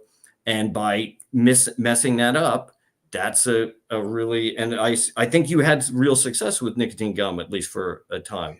Yeah, it was, I think, I can't remember when in 2008 I started doing that, probably in the springtime. And I had gotten to a point where I was going, 13, 14 hours. And it's a short step to a full day. And actually the big test for me was I got a new job working for the van rental company. And the first job, my first assignment was driving a van from Lancaster, PA to Atlanta. And so our clients, their van had broken down. They had actually left it in West Palm Beach. And so I was meeting them in Atlanta and then picking up their rental van and driving it back to West Palm. It was my first job. It's a van, so I don't want to get it smoky. And, the big challenge was smoking was always linked with driving for me. Every time I got in a car, lit up a cigarette. I knew, I was a delivery driver for many years, so I knew distances based on how many cigarettes I could smoke. And, I always liked the long deliveries because I could pound 2 of them down, before I even get to the customer. But I made it that entire trip just chewing the nicotine gum. And it's like an 11, 12-hour drive, something like that. But of course, when I got to Atlanta, I made sure I booked a hotel with a smoking room and just like chain smoked 4 cigarettes before I went to bed. But that was a lot of success. And even after that, before I found vaping, it was probably spring of 2013 or winter 2012. I found myself going entire weekends using nicotine gum because, I had life on life terms, things happen. And a girl dumped me and I, went back to self-abusive, behaviors and smoking as many cigarettes as I could. And then when I started realizing, okay, I need smoke-free products because of my job. I'm spending a lot of time on planes, trains, and buses. And so, I started using nicotine gum in places where I couldn't smoke. And so this, I have that very personal experience with dual use as a transitory phase.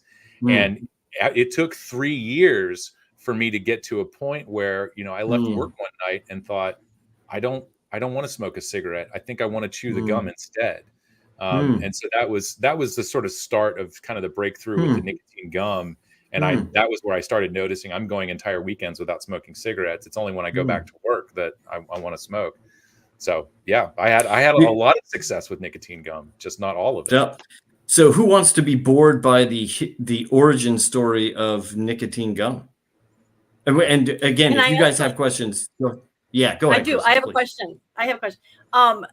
Early on in advocacy, I remember looking at some old tobacco control things, and somebody had mentioned that a lot of tobacco control people, like you mentioned, they were worried that if it was out on shelves that kids could get it or whatever. But they said that, and I remember coming across many articles where they made the argument, but now today I can't find them. It was like they've been scrubbed from the web or something, my tinfoil hat. But they were arguing against flavors for the same reason that they did for vapes, that the flavors were going to hook kids. Now, is that my imagination, or were they doing that? No, those were the real issues, and it is a fair question though. How much would they have appeared in the literature as opposed to just like at conferences and hallways and that sort of stuff? Article or something. I don't remember where I read it. Well, and let me think. Again? Yeah. I turned my phone off. You're good. If that's part of it. Okay. Well, phone's gone. I moved.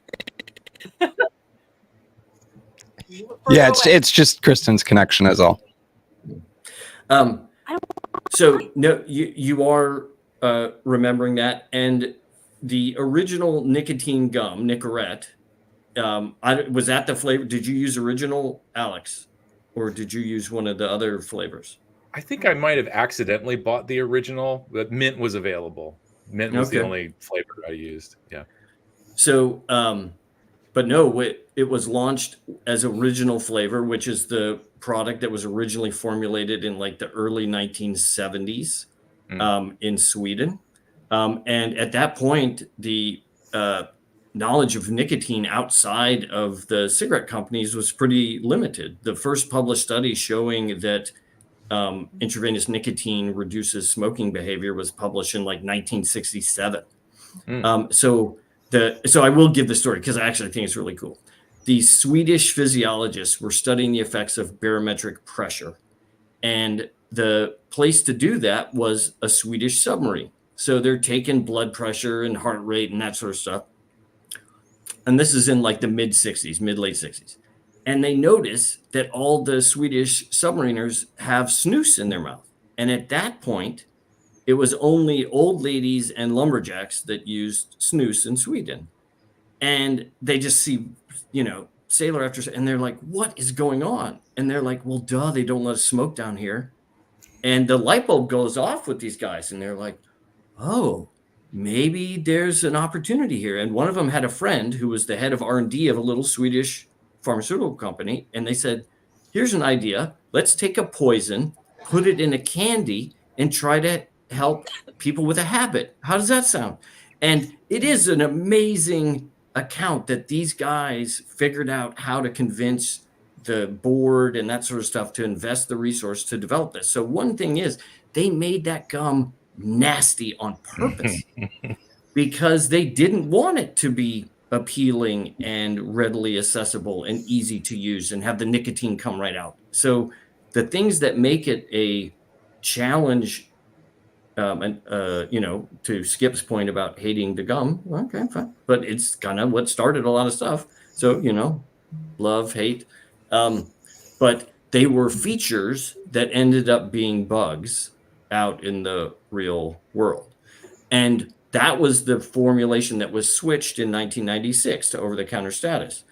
SmithKline Beecham really wanted to add, because they had other flavors, but FDA was very wary, and they were like, we're kind of concerned. And at that same time was the release of smokeless tobacco documents talking about the graduation. If you do this hand gesture in any tobacco control meeting, they'll know exactly what you're talking about. And it was basically the UST strategy to bring in younger consumers with low pH, high flavor products to build nicotine tolerance, and then you graduate them to more adult flavors and higher pH to much more effectively deliver nicotine. Because that's another thing. If you drink anything that isn't water or eat anything before you chew the gum, you will get very little nicotine delivered because it's dependent on the pH of your mouth. And most of the things that humans like to eat are acidic, and that reduces the delivery. Like you get your mouth washed out with soap, not with orange juice. And soap is basic. So the job of nicotine gums and nicotine lozenges is actually to raise the pH of your mouth a little bit so that more of the nicotine is available to be absorbed. Because for me, when I remember that, don't eat before, or don't chew gum, wait 15 minutes after you eat before chewing the gum. And I remember sometimes like sort of skipping that, but I didn't think about it. I didn't know about, pH and nicotine delivery at the time. So, but what happened was I got the nickups. It was like, I feel like I had an opposite reaction. Like, all of a sudden I'm getting more nicotine than I was expecting. And that's why I'm getting the hiccups. Well, you were, because since it was, and I'm probably going to get the chemistry wrong. Remember, history major, but when the pH of the mouth is lower, more of the nicotine is in its bound state, which means it won't readily cross the oral lining of the mouth. So then more of it is swallowed, which means you get the trigeminal activation or your stomach or blah, blah, blah, blah, blah. You want your mouth to be more basic and to let the nicotine be absorbed in the lining of the mouth. Got it. I used to, I hope I won't break up, but I used to, so this is bad because I used to take a big soft type of chewing gum like Hubba Bubba. If you're old enough, you might remember Hubba Bubba. And I used to stick the nicotine gum in the chewing gum to make it taste better. So I was probably like acting against it somehow by doing that. I doubt, I don't know that would, I mean, that's an interesting question, but that speaks to, I mean, but it does speak to the importance of that organoleptic experience for people. And when you're asking folks to change a behavior that they have done so many times, you to say, oh, you know, this is good for you, but it's going to be miserable. Like that's a big ask for people. Yeah. And especially when they fear that nicotine is what causes the harm. Like we nicotine misperceptions, not new for vaping. Like we published stuff in like 2004, 2005, 2006, showing clear relationships. People who were concerned about nicotine used NRT less per day. They used it for shorter periods of time, both things that are clearly correlated with likelihood of success. I mean, one of my best examples, and literally, if I'm taking you off, like whatever your master plan was. This is all perfect stuff. I mean, we don't get this look into NRT. So and we can do others, but I figured you guys have been talking all day, so I can do my part by talking some. No. So one of the most prominent misperceptions with nicotine patch is that if you smoke while wearing the nicotine patch, you increase your risk of heart attack. And there's a whole reason for that, but literally it's like 90+% of people who smoke believe that that's the case. You will increase your risk of getting a heart attack if you smoke while wearing the nicotine patch. So my colleague Saul Schiffman, wearing his hat as a professor at the University of Pittsburgh using NIH money, did a really cool piece of research to ask the questions, when in a quit attempt does a nicotine patch help people?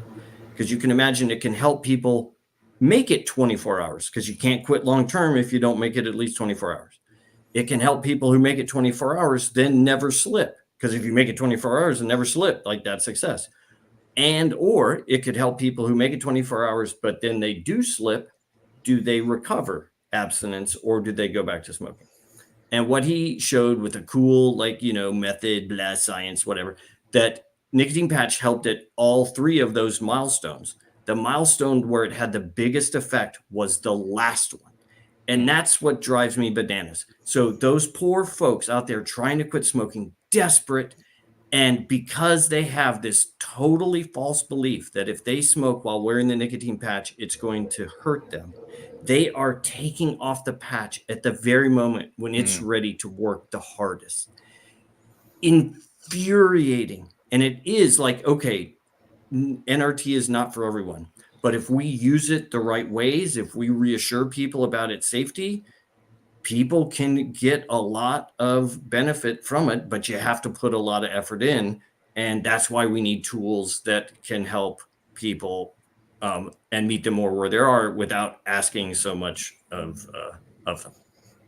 That's with that, the original instructions on the gum, you have to quit before you start using this product. First of all, I mean, that's a lot of pressure, right? Pick a quit date and stick to it. I was very intimidated by that. And that's why I stayed away from nicotine gum, I think for any amount of time until I had that conversation with my dad. But the other thing is, what you're saying is clear. I mean, we're not scientists either. I mean, we're obviously, we have an advantage here in understanding this because we've been talking about nicotine and vaping and policy and everything for years. But all of that sounds very understandable to me. And I wish I had heard those things in 2008 coming from some authority. And that would have, I think, encouraged me to feel a bit more comfortable about what the options were that I saw. And so, I know I'm kind of meandering with stories here, but I remember watching a TIPSAC hearing. I don't remember what the subject was. It may have been for Swedish Match's original application for removing the warning labels. And there was it was like, I mean, there was a good like maybe 20-minute back and forth about whether or not people can understand the word significantly. And it was and I'm also in a chat with like Carl Phillips and all the other CASAA people watching this, and it's like, yeah, like somehow they think we're all idiots and we just can't process common language. If there's a question here, it is why can't we have just some straight language about how to use these products that is reassuring to people? So it's a really good question, and to give a good answer, I would probably need to think about it harder, but I'll give you a mediocre answer. I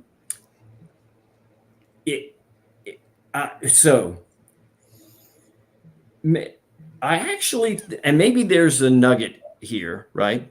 Because within the debate around nicotine, the nicotine medications are a safe space, right? For all the people, everyone, it's FDA approved. That's the first line, public health service, all these sort of things. That's a safe space.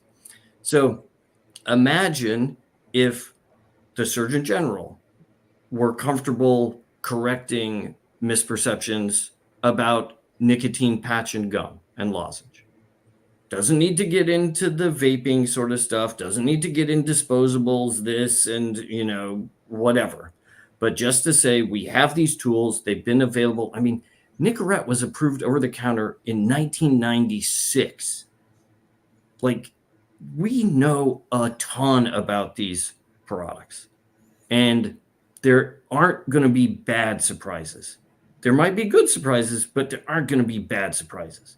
So there's a lot of opportunity to reassure and say, if you're struggling with abstaining from cigarettes, you're probably not using enough nicotine gum or lozenge. And you might want to think about putting on a patch every morning to make sure that you're not having to use 12 or 15 gum or lozenges. But even that point, do you know what the maximum daily use is for nicotine gum, even the 4 mg? How many pieces per day can you use? I'm trying to remember. Is it like 4 or 5 pieces? No, but the maximum. 8. I'm going to guess. I'm going to take a wild shot at 8. Okay. Any other guesses? Kristen, you get your 6. turn. 6. Okay. So it's actually 24. Oh, okay. Oh, really? The other direction. Yeah. More than comes in a pack of cigarettes.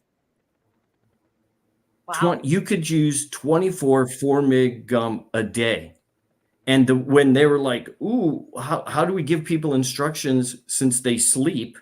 Because the instructions are used 1 piece every 1 to 2 hours. The instructions say, and if you have like a more strong craving, you can use another piece within the hour.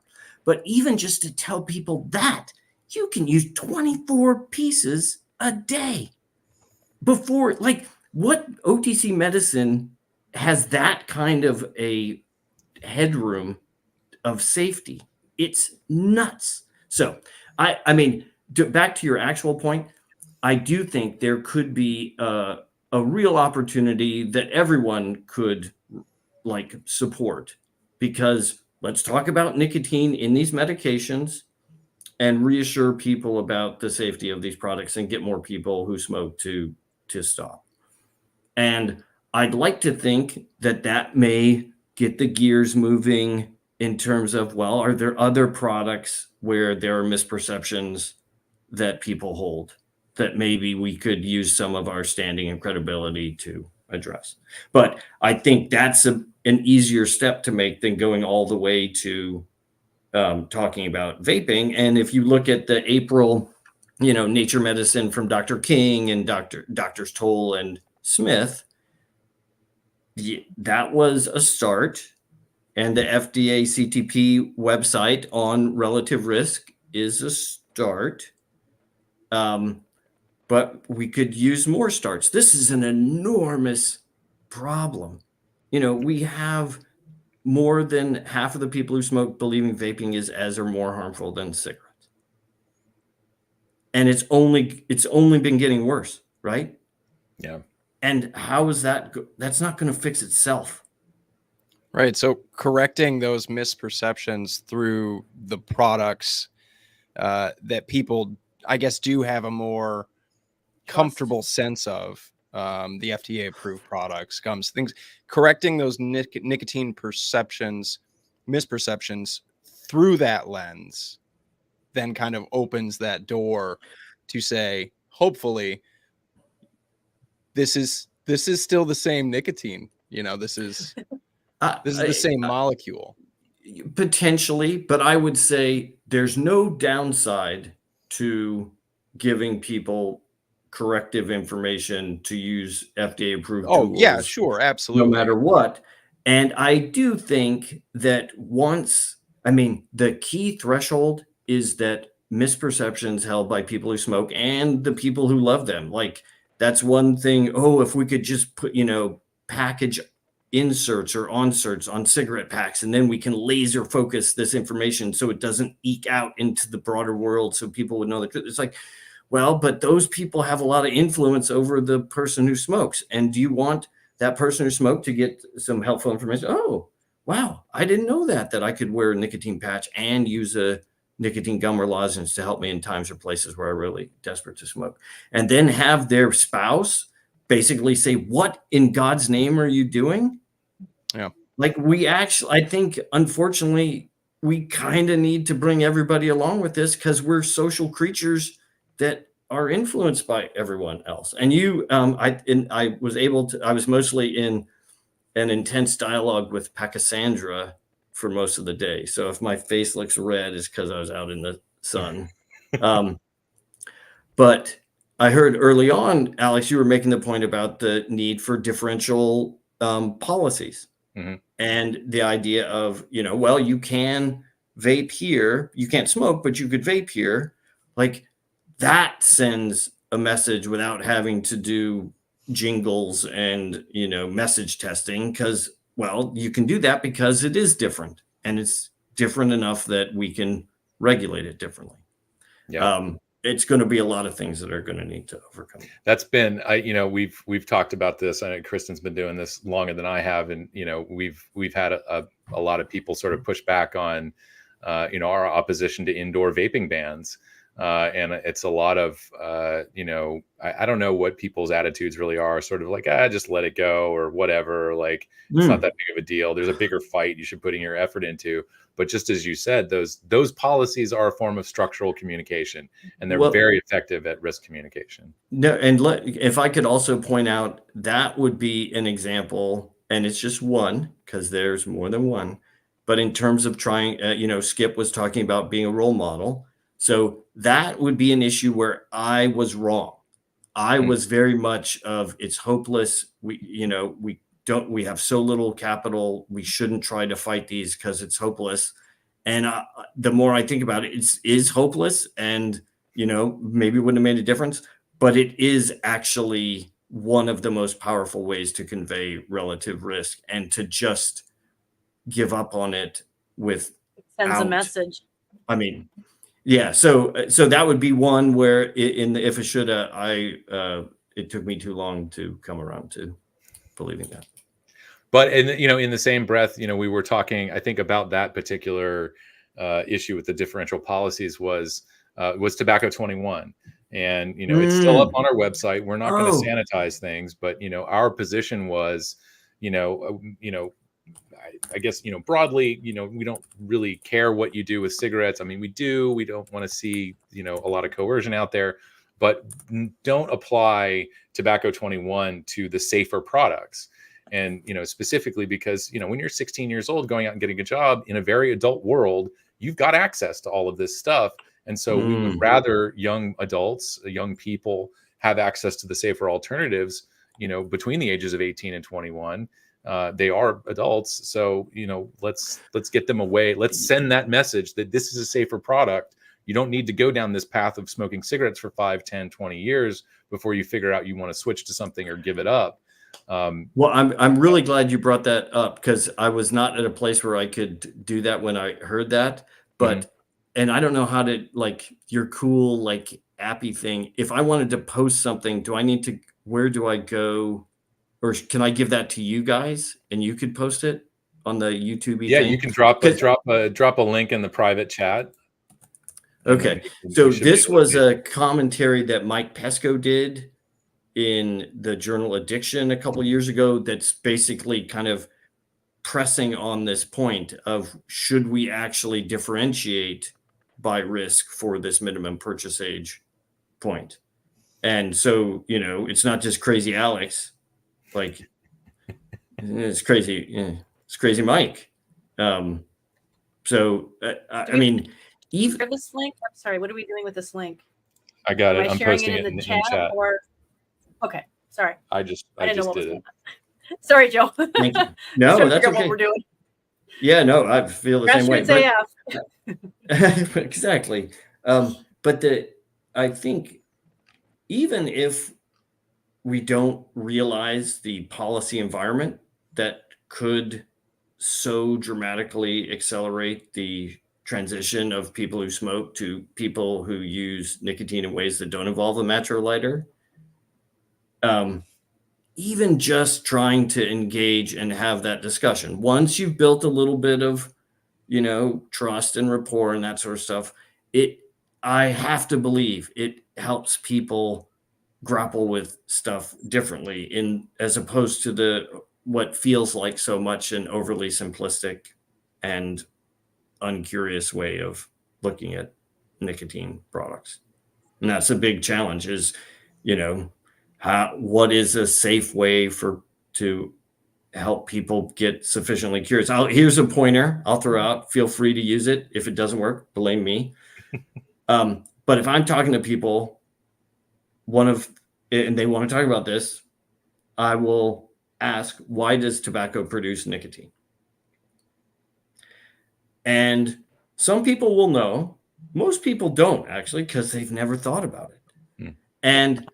And it is kind of cool. It's like, well, you know, it takes energy. Like the plant, you know, is not just wasting stuff. It has to take energy to synthesize this molecule. It's probably for a reason. And then that sets up this, you know, nicotine cholinergic receptors and every, you know, blah, blah, blah. We go through the whole thing. And the reason why I like that is because if someone does know, it's a positive thing. Oh, you are smart. Let me tell you how that connects to everything.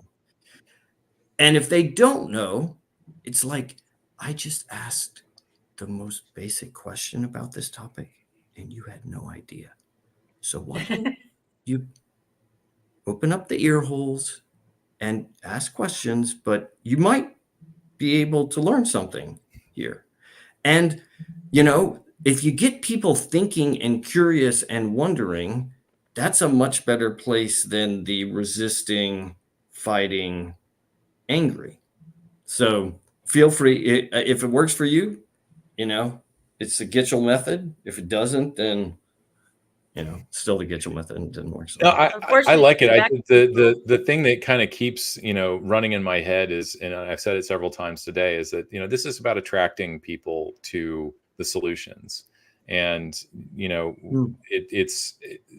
I mean, this can dovetail into a criticism of what we've seen from tobacco control and that sort of top-down, kind of almost coerced behavior change. In some respects, you know, we will dig in our heels when we feel kind of threatened about that. And the same as it goes, it's a two-way street here. When we come at people swinging, you know, they're just going to, you know, stick harder to their beliefs. And so it all of this has been about, you know, we like to think that we can show up with the data and the science, and that's, you know, part of the messages that we've written, you know, but also, you know, for us, it is delivering people's personal stories and trying to, you know, connect on that very human level. But, you know, a lot of times that kind of just gets people's eyes glaze over, like you're showing me spreadsheets and charts and data, and I don't know what you're talking about. You know, this is still killing kids or something.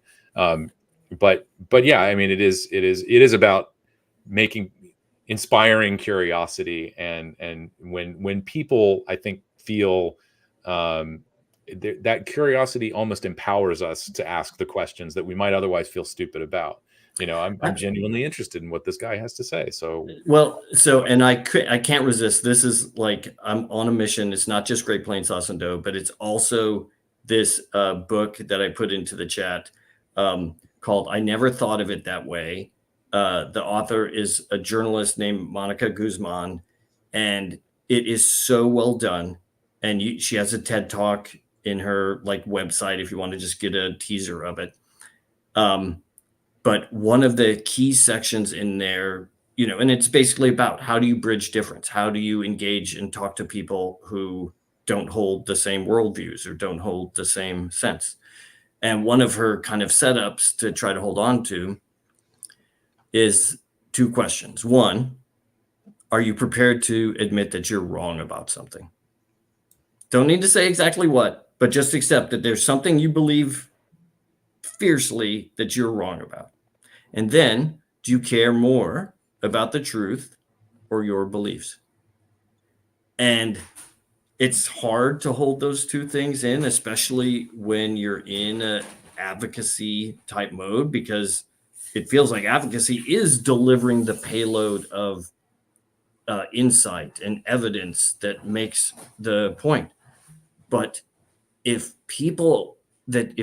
you're the person across the table found those things persuasive, they'd already agree with you, right?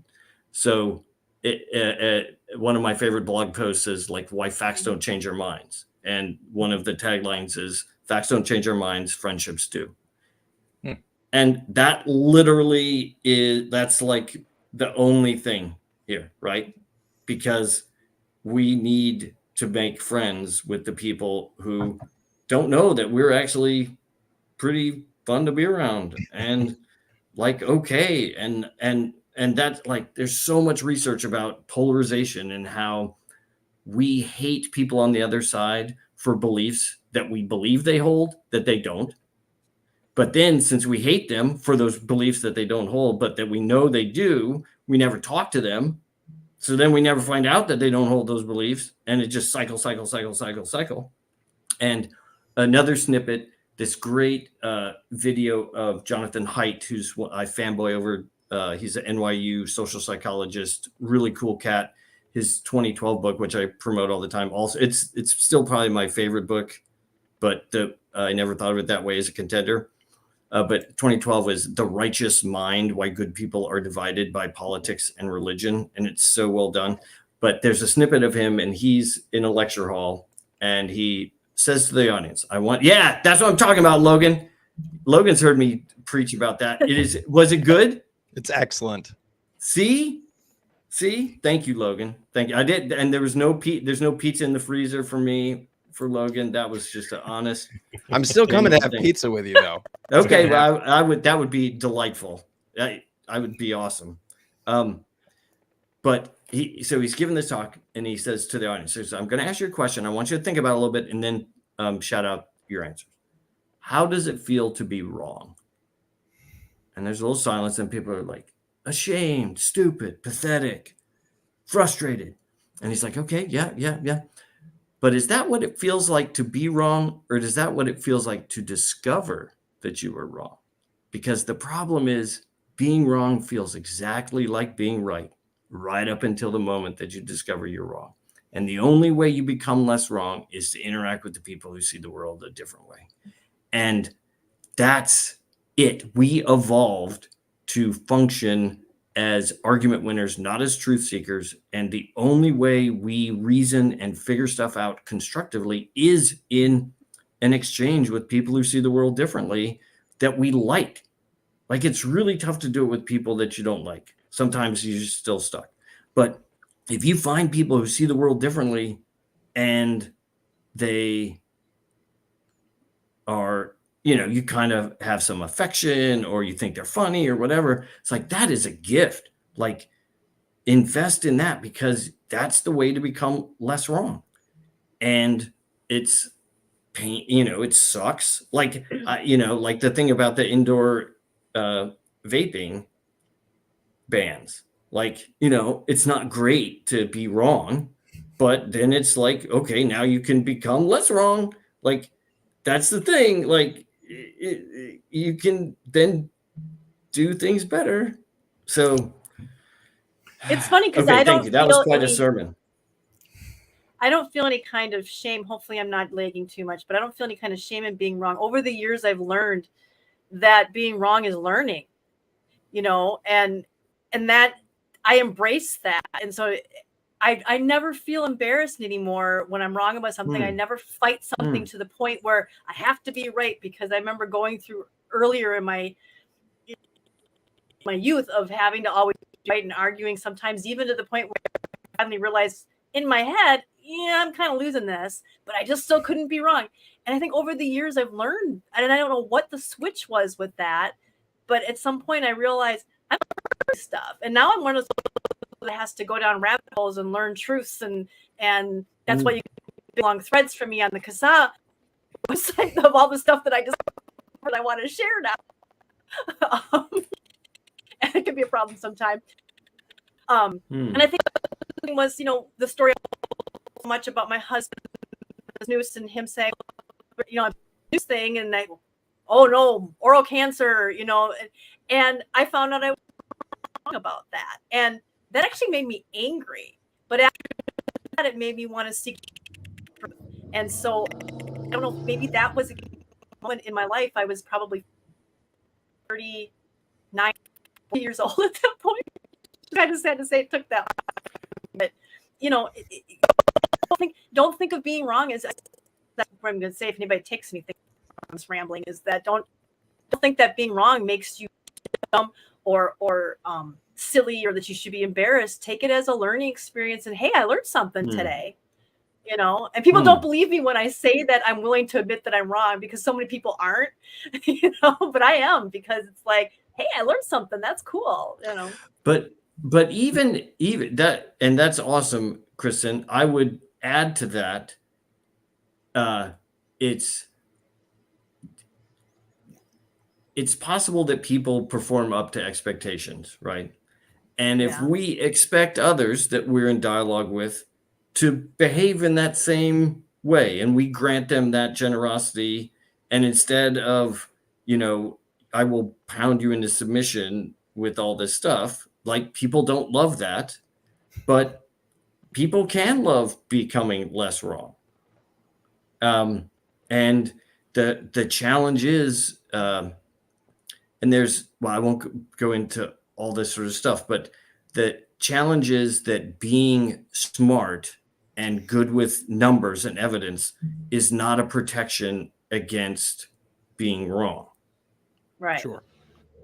And if anything, it's the people who are that capable who are able to come up with the reasons for why they don't need to update their minds. And they've always been right before, they were, whatever.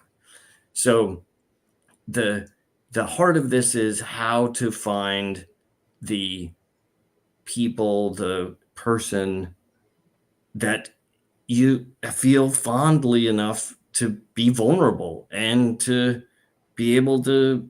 And I will say, having been on the tobacco control side for a long time, I mean, no one's going to believe this, but these are not bad people. They're not out to control and to impose and to, like this idea that's all about their having things their way. Of course, there's extremes and that sort of stuff, but it's easy to characterize and overly interpret things, because a lot of these folks, they're just trying to help and apply what they've invested in their education and their training to try to help people. And when the polarization in this field means that they only ever interact with the same people saying the same stuff, but we're as everybody does that. Like, and I would say, folks on the harm reduction advocacy side, we can't avoid the counter arguments because we're swimming upstream, right? But we're as vulnerable to believe our own shit as anybody. And there's nothing special about us. It's not, the only way is to find the people who can sit with and stay with the uncomfortable discussion. And it's such a gift. Yeah, I'll I guess is it a mea culpa? I don't know. I don't know what the word is, but I mean, I'm guilty of it, of course, and sort of assigning motives to people. I don't really know what their motives are, and I have to get better at this. I think we all have to get better at this. These are, we talk about the true believers sometimes, and sometimes it seems mostly in the context of whether or not these folks are persuadable, and if they are the true believers, then it's more difficult. It's not to say it's impossible. It's just that they are sort of trapped in that echo chamber, that professional bubble that they're stuck in. We are in our own bubble, of course, as the vapors, and that's hard to break out of. But it is a bit of trying to remind myself that these are parents, sons and daughters. These are people who have watched their own loved ones die from smoking, and they don't want that for other people. And they really are. They're trying to stick with how they've been trained to professionally go through the data, analyze things, and come up with the best strategies. And when we're on the sort of receiving end of these interventions or strategies, and for everybody out there who switched to vaping and it was kind of a miracle, and then to turn around and see it being just completely beaten down, and then we have done our own research in a way. We wanted to make sure that we knew what we were putting in our bodies, that this was actually better, and we've been convinced. But to hear that it is that sort of very professional, stick to the talking points, reinforcing all the messages that have been coming out, and sort of sticking to that. I guess where this sort of veers into feeling like I am angry, and I am I'm not going to say violent. It's not violence, but it is anger. It is this sense of, I want to meet some of this stuff with aggression, because they are advancing policies that are misguided. They are going after it. They're going for this goal of total nicotine eradication. Yep. And I think to some extent, I see the value in trying to temper that anger with empathy and trying to understand that they think they're doing what's best. And I feel like I'm losing my train of thought here, but it's very complicated. Yeah. Well, a few things in response. One, that doesn't mean that I don't go back and reread Clive's memo to public health grandees, every once in a while. And it's not like those aren't valid points too, even if that doesn't bring you to can we hold hands and that sort of place. And I think I wish that more people who need to read those things would, and at least reflect on what that does. I also think, however, that it's almost, and I will also say, it's not like I'm Buddha. Just today, there's a paper that just got published that's criticizing industry-sponsored research, and most of the examples are stuff that Penny Associates or my colleagues are authors on. And I felt like my heart rate went up 10 beats per minute. I was furious and just wanted to crush the, blah, blah, blah, blah, blah. And then I'm like, you're really, you gotta, and then I realized, they actually had to read my stuff, which is okay. That's not nothing. And I say post-publication criticism is important, and isn't it good to see that they did? Now, they did it in tobacco control, which means that it's kind of an unfair fight since our rapid response may never appear, or, you know, what? Okay, fine. But the opportunity, I think, is to try to build either, oh yeah, poor Mark. No, okay. Yeah, I don't got that's fair. That's a whole nother topic. Well, but it is and it isn't, right? Right. It's and yes, it's easy for me to pop off in this way. So very fair. My best counterpoint would be that if one of my lines, and maybe this is not best to have it be recorded, but anyway, it is this struggle will not end with heads on spikes. And if it does, it's probably our heads.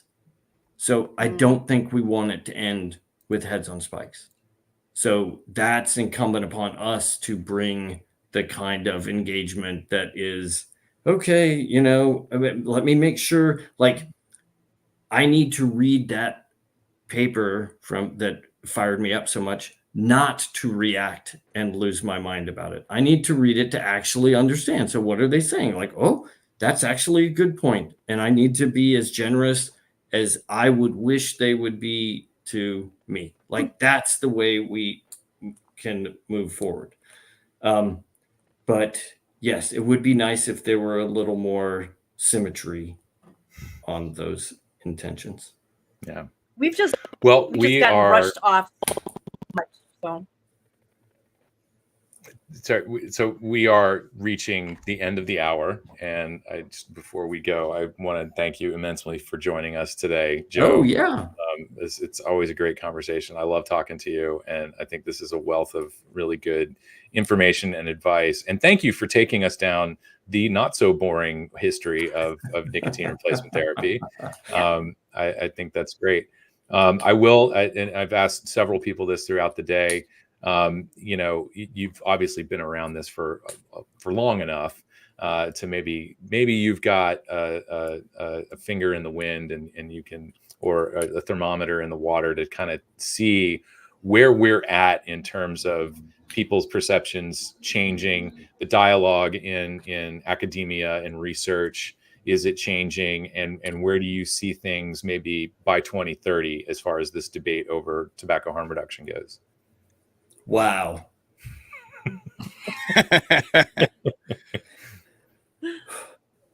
So remember, like, I made a bet with Clive in 2013 that I lost in 2023, and that we are now square. So I'm not good at these sorts of things. Like, I have a track record.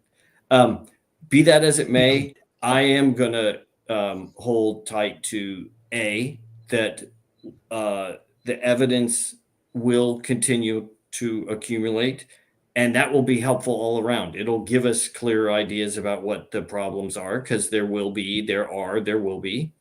But the benefits, I think, are going to continue to outweigh the potential downsides. And I think that there are increasingly leaders in the science and policy community who are who find what's going on to be counterproductive in the longer term and bigger picture, and things that can't continue won't. So I think by 2030, actually, that we will be in, I mean, there's still going to be a need for CASAA, so that's, people got to, like, empty out their pockets and do a little bit. And I got to figure out exactly what the offer is, because truly it was Skip's mention of pizza. I was like, ooh, there's an opportunity here. I got to figure this out. So I will follow up with the Twitter, but you know, there's still going to be a need for CASAA, even if things move in the direction that I hope it will. Awesome. Thank you very much. No, this is great. I really appreciate it. Nice to talk to you, Kristen and Logan. Well, Kristen, we never actually spoken. Logan, we have talked before, but yeah, I interviewed Joe a long time ago. Yeah. Oh, did you? Yeah. Thanks for coming on, Joe. Absolutely. As much as I know about, the history of a lot of nicotine and tobacco products and people's use of them, even I learned a few things from you today. So I appreciate that. Amen. Oh, we had one question. Oh, isn't that time for me to go though? Real You have quick. to explain your button. Yeah. What is your button? Yeah, so this is you won't be surprised to know this Ray Gun t-shirts, not just t-shirts, but also buttons. And Skip hooked me up with the Ted Lasso line, "Be curious, not judgmental." And if you don't know the scene that is from in Ted Lasso, you have to watch it because it's really cool. Be curious, not judgmental. Let's all hold on tight to that. Thank you, Skip. Now go to bed. Awesome ending line. Nice. Wonderful. Enjoy Hey, the thank rest you of your guys. weekend, Joe. Thanks. Thank you. Joe. Thank you. You bet. Thanks. Joe Gitchell, everybody. Yeah, Joe was a guest on Rise and Vape years ago as well. Yeah, that was actually, I believe, when he recommended The Righteous Mind to me, which is a fantastic book, and I highly recommend people check that out. So we have a recorded session coming up here, so that we can go have dinner and rest our legs and feet and butts. So we need to get on with that. Sorry, that was abrupt, but go ahead. Super abrupt. Before we get into that, we did have a couple super chats really quick during Joe's segment. Philip, let's go, Joe. Thanks for the $10, Philip. And we had Artiste.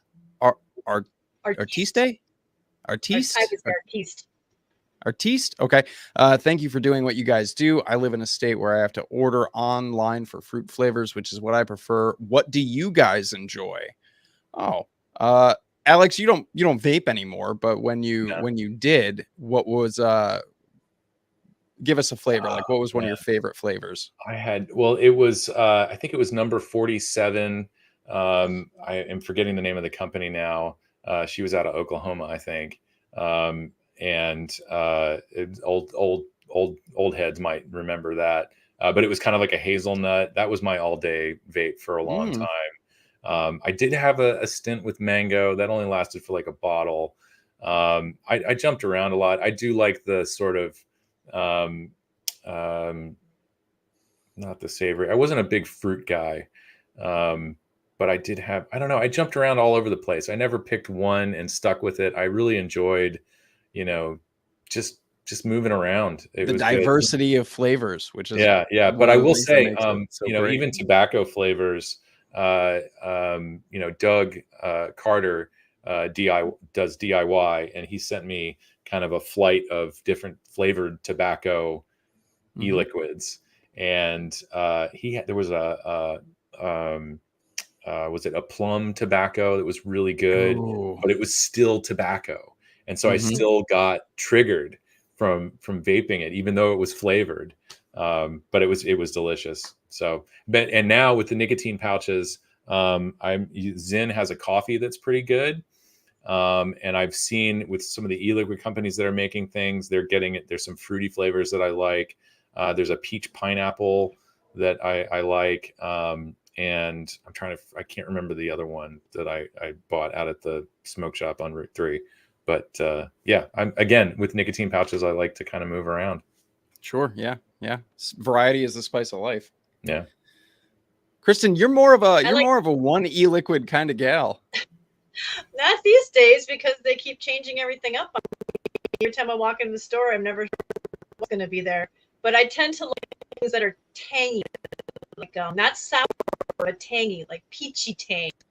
I think how a peach kind of is different from a lemon tang. You know what I mean? So I tend to gravitate towards things that are very tangy, lemon, raspberry, or peach, strawberry, or something like that. And one I have right now is called dewberry, which is melon and strawberry, and it's actually very good. So that's what I started off with, like chocolates and coffees way back in the day, and at some point I found peach, and then since then it's always been a tangy thing that I prefer, especially the coffee. It's a good balance. I have no idea. Sure. Why. Yeah. I What about you? You know, I've never had success with coffee liquids, and I hunted for so long for one that I would find that I would like, and I just never did. As much as I love coffee, but I quit smoking with a strawberry lemonade. Lemonade is like, I love lemonade. It's my favorite drink to consume is just good lemonade. I love citrus flavors. And so I tend to gravitate very heavily into that kind of area. Citrusy things, lemonades, orange, tangerine, stuff like that. But I also, and somebody to this day, now I maybe one or two a year, I love a good cigar and I love a good tobacco liquid, which is my all-day vape. It's I'm sure there's a number of people in here who know Eric Vinyl and Vapor, and he makes a fantastic tobacco flavor, which is very much like it's like a caramely, creamy tobacco, and it's what I use in a pod all day long. And so, yeah, I tend to float around too. Like right now on my desk, I've got a guava lemonade. I have a peanut butter butterscotch tobacco, and I have, you know, yeah, I know. Yeah. And then I have my all day pod liquid, which is like again, like a caramel cream kind of tobacco. So, but yeah, Forgot to mention I vape all over, raspberry. and on my shelf is, you know, you name, I've got banana and like different fruits and lemonade. And so I vape around, but I tend to have kind of one or two. And I think for me, that's a really nice, like citrusy, bright, kind of tangy, lemonade-y vape. And then like a really nice tobacco to enjoy. So kind of polar opposites right there in the flavor spectrum. Before we Okay, head so- into the recording, I did hurry forget up. to mention, we've already talked about it, but so any of the flavor masters out there who are working on flavors for nicotine pouches, number one, I need a raspberry cupcake, and number two, I need like a banana pudding, or like banana and vanilla wafers, like something like that. I need both. Yeah, of those you need like life. some boule bolu in pouch form is what you need.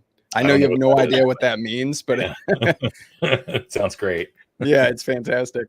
But yeah, I'm all over the place. If anybody knows a really good coffee liquid, and you're like, Logan, this is the end all be all of coffee liquids, please let me know, because I looked for Doug. I looked for years, and a lot of them were either way too sweet and kind of got into like the bakery sweetness area, or they were just way too like Folgers black, which is just not good in my opinion. And there was really no good middle ground that I ever found. So yeah, but that answers that, I suppose. And thank you for that super chat. We gotta keep going. All right, we're gonna get this started. We will see you guys at the other end of this. Make sure you guys mute. All right.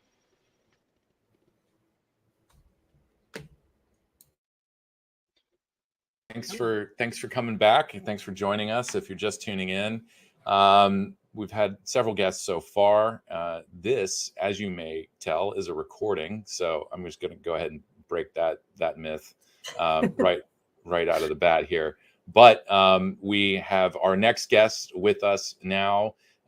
Please welcome. Round of applause, everybody, up out of your seats.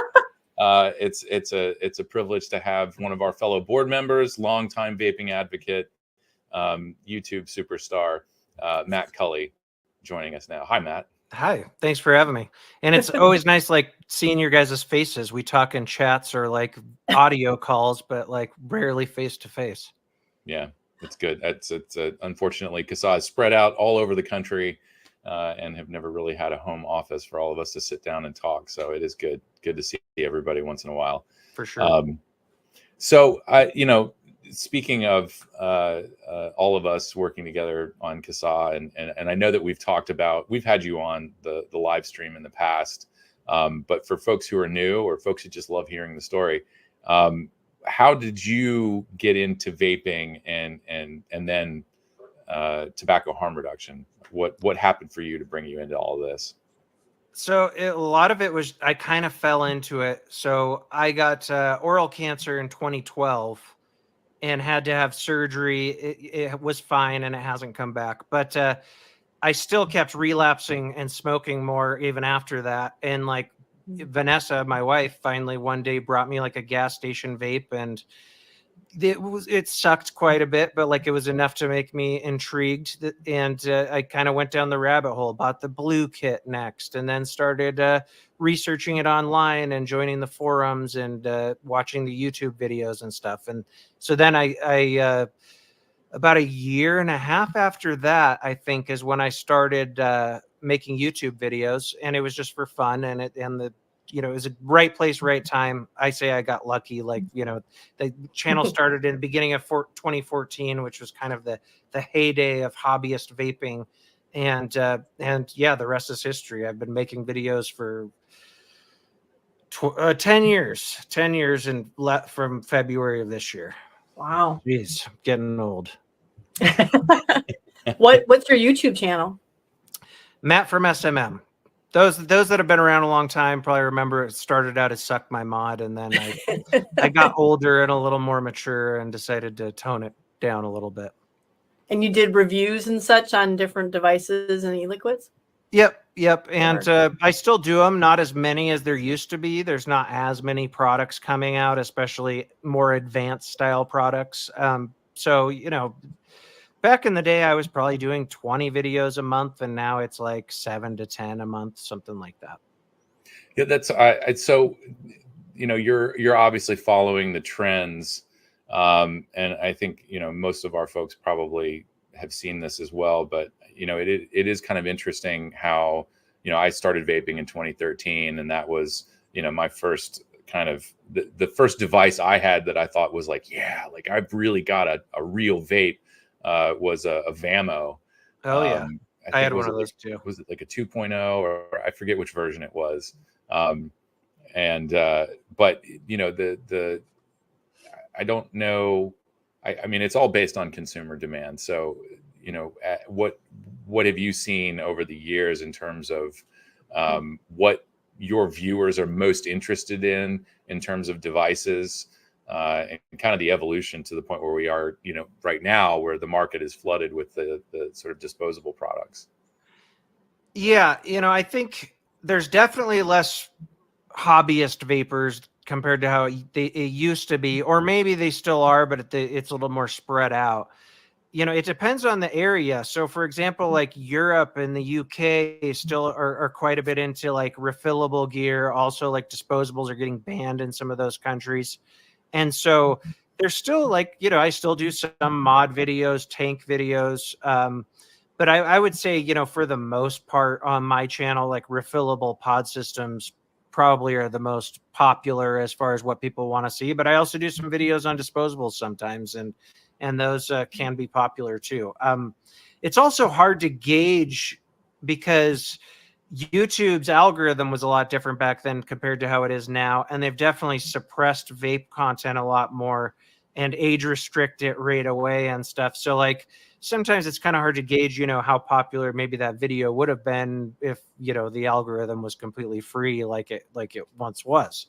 But I mean, I think overall, like just like we see in a lot of industries, simplicity wins.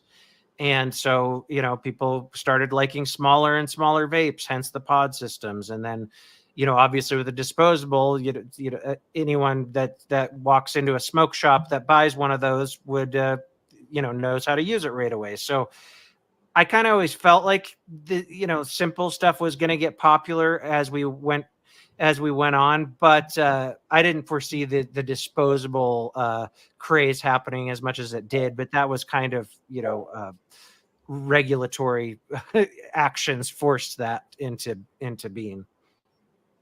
Yeah, and with that move to the smaller, more convenient devices, I know a lot of vape shops, they can, depending on where they are, can try and adapt and meet their customers' demands. But kind of that, maybe the erosion of that larger hobbyist community that I remember from 2016 and earlier, has the role of the vape shop. I mean, I don't know what your experience is, where you are in visiting vape shops or hanging out in vape shops. But we've always talked about the role of the vape shop being a place for people to come and talk and sort of support one another. Has that changed in a not great way, or has it changed at all? I would still like it, if I was to talk to somebody that smokes that is wanting to get into vaping, I would still suggest they go into a vape shop because they are more specialized and do tend to have, more education and some people that can kind of steer you in the right way. But definitely not as necessary as it once was, when stuff was a lot more complex. You're buying mods, you're buying batteries, you're buying coils, or people want to rebuild their atomizers. And so I think, probably like the bar is lowered as far as like a vape shop employee probably doesn't need to know as much as they did back then when it was a lot more advanced. But I still think that a vape shop plays a big role in kind of steering people towards, what they might like, especially first time users. Yeah. Having somebody, especially since most places have banned samples like we used to have. You could go in and you could try the zero nic samples. And now I go into a place and you can't, what is that? Especially when they have very vague random names, and it's nice when I can ask the clerk, do you know what this tastes like? What do people say about that? And stuff like that, to have somebody to talk to. You walk into the gas station, the clerk's not going to want to sit and talk and chat with you about this flavor, that flavor. They don't get into it the same way. It's like, I don't know, the last 3 things I sold was energy drinks. They don't care. And so I think it still helps. For sure. And I think, a lot of the vape shops have kind of done the hybrid model. No one should blame them for that because, they do what they can to stay open. And so they have, more cannabis hardware and, some other natural stuff or whatever, crystals. There's some that sell all kinds of things. And so I think that segment's really grown. Like a lot of people still kind of call it the smoke shop segment, but whatever you want to call it, and even that, if you don't have a, dedicated vape shop around you, I would definitely suggest going into one of the, a smoke shop that has a bigger variety as opposed to trying to buy it from a market or gas station or something. Yeah. We've had the same vape shop in our little town of 8,800 people for, I don't know, maybe 10 years. It's been a while. And just a couple of years ago, a smoke shop opened up right across the street from them. Yeah. And they had a huge selection, and I have gone in there a couple times, and they have a really good, a decent size inventory. And then they have a lot of the Delta CBD stuff. And then I went in the other day and they were putting in a big, huge humidor. I'm like, this little town's going to support a big, doing that. Just like, oh yeah, a lot of people come in for cigars. I was like, wow, that's interesting. But they still, a lot of the smoke shops, I remember in the early days, you couldn't find really anything in there as far as vaping. And now they have as big of a vaping section as they have with anything else, which is a good development. Yeah, for sure. And so it's like kind of a good and bad thing. So like a lot of those dedicated vape shops that didn't really move with the times went under. But at least, I would say now there's more vapes being sold in more brick and mortars than ever before. It's just like a lot of the biggest portion of them are those hybrid smoke shops and stuff that you see them in. Right. Yeah. I know that the shop here, well, there at one point there were like 5 shops in this town, and they've either gone that hybrid route or they're all glass and other stuff. But this shop downtown is they carry nicotine pouches now, which is good, and they're kind enough to give me a discount because of what I do. That's nice. And but it's been, that's what people have had to do to survive.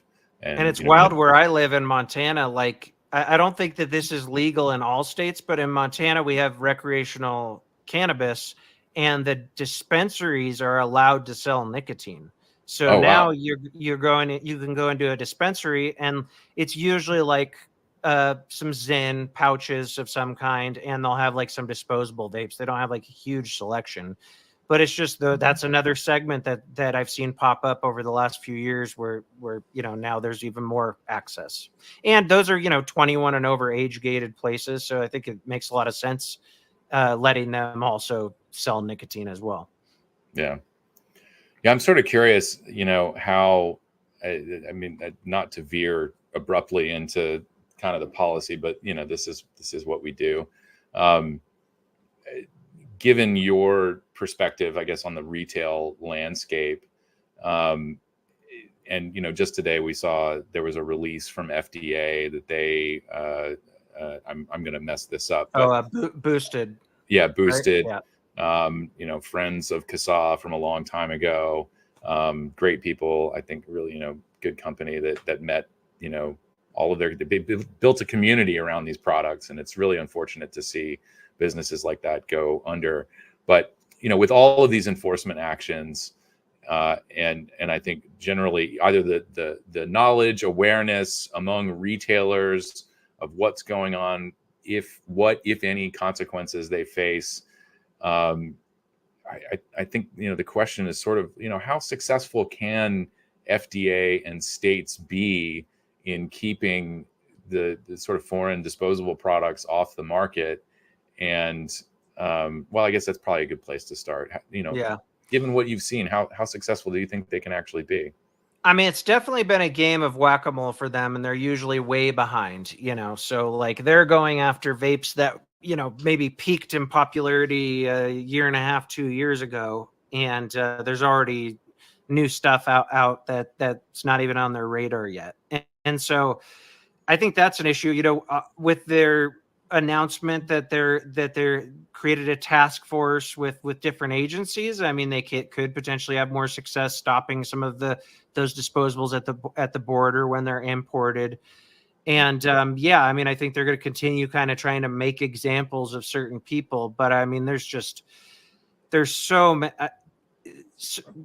kind of when the war on vaping really ratcheted up, I would say maybe around the E-Valley time, even though I know it was before that with the deeming rule and all that, but there's way more storefronts selling vapes now than there was then. So it's like, they try to kill one and 5 others pop up. So I just don't see how you're going to successfully keep a very popular product out of people's hands. There's just too many stores that are selling them, and even in stores that are states that have flavor bans, there's still plenty of places that are selling flavored vapes and flavored pouches when those are technically legal in some of those states as well.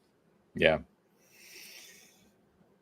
I mean, it's an age-old story. It's amazing that they just still haven't learned that prohibition doesn't work. I mean, yeah, I mean, they basically, they pushed a lot of this underground when they went after Juul, and any closed pod system, pre-filled pod system, and they banned our FDA in a roundabout way, started enforcing against those products. That's when the disposable boom really popped up. So it's like, oh, you had such a problem with Juul, now here come the disposables, and a lot of those don't have offices or warehouses in the States or whatever. So trying to go after those companies is even harder. So like they really, it's a lot of people, even vapors, have issues with disposables. There's some legitimate reasons, like the waste and whatnot, but they wouldn't exist with the popularity they have if it wasn't for FDA's actions about 4 years ago. Yeah, and I think one of the things that folks have been saying, and I feel like maybe without using the same words, CASAA essentially warned about this 10 years ago when the deeming regulation was proposed.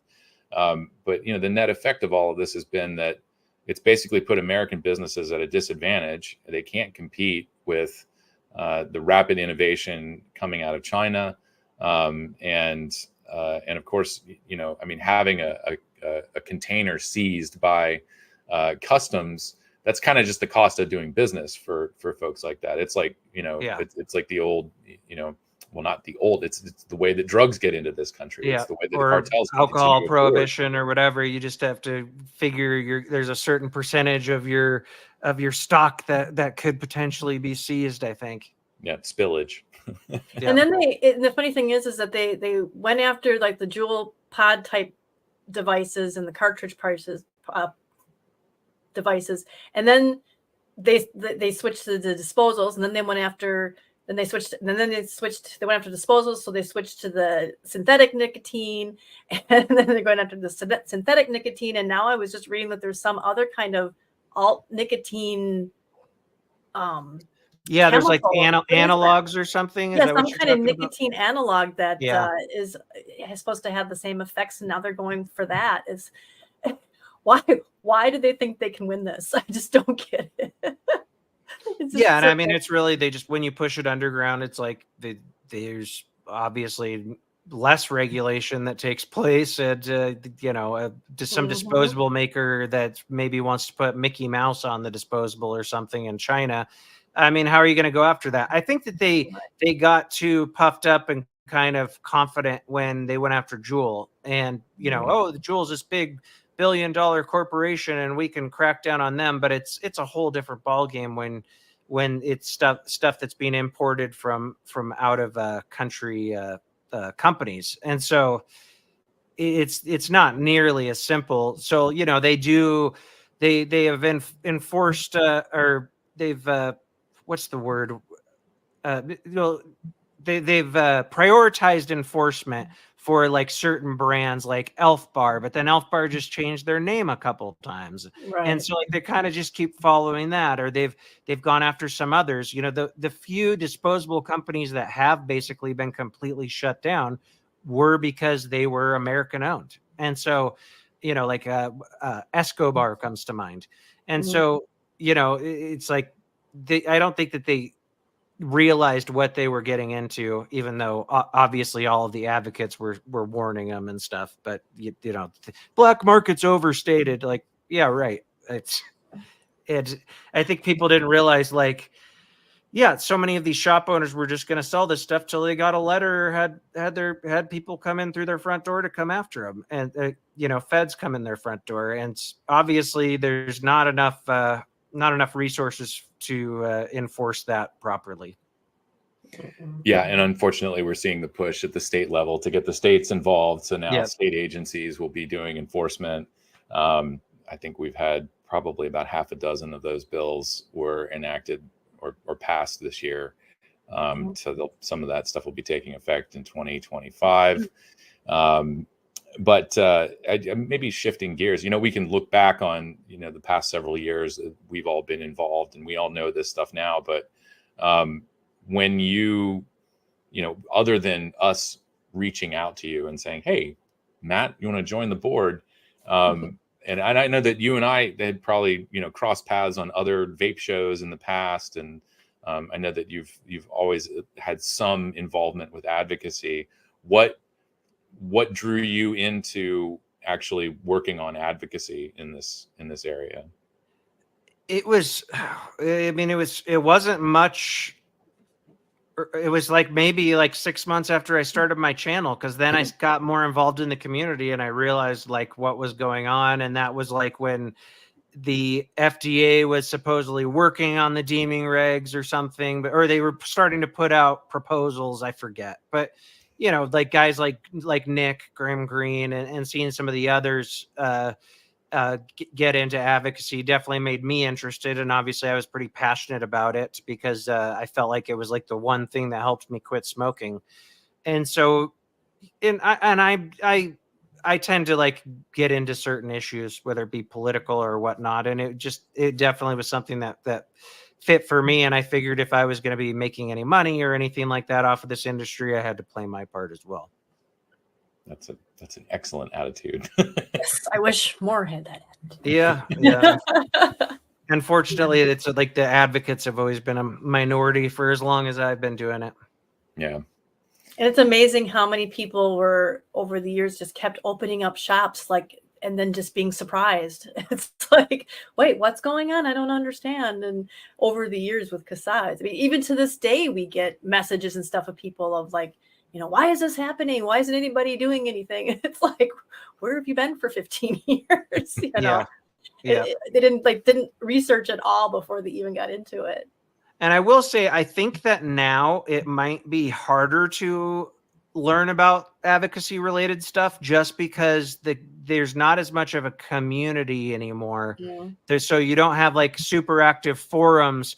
Facebook cracked down on a lot of these Facebook groups. There's not super active groups. Like there's more vapors than have ever existed, but it's like it's way more spread out. Half of them are using disposables. Some of them are new and they just go into their local smoke shop and buy their pod system or whatever. And they never get online to like really research some of this stuff. So I don't, like I don't blame like a newer person now for not getting involved or not knowing about it. But like back then, like when the deeming regs dropped and the 2016 stuff and all that, and there were plenty of people just doing a cash grab that knew what was going on and didn't give a shit and were just because they were there to get in and out. And there's still some of those grifters that exist, but most of them have been cleared out since then. But a lot of them were like fly by night guys that popped up back then.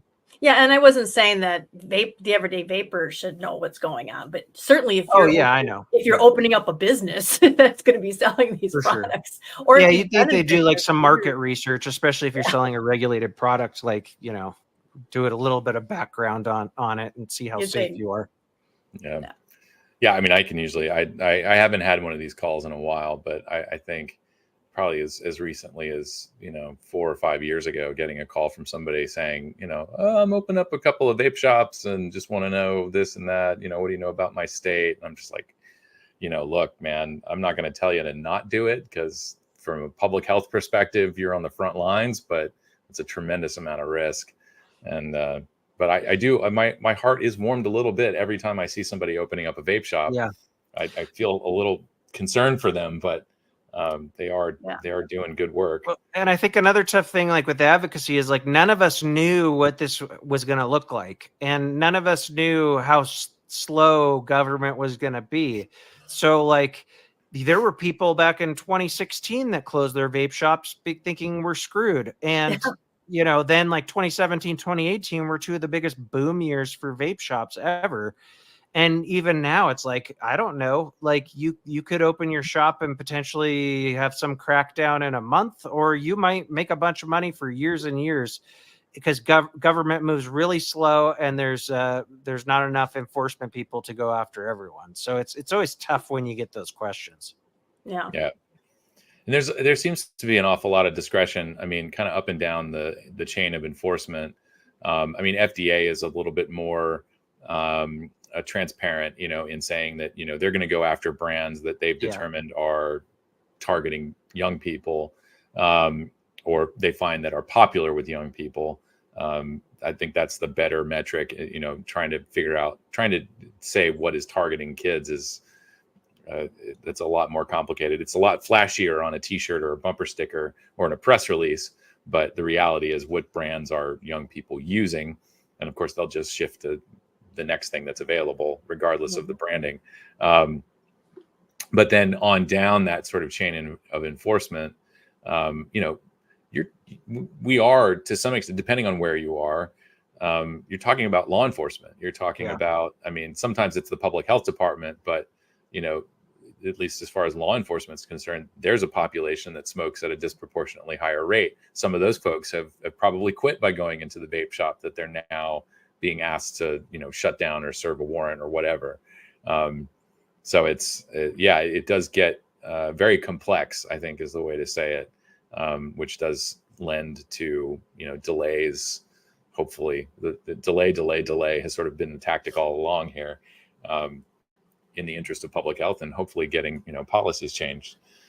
So, yeah, I mean, I remember back in the day, a lot of advocates were saying like it's delay. The more we delay, the more vapors there will be. And that is true. That definitely happened. Unfortunately, like most of these like disposable users have no clue what's going on. So like growing the numbers of the people that are fighting for the cause has been harder, but like the amount of vapors has definitely gone way, way up. And just that number does help too, though. I mean, just to be able to say how many people have switched to vaping, that's For sure. that for was sure. part of that whole thing. It's like, yeah, because I remember I was there when we were saying we need to get, fake it till we make it, and we need to get as many people switched to vaping and to just keep this going, because that's what's going to show that, the longer this goes on, the longer that people aren't falling dead because they're vaping nicotine, and things like that. It's gonna expose the lies, because and it already is, the whole gateway thing.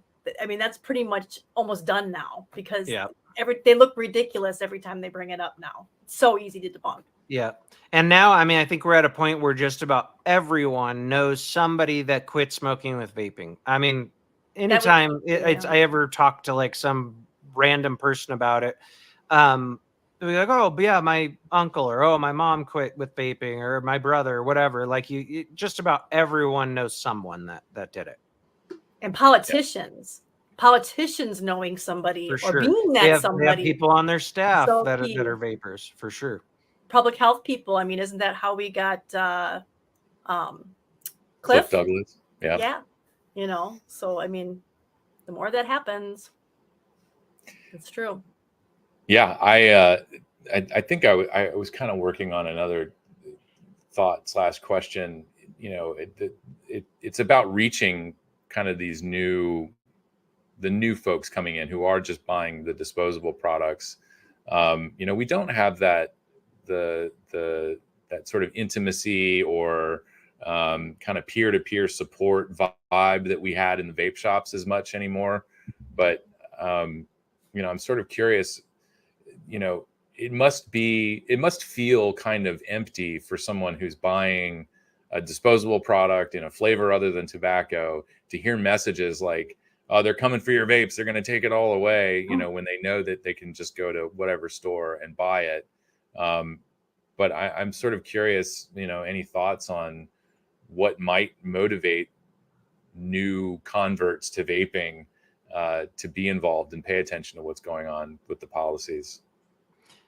Yeah, I mean, like you said, it's tough because a lot, over the years, a lot of us advocates were always scared of like claiming the sky was falling too often, because you're like the boy who cried wolf. And I definitely think that happened. A lot of people did get desensitized to it. Like, oh, you told us they were coming after our vapes 7 years ago. I still have them. And even in those flavor ban states where there's banned flavors and they still have a smoke shop that sells flavored disposables. So it's tough to like get through to people. And a lot of times it's like they don't care until it's too late. And all of a sudden they lost access. So, I think all we can do is try to educate people. I think some of this is on the companies as well. So if you're a really popular disposable maker, you probably should put like a CASAA logo on the back with a QR code or something to join CASAA, stuff like that, because it's a lot harder for advocates to reach people now when the category is so segmented, and like a lot of people just dropped cigarettes, started buying vapes, and like that was it. And that's great. That's awesome that it's that easy now. I think like that's kind of was the end goal. Like it was going to be a very easy transition for people, but because of that, they don't ever feel the need to dive in and Google about different things with vaping or accidentally come across advocacy related stuff. So I definitely think a lot of it's on the companies themselves now. And all we can do is keep, shouting from our platforms and trying to educate people and being at trade shows or any kind of expo or anything. But it's more difficult than it once was. Yeah, I think in some of go ahead, Kristen. Oh, I was just going to say on that note of, you said even where there's flavor bans that, there's still a tobacco shop or whatever that has flavors, working with CASAA social media, we get a lot of messages, and, I see a lot of the messages and posts and things that we get. And, recently there's been a few in New York and Massachusetts and California, not so much California, but Massachusetts big time, where they're saying, well, it's over for us. And, we don't have anything here. We can't get it. I'm seeing that, not a huge amount, but it's enough to be worrying to me that there's people out there who don't realize that they can still go down to certain places and find these things. I don't know so much about Massachusetts. I know of California and New York, it's all over. Yeah. So how do we reach those people? How do we let them know, hey, it is out there. There are ways to do that. I mean, we have our state groups, but we don't want to be like encouraging out in the open of like, oh, go to this place, go to that place, It's tough. Like, I mean, I definitely think in those flavor ban states, there's less variety now. Like, you can't have an open vape shop that's got like every refillable pod system, maybe some mods and tanks and all the e-liquids. But there's definitely quite a few hybrid shops and smoke shops that still have some selection. So they might have to hunt it out a little bit more. And obviously, when you're in the East Coast, all you guys are like, only 5-minute drive to go across state lines. So that's true. I exaggerated a little bit, but right. Everything's so close there. So, I mean, I know people that drive from Massachusetts to what's below it, like Vermont or something. Oh, well, you've got New Hampshire and Vermont are still selling flavors. Most of the major population centers in Maine have done flavor bans. I think Connecticut, you can still buy flavors, but Rhode Island just recently codified their flavor ban. I'm not sure if that's been finalized yet. I think there's still a vote somewhere, but things did not go well in Rhode Island this year. But I think there's obviously New England is tightly packed. So I always, it's like I with my job, it's like I still have to look at the map sometimes. I know all the states, but I forget like which one's on top of which again. Yeah. I've always been in the West. Sorry, guys. Yeah, you're out there under the big sky, and that whole area is probably smaller than Montana. So, but I mean, I do think that there's, again, like, you don't want to give people too many. I'm not going to like tell people exactly how to do it, but I mean, there's quite a few ways to get this stuff online still as well. That was what I was thinking about earlier was, I think there was this appeal to people's maybe empathy for other folks who are going through the same thing. That first step of making the decision to try a vapor product or making the decision to stick with it. Quitting smoking is not, it's not the easiest thing to do. Even with vapes and nicotine pouches, whatever, it's still, you've got to seek it out. You've got to make that decision on your own.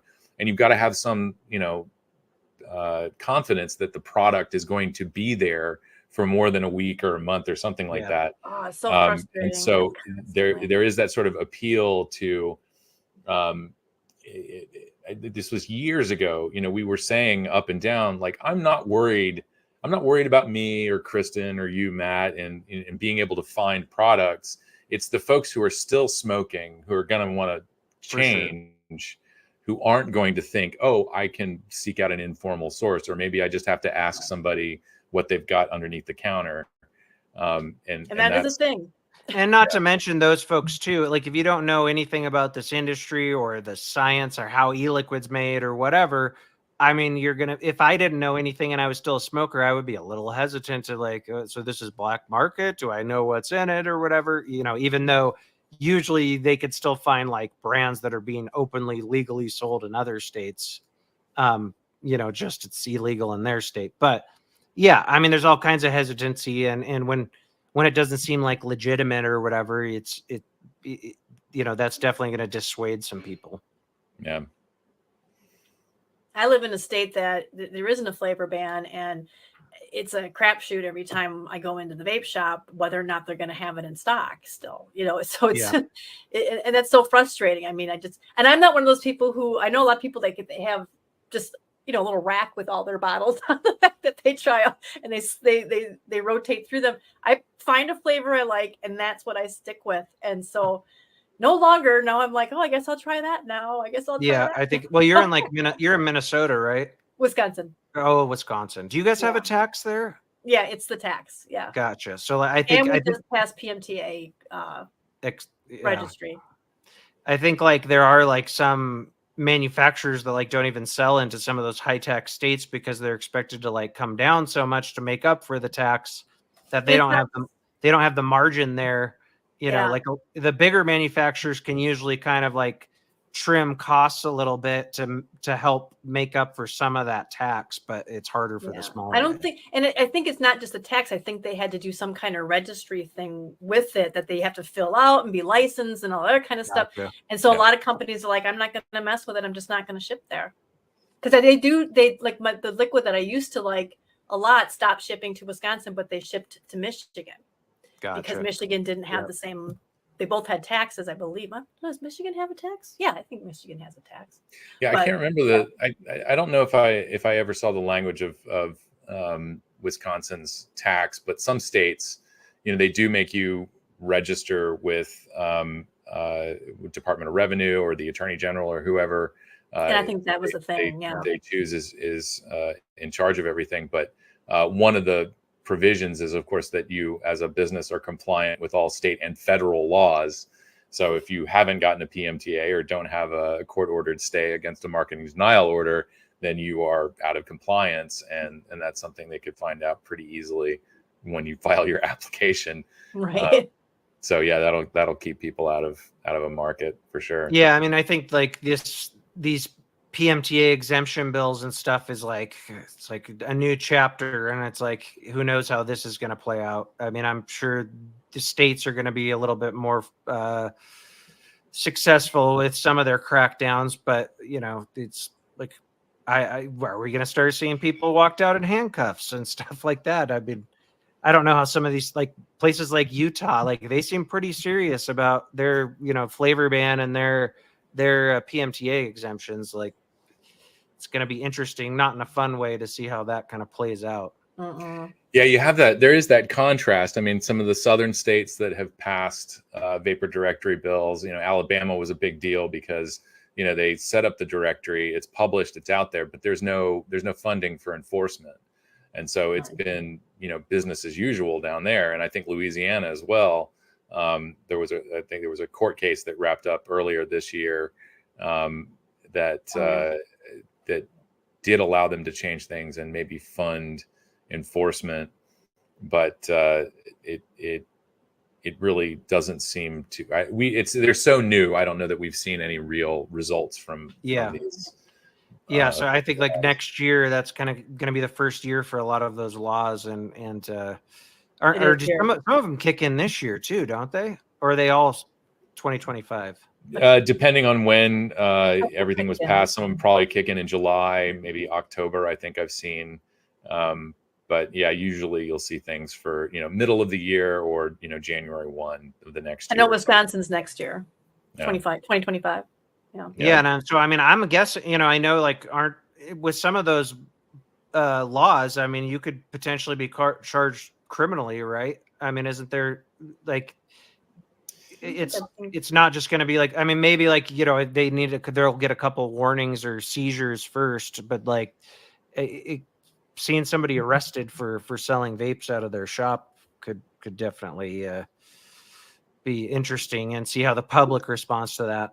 Yeah, I think it depends on the state. I can't remember. I would assume Utah is probably one of the more severe in terms of penalties.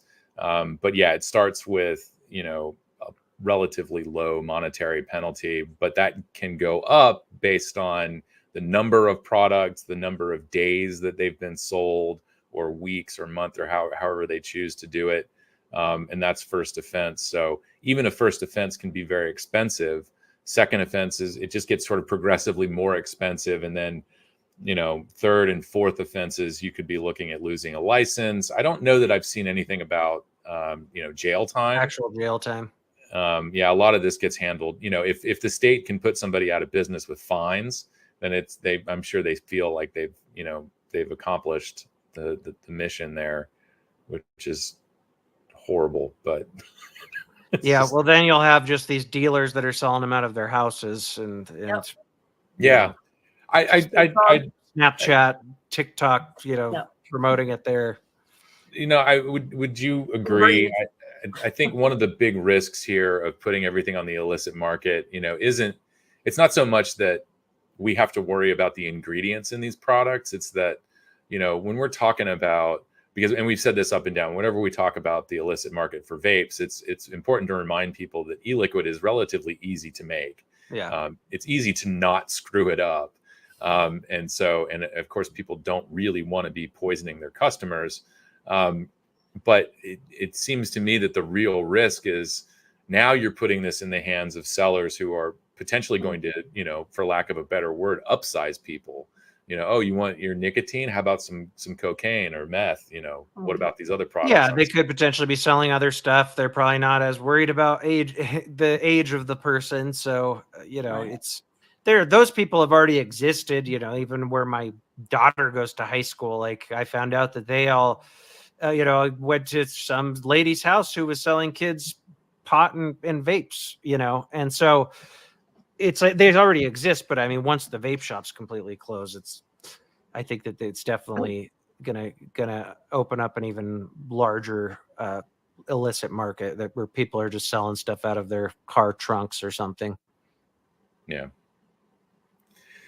Well, I think we kind of touched on it a little earlier. I have it written down, and maybe to set this up, earlier, was it earlier this year? Yeah, it was, I think back in February, March.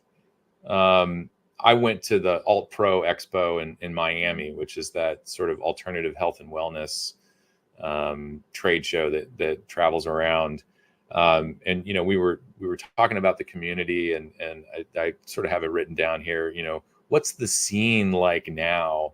So with these new trade shows that are coming along, has that, and I'm assuming that you've been to a few of them, or you at least know about them. In your experience, has that the energy that we saw at the vape conventions, has that migrated over to the alternative health and wellness scene, or is it something different?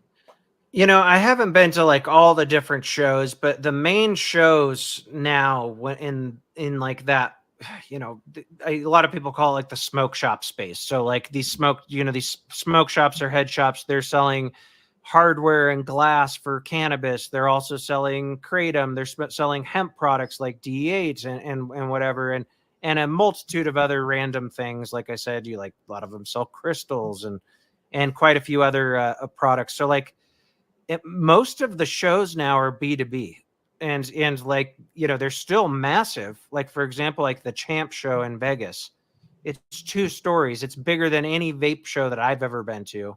Wow. But it's all industry people. It's not like just, maybe they'll bring some of their employees or whatever, but you're not seeing like the consumer shows in the States like it once was. I went to the vape show in Germany last year, and that was definitely more old school, all vape related. You got a stage, people talking, there's consumers in there. But I mean, as far as like just a vape show where it's like a B2C, like where it's consumers coming in, I haven't been to anything like that for years. And yeah, these shows are like, they kind of have some of the same vibes, some of them still have, booth babes and people dressed up in costumes and they're bumping music and whatever. But it's different. The excitement's not the same because you don't have the consumers there. Yeah. I noticed that as well. I'm sure I showed up on the last day, so I think I was there when it was, the attendance was dwindling. But it was. I do remember that sort of excitement at the vape shows where it's like, oh, they're opening the doors, and all these individual consumers are going to come through with their bags. The Team Free Shit shows up, in force, and it was great to just see people, kind of at the end of the day looking through all the stuff that they've picked up at the different booths and trading products among one another, or raffles, excited about what they had been a high-end section with all the expensive mods and atomizers and stuff. And those early vape meets they weren't vape shows, they were vape meets. They were literally meetups, and vendors would show up with a lot of the smaller, it was more like boutique type stuff in a lot of cases. And then every once in a while, there'd be a few booths that would, like in Virginia, just in Richmond, I think I went to that twice. That was fun, because all these people you've been talking to on ECF or, whatever your you finally get to meet them face to face, kind of like what you were saying, Matt, earlier about being able to see our faces other than it's like, but you got to meet them in person, you know. And then the one we did with all the board of CASAA actually showed up. Everybody came and we had a board meeting there, or a member meeting. And we had them all in one spot. That was a lot of fun. And I do miss those days. It was Yeah, cool. it's interesting because the cannabis industry kind of reminds me of the old vape industry, because there's more excitement now there, I think, with like new devices, new things to play with, like some new type of electronic dab rig or whatever. There's more innovation happening there now, I think, than nicotine vaping. And there's more small mom and pops companies like that came up with one cool product idea. And so they'll have a little booth there with their product or whatever.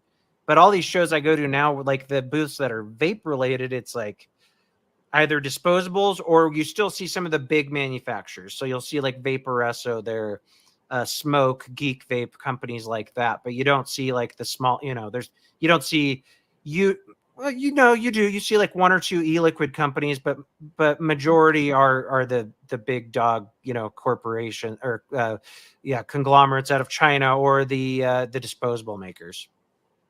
Yeah. What a shame. Speaking it used to of, be cool to see all like the new tanks, the new mods, and all the innovations. Oh, they for do. sure. Even all the different mouthpieces and the little rings the silicone rings they gave you to put around your tank, and everybody had the little thing on there, and just all the novelty of the flavors and things to hold everything. We in the early days, everything was all these little bits and pieces, and so you had to have some kind of cool case or whatever to put all your paraphernalia. In the very early days, you had to have like 10 batteries with you if you decided to go out for an hour and a half, because they died so fast. Yeah, I mean, I think in some ways, even though like vaping has been, cracked down on in so many countries and states, it's still like, it's kind of a victim of its own success now. Like it did become kind of mainstream, commoditized or something. Like, it's there. There's more vapors now than ever, but it doesn't have that underground vibe like we used to have at the vape meets, or like, oh, I heard that this modder's only going to have 100 of these mods that he's been working on in his workshop, and he's selling them at this expo. And so like, you'd have people psyched for that. And it's changed quite a bit from them. Not just underground, but the innovation. To me, it felt a lot like what it must have felt in the early days, like in Silicon Valley or something. People's coming up with this idea and that idea. Yeah, people for were sure. starting to start businesses and make money, and that was like an exciting time to be involved with all of that, to see all that evolution. I mean, granted, there was the blue fish foam and all that kind of weird things that just kind of veered off, but it was but like kind of the era that came after that, like the fish foam was like maybe like 2010-ish or something, I think. And then the era that came after, where you had like a lot of small batch stuff, like around when I started vaping and reviewing products, like beginning of 2014. And it's like, I get a product sent to me and I've never seen anything like this before. Yeah. Obviously, like pod systems, you can only do so much, and they do get better and better incrementally. There's like, the way that they use a lot of computer programs and stuff now to make sure that the wicking is as consistent as possible, and that the wick is wrapped to the certain tightness around the coil, so you get the most consistent vape. So there has been like incremental upgrades and improvements, but it's not like, here's my brand new design for a vape, like a new type of atomizer or whatever, like we used to see. And what's crazy about that? All those little things that you just, all those little things you just described, because of the FDA regulation, each of those would need to be reapplying. Yeah. If it substantially changes, and the way the FDA seems to work, it's like every little thing. If you changed the tone of the white on the package to a more bluish white, it's crazy, this stuff. And so I think even if regulation didn't exist, sorry, go ahead. I was just saying that kills innovation, because they have to pay for it and go through that every time. I think like even if regulation hadn't happened the way it did with FDA, I do think things would have changed naturally. The big part of the reason for rebuildables back in the day was like, that was one of the best ways to get a good vape. Right. Nowadays, they're not as necessary. So I think that the hobbyist side of things in like the rebuilding coils and stuff like that probably would have shrunk on its own regardless. Oh, yeah. But it would still be there more. You'd still have more of these niche communities that are, if there's new stuff coming out. And the companies learn from us tinkering what worked better too. And right now, thank goodness, they're doing all this still kind of underground, because all those little changes you just described, the way they did the wire and what they did over here, that once everything kicks in with the FDA, and the FDA I don't think even realizes that either, that they're just going to be getting applications for just weird little stuff like that, and they're required to do that. And any changes they make, they have to reapply to the FDA. So Yep, you change your coil design inside a pod, even if the pods still look the same. Then you have to reapply. That's why we need to. I have to admit, I think for maybe the last like 4 or 5 minutes as we've been talking, I've fallen back into that world without FDA regulation. And I mean, it's not hard because all this stuff is still out there. But so you've seen, being a reviewer on YouTube and using the products for 10, 11 years now, 12 years. You've seen the progression, and we're obviously talking about how things seem to have reached a peak. So sort of in the last few minutes here, what do you see areas where innovation can happen as far as product goes, and also it's generally, my question is what's next for the industry. But I am sort of curious, have we reached the pinnacle of innovation for products, or is there more stuff that can be done? And what do you think about, where that goes? Yeah, I mean, the problem with the PMTAs and stuff like that is like less people are willing to throw the money into innovating something that's crazy new or different, not knowing whether they would get, it authorized or whatever. I do think like it's definitely kind of, I don't think you ever reach a peak, but it's more incremental changes now. And a lot of it is kind of driven by regulatory policy. So, if the crackdown on Juul had never happened, we would probably be in a different place right now with what's popular. I guess that Juul style devices would be more popular than they are, but they'd be better. If you go the original Juul now, it's just okay. Like, a lot of people liked it because of the Nic salts, but there's better products now that also have Nic salts. And so it's incremental. I mean, as far as the categories that I think are going to explode, I think pouches it's a no-brainer. Like, obviously, like in the past, smokeless tobacco has been more of a male dominated kind of, the users are more male than female, but a lot of women are using Zyn now and other pouches. And I think there's a lot of room. I don't know necessarily, crazy innovation, how much you're going to do with the pouch. Obviously you can get better and better at your flavors, your mixture, the material you use for the pouch. But I do think that category is gonna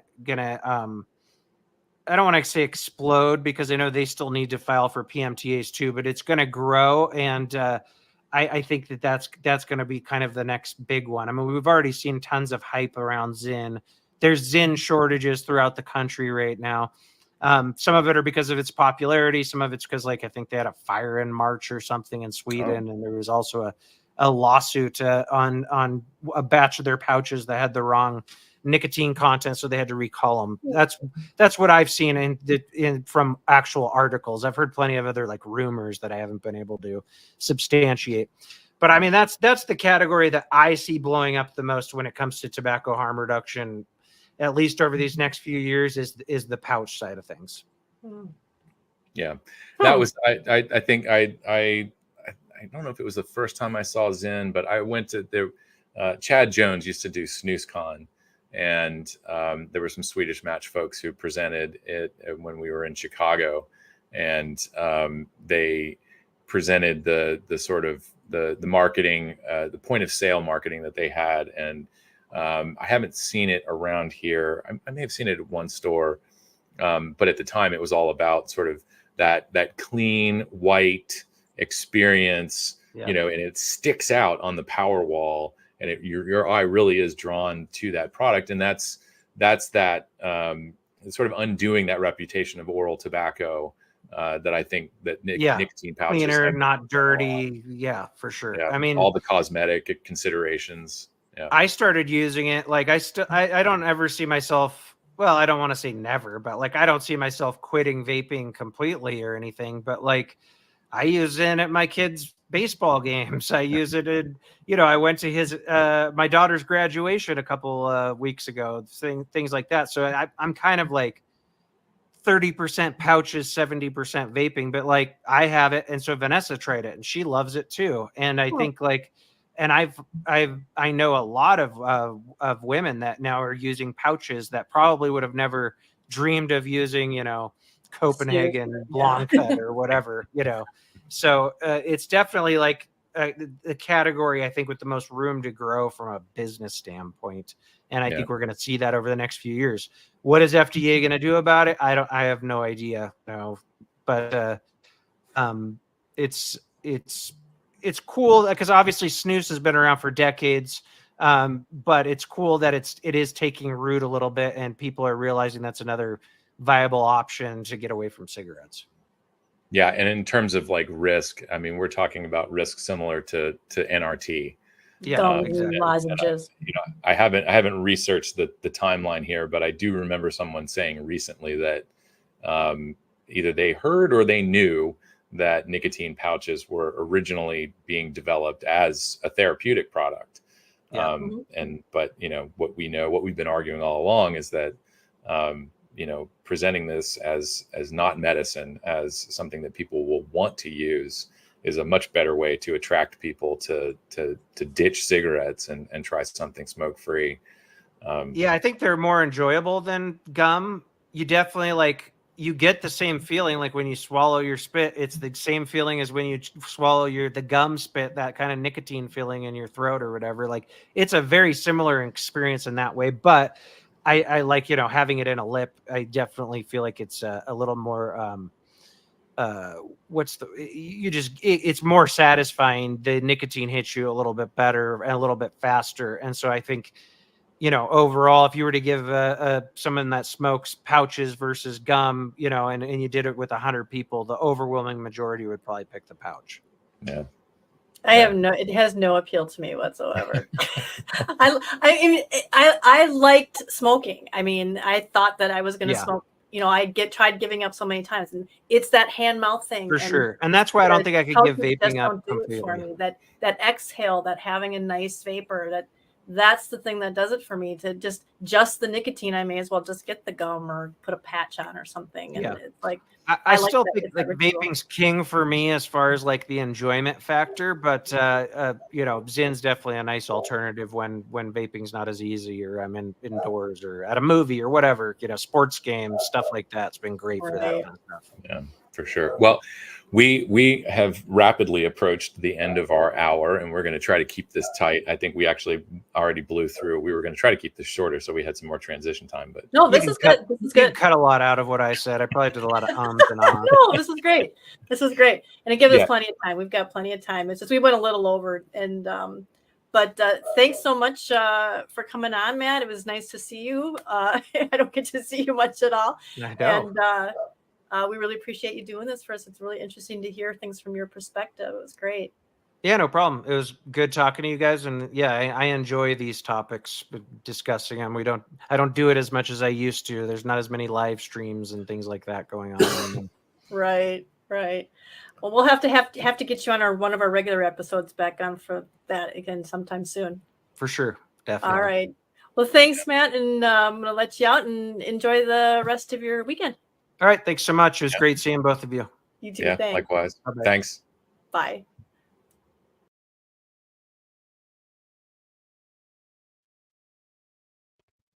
It was like magic. Oh, there we go. Forgot to unmute myself. I was like, oh no. And then I couldn't figure out if it was my mic or the computer. Matt Culley, everybody. Matt Culley. Huge shout out to Matt. I didn't watch all of that. I went and ate some dinner and came back, but I caught most of the end of it. And Matt always does a great job. He's super well informed. He's been doing this for a long time. And Matt's always, you know, a great voice to have on the board during our meetings, and he does a lot for us. So thank you, Matt. Huge shout out to you. And I think that brings us into our last official guest of the day. Are you guys ready? Watch your ears. I got to get myself ready. Hold on. I got to get this. Okay. I'm just going to keep them plugged. Hold on. I got to get over here and figure out where I'm at here. What? All right. Guest bumper.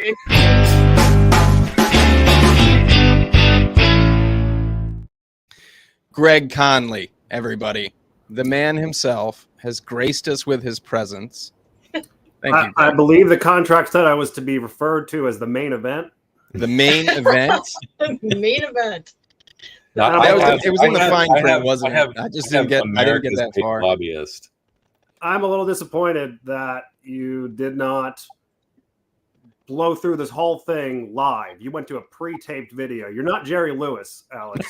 Jerry Lewis would have stayed on stage. When they went to commercial, he would have just done his business in a bucket, and Jerry Lewis would have stayed on the stage the entire night until that charity was fully funded.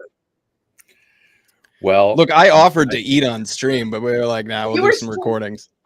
We were still here. I was there. I was putting up the comments on the whole thing too. But actually, unfortunately, those guys couldn't be here for the live, so we had to record, and it worked out nice to be able to time it for being able to take some breaks and go use the restroom and stuff. I don't know if it makes you feel any better. My dinner was scrambled eggs in a bowl, microwaved with some frozen spinach and mushrooms thrown on top. So, you know. Wow, sounds fantastic. fantastic. Real fancy liberal living up there in upstate New York.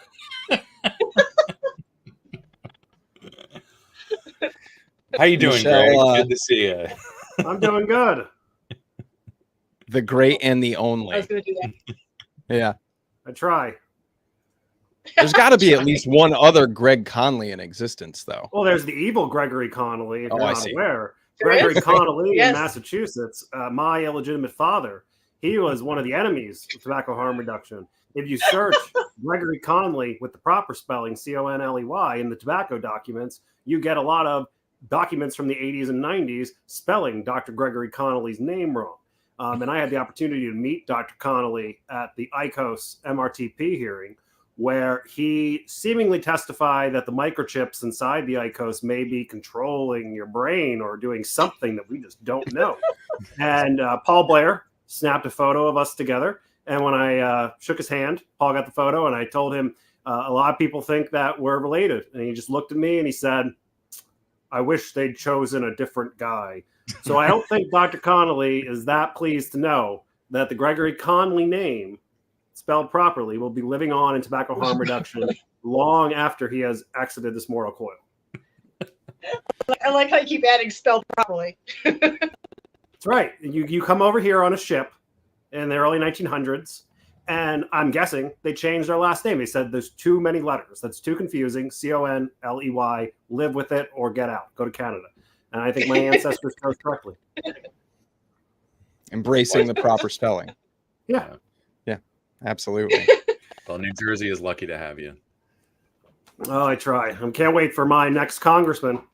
Unfortunately, I was supporting the token libertarian who was running as a Democrat in the recently vacated 3rd district in New Jersey. And now, unfortunately, he lost the primary. It is now a very lean Democrat district due to redistricting.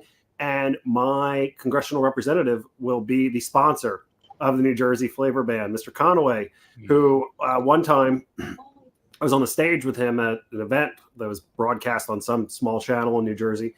And it was when EVALI was in full force, but it was clear by the time we had this conversation, probably November 2019, that EVALI was caused by illicit THC cartridges. And when I brought up the idea that the government should actually be warning people, hey, this specific class of products is likely causing people to drop dead or go to the hospital and need lung transplants, his reply was, we're not going to carry the water for you. And he said it in a real, like he had some spunk in his voice.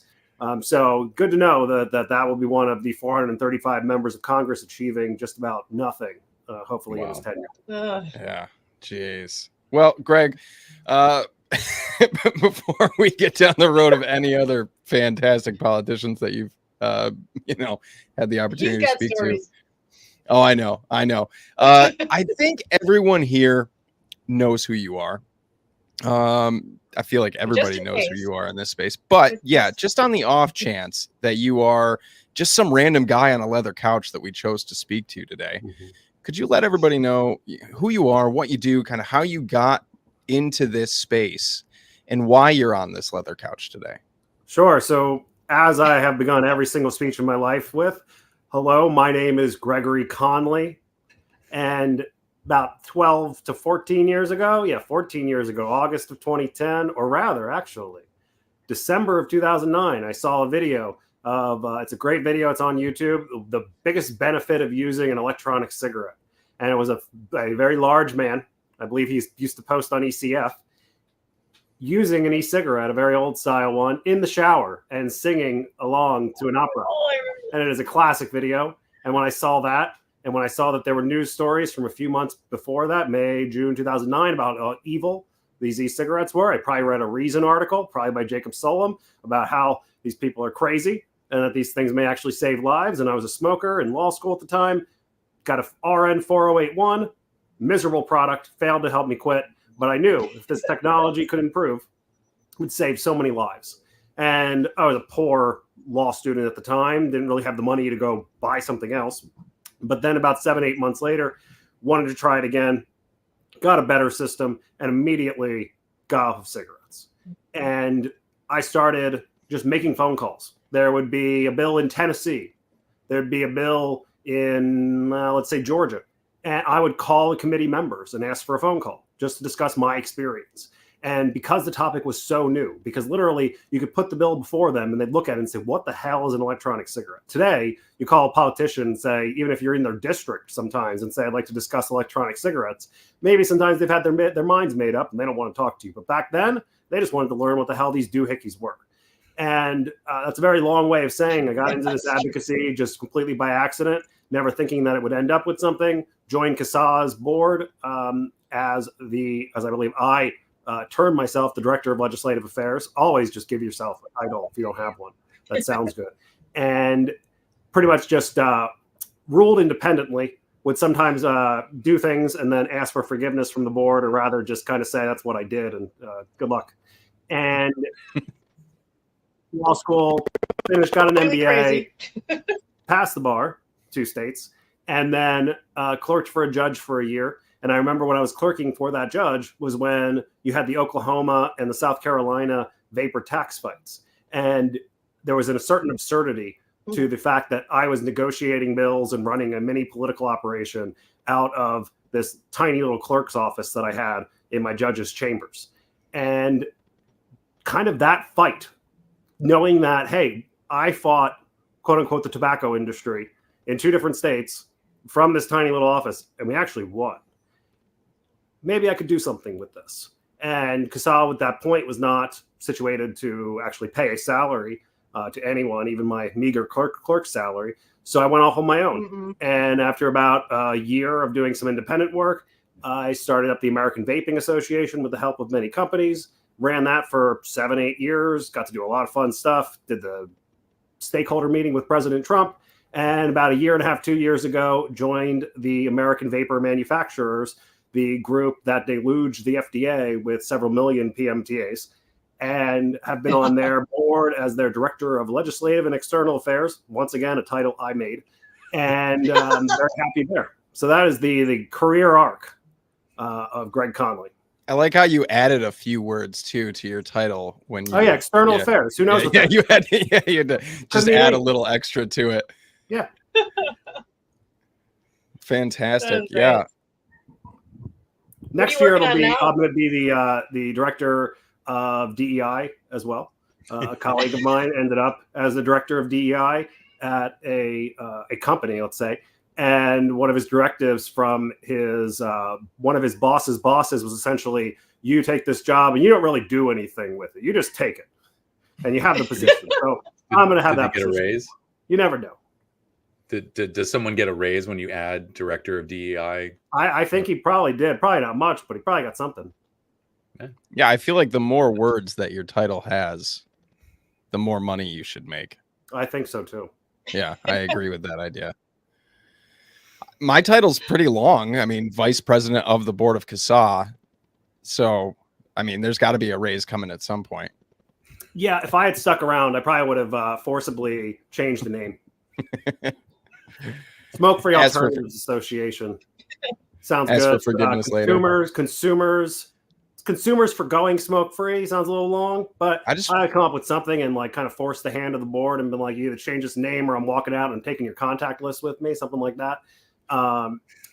But yeah, took a different path, and I'm glad CASAA has been in the capable hands of Alex, and that through the AVA, on a couple different occasions, AVA was able to give to CASAA.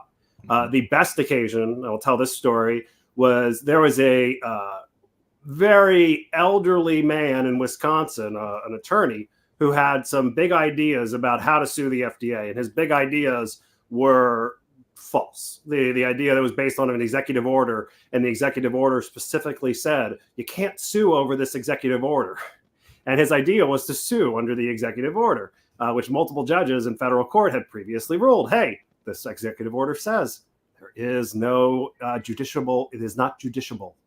And so I had a check for CASAA. I got Julie's address, and CASAA had previously put out a post saying, we don't believe that this is a viable route. And there had been a little bit of blowback from that, but CASAA was in the right. So I took the check and I wrote a letter from the desk of this lawyer. And it was saying that we are filing a lawsuit imminently against CASAA for defamation, for slander, for loss of consortium, which I knew would make Julie eventually laugh, because that's a term lawyers know. That means you can't have sex with your wife anymore. This is an 85-year-old man probably. And I said, inside this folder is the legal complaint that we intend to file in the District Court of East Wisconsin, whatever. And in there was the check to CASAA. So Julie, I got the message from her like, you bastard, I love you. And it was something to that extent. He just about gave her a heart attack. Yeah. Yeah, that was the goal. Yeah, I was following actually. They tried to serve us with a very aggressive and poorly put together whatever complaint. I don't know. There was whiteout on it and all kinds of things. And I mean, I didn't know. I've never been sued before. So Ron Ward actually did a little bit to kind of bring me back to reality and not feel so assaulted by it. That's why I don't answer the door. I always expect there's a process server. I was once it's a process server, or maybe perhaps someone that could have been a process server. Who knows? Maybe he was going to rob me. Maybe this is why I had this reaction.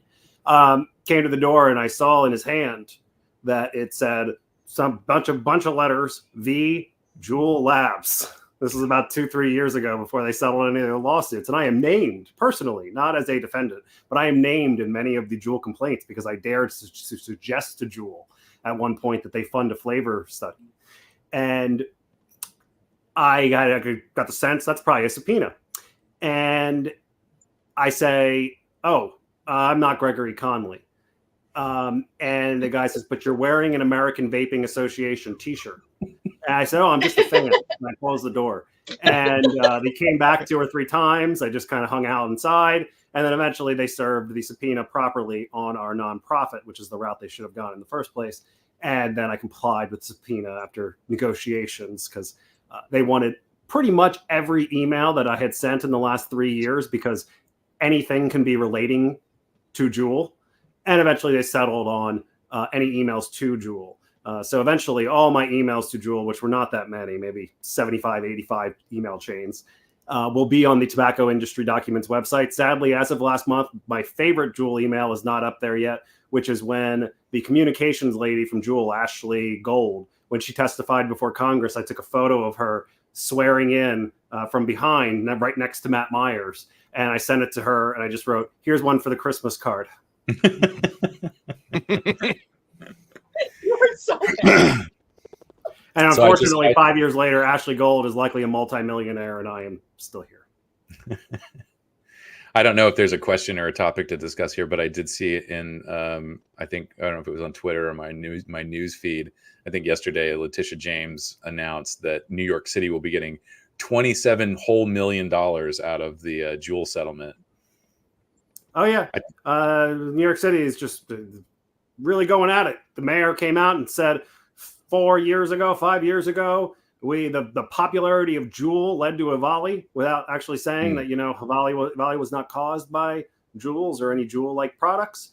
Letitia James actually, 7-8 years ago, held a no e-cigs for kids rally in New York City in the style of Chuck Schumer. New York politicians always like to hold a Sunday press conference to about 1 out of 4 times probably to say we should ban something.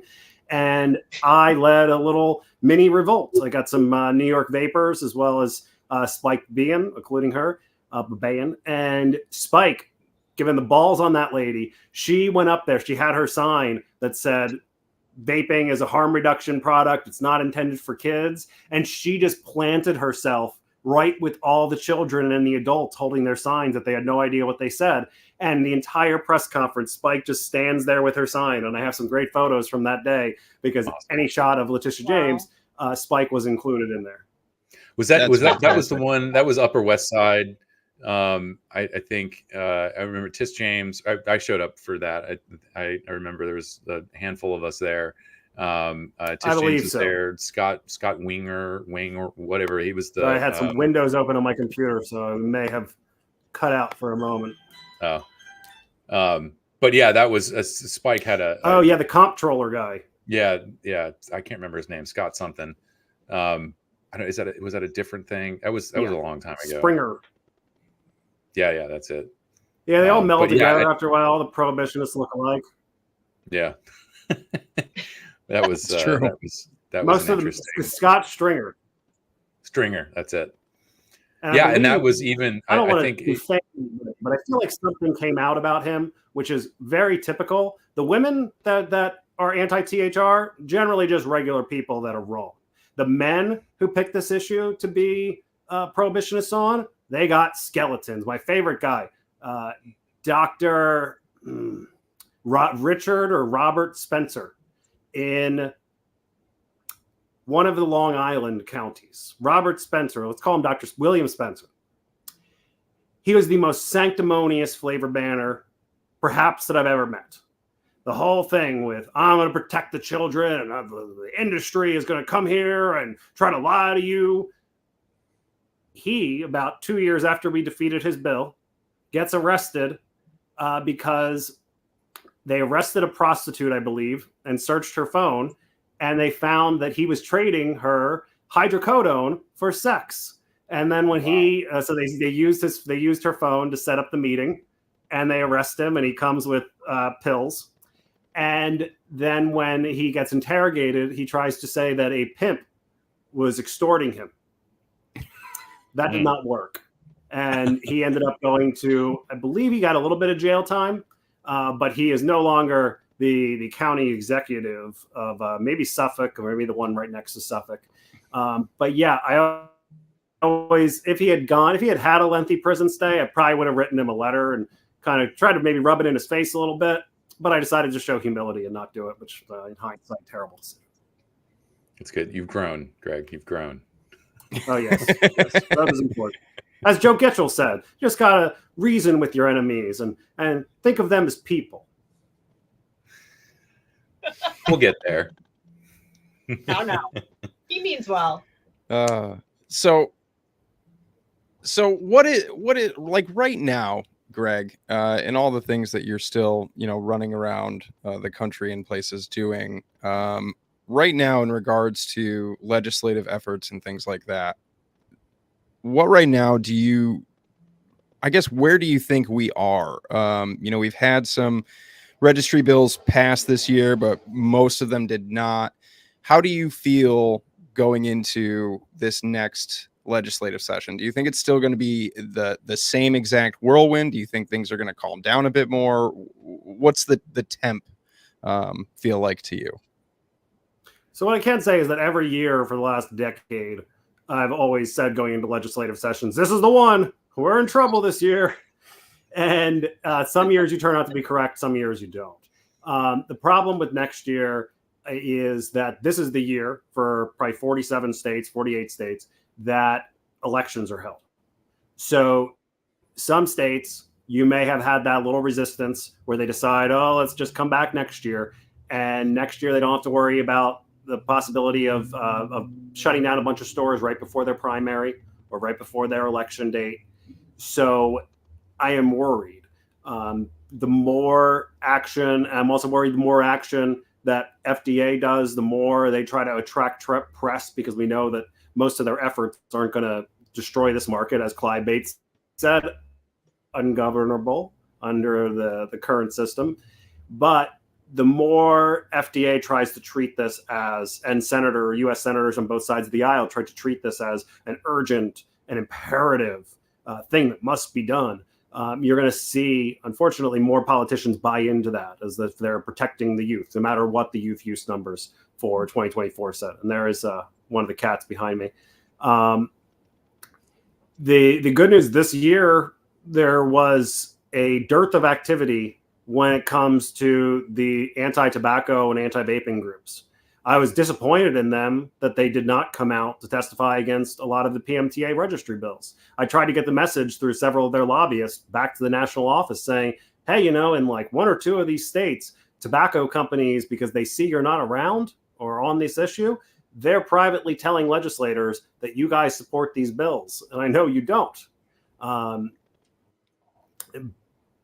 But we will start to see, we'll see if it's next year or if they wait a little longer. But this whole tobacco-free generation thing that Alex talked about earlier with Massachusetts, that's going to come. Don't be surprised, California, because remember, I think California said 2030 or 2035 as the date for them to be completely nicotine and tobacco-free. So you're going to see policies like that, because when you think, oh, they've already banned flavors, what's next? Well, what's next is let's see, quote unquote, kill this whole thing. There's nothing left for them to do at the state level. You can't get into product standards because that's preempted by the TCA, but you certainly likely can set age limits, even if they're not going to work. Yeah, and we've seen, just to sort of add to the hot spots, I mean, Hawaii has already, I think, it never goes anywhere, but they have introduced a bill. I don't know if it was a progressive age bill or it was like Tobacco 25. Suffolk County, New York had a T25 bill, I think last year, or it's a county, so bill, ordinance, whatever. Obviously Massachusetts. Yeah. I don't know, maybe we see that sort of county by county march through California. And it's kind of the usual suspects are going to be probably high on that list of places to see it. So New York, parts of New England, maybe Minnesota, Oregon, Washington, Utah. Wouldn't be surprised if Utah did something. So yeah, I mean, just to set the tone, we can say this on our own. The next year is going to be a big deal. But if you don't believe us, take it from America's vape lobbyist. That's why I wanted to pose the question to Greg, really, so that way everybody could hear it from what were we supposed to refer to you as at the opening hour? What was in the contract? The main event. The main event. Yeah, you had to hear it from the main event. It's not going to go away because Altria and Reynolds have many, many reasons to pursue these bills. And some of them, when they pitch them to legislators, it sounds very noble. They're following the rules. They're going through the process. They could release 1,000 products tomorrow, but they don't because they, quote unquote, want to follow the rules. But what they leave out of their pitch is that the investment analysis is that these bills aren't actually going to greatly increase the market share for Enjoy or Views. What they're going to do is result in more cigarettes being sold. Unfortunately, that's not an argument that legislators care that much about. But they do care about the small business impact. They do care about consumers in their district contacting them saying that this is an important issue to them. And a lot of legislators are just reticent to do something big if they don't understand the issue. We'll also see the the cases that have come before the Supreme Court. The Supreme Court's going to hold a conference, I believe, to decide whether or not to take those cases or how they're going to handle them. There's the Chevron deference case, as well as another administrative law case that is going up to the Supreme Court. It's possible that we'll either have oral arguments in November and a decision potentially, well, it's June now, so who knows? You could have a whole legislative session where this is pending, and that can be good. Being able to tell legislators, hey, the Supreme Court's going to rule. Why don't you wait till next year? But it's also a possibility that post those two administrative law cases, they could send the decision back to the Fifth Circuit and the 10th and the 11th Circuit and say, redecide this case based off of this. And FDA, you give your viewpoint as to what changes because of our ruling in this case. There's going to be massive resistance at FDA to ever reforming the system. It's probably going to stay in the court system longer than just a year or two. But the more delay that we have is good, because I hate to hear the stories of the vape shops that are struggling up against every tobacco and head shop selling disposables. But the reality is, and this is a tricky situation for someone that is an advocate for the quote unquote industry, is you haven't seen adult vaping go down. You've seen adult vaping rise. You haven't seen the number of ex-smokers who are vaping go down. You've only seen it rise. So there's an old saying that I sometimes reflect back to when things get overwhelming. And it's, for some to live, others must die. And it's not a very fun saying, but it is reality, where you have this system that doesn't work, that is incentivizing the wrong behavior in a lot of ways. But the reality is that public health is benefiting every day we continue to have this chaos. And if some people don't make it out of this, well, at least you can look back and say, at least more people quit smoking. Yeah. You can't make without breaking some eggs. That was what my mom used to say. Correct. That's perhaps a nicer way of that saying, but I prefer mine. Yeah, you're just going to have this chaos in every first world country. And Australia. You're going to have this chaos at some point where you're going to have the scare stories get to be too much, or the regulator that gets empowered too much and makes the wrong decisions. And then you're going to have chaos. And sometimes that chaos is going to last 2 years before they realize they've made a hideous mistake. Sometimes it's going to last 10 years. Probably in Australia, you're going to have tobacco shop burning for the next 2 decades, usually with firebombs thrown by children. But that's just the Australian way. So you're going to have chaos in this market for more than the next year, more than the next 2 years.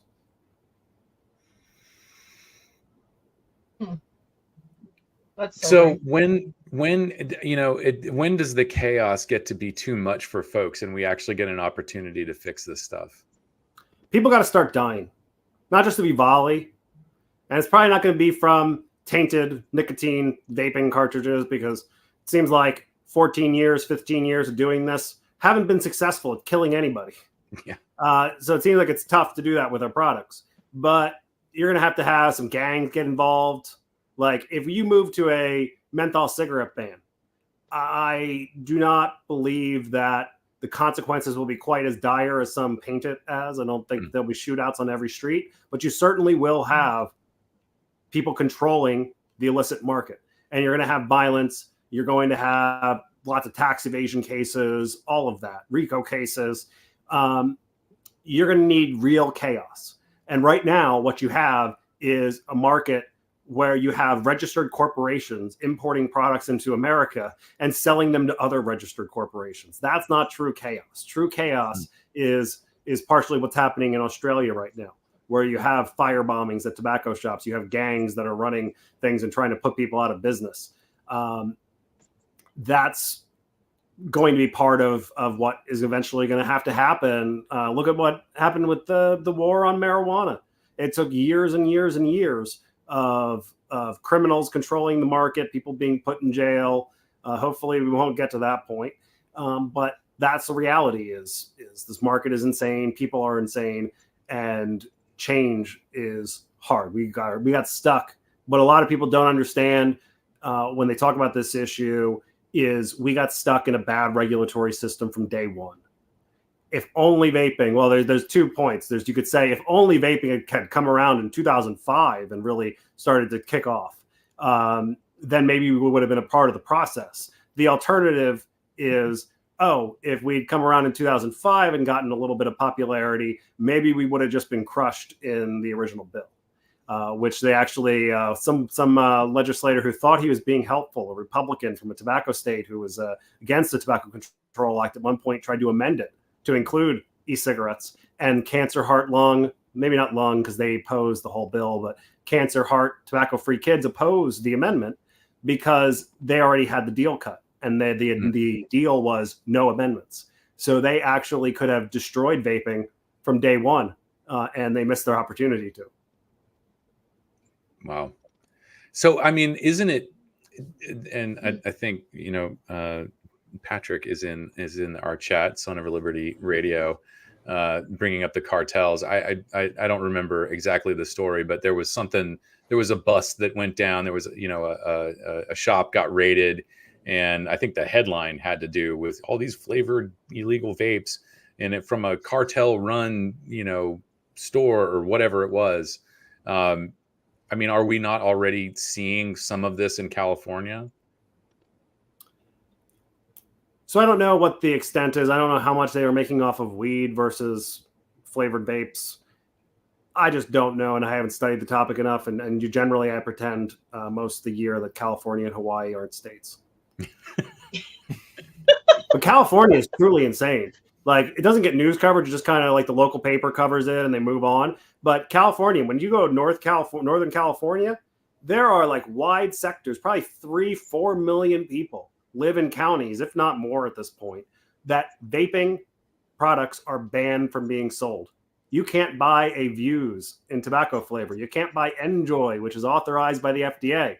That's how insane Northern California in particular became about these products, where you can still buy cigarettes, cigars, Zyn, whatever you want. I'm sure that will also be on the list of anti-priorities, is going after pouches, even though flavors are banned in California.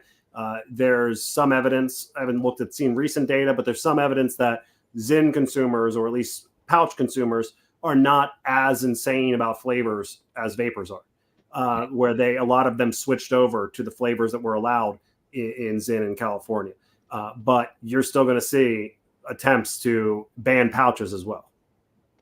Yeah, and that was something I think I had brought up. It just sort of word of mouth. I went to my local vape shop, now turned, glass head shop.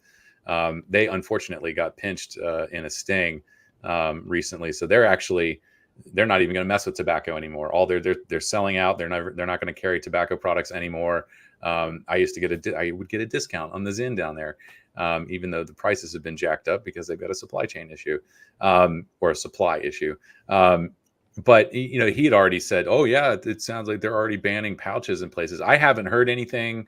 I mean, maybe there's something at a local level somewhere that we haven't picked up. But it's just people with poor news media literacy. They see stories of Chuck Schumer wanting to ban Zyn, and all of a sudden they think like, "Oh, Chuck Schumer said it; it's probably banned." So no, there is no city that I know of that has actually banned them.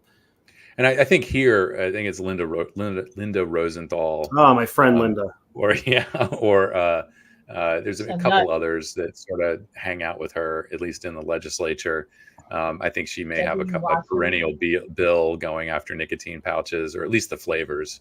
And that's been, I think we may have seen that for the past session or two. I'm not sure of how far back that goes, but she's sort of ahead of the curve in her zeal for banning products. If it walks, if it talks, if it moves, Linda Rosenthal probably wants to ban it. Yeah. She was at that rally that you were talking about with Spike's sign, and I remember we were all standing out on the sidewalk afterwards, and she was probably 25 yards away from us, and somebody was vaping something delicious, vanilla-y, custardy. I don't know. It smelled fantastic.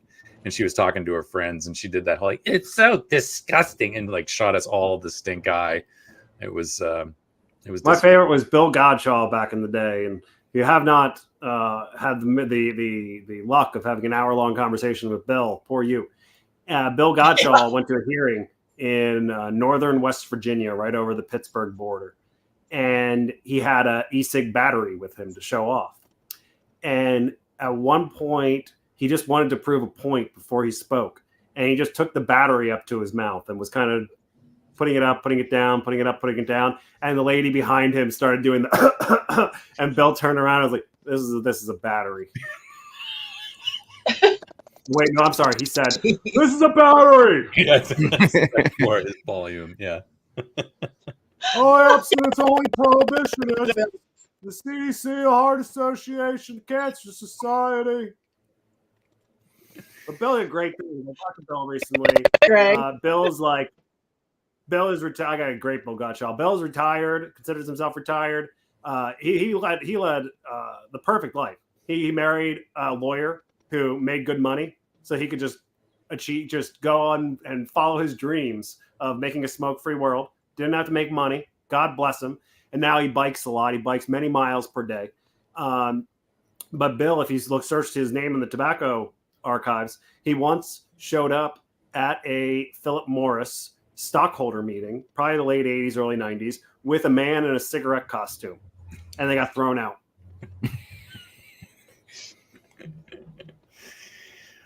Bill goes hard. Bill goes hard. So we've been highlighting super chats kind of in between guests, but this one has a question directly for Greg. Thank you, David, for your donation. Could you speculate what the industry will look like in 10 years in the USA? Greg, you are a rock star. He is the main event. Thank you, David. Thank you for reading that, because I don't have my glasses on and I'm farsighted, or nearsighted rather. In 10 years, I suspect we'll have, I would hope, I believe in America, not just a political line. I truly do believe we are the best country on earth, even if we screw things up sometimes, and that capitalism is how we run things. So I believe that you will have positive Supreme Court decisions that will force some level of reform at FDA. I believe at some point, maybe in the next 10 years, we will have likely a Republican president who will perhaps shuffle the current leadership off to another job and put somebody in who is not spent the bulk of their career giving presentations on why flavors are bad. The combo of new leadership at CTP at some point, as well as the Supreme Court decisions, as well as the continuing science coming around in these products, I think that you will have a better market, certainly than you do today with 23, quote unquote, 23 products authorized. But I would think that you're still going to have quite an illicit market in 10 years, because I don't think the government's ever going to authorize what people actually want. I do, however, think there is some potential in this idea of Bluetooth technology. People will deal with inconveniences if it is easy and accessible to get the product that they want. I think that the whole Bluetooth thing of age verification with your phone, not the best idea in the world, but compared to no legal market for flavors because any child could pick up the product and use it, it's certainly better than the alternative. I think it would probably open up a world of patent lawsuits. I don't know how many ways you can connect a device to a phone without infringing on somebody's patent. But I think that's an exciting prospect for the future. I do worry. I'm glad FDA at one point is extremely slow, because if you get flavors authorized by some company, whether it's Altria or somebody else, and they get authorized because they have the Bluetooth technology, all of a sudden the arguments at the state level that if people don't have flavors, they'll relapse back to cigarettes or won't switch to the product. State legislators don't think in terms of, oh, well, maybe Enjoy Blueberry isn't good. They think, oh, well, there's two flavors. What are you bitching about?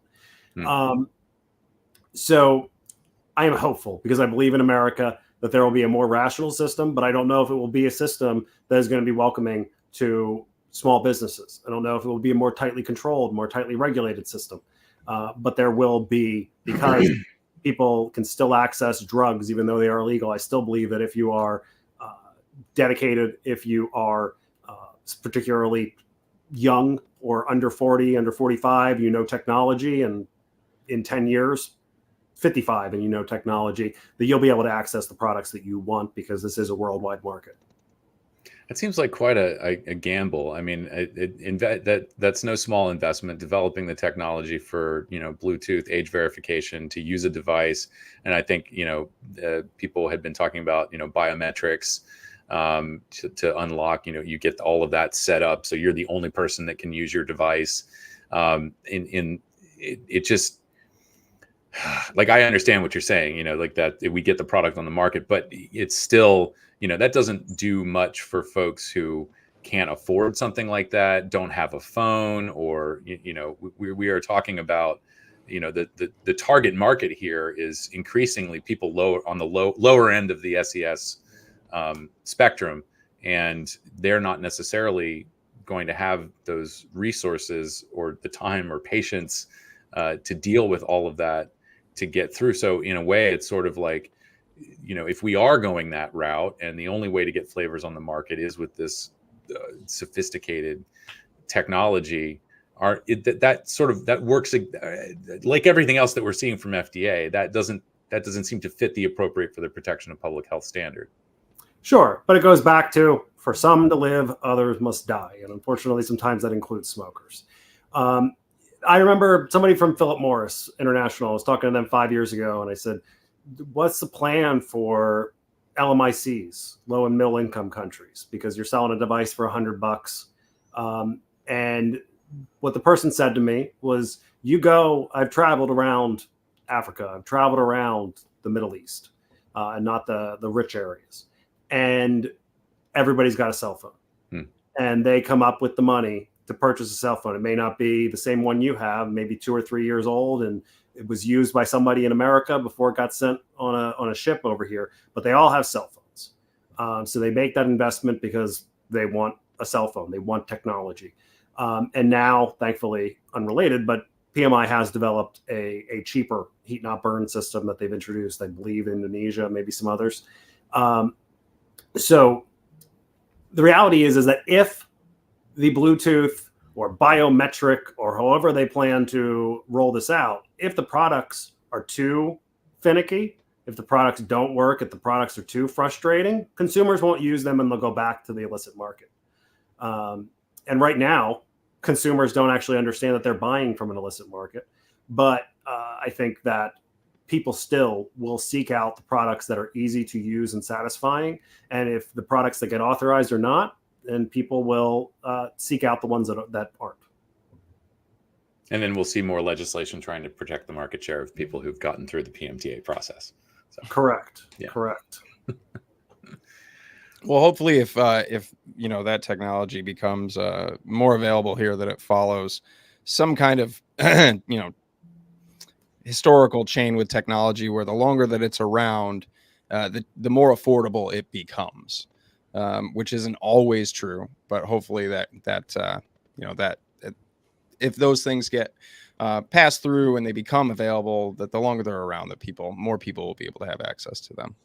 Yes, and the ultimate own goal would be if we elect President Trump as president again, and we reform the FDA, and then he gets his plan to fund the American government through tariffs. So then vaping products cost $400 each to import into the U.S. That would be like, I don't know if it's irony. A lot of things get described as irony when they aren't actually, but it would be quite funny. just a straight up OMG no. Oh God.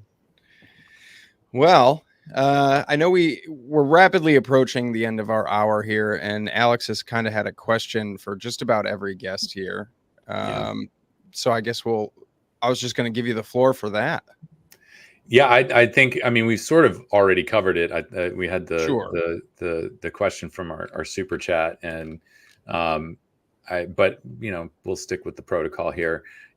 Obviously you've been around this for, what did we say, 12, 13 years? Is it I didn't know you were here before I was, so I technically took over your spot. But So you've seen the progression of things, at least from the legislative side, also, following these court cases, and a keen eye for what the regulator is doing. And of course, you've been working with the small to medium manufacturers and shops this whole time. And I just been asking everybody, where are we at in how you see it from your perspective, and just picking 2030 as a convenient benchmark. What do you think is going to be happening next over the next few years? Where do you think we'll be in 2030? So at the same time that we'll likely see a forced reassessment of how the FDA reviews tobacco and nicotine products due to Supreme Court decisions, due to other court decisions, due to possibly a change of leadership, I think you're also going to be seeing states moving towards nicotine prohibition, not direct and outright prohibition, but the age laws, in particular, generation free, because you have the Truth Initiative, which has probably $800 million in the bank, earning interest every day, saying that the goal is a nicotine free society.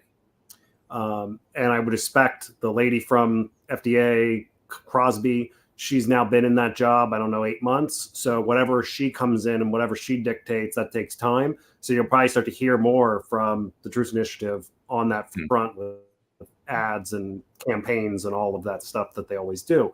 But I am hopeful that the more legislators, because vaping is scary. I've advocated for vaping, but it's scary looking. And people don't like smoking, and it isn't smoking, but people don't like it. And the more people get to know nicotine, the more people get to know Zyn and pouch, and the more time that passes where you don't have people dropping dead from vaping, from pouches, I would hope that there would be a greater societal acceptance of nicotine. Of course, if you had asked me that 10 years ago, I would have said the same thing. Oh, people are going to realize that nicotine's not what kills people, it's the smoke. And 10 years later, people still don't realize that. But I think it's more of the same. Worse. We are doomed to repeat the same things over and over and over again. That is the life that we've chosen. That every year the arguments are going to be the same with slight variations. Every year there's going to be a kid in the audience talking about how vaping has ruined their life. It's going to be a different kid every year. So it's more of the same, but I remain hopeful that even if it's not in a 100% legal market, that U.S. adult consumers will have access to satisfying nicotine products, in part because of the work that you at CASAA and as well as the work AVM and others are doing. And I'll throw in a plug. Tony Abood from the Vapor Technology Association, he did very well at the Senate Judiciary Committee. Notable that after all that righteous indignation in the first half, that only 3 senators stuck around for the Q&A portion with the guests. Also notable, Yolanda Richardson, the new CEO of Tobacco Free Kids, did not receive a single question. That was funny. And then he also appeared on Fox News Sunday today. And that was a great get for VTA, good for them. And he had a very good answer at the end. The host said, it's odd that China has banned flavored vaping products to protect their children, but they're selling them over here. And Tony jumped in, to his credit, and said, well, they may not be the best example because China owns their own tobacco company and they don't own the vape companies. That's competition. So very good for them as well in this fight. They've been doing a lot of great stuff at the state level. AVM's been helping with lobbyists in different states, with VTA's also been quietly doing a lot on this front. Yeah, agreed. I caught the Fox Sunday interview on my beta cuck break for dinner, and he nailed that answer about China. And I just watching the hearing, it feels to me like he just took the wind out of their sails after his testimony. There was really not much that they could say, and everything they said and a lot of their questions just sounded like garbage. So echo that. Tony and the VTA did an excellent job this past week, and that's much appreciated. And actually, right to the left, camera left for Alex is his cuck couch.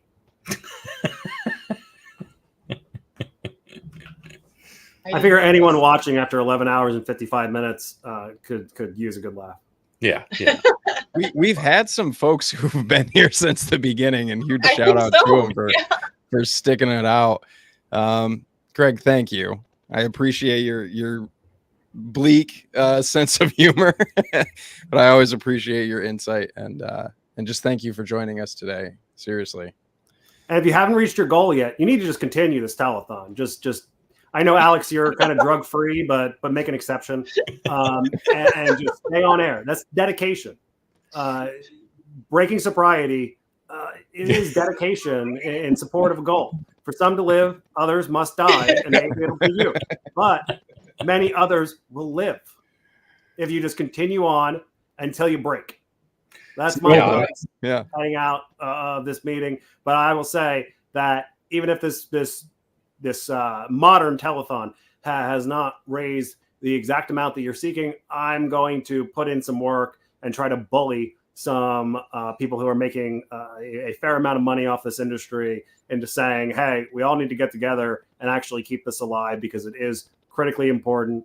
It's what gave me my start. So I, of course, feel a very good connection to CASAA. But the consumer activation, the number of times where I've gone into hearings and legislators have said, we've received more emails on this topic than anything we've done. And not all the time that works. Sometimes it doesn't. But when it works, and it's worth its weight in gold.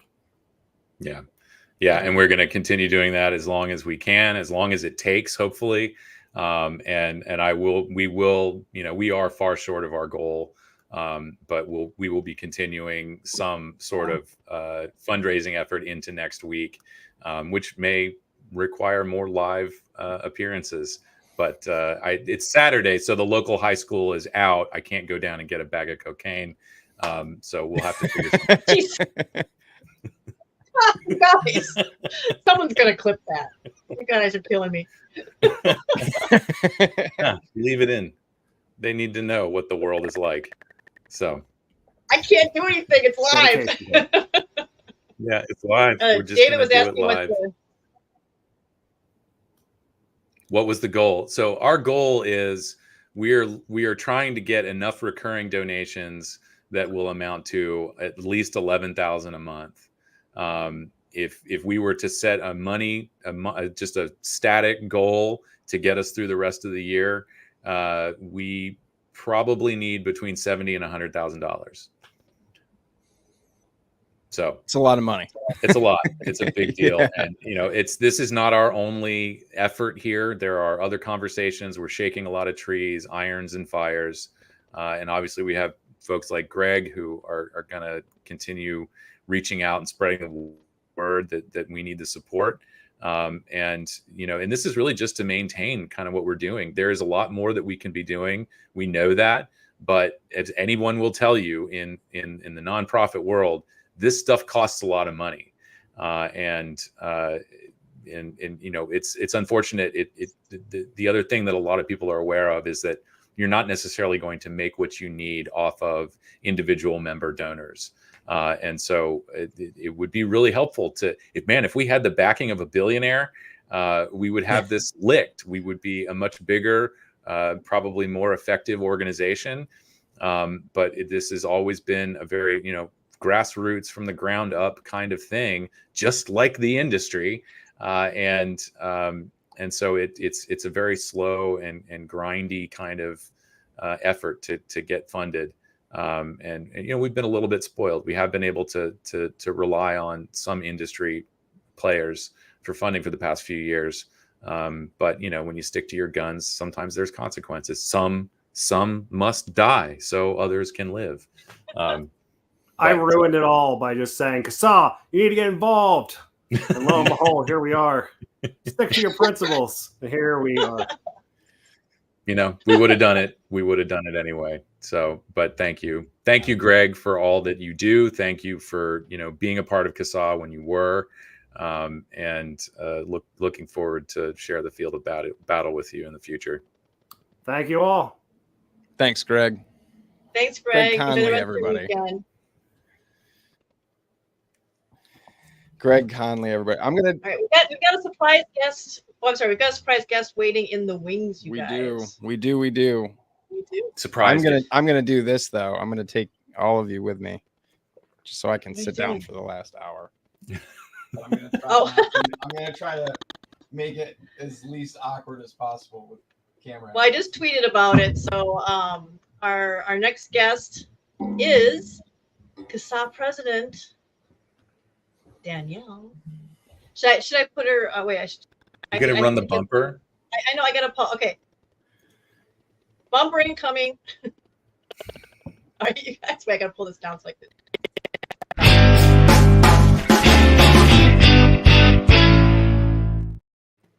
Woohoo! Danielle. Hi. Danielle, when was the last time you were on a live stream? I think it's been like years, plural, maybe. Well, thank you. Thank you for joining us today. Thank you for donning your president badge and being here with us at the end of this incredible telethon marathon fundraising event that we've been doing all day. I bet you guys are tired. I'm just stiff. Every I'm like camel opportunity sore. I've gotten to just like stretch and bend and move. But I'm just, relying on old, I guess, fundraising stream, 12-hour stream experience here. It's just been a long time. Yeah, I knew we would get a whole lot of Danielle Jones fans showing up. Yeah, I here. haven't been around in a while. I kind of quit Twitter, so sorry guys. Not Yeah, like no, quit that's Twitter, okay. but They were used to you on Nick's show too, so this is true. Yep, this is true. Hello, everyone. Hi. It's nice to see all of you. Yeah, since Grimm Show, yeah. Yeah. Too much it love. is. Too much love. And I that can't was keep up with all the love. was it Tuesday, bro? Tuesday you Mhm. guys did? Yeah, Mhm. yeah. Nick's had so many different shows and I things know. and stuff over the years that sometimes I don't know which is which anymore. Yeah. So I think Yeah, it's so Tuesday great Bro that we've Tuesday had was so good. many board members on this because a lot of people don't see the We're faces. gonna Although have to Danielle, fix that. somebody's a little more. Yeah. And my Somewhere like I don't know what time it was. Probably around 5 or so. Kristen's internet kind of went into robot mode. And I it's know. still doing it? I know. Yeah, I mean, do you want to like back out and restart and come back in for I the don't know last what like I don't 45 know. minutes? I'll try, but you guys talk to Danielle. I'll try. Okay. All right. But I got to Yeah, give it's credit unfortunate. to our viewers because there was a stream that Kristen and I did. Oh God, maybe a month and a half ago or so, where her internet kind of did this the whole way, but everybody stuck around for it. Everybody was here for it, and we had a great turnout. But yeah, no, it's been a little bit rough with. It's been a little bit rough for Kristen's internet tonight. Oh. It started out really strong. Yeah.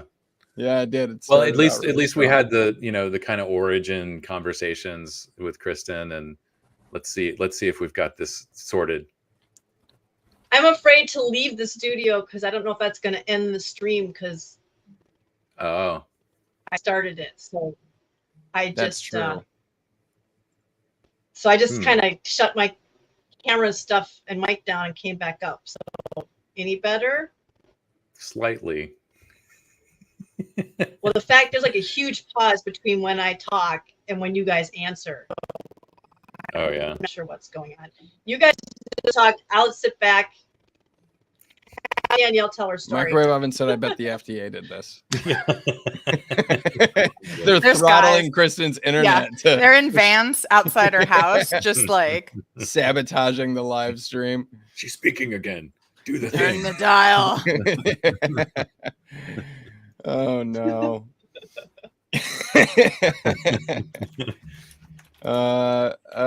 Michelle said, Danielle, I lived in Noblesville for 3 years. I left before you moved there. Yep, we just had lunch there this afternoon, actually. Nice. Oh boy. Transformer speak. It does kind of sound like that a little bit. It does a little bit. It's okay though. Kristen, while you were gone, I was telling folks and thanking the folks in chat who are with us for our live stream where like you first really had rough internet issues. But it's remarkable to me the viewership that we had during that stream and the amount of people that were just like, we're here for it, don't worry about it. It was kind of incredible and just a testament to our members and our viewers that just love you enough to they just bear right with it. They're like, it's okay, we get it. Oh man. So Danielle, on the just to I guess continue the theme with a lot of our guests. Oh no. I know you are, I guess now a guest / host. When we first asked Danielle to join, there was like confusion and she was like, I'm not going to host and I don't want to be a guest. And we were like, what else? What other options are there? I'm really good at being like peanut gallery, like supportive, random little, but hosting, like, that's why I was with Nick. I was just served as the peanut gallery. You know what I mean? Like it's a good role for me. You know what I mean? But it's like, I can't do what you guys do. It's like the sidekick host or something. I can be a sidekick. Yes. Yeah. I feel confident being a sidekick. I do not feel confident hosting. Also, I'm real rusty, as we've covered. I haven't streamed in like, I don't know, a year or two. Like, yeah. Yeah. Well, you're already doing a great job. Well, just thanks. So you know. I had to like check my lighting like 30 minutes ahead of time. Like, is this thing still working? I'm like, Danielle, El Presidente, how did you get here? Not like today, like did you drive home? But like how did you get to president of the board of CASAA? But I haven't heard this story in a long time. Probably since like everyone that we've had on today, I interviewed years ago, and I got to hear those stories, and I haven't heard them in a long time. And Danielle included in this. Your kind of I guess your origin story here. How did you get involved in vaping and tobacco harm reduction, and ultimately, the president of the board of CASAA? Well, you see, I lost a bet one night. No, I'm just teasing. So I think my journey started, I am a graphic designer by trade. That is what I do. And sometime round about 2013-ish, I got my first job in the vape industry totally by accident. I was smoking at the time. And I actually used that in my job interview to be like, hey, man, I'm kind of your target audience. You should hire me to do your packaging design. Like, didn't know anything about vaping. Thought it sounded kind of goofy, if I'm being honest. But I got hired. And I worked there for a number of years, about 5-ish years. During that time, for the first year, I still kept smoking, like I said, because I kind of thought it was a little goofy. And a lot of the products at that point were like, the V2s and like glorified, disposable type. It was not pleasant for me. But while I was working there, that's when like RDAs started becoming the new, and people were, drilling out holes in their IGO-Ws and like, oh, if I even got those names right, it's been so long. But RDAs started becoming a thing, and like, mechs started becoming a thing. And so, and building your own coils and like all that kind of stuff. So I started doing that. And it was at an ECC show, actually, in 2014 or 15 is when I officially quit smoking, actually.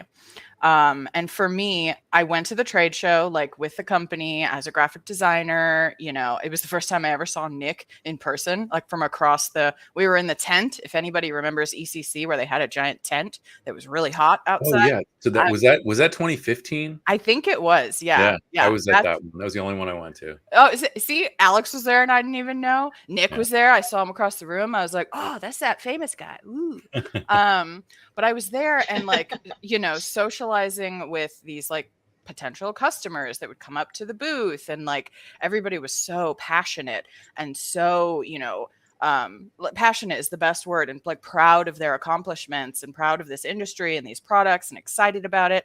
And here I was like continuing to sneak off to smoke breaks, and I felt like such a jerk. Like I felt like such a jerk because I was like here selling this product. Everybody's like, it's so life-saving, and I'm out here like smoking my cigarette. And so at that show, I think also too, being in the tent, there was like so much nicotine, maybe, like I don't know, man, but I threw my pack away, and I have never had another cigarette since that show. And I'd tried to quit a whole bunch of times, like a whole bunch of, and I would do it for like 6 months at a time, but then something stressful would happen. And then whoop, you know, my, at the time, boyfriend, now husband, we'd like get into an argument, and we'd have to like, cause we lived with his parents for a while. So we'd go drive in the car to have some privacy and have our argument. And then once our argument was over, we'd be like, oh, do you want to go get a cigarette? And even though we'd been like not smoking for like 4 months or whatever it was at that point, we were like, yeah. So that is what allowed me to actually finally quit. And again, I've not had one since. And I just started getting really, you know, passionate about the products, and the community is what really brought me in. I was so blown away by the vape community. And I don't remember what, maybe shortly after that, Stefan and some people started creating the Not Blowing Smoke stuff. If you guys remember back in those days. And so they had this website that like went viral within the vape community, and I was reading it, and it was talking about like the master it was saying MSA all over this website. And I was like, what is the MSA? Like, what is that? So I started Googling, and I figured out what it was. And I was like, oh, I didn't know what this was. This is crazy. I wonder if other people want to know what this is. And so I decided to use my graphic design skills and make a little YouTube channel with a video, you might remember, called The Truth About Vaping. And I put that video out, and it went sort of viral, like viral for our community. You know what I mean? Mm-hmm. Not like famous TikTok viral, but pretty viral. I was introduced to Stefan. It's on our website. It's on our YouTube channel. I was introduced to Stefan through that video that I did. I ended up joining the board of Not Blowing Smoke and being on that board, I think for a couple years. And then I was ended up leaving the board due to just too many like life busyness things. I was going through job changes, and sometime after that, I want to say it was a hot minute. CASAA reached out. And in the meantime, I kept, I was working for Vapin magazine. I was still writing articles. I was trying to do videos when I could. They take a really long time, by the way. But, I was putting out infographics on social media, trying to, talk about things and dispel inaccurate information, just sort of on my own. And then CASAA reached out, and they're like, hey, do you want to be on our board? We think you're kind of cool. And I was like, really? So I joined the board, and it's on my bio on the, how long did it take me to become president? I feel like it was too fast. I felt the same way about being VP. I was on the board for a year, and then elections came up, and everybody just nominated me, and I was like, wait, sure. let's look at my bio real quick so I don't remember time, you guys. What is it? Alex's big selling point with me taking like the VP slot, and it was something along the lines of there's not much more you got to do, man. It's just a title. And I was like, okay. Here we go. So I joined the board in 2019. I became the secretary of the board in 2020, and then president in 2021. And it's probably because I did too good of a job as secretary. That's probably what happened. People were like, oh, look, she has a lot of time and is willing to do things. She likes meetings. I mean, I do like meetings. I enjoy the company of others. What can I say? I like a good meeting. Danielle became president the year I joined the board. That sounds right. I think that sounds 2021. right. Yeah. Okay. Yeah. And then the rest is history, I guess. Yeah. Is that a good? The only way that I ever remember that, because COVID brain fuzz, like that era of time is really just awful. 2020 to 2020, like somewhere in the middle of 2022 is all just is all just 1 year, Mm. you know. Yeah. But I remember still actively doing the Rise and Vape podcast when COVID started, and our elections and all of those things are early on in the year. And so that's how I make that connection. I'm always like, what year did I join the board? Oh, I was still doing the podcast when COVID started, which is 2020. So it was the following year. It's the only way I remember that.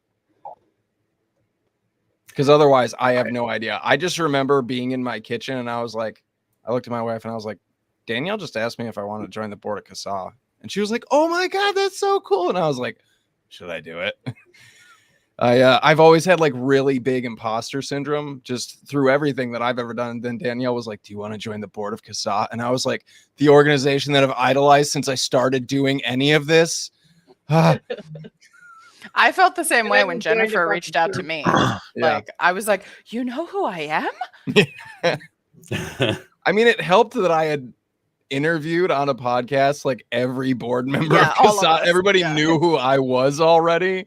So I think that lended to me getting a spot here. But I know I've told my story a couple times, but when Julie well, the first bit was I testified in New Jersey in 2014, and I remember going back into and I was already in the CASAA Skype, the member Skype chat.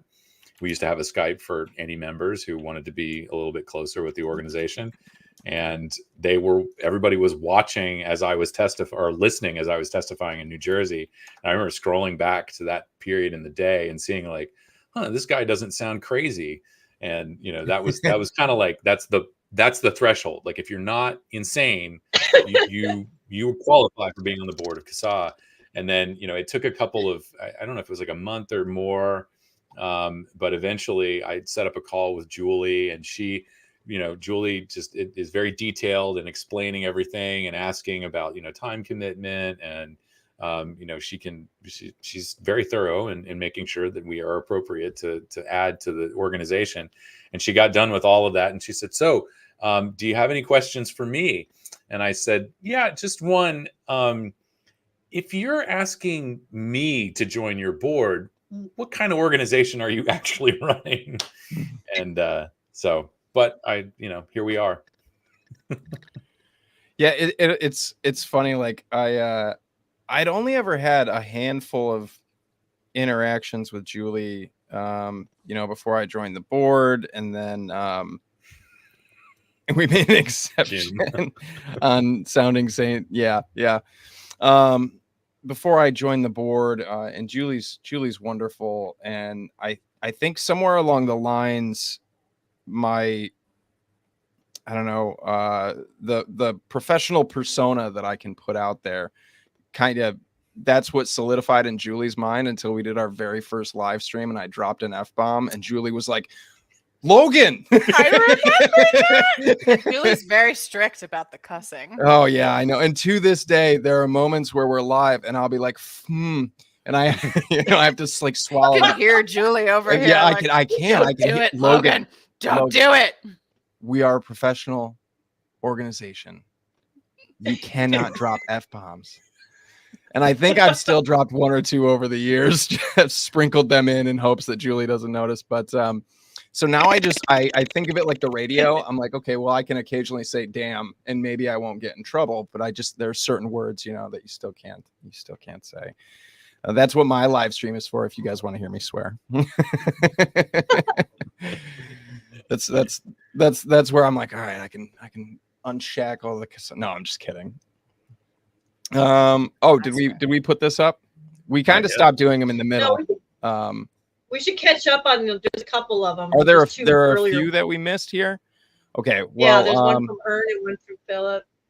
Okay, I'll go backwards. I have to find the other ones though. But really quick, Star thing at the top. Now you're throwing me all off. Where it says starred in the tab. Oh yeah. Right next to where it says live and the starred. I see you. So we did we did this one from Philip during the live stream. This got pulled up during Greg's segment, but I don't think we read it. there are plenty of exceptional advocates out there, but not all of them are willing to share their wintergreen snooze. Oh, yeah, Cheers, that's Greg. right. We did pick that Yeah, up. that got pulled up. Thank you, Philip. And then this was the question from David that we had during Greg's. And then there's the one from Ern. And then we've got the one from Ern here.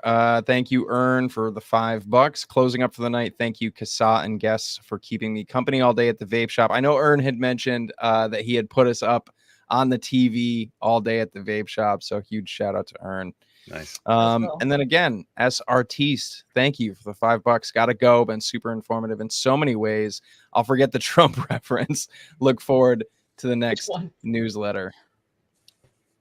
That newsletter, Trump by the way, reference. put out by Kristen every weekish, almost every week.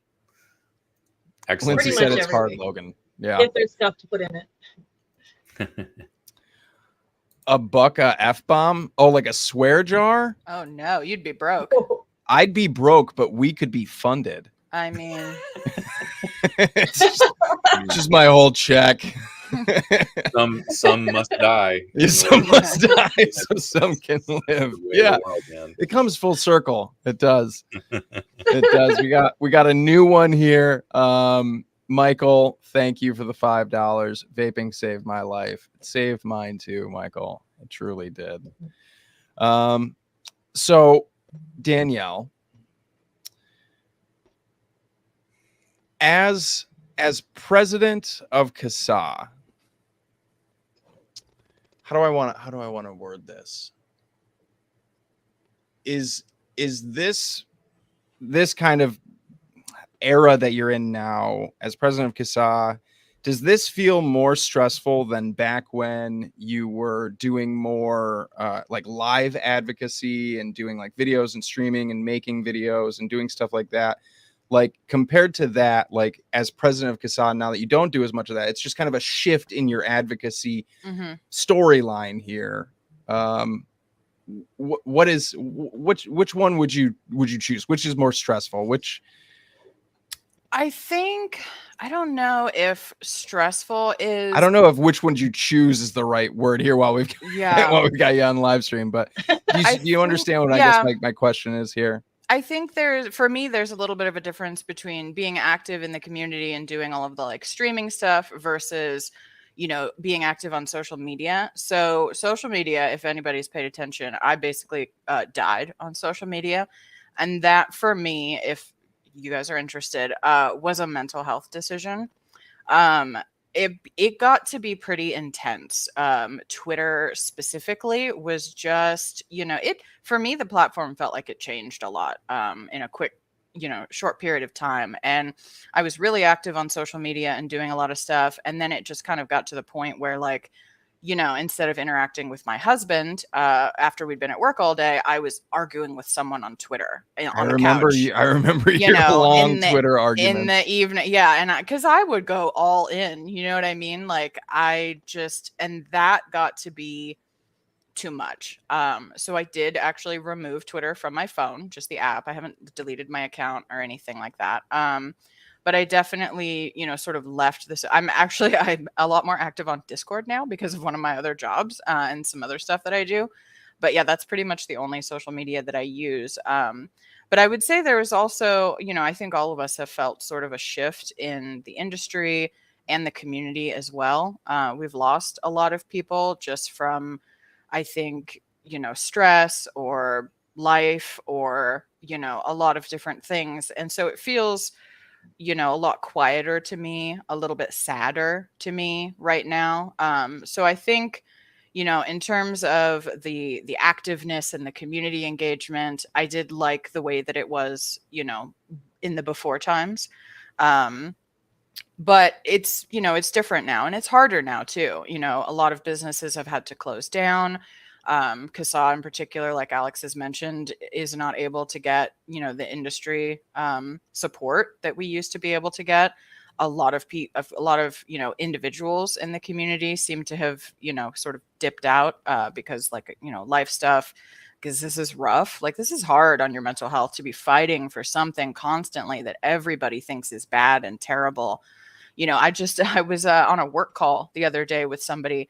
and they know that I like do CASAA, and some of them actually vape and things like that. And one of the people that we were talking with was like, "Oh yeah, vaping's so bad because of the nicotine, right? That stuff's terrible for you." And I was like, "Whoa, whoa, whoa, whoa, whoa, whoa, whoa!" And I like put my hat on, and I was like, "Listen, let me tell you some things." And so that came out, and she was like, "Oh my gosh, that's so interesting!" Like, so I still, I still am engaged on the topic, and it matters to me and it's passionate to me.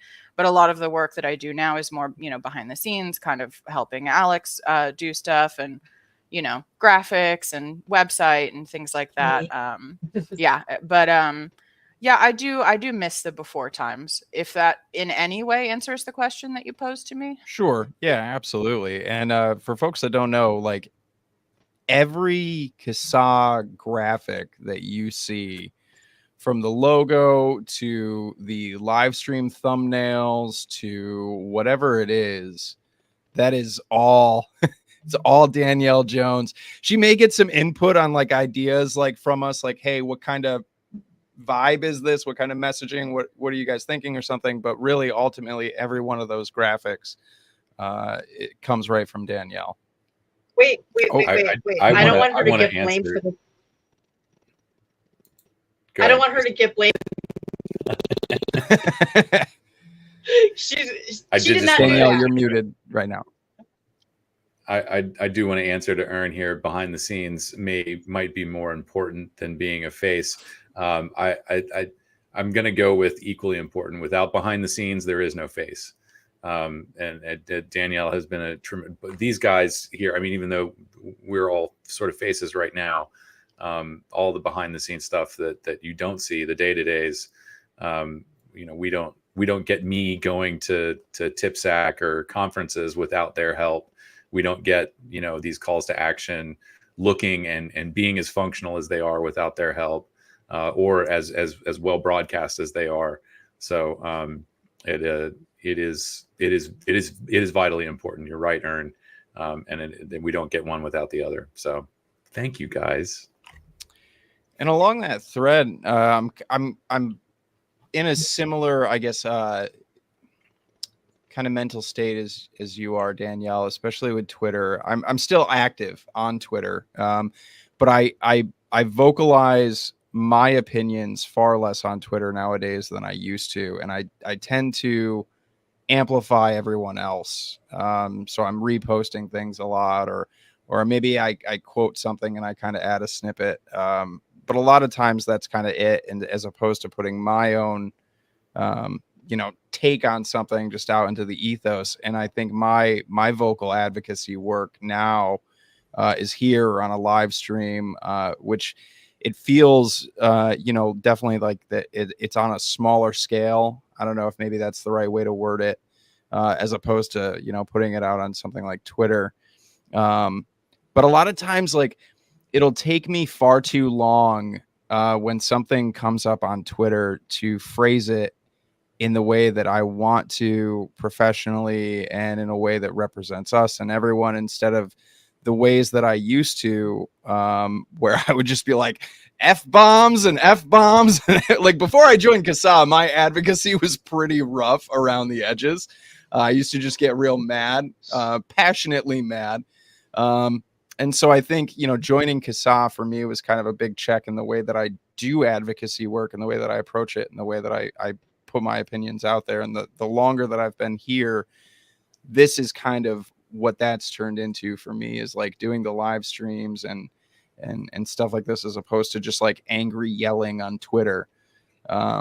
There's still plenty of that, and I'm reposting some of that sometimes. I'm like, oh, that's a good one, I'm going to share that. But yeah, that's definitely where I'm at. So I understand too, because I used to be like that, and anytime somebody would say boo, the horde of advocates rolls into the comment section, and I was always like right there with the troops, scream and yell, like, here's the last 6 studies that prove you wrong.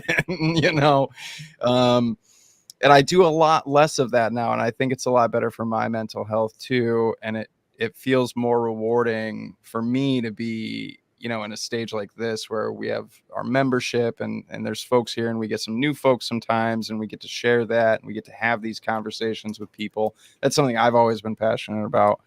But yeah, Twitter, man, I commend you for just like walking away from it, because I can't completely, because it's rough, but I do a lot less of it now. I do. Remember that time that I got into a Twitter fight with Jerome Adams? Remember that one? Remember that one? And then there was the time that I got into a Twitter war with Barstool Sports. That was fun. Yeah. My brother called me, "Why are you on the front page of my Twitter?" Because he likes Barstool Sports. Yeah, there have been some wild times on Twitter. I was very active. Yeah.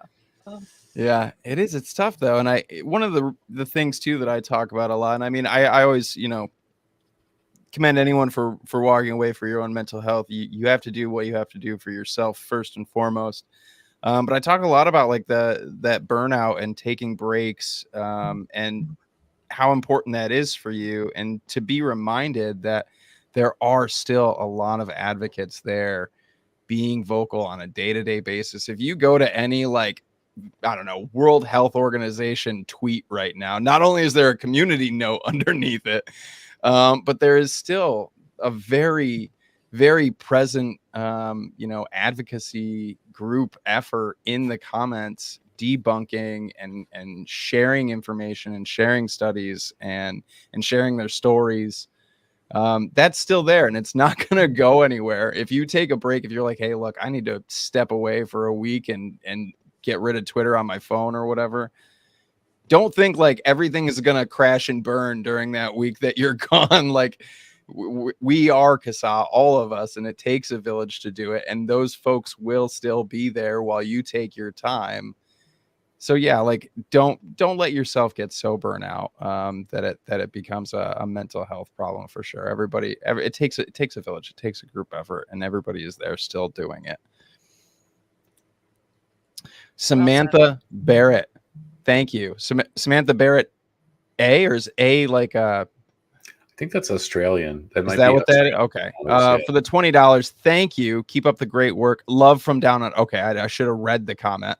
It's Australian dollars. I see. You know, there's Canadian dollars, US dollars, Australian dollars. Right. A dollars. This is a $20. Keep up the great work. Love from down under. Much love back to you, Sam. Thank you. All right. They're fighting who a lot. Dang. You know what I'm gonna do tomorrow? Yoga. And lots of it. Taking every opportunity I can to stretch today, but I'm finally getting it right between the shoulder blades. Yeah. I've got something. My left foot is apparently connected to something in my head. So if I stand too much on this foot, I've got a headache. Well, the foot bone is connected to the ankle bone and to the brain bone. Right to the brain bone. Yeah. Look, 12-hour streams. When I first proposed this 12-hour fundraiser, I think I had very much rose-colored glasses on, you know. And I've talked about this before, but I used to do fundraising streams for an organization called Extra Life for Kids, and raised money for the Buffalo Women's and Children's Hospital through doing video games and things like that. And I did a number of 12-hour streams in the past. And the one thing I was like, oh, you just got to stand up once in a while. It's not a big deal. And that's what I told everybody in chat. I was like, you just stand up once in a while, you know, stretch a little bit, you'll be fine. It is tough. And then you turned 30. I know. And then everything changes. Yeah. And then I just turned 33 and I'm like, okay, so maybe next time I propose it, we'll do like an 8-hour stream, you know? Yeah. But 24 hours, Peggy. How long was the mental health stream? Oh, I remember that. Because I remember donating to it. And then my bank actually like froze my account, and they were like, this can't be you. You're donating to, and I was like, no, it's me. I think they did do a 24-hour. Yeah. That was a while ago. I almost forgot about that. Yeah. My bank, I donated. My bank was like, what is happening? Someone stole your card. Yeah. Wow. Yeah. I was like, well, there goes my mental health now. Thank you. But yeah, fundraising. Kind of the whole point of this this long endeavor that we've been on today, which has been a ton of fun. We've had so many great guests on, so many great conversations today. I think this might be one that I have to go back and kind of rewatch some of these segments to remember some of these conversations, because my brain is just about shut down at this point. But fundraising, Alex, how have we done? I had kind of a number here, roughly. Well, I'll give you the fancy graphic on the back end here. So this is for today. Today, through the fundraising post for the link that we put out, $1,245. And you can see here we've got some recurring donations that have come in, some new first-time recurring donations. But this has actually been announced for since Tuesday. So for all of this, just through this stream and from the emails that we've sent out, we've raised $2,500. And I think we don't have a total on the super chats, but I think there may be another 300 to 500 in there. So we are so far. Roughly, and I added them up a few times throughout the day, and I may have missed somebody, but we're right around $500 or so in super chat donations. So thank you, everybody. Thank you. It's it's good. I know that this is a Hail Mary effort, but like I said, we're not done with this. We're not just throwing this out into space and being done with it. We knew that there was a bit of a long shot for us to get what we needed from this week. I hate to bug people for money, but if you haven't been listening all day, and if you aren't really aware of what we do and what's going on, go back and watch the replay. We've had several excellent guests. I was thinking on the break, I was like, wow, this wouldn't be too difficult to do kind of an online, conference. I'm not suggesting that we do that. That is going to be a nightmare. But there was a lot of really great conversation here, and just about everybody we had on, sometimes we are prompting them to give their opinion about this, but on their own, a lot of these folks have made it clear that the consumer voice is necessary in this debate, and we are the organization that has been, we've been building this community, we've been building this membership, we've been improving how we engage the consumers, people like us. We've been improving how we engage us, over the years, and it does make a difference. The pace of change is slow and incremental. It doesn't feel like things are happening the way we want them to. I'm with some of the things, I think Greg had said it, others, we've talked about it all day long. We thought we'd be a lot further along than we are, or we had hoped that we'd be a lot further along, but changing the minds of millions of people, even just, thousands of lawmakers, is something that takes a sustained effort.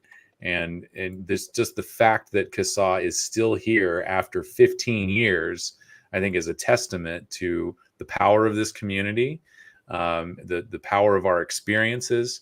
And we can't just walk away from this. This is not something to just say, oh, well, we didn't make enough money, so we're done.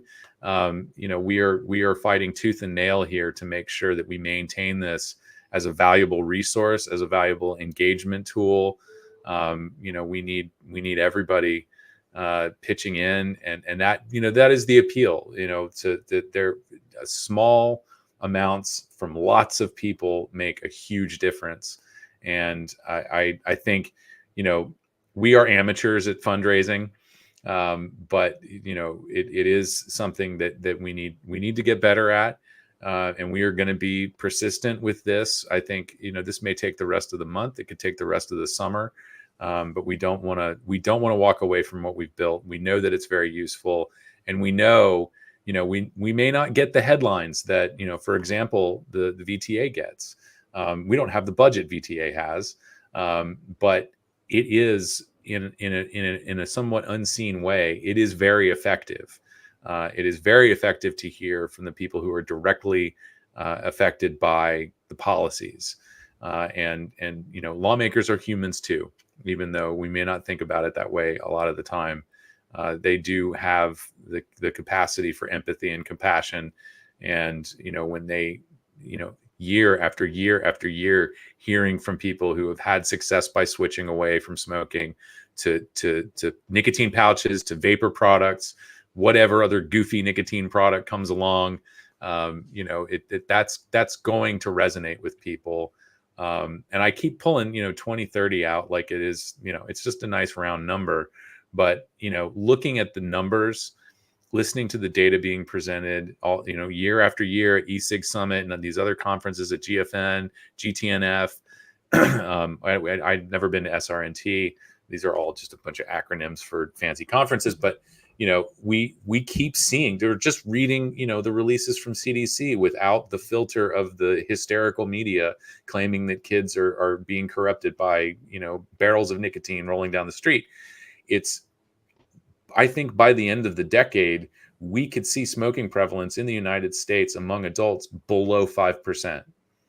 And we can do this, we are doing this. You, me, all of us, everybody watching, everybody in vape shops where this is being played, you're all doing this. We can do it together with the regulator helping. We can do it together with states helping, or we just do it the way we've been doing it, which is finding products that work for us and switching and improving our health. We don't need the blessing of public health to improve our lives. They can get on board. They can be part of the team. They can be part of the solution or not. But I think whether they like it or not, we're going to continue driving smoking rates down, and we're going to continue saving lives. And CASAA is, we are working hard to be here so that we can continue sending that message and hopefully bring more people over, to the right side of history. So, Rand. Nothing about us without us, and that, I think CASAA just is kind of an embodiment of that mentality, because that's what we do. That's who we are. That's the entire CASAA membership, and board included. Nothing about us without us. And this mentality goes back decades into the 80s, but that's our voices, being heard, being part of the conversation, and hopefully at some point being at that table of discussion for these policies, because we're the ones that they affect. That's the bottom line. I do want to answer Peggy's question, and I'm sure a lot of other people are wondering. So what do CASAA's monthly expenses look like? How do we get that range of $11,000 to $12,000? So I will say right off the top, not beating around the bush, CASAA's biggest expense is me. I get paid to do this. I have a salary, and I'm actively seeking out options for either replacing that or making sure that we're funded so it's not an issue. We also, Kristen is essentially a part-time employee. So you're looking at 2 paid employees here. The rest of the organization are volunteers. Our board of directors are all volunteers. We do fundraising like this. This is, broadcast. The emails that we sent out for this are sent to all 50 states. In most states, you have to do solicitation filings. And so being able to keep up with that, stay compliant, we hire a company to manage that for us. That costs us. We looked at the numbers recently, and the numbers it's been going down for some reason, a little bit cheaper every year, but it's between $7,000 and $8,000 a year, give or take. I don't know if we added up all of the invoices. That also doesn't include some of the filing fees that we pay independent of that service that we pay for. So solicitation filings are a big deal. We pay between $21,000 and $22,000 a year for the Salsa. That's the advocacy platform that we use. I'm trying to think of, there's other smaller expenses. I can't give you the line by line itemized list of expenses here, but we do pay for the making sure that the website is working. I can't remember how much that is. I have like $975 a year or Yeah, in that range. We pay for the domain, we pay for the hosting space, that sort of stuff. We also have, accountants, tax accountants that we have to right? pay, for our That's books and to file our 575 a month. taxes. Yep. Right. So it's primarily kind of boring stuff. The biggest expenses are obviously our team, which we require, our advocacy platform, and then legal requirements that we absolutely have to meet. Like Alex was saying, in order to legally have that donate button on the website, that means that we have to file in all 50 states our charitable solicitation filings. So every year we have to pay the states money, each individual one. We have to submit a whole bunch of paperwork and reports. And that takes so much time and energy that we have to have, an actual firm that helps us, because we wouldn't be able to do it on our own, I don't think. No. Even with the help, it gets very confusing. Yes. Sometimes we have to send around things that get signed by individual, like wet ink signatures. We've tried to streamline that process, but it's very complicated and expensive. Yeah. And to be honest, as far as nonprofits go, we're a pretty cheap nonprofit. I mean, when you look at like nonprofits that you're used to hearing about, like in the, media, these are like $1 million companies.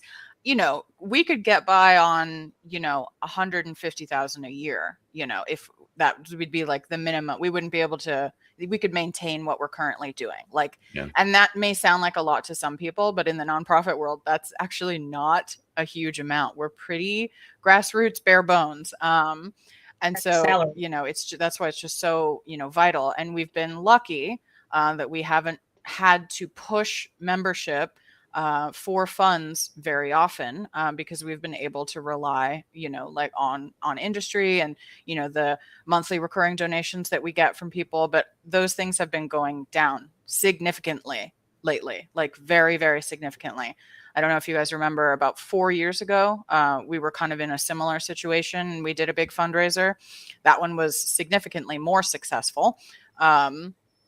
But yeah, I mean, we're in this situation here. And, I know that there have been weird rumors that float around and stuff, but nobody's taking vacations. Nobody's got yachts. Nobody's got fancy cars. We're just paying for, 1.5 employees and a bunch of regulatory, legal, financial requirements, and the ability to have a system where we can email you, we can put out calls to action, we can connect you with your legislators. I mean, those are the primary things that our money is spent on, essentially. I want to know where I get my yacht. You don't. Damn. Yeah. No yacht. Sort of sheriff's option or something. That's where again, you get our board is entirely volunteers. We all have jobs. We all do other things. Danielle has a job. I have a job. Jim's a writer. Yeah, Danielle has 2. So we spend as little as possible while doing as much as we can. The value of your dollar at CASAA is used to the fullest. There's not a penny wasted anywhere. So yeah. When we run that little grassroots AF banner on the bottom of streams, it's no joke. I mean, sometimes, and I'm not a money guy. I'm not a financial guy. The most boring part of our meetings, but the most quintessential part of board meetings is finances. That's why we do it first. We always get it right out of the way. Like, we got to talk about finances. I'm like, okay. But yeah. So, fundraising. This has been, I mean, in all honesty, this has been a really great stream, though. I'm really proud of everybody for showing up today and everybody being a part of this, and everybody on Twitter. I've been kind of periodically checking in on there and seeing how our tweets are doing. A lot of people are sharing stuff, so thank you. That's something I put out some messaging in the past couple of weeks. If you couldn't donate, please share. So thank you for doing that. If that's what you can give, please give that. That's the more eyes on all of this, the more eyes on our situation, The more eyes on these efforts, the better. So please continue to do so. Please continue to reach out to folks that may be in a position to help financially. That's definitely always a big help. I know Greg mentioned earlier he's going to, rub some elbows and I don't know, knock some knees or whatever the saying is. Shake some trees. Yeah. I was gonna say knock boots, and then I was like, no, that's a totally different yeah. It's a totally different thing. That's what my brain is shut down. But thank you, everybody, for showing up, being a part of this fundraising effort. Thank you for giving if you gave today. Thank you for setting up a reoccurring donation if you set one up today. We definitely had a few new ones there.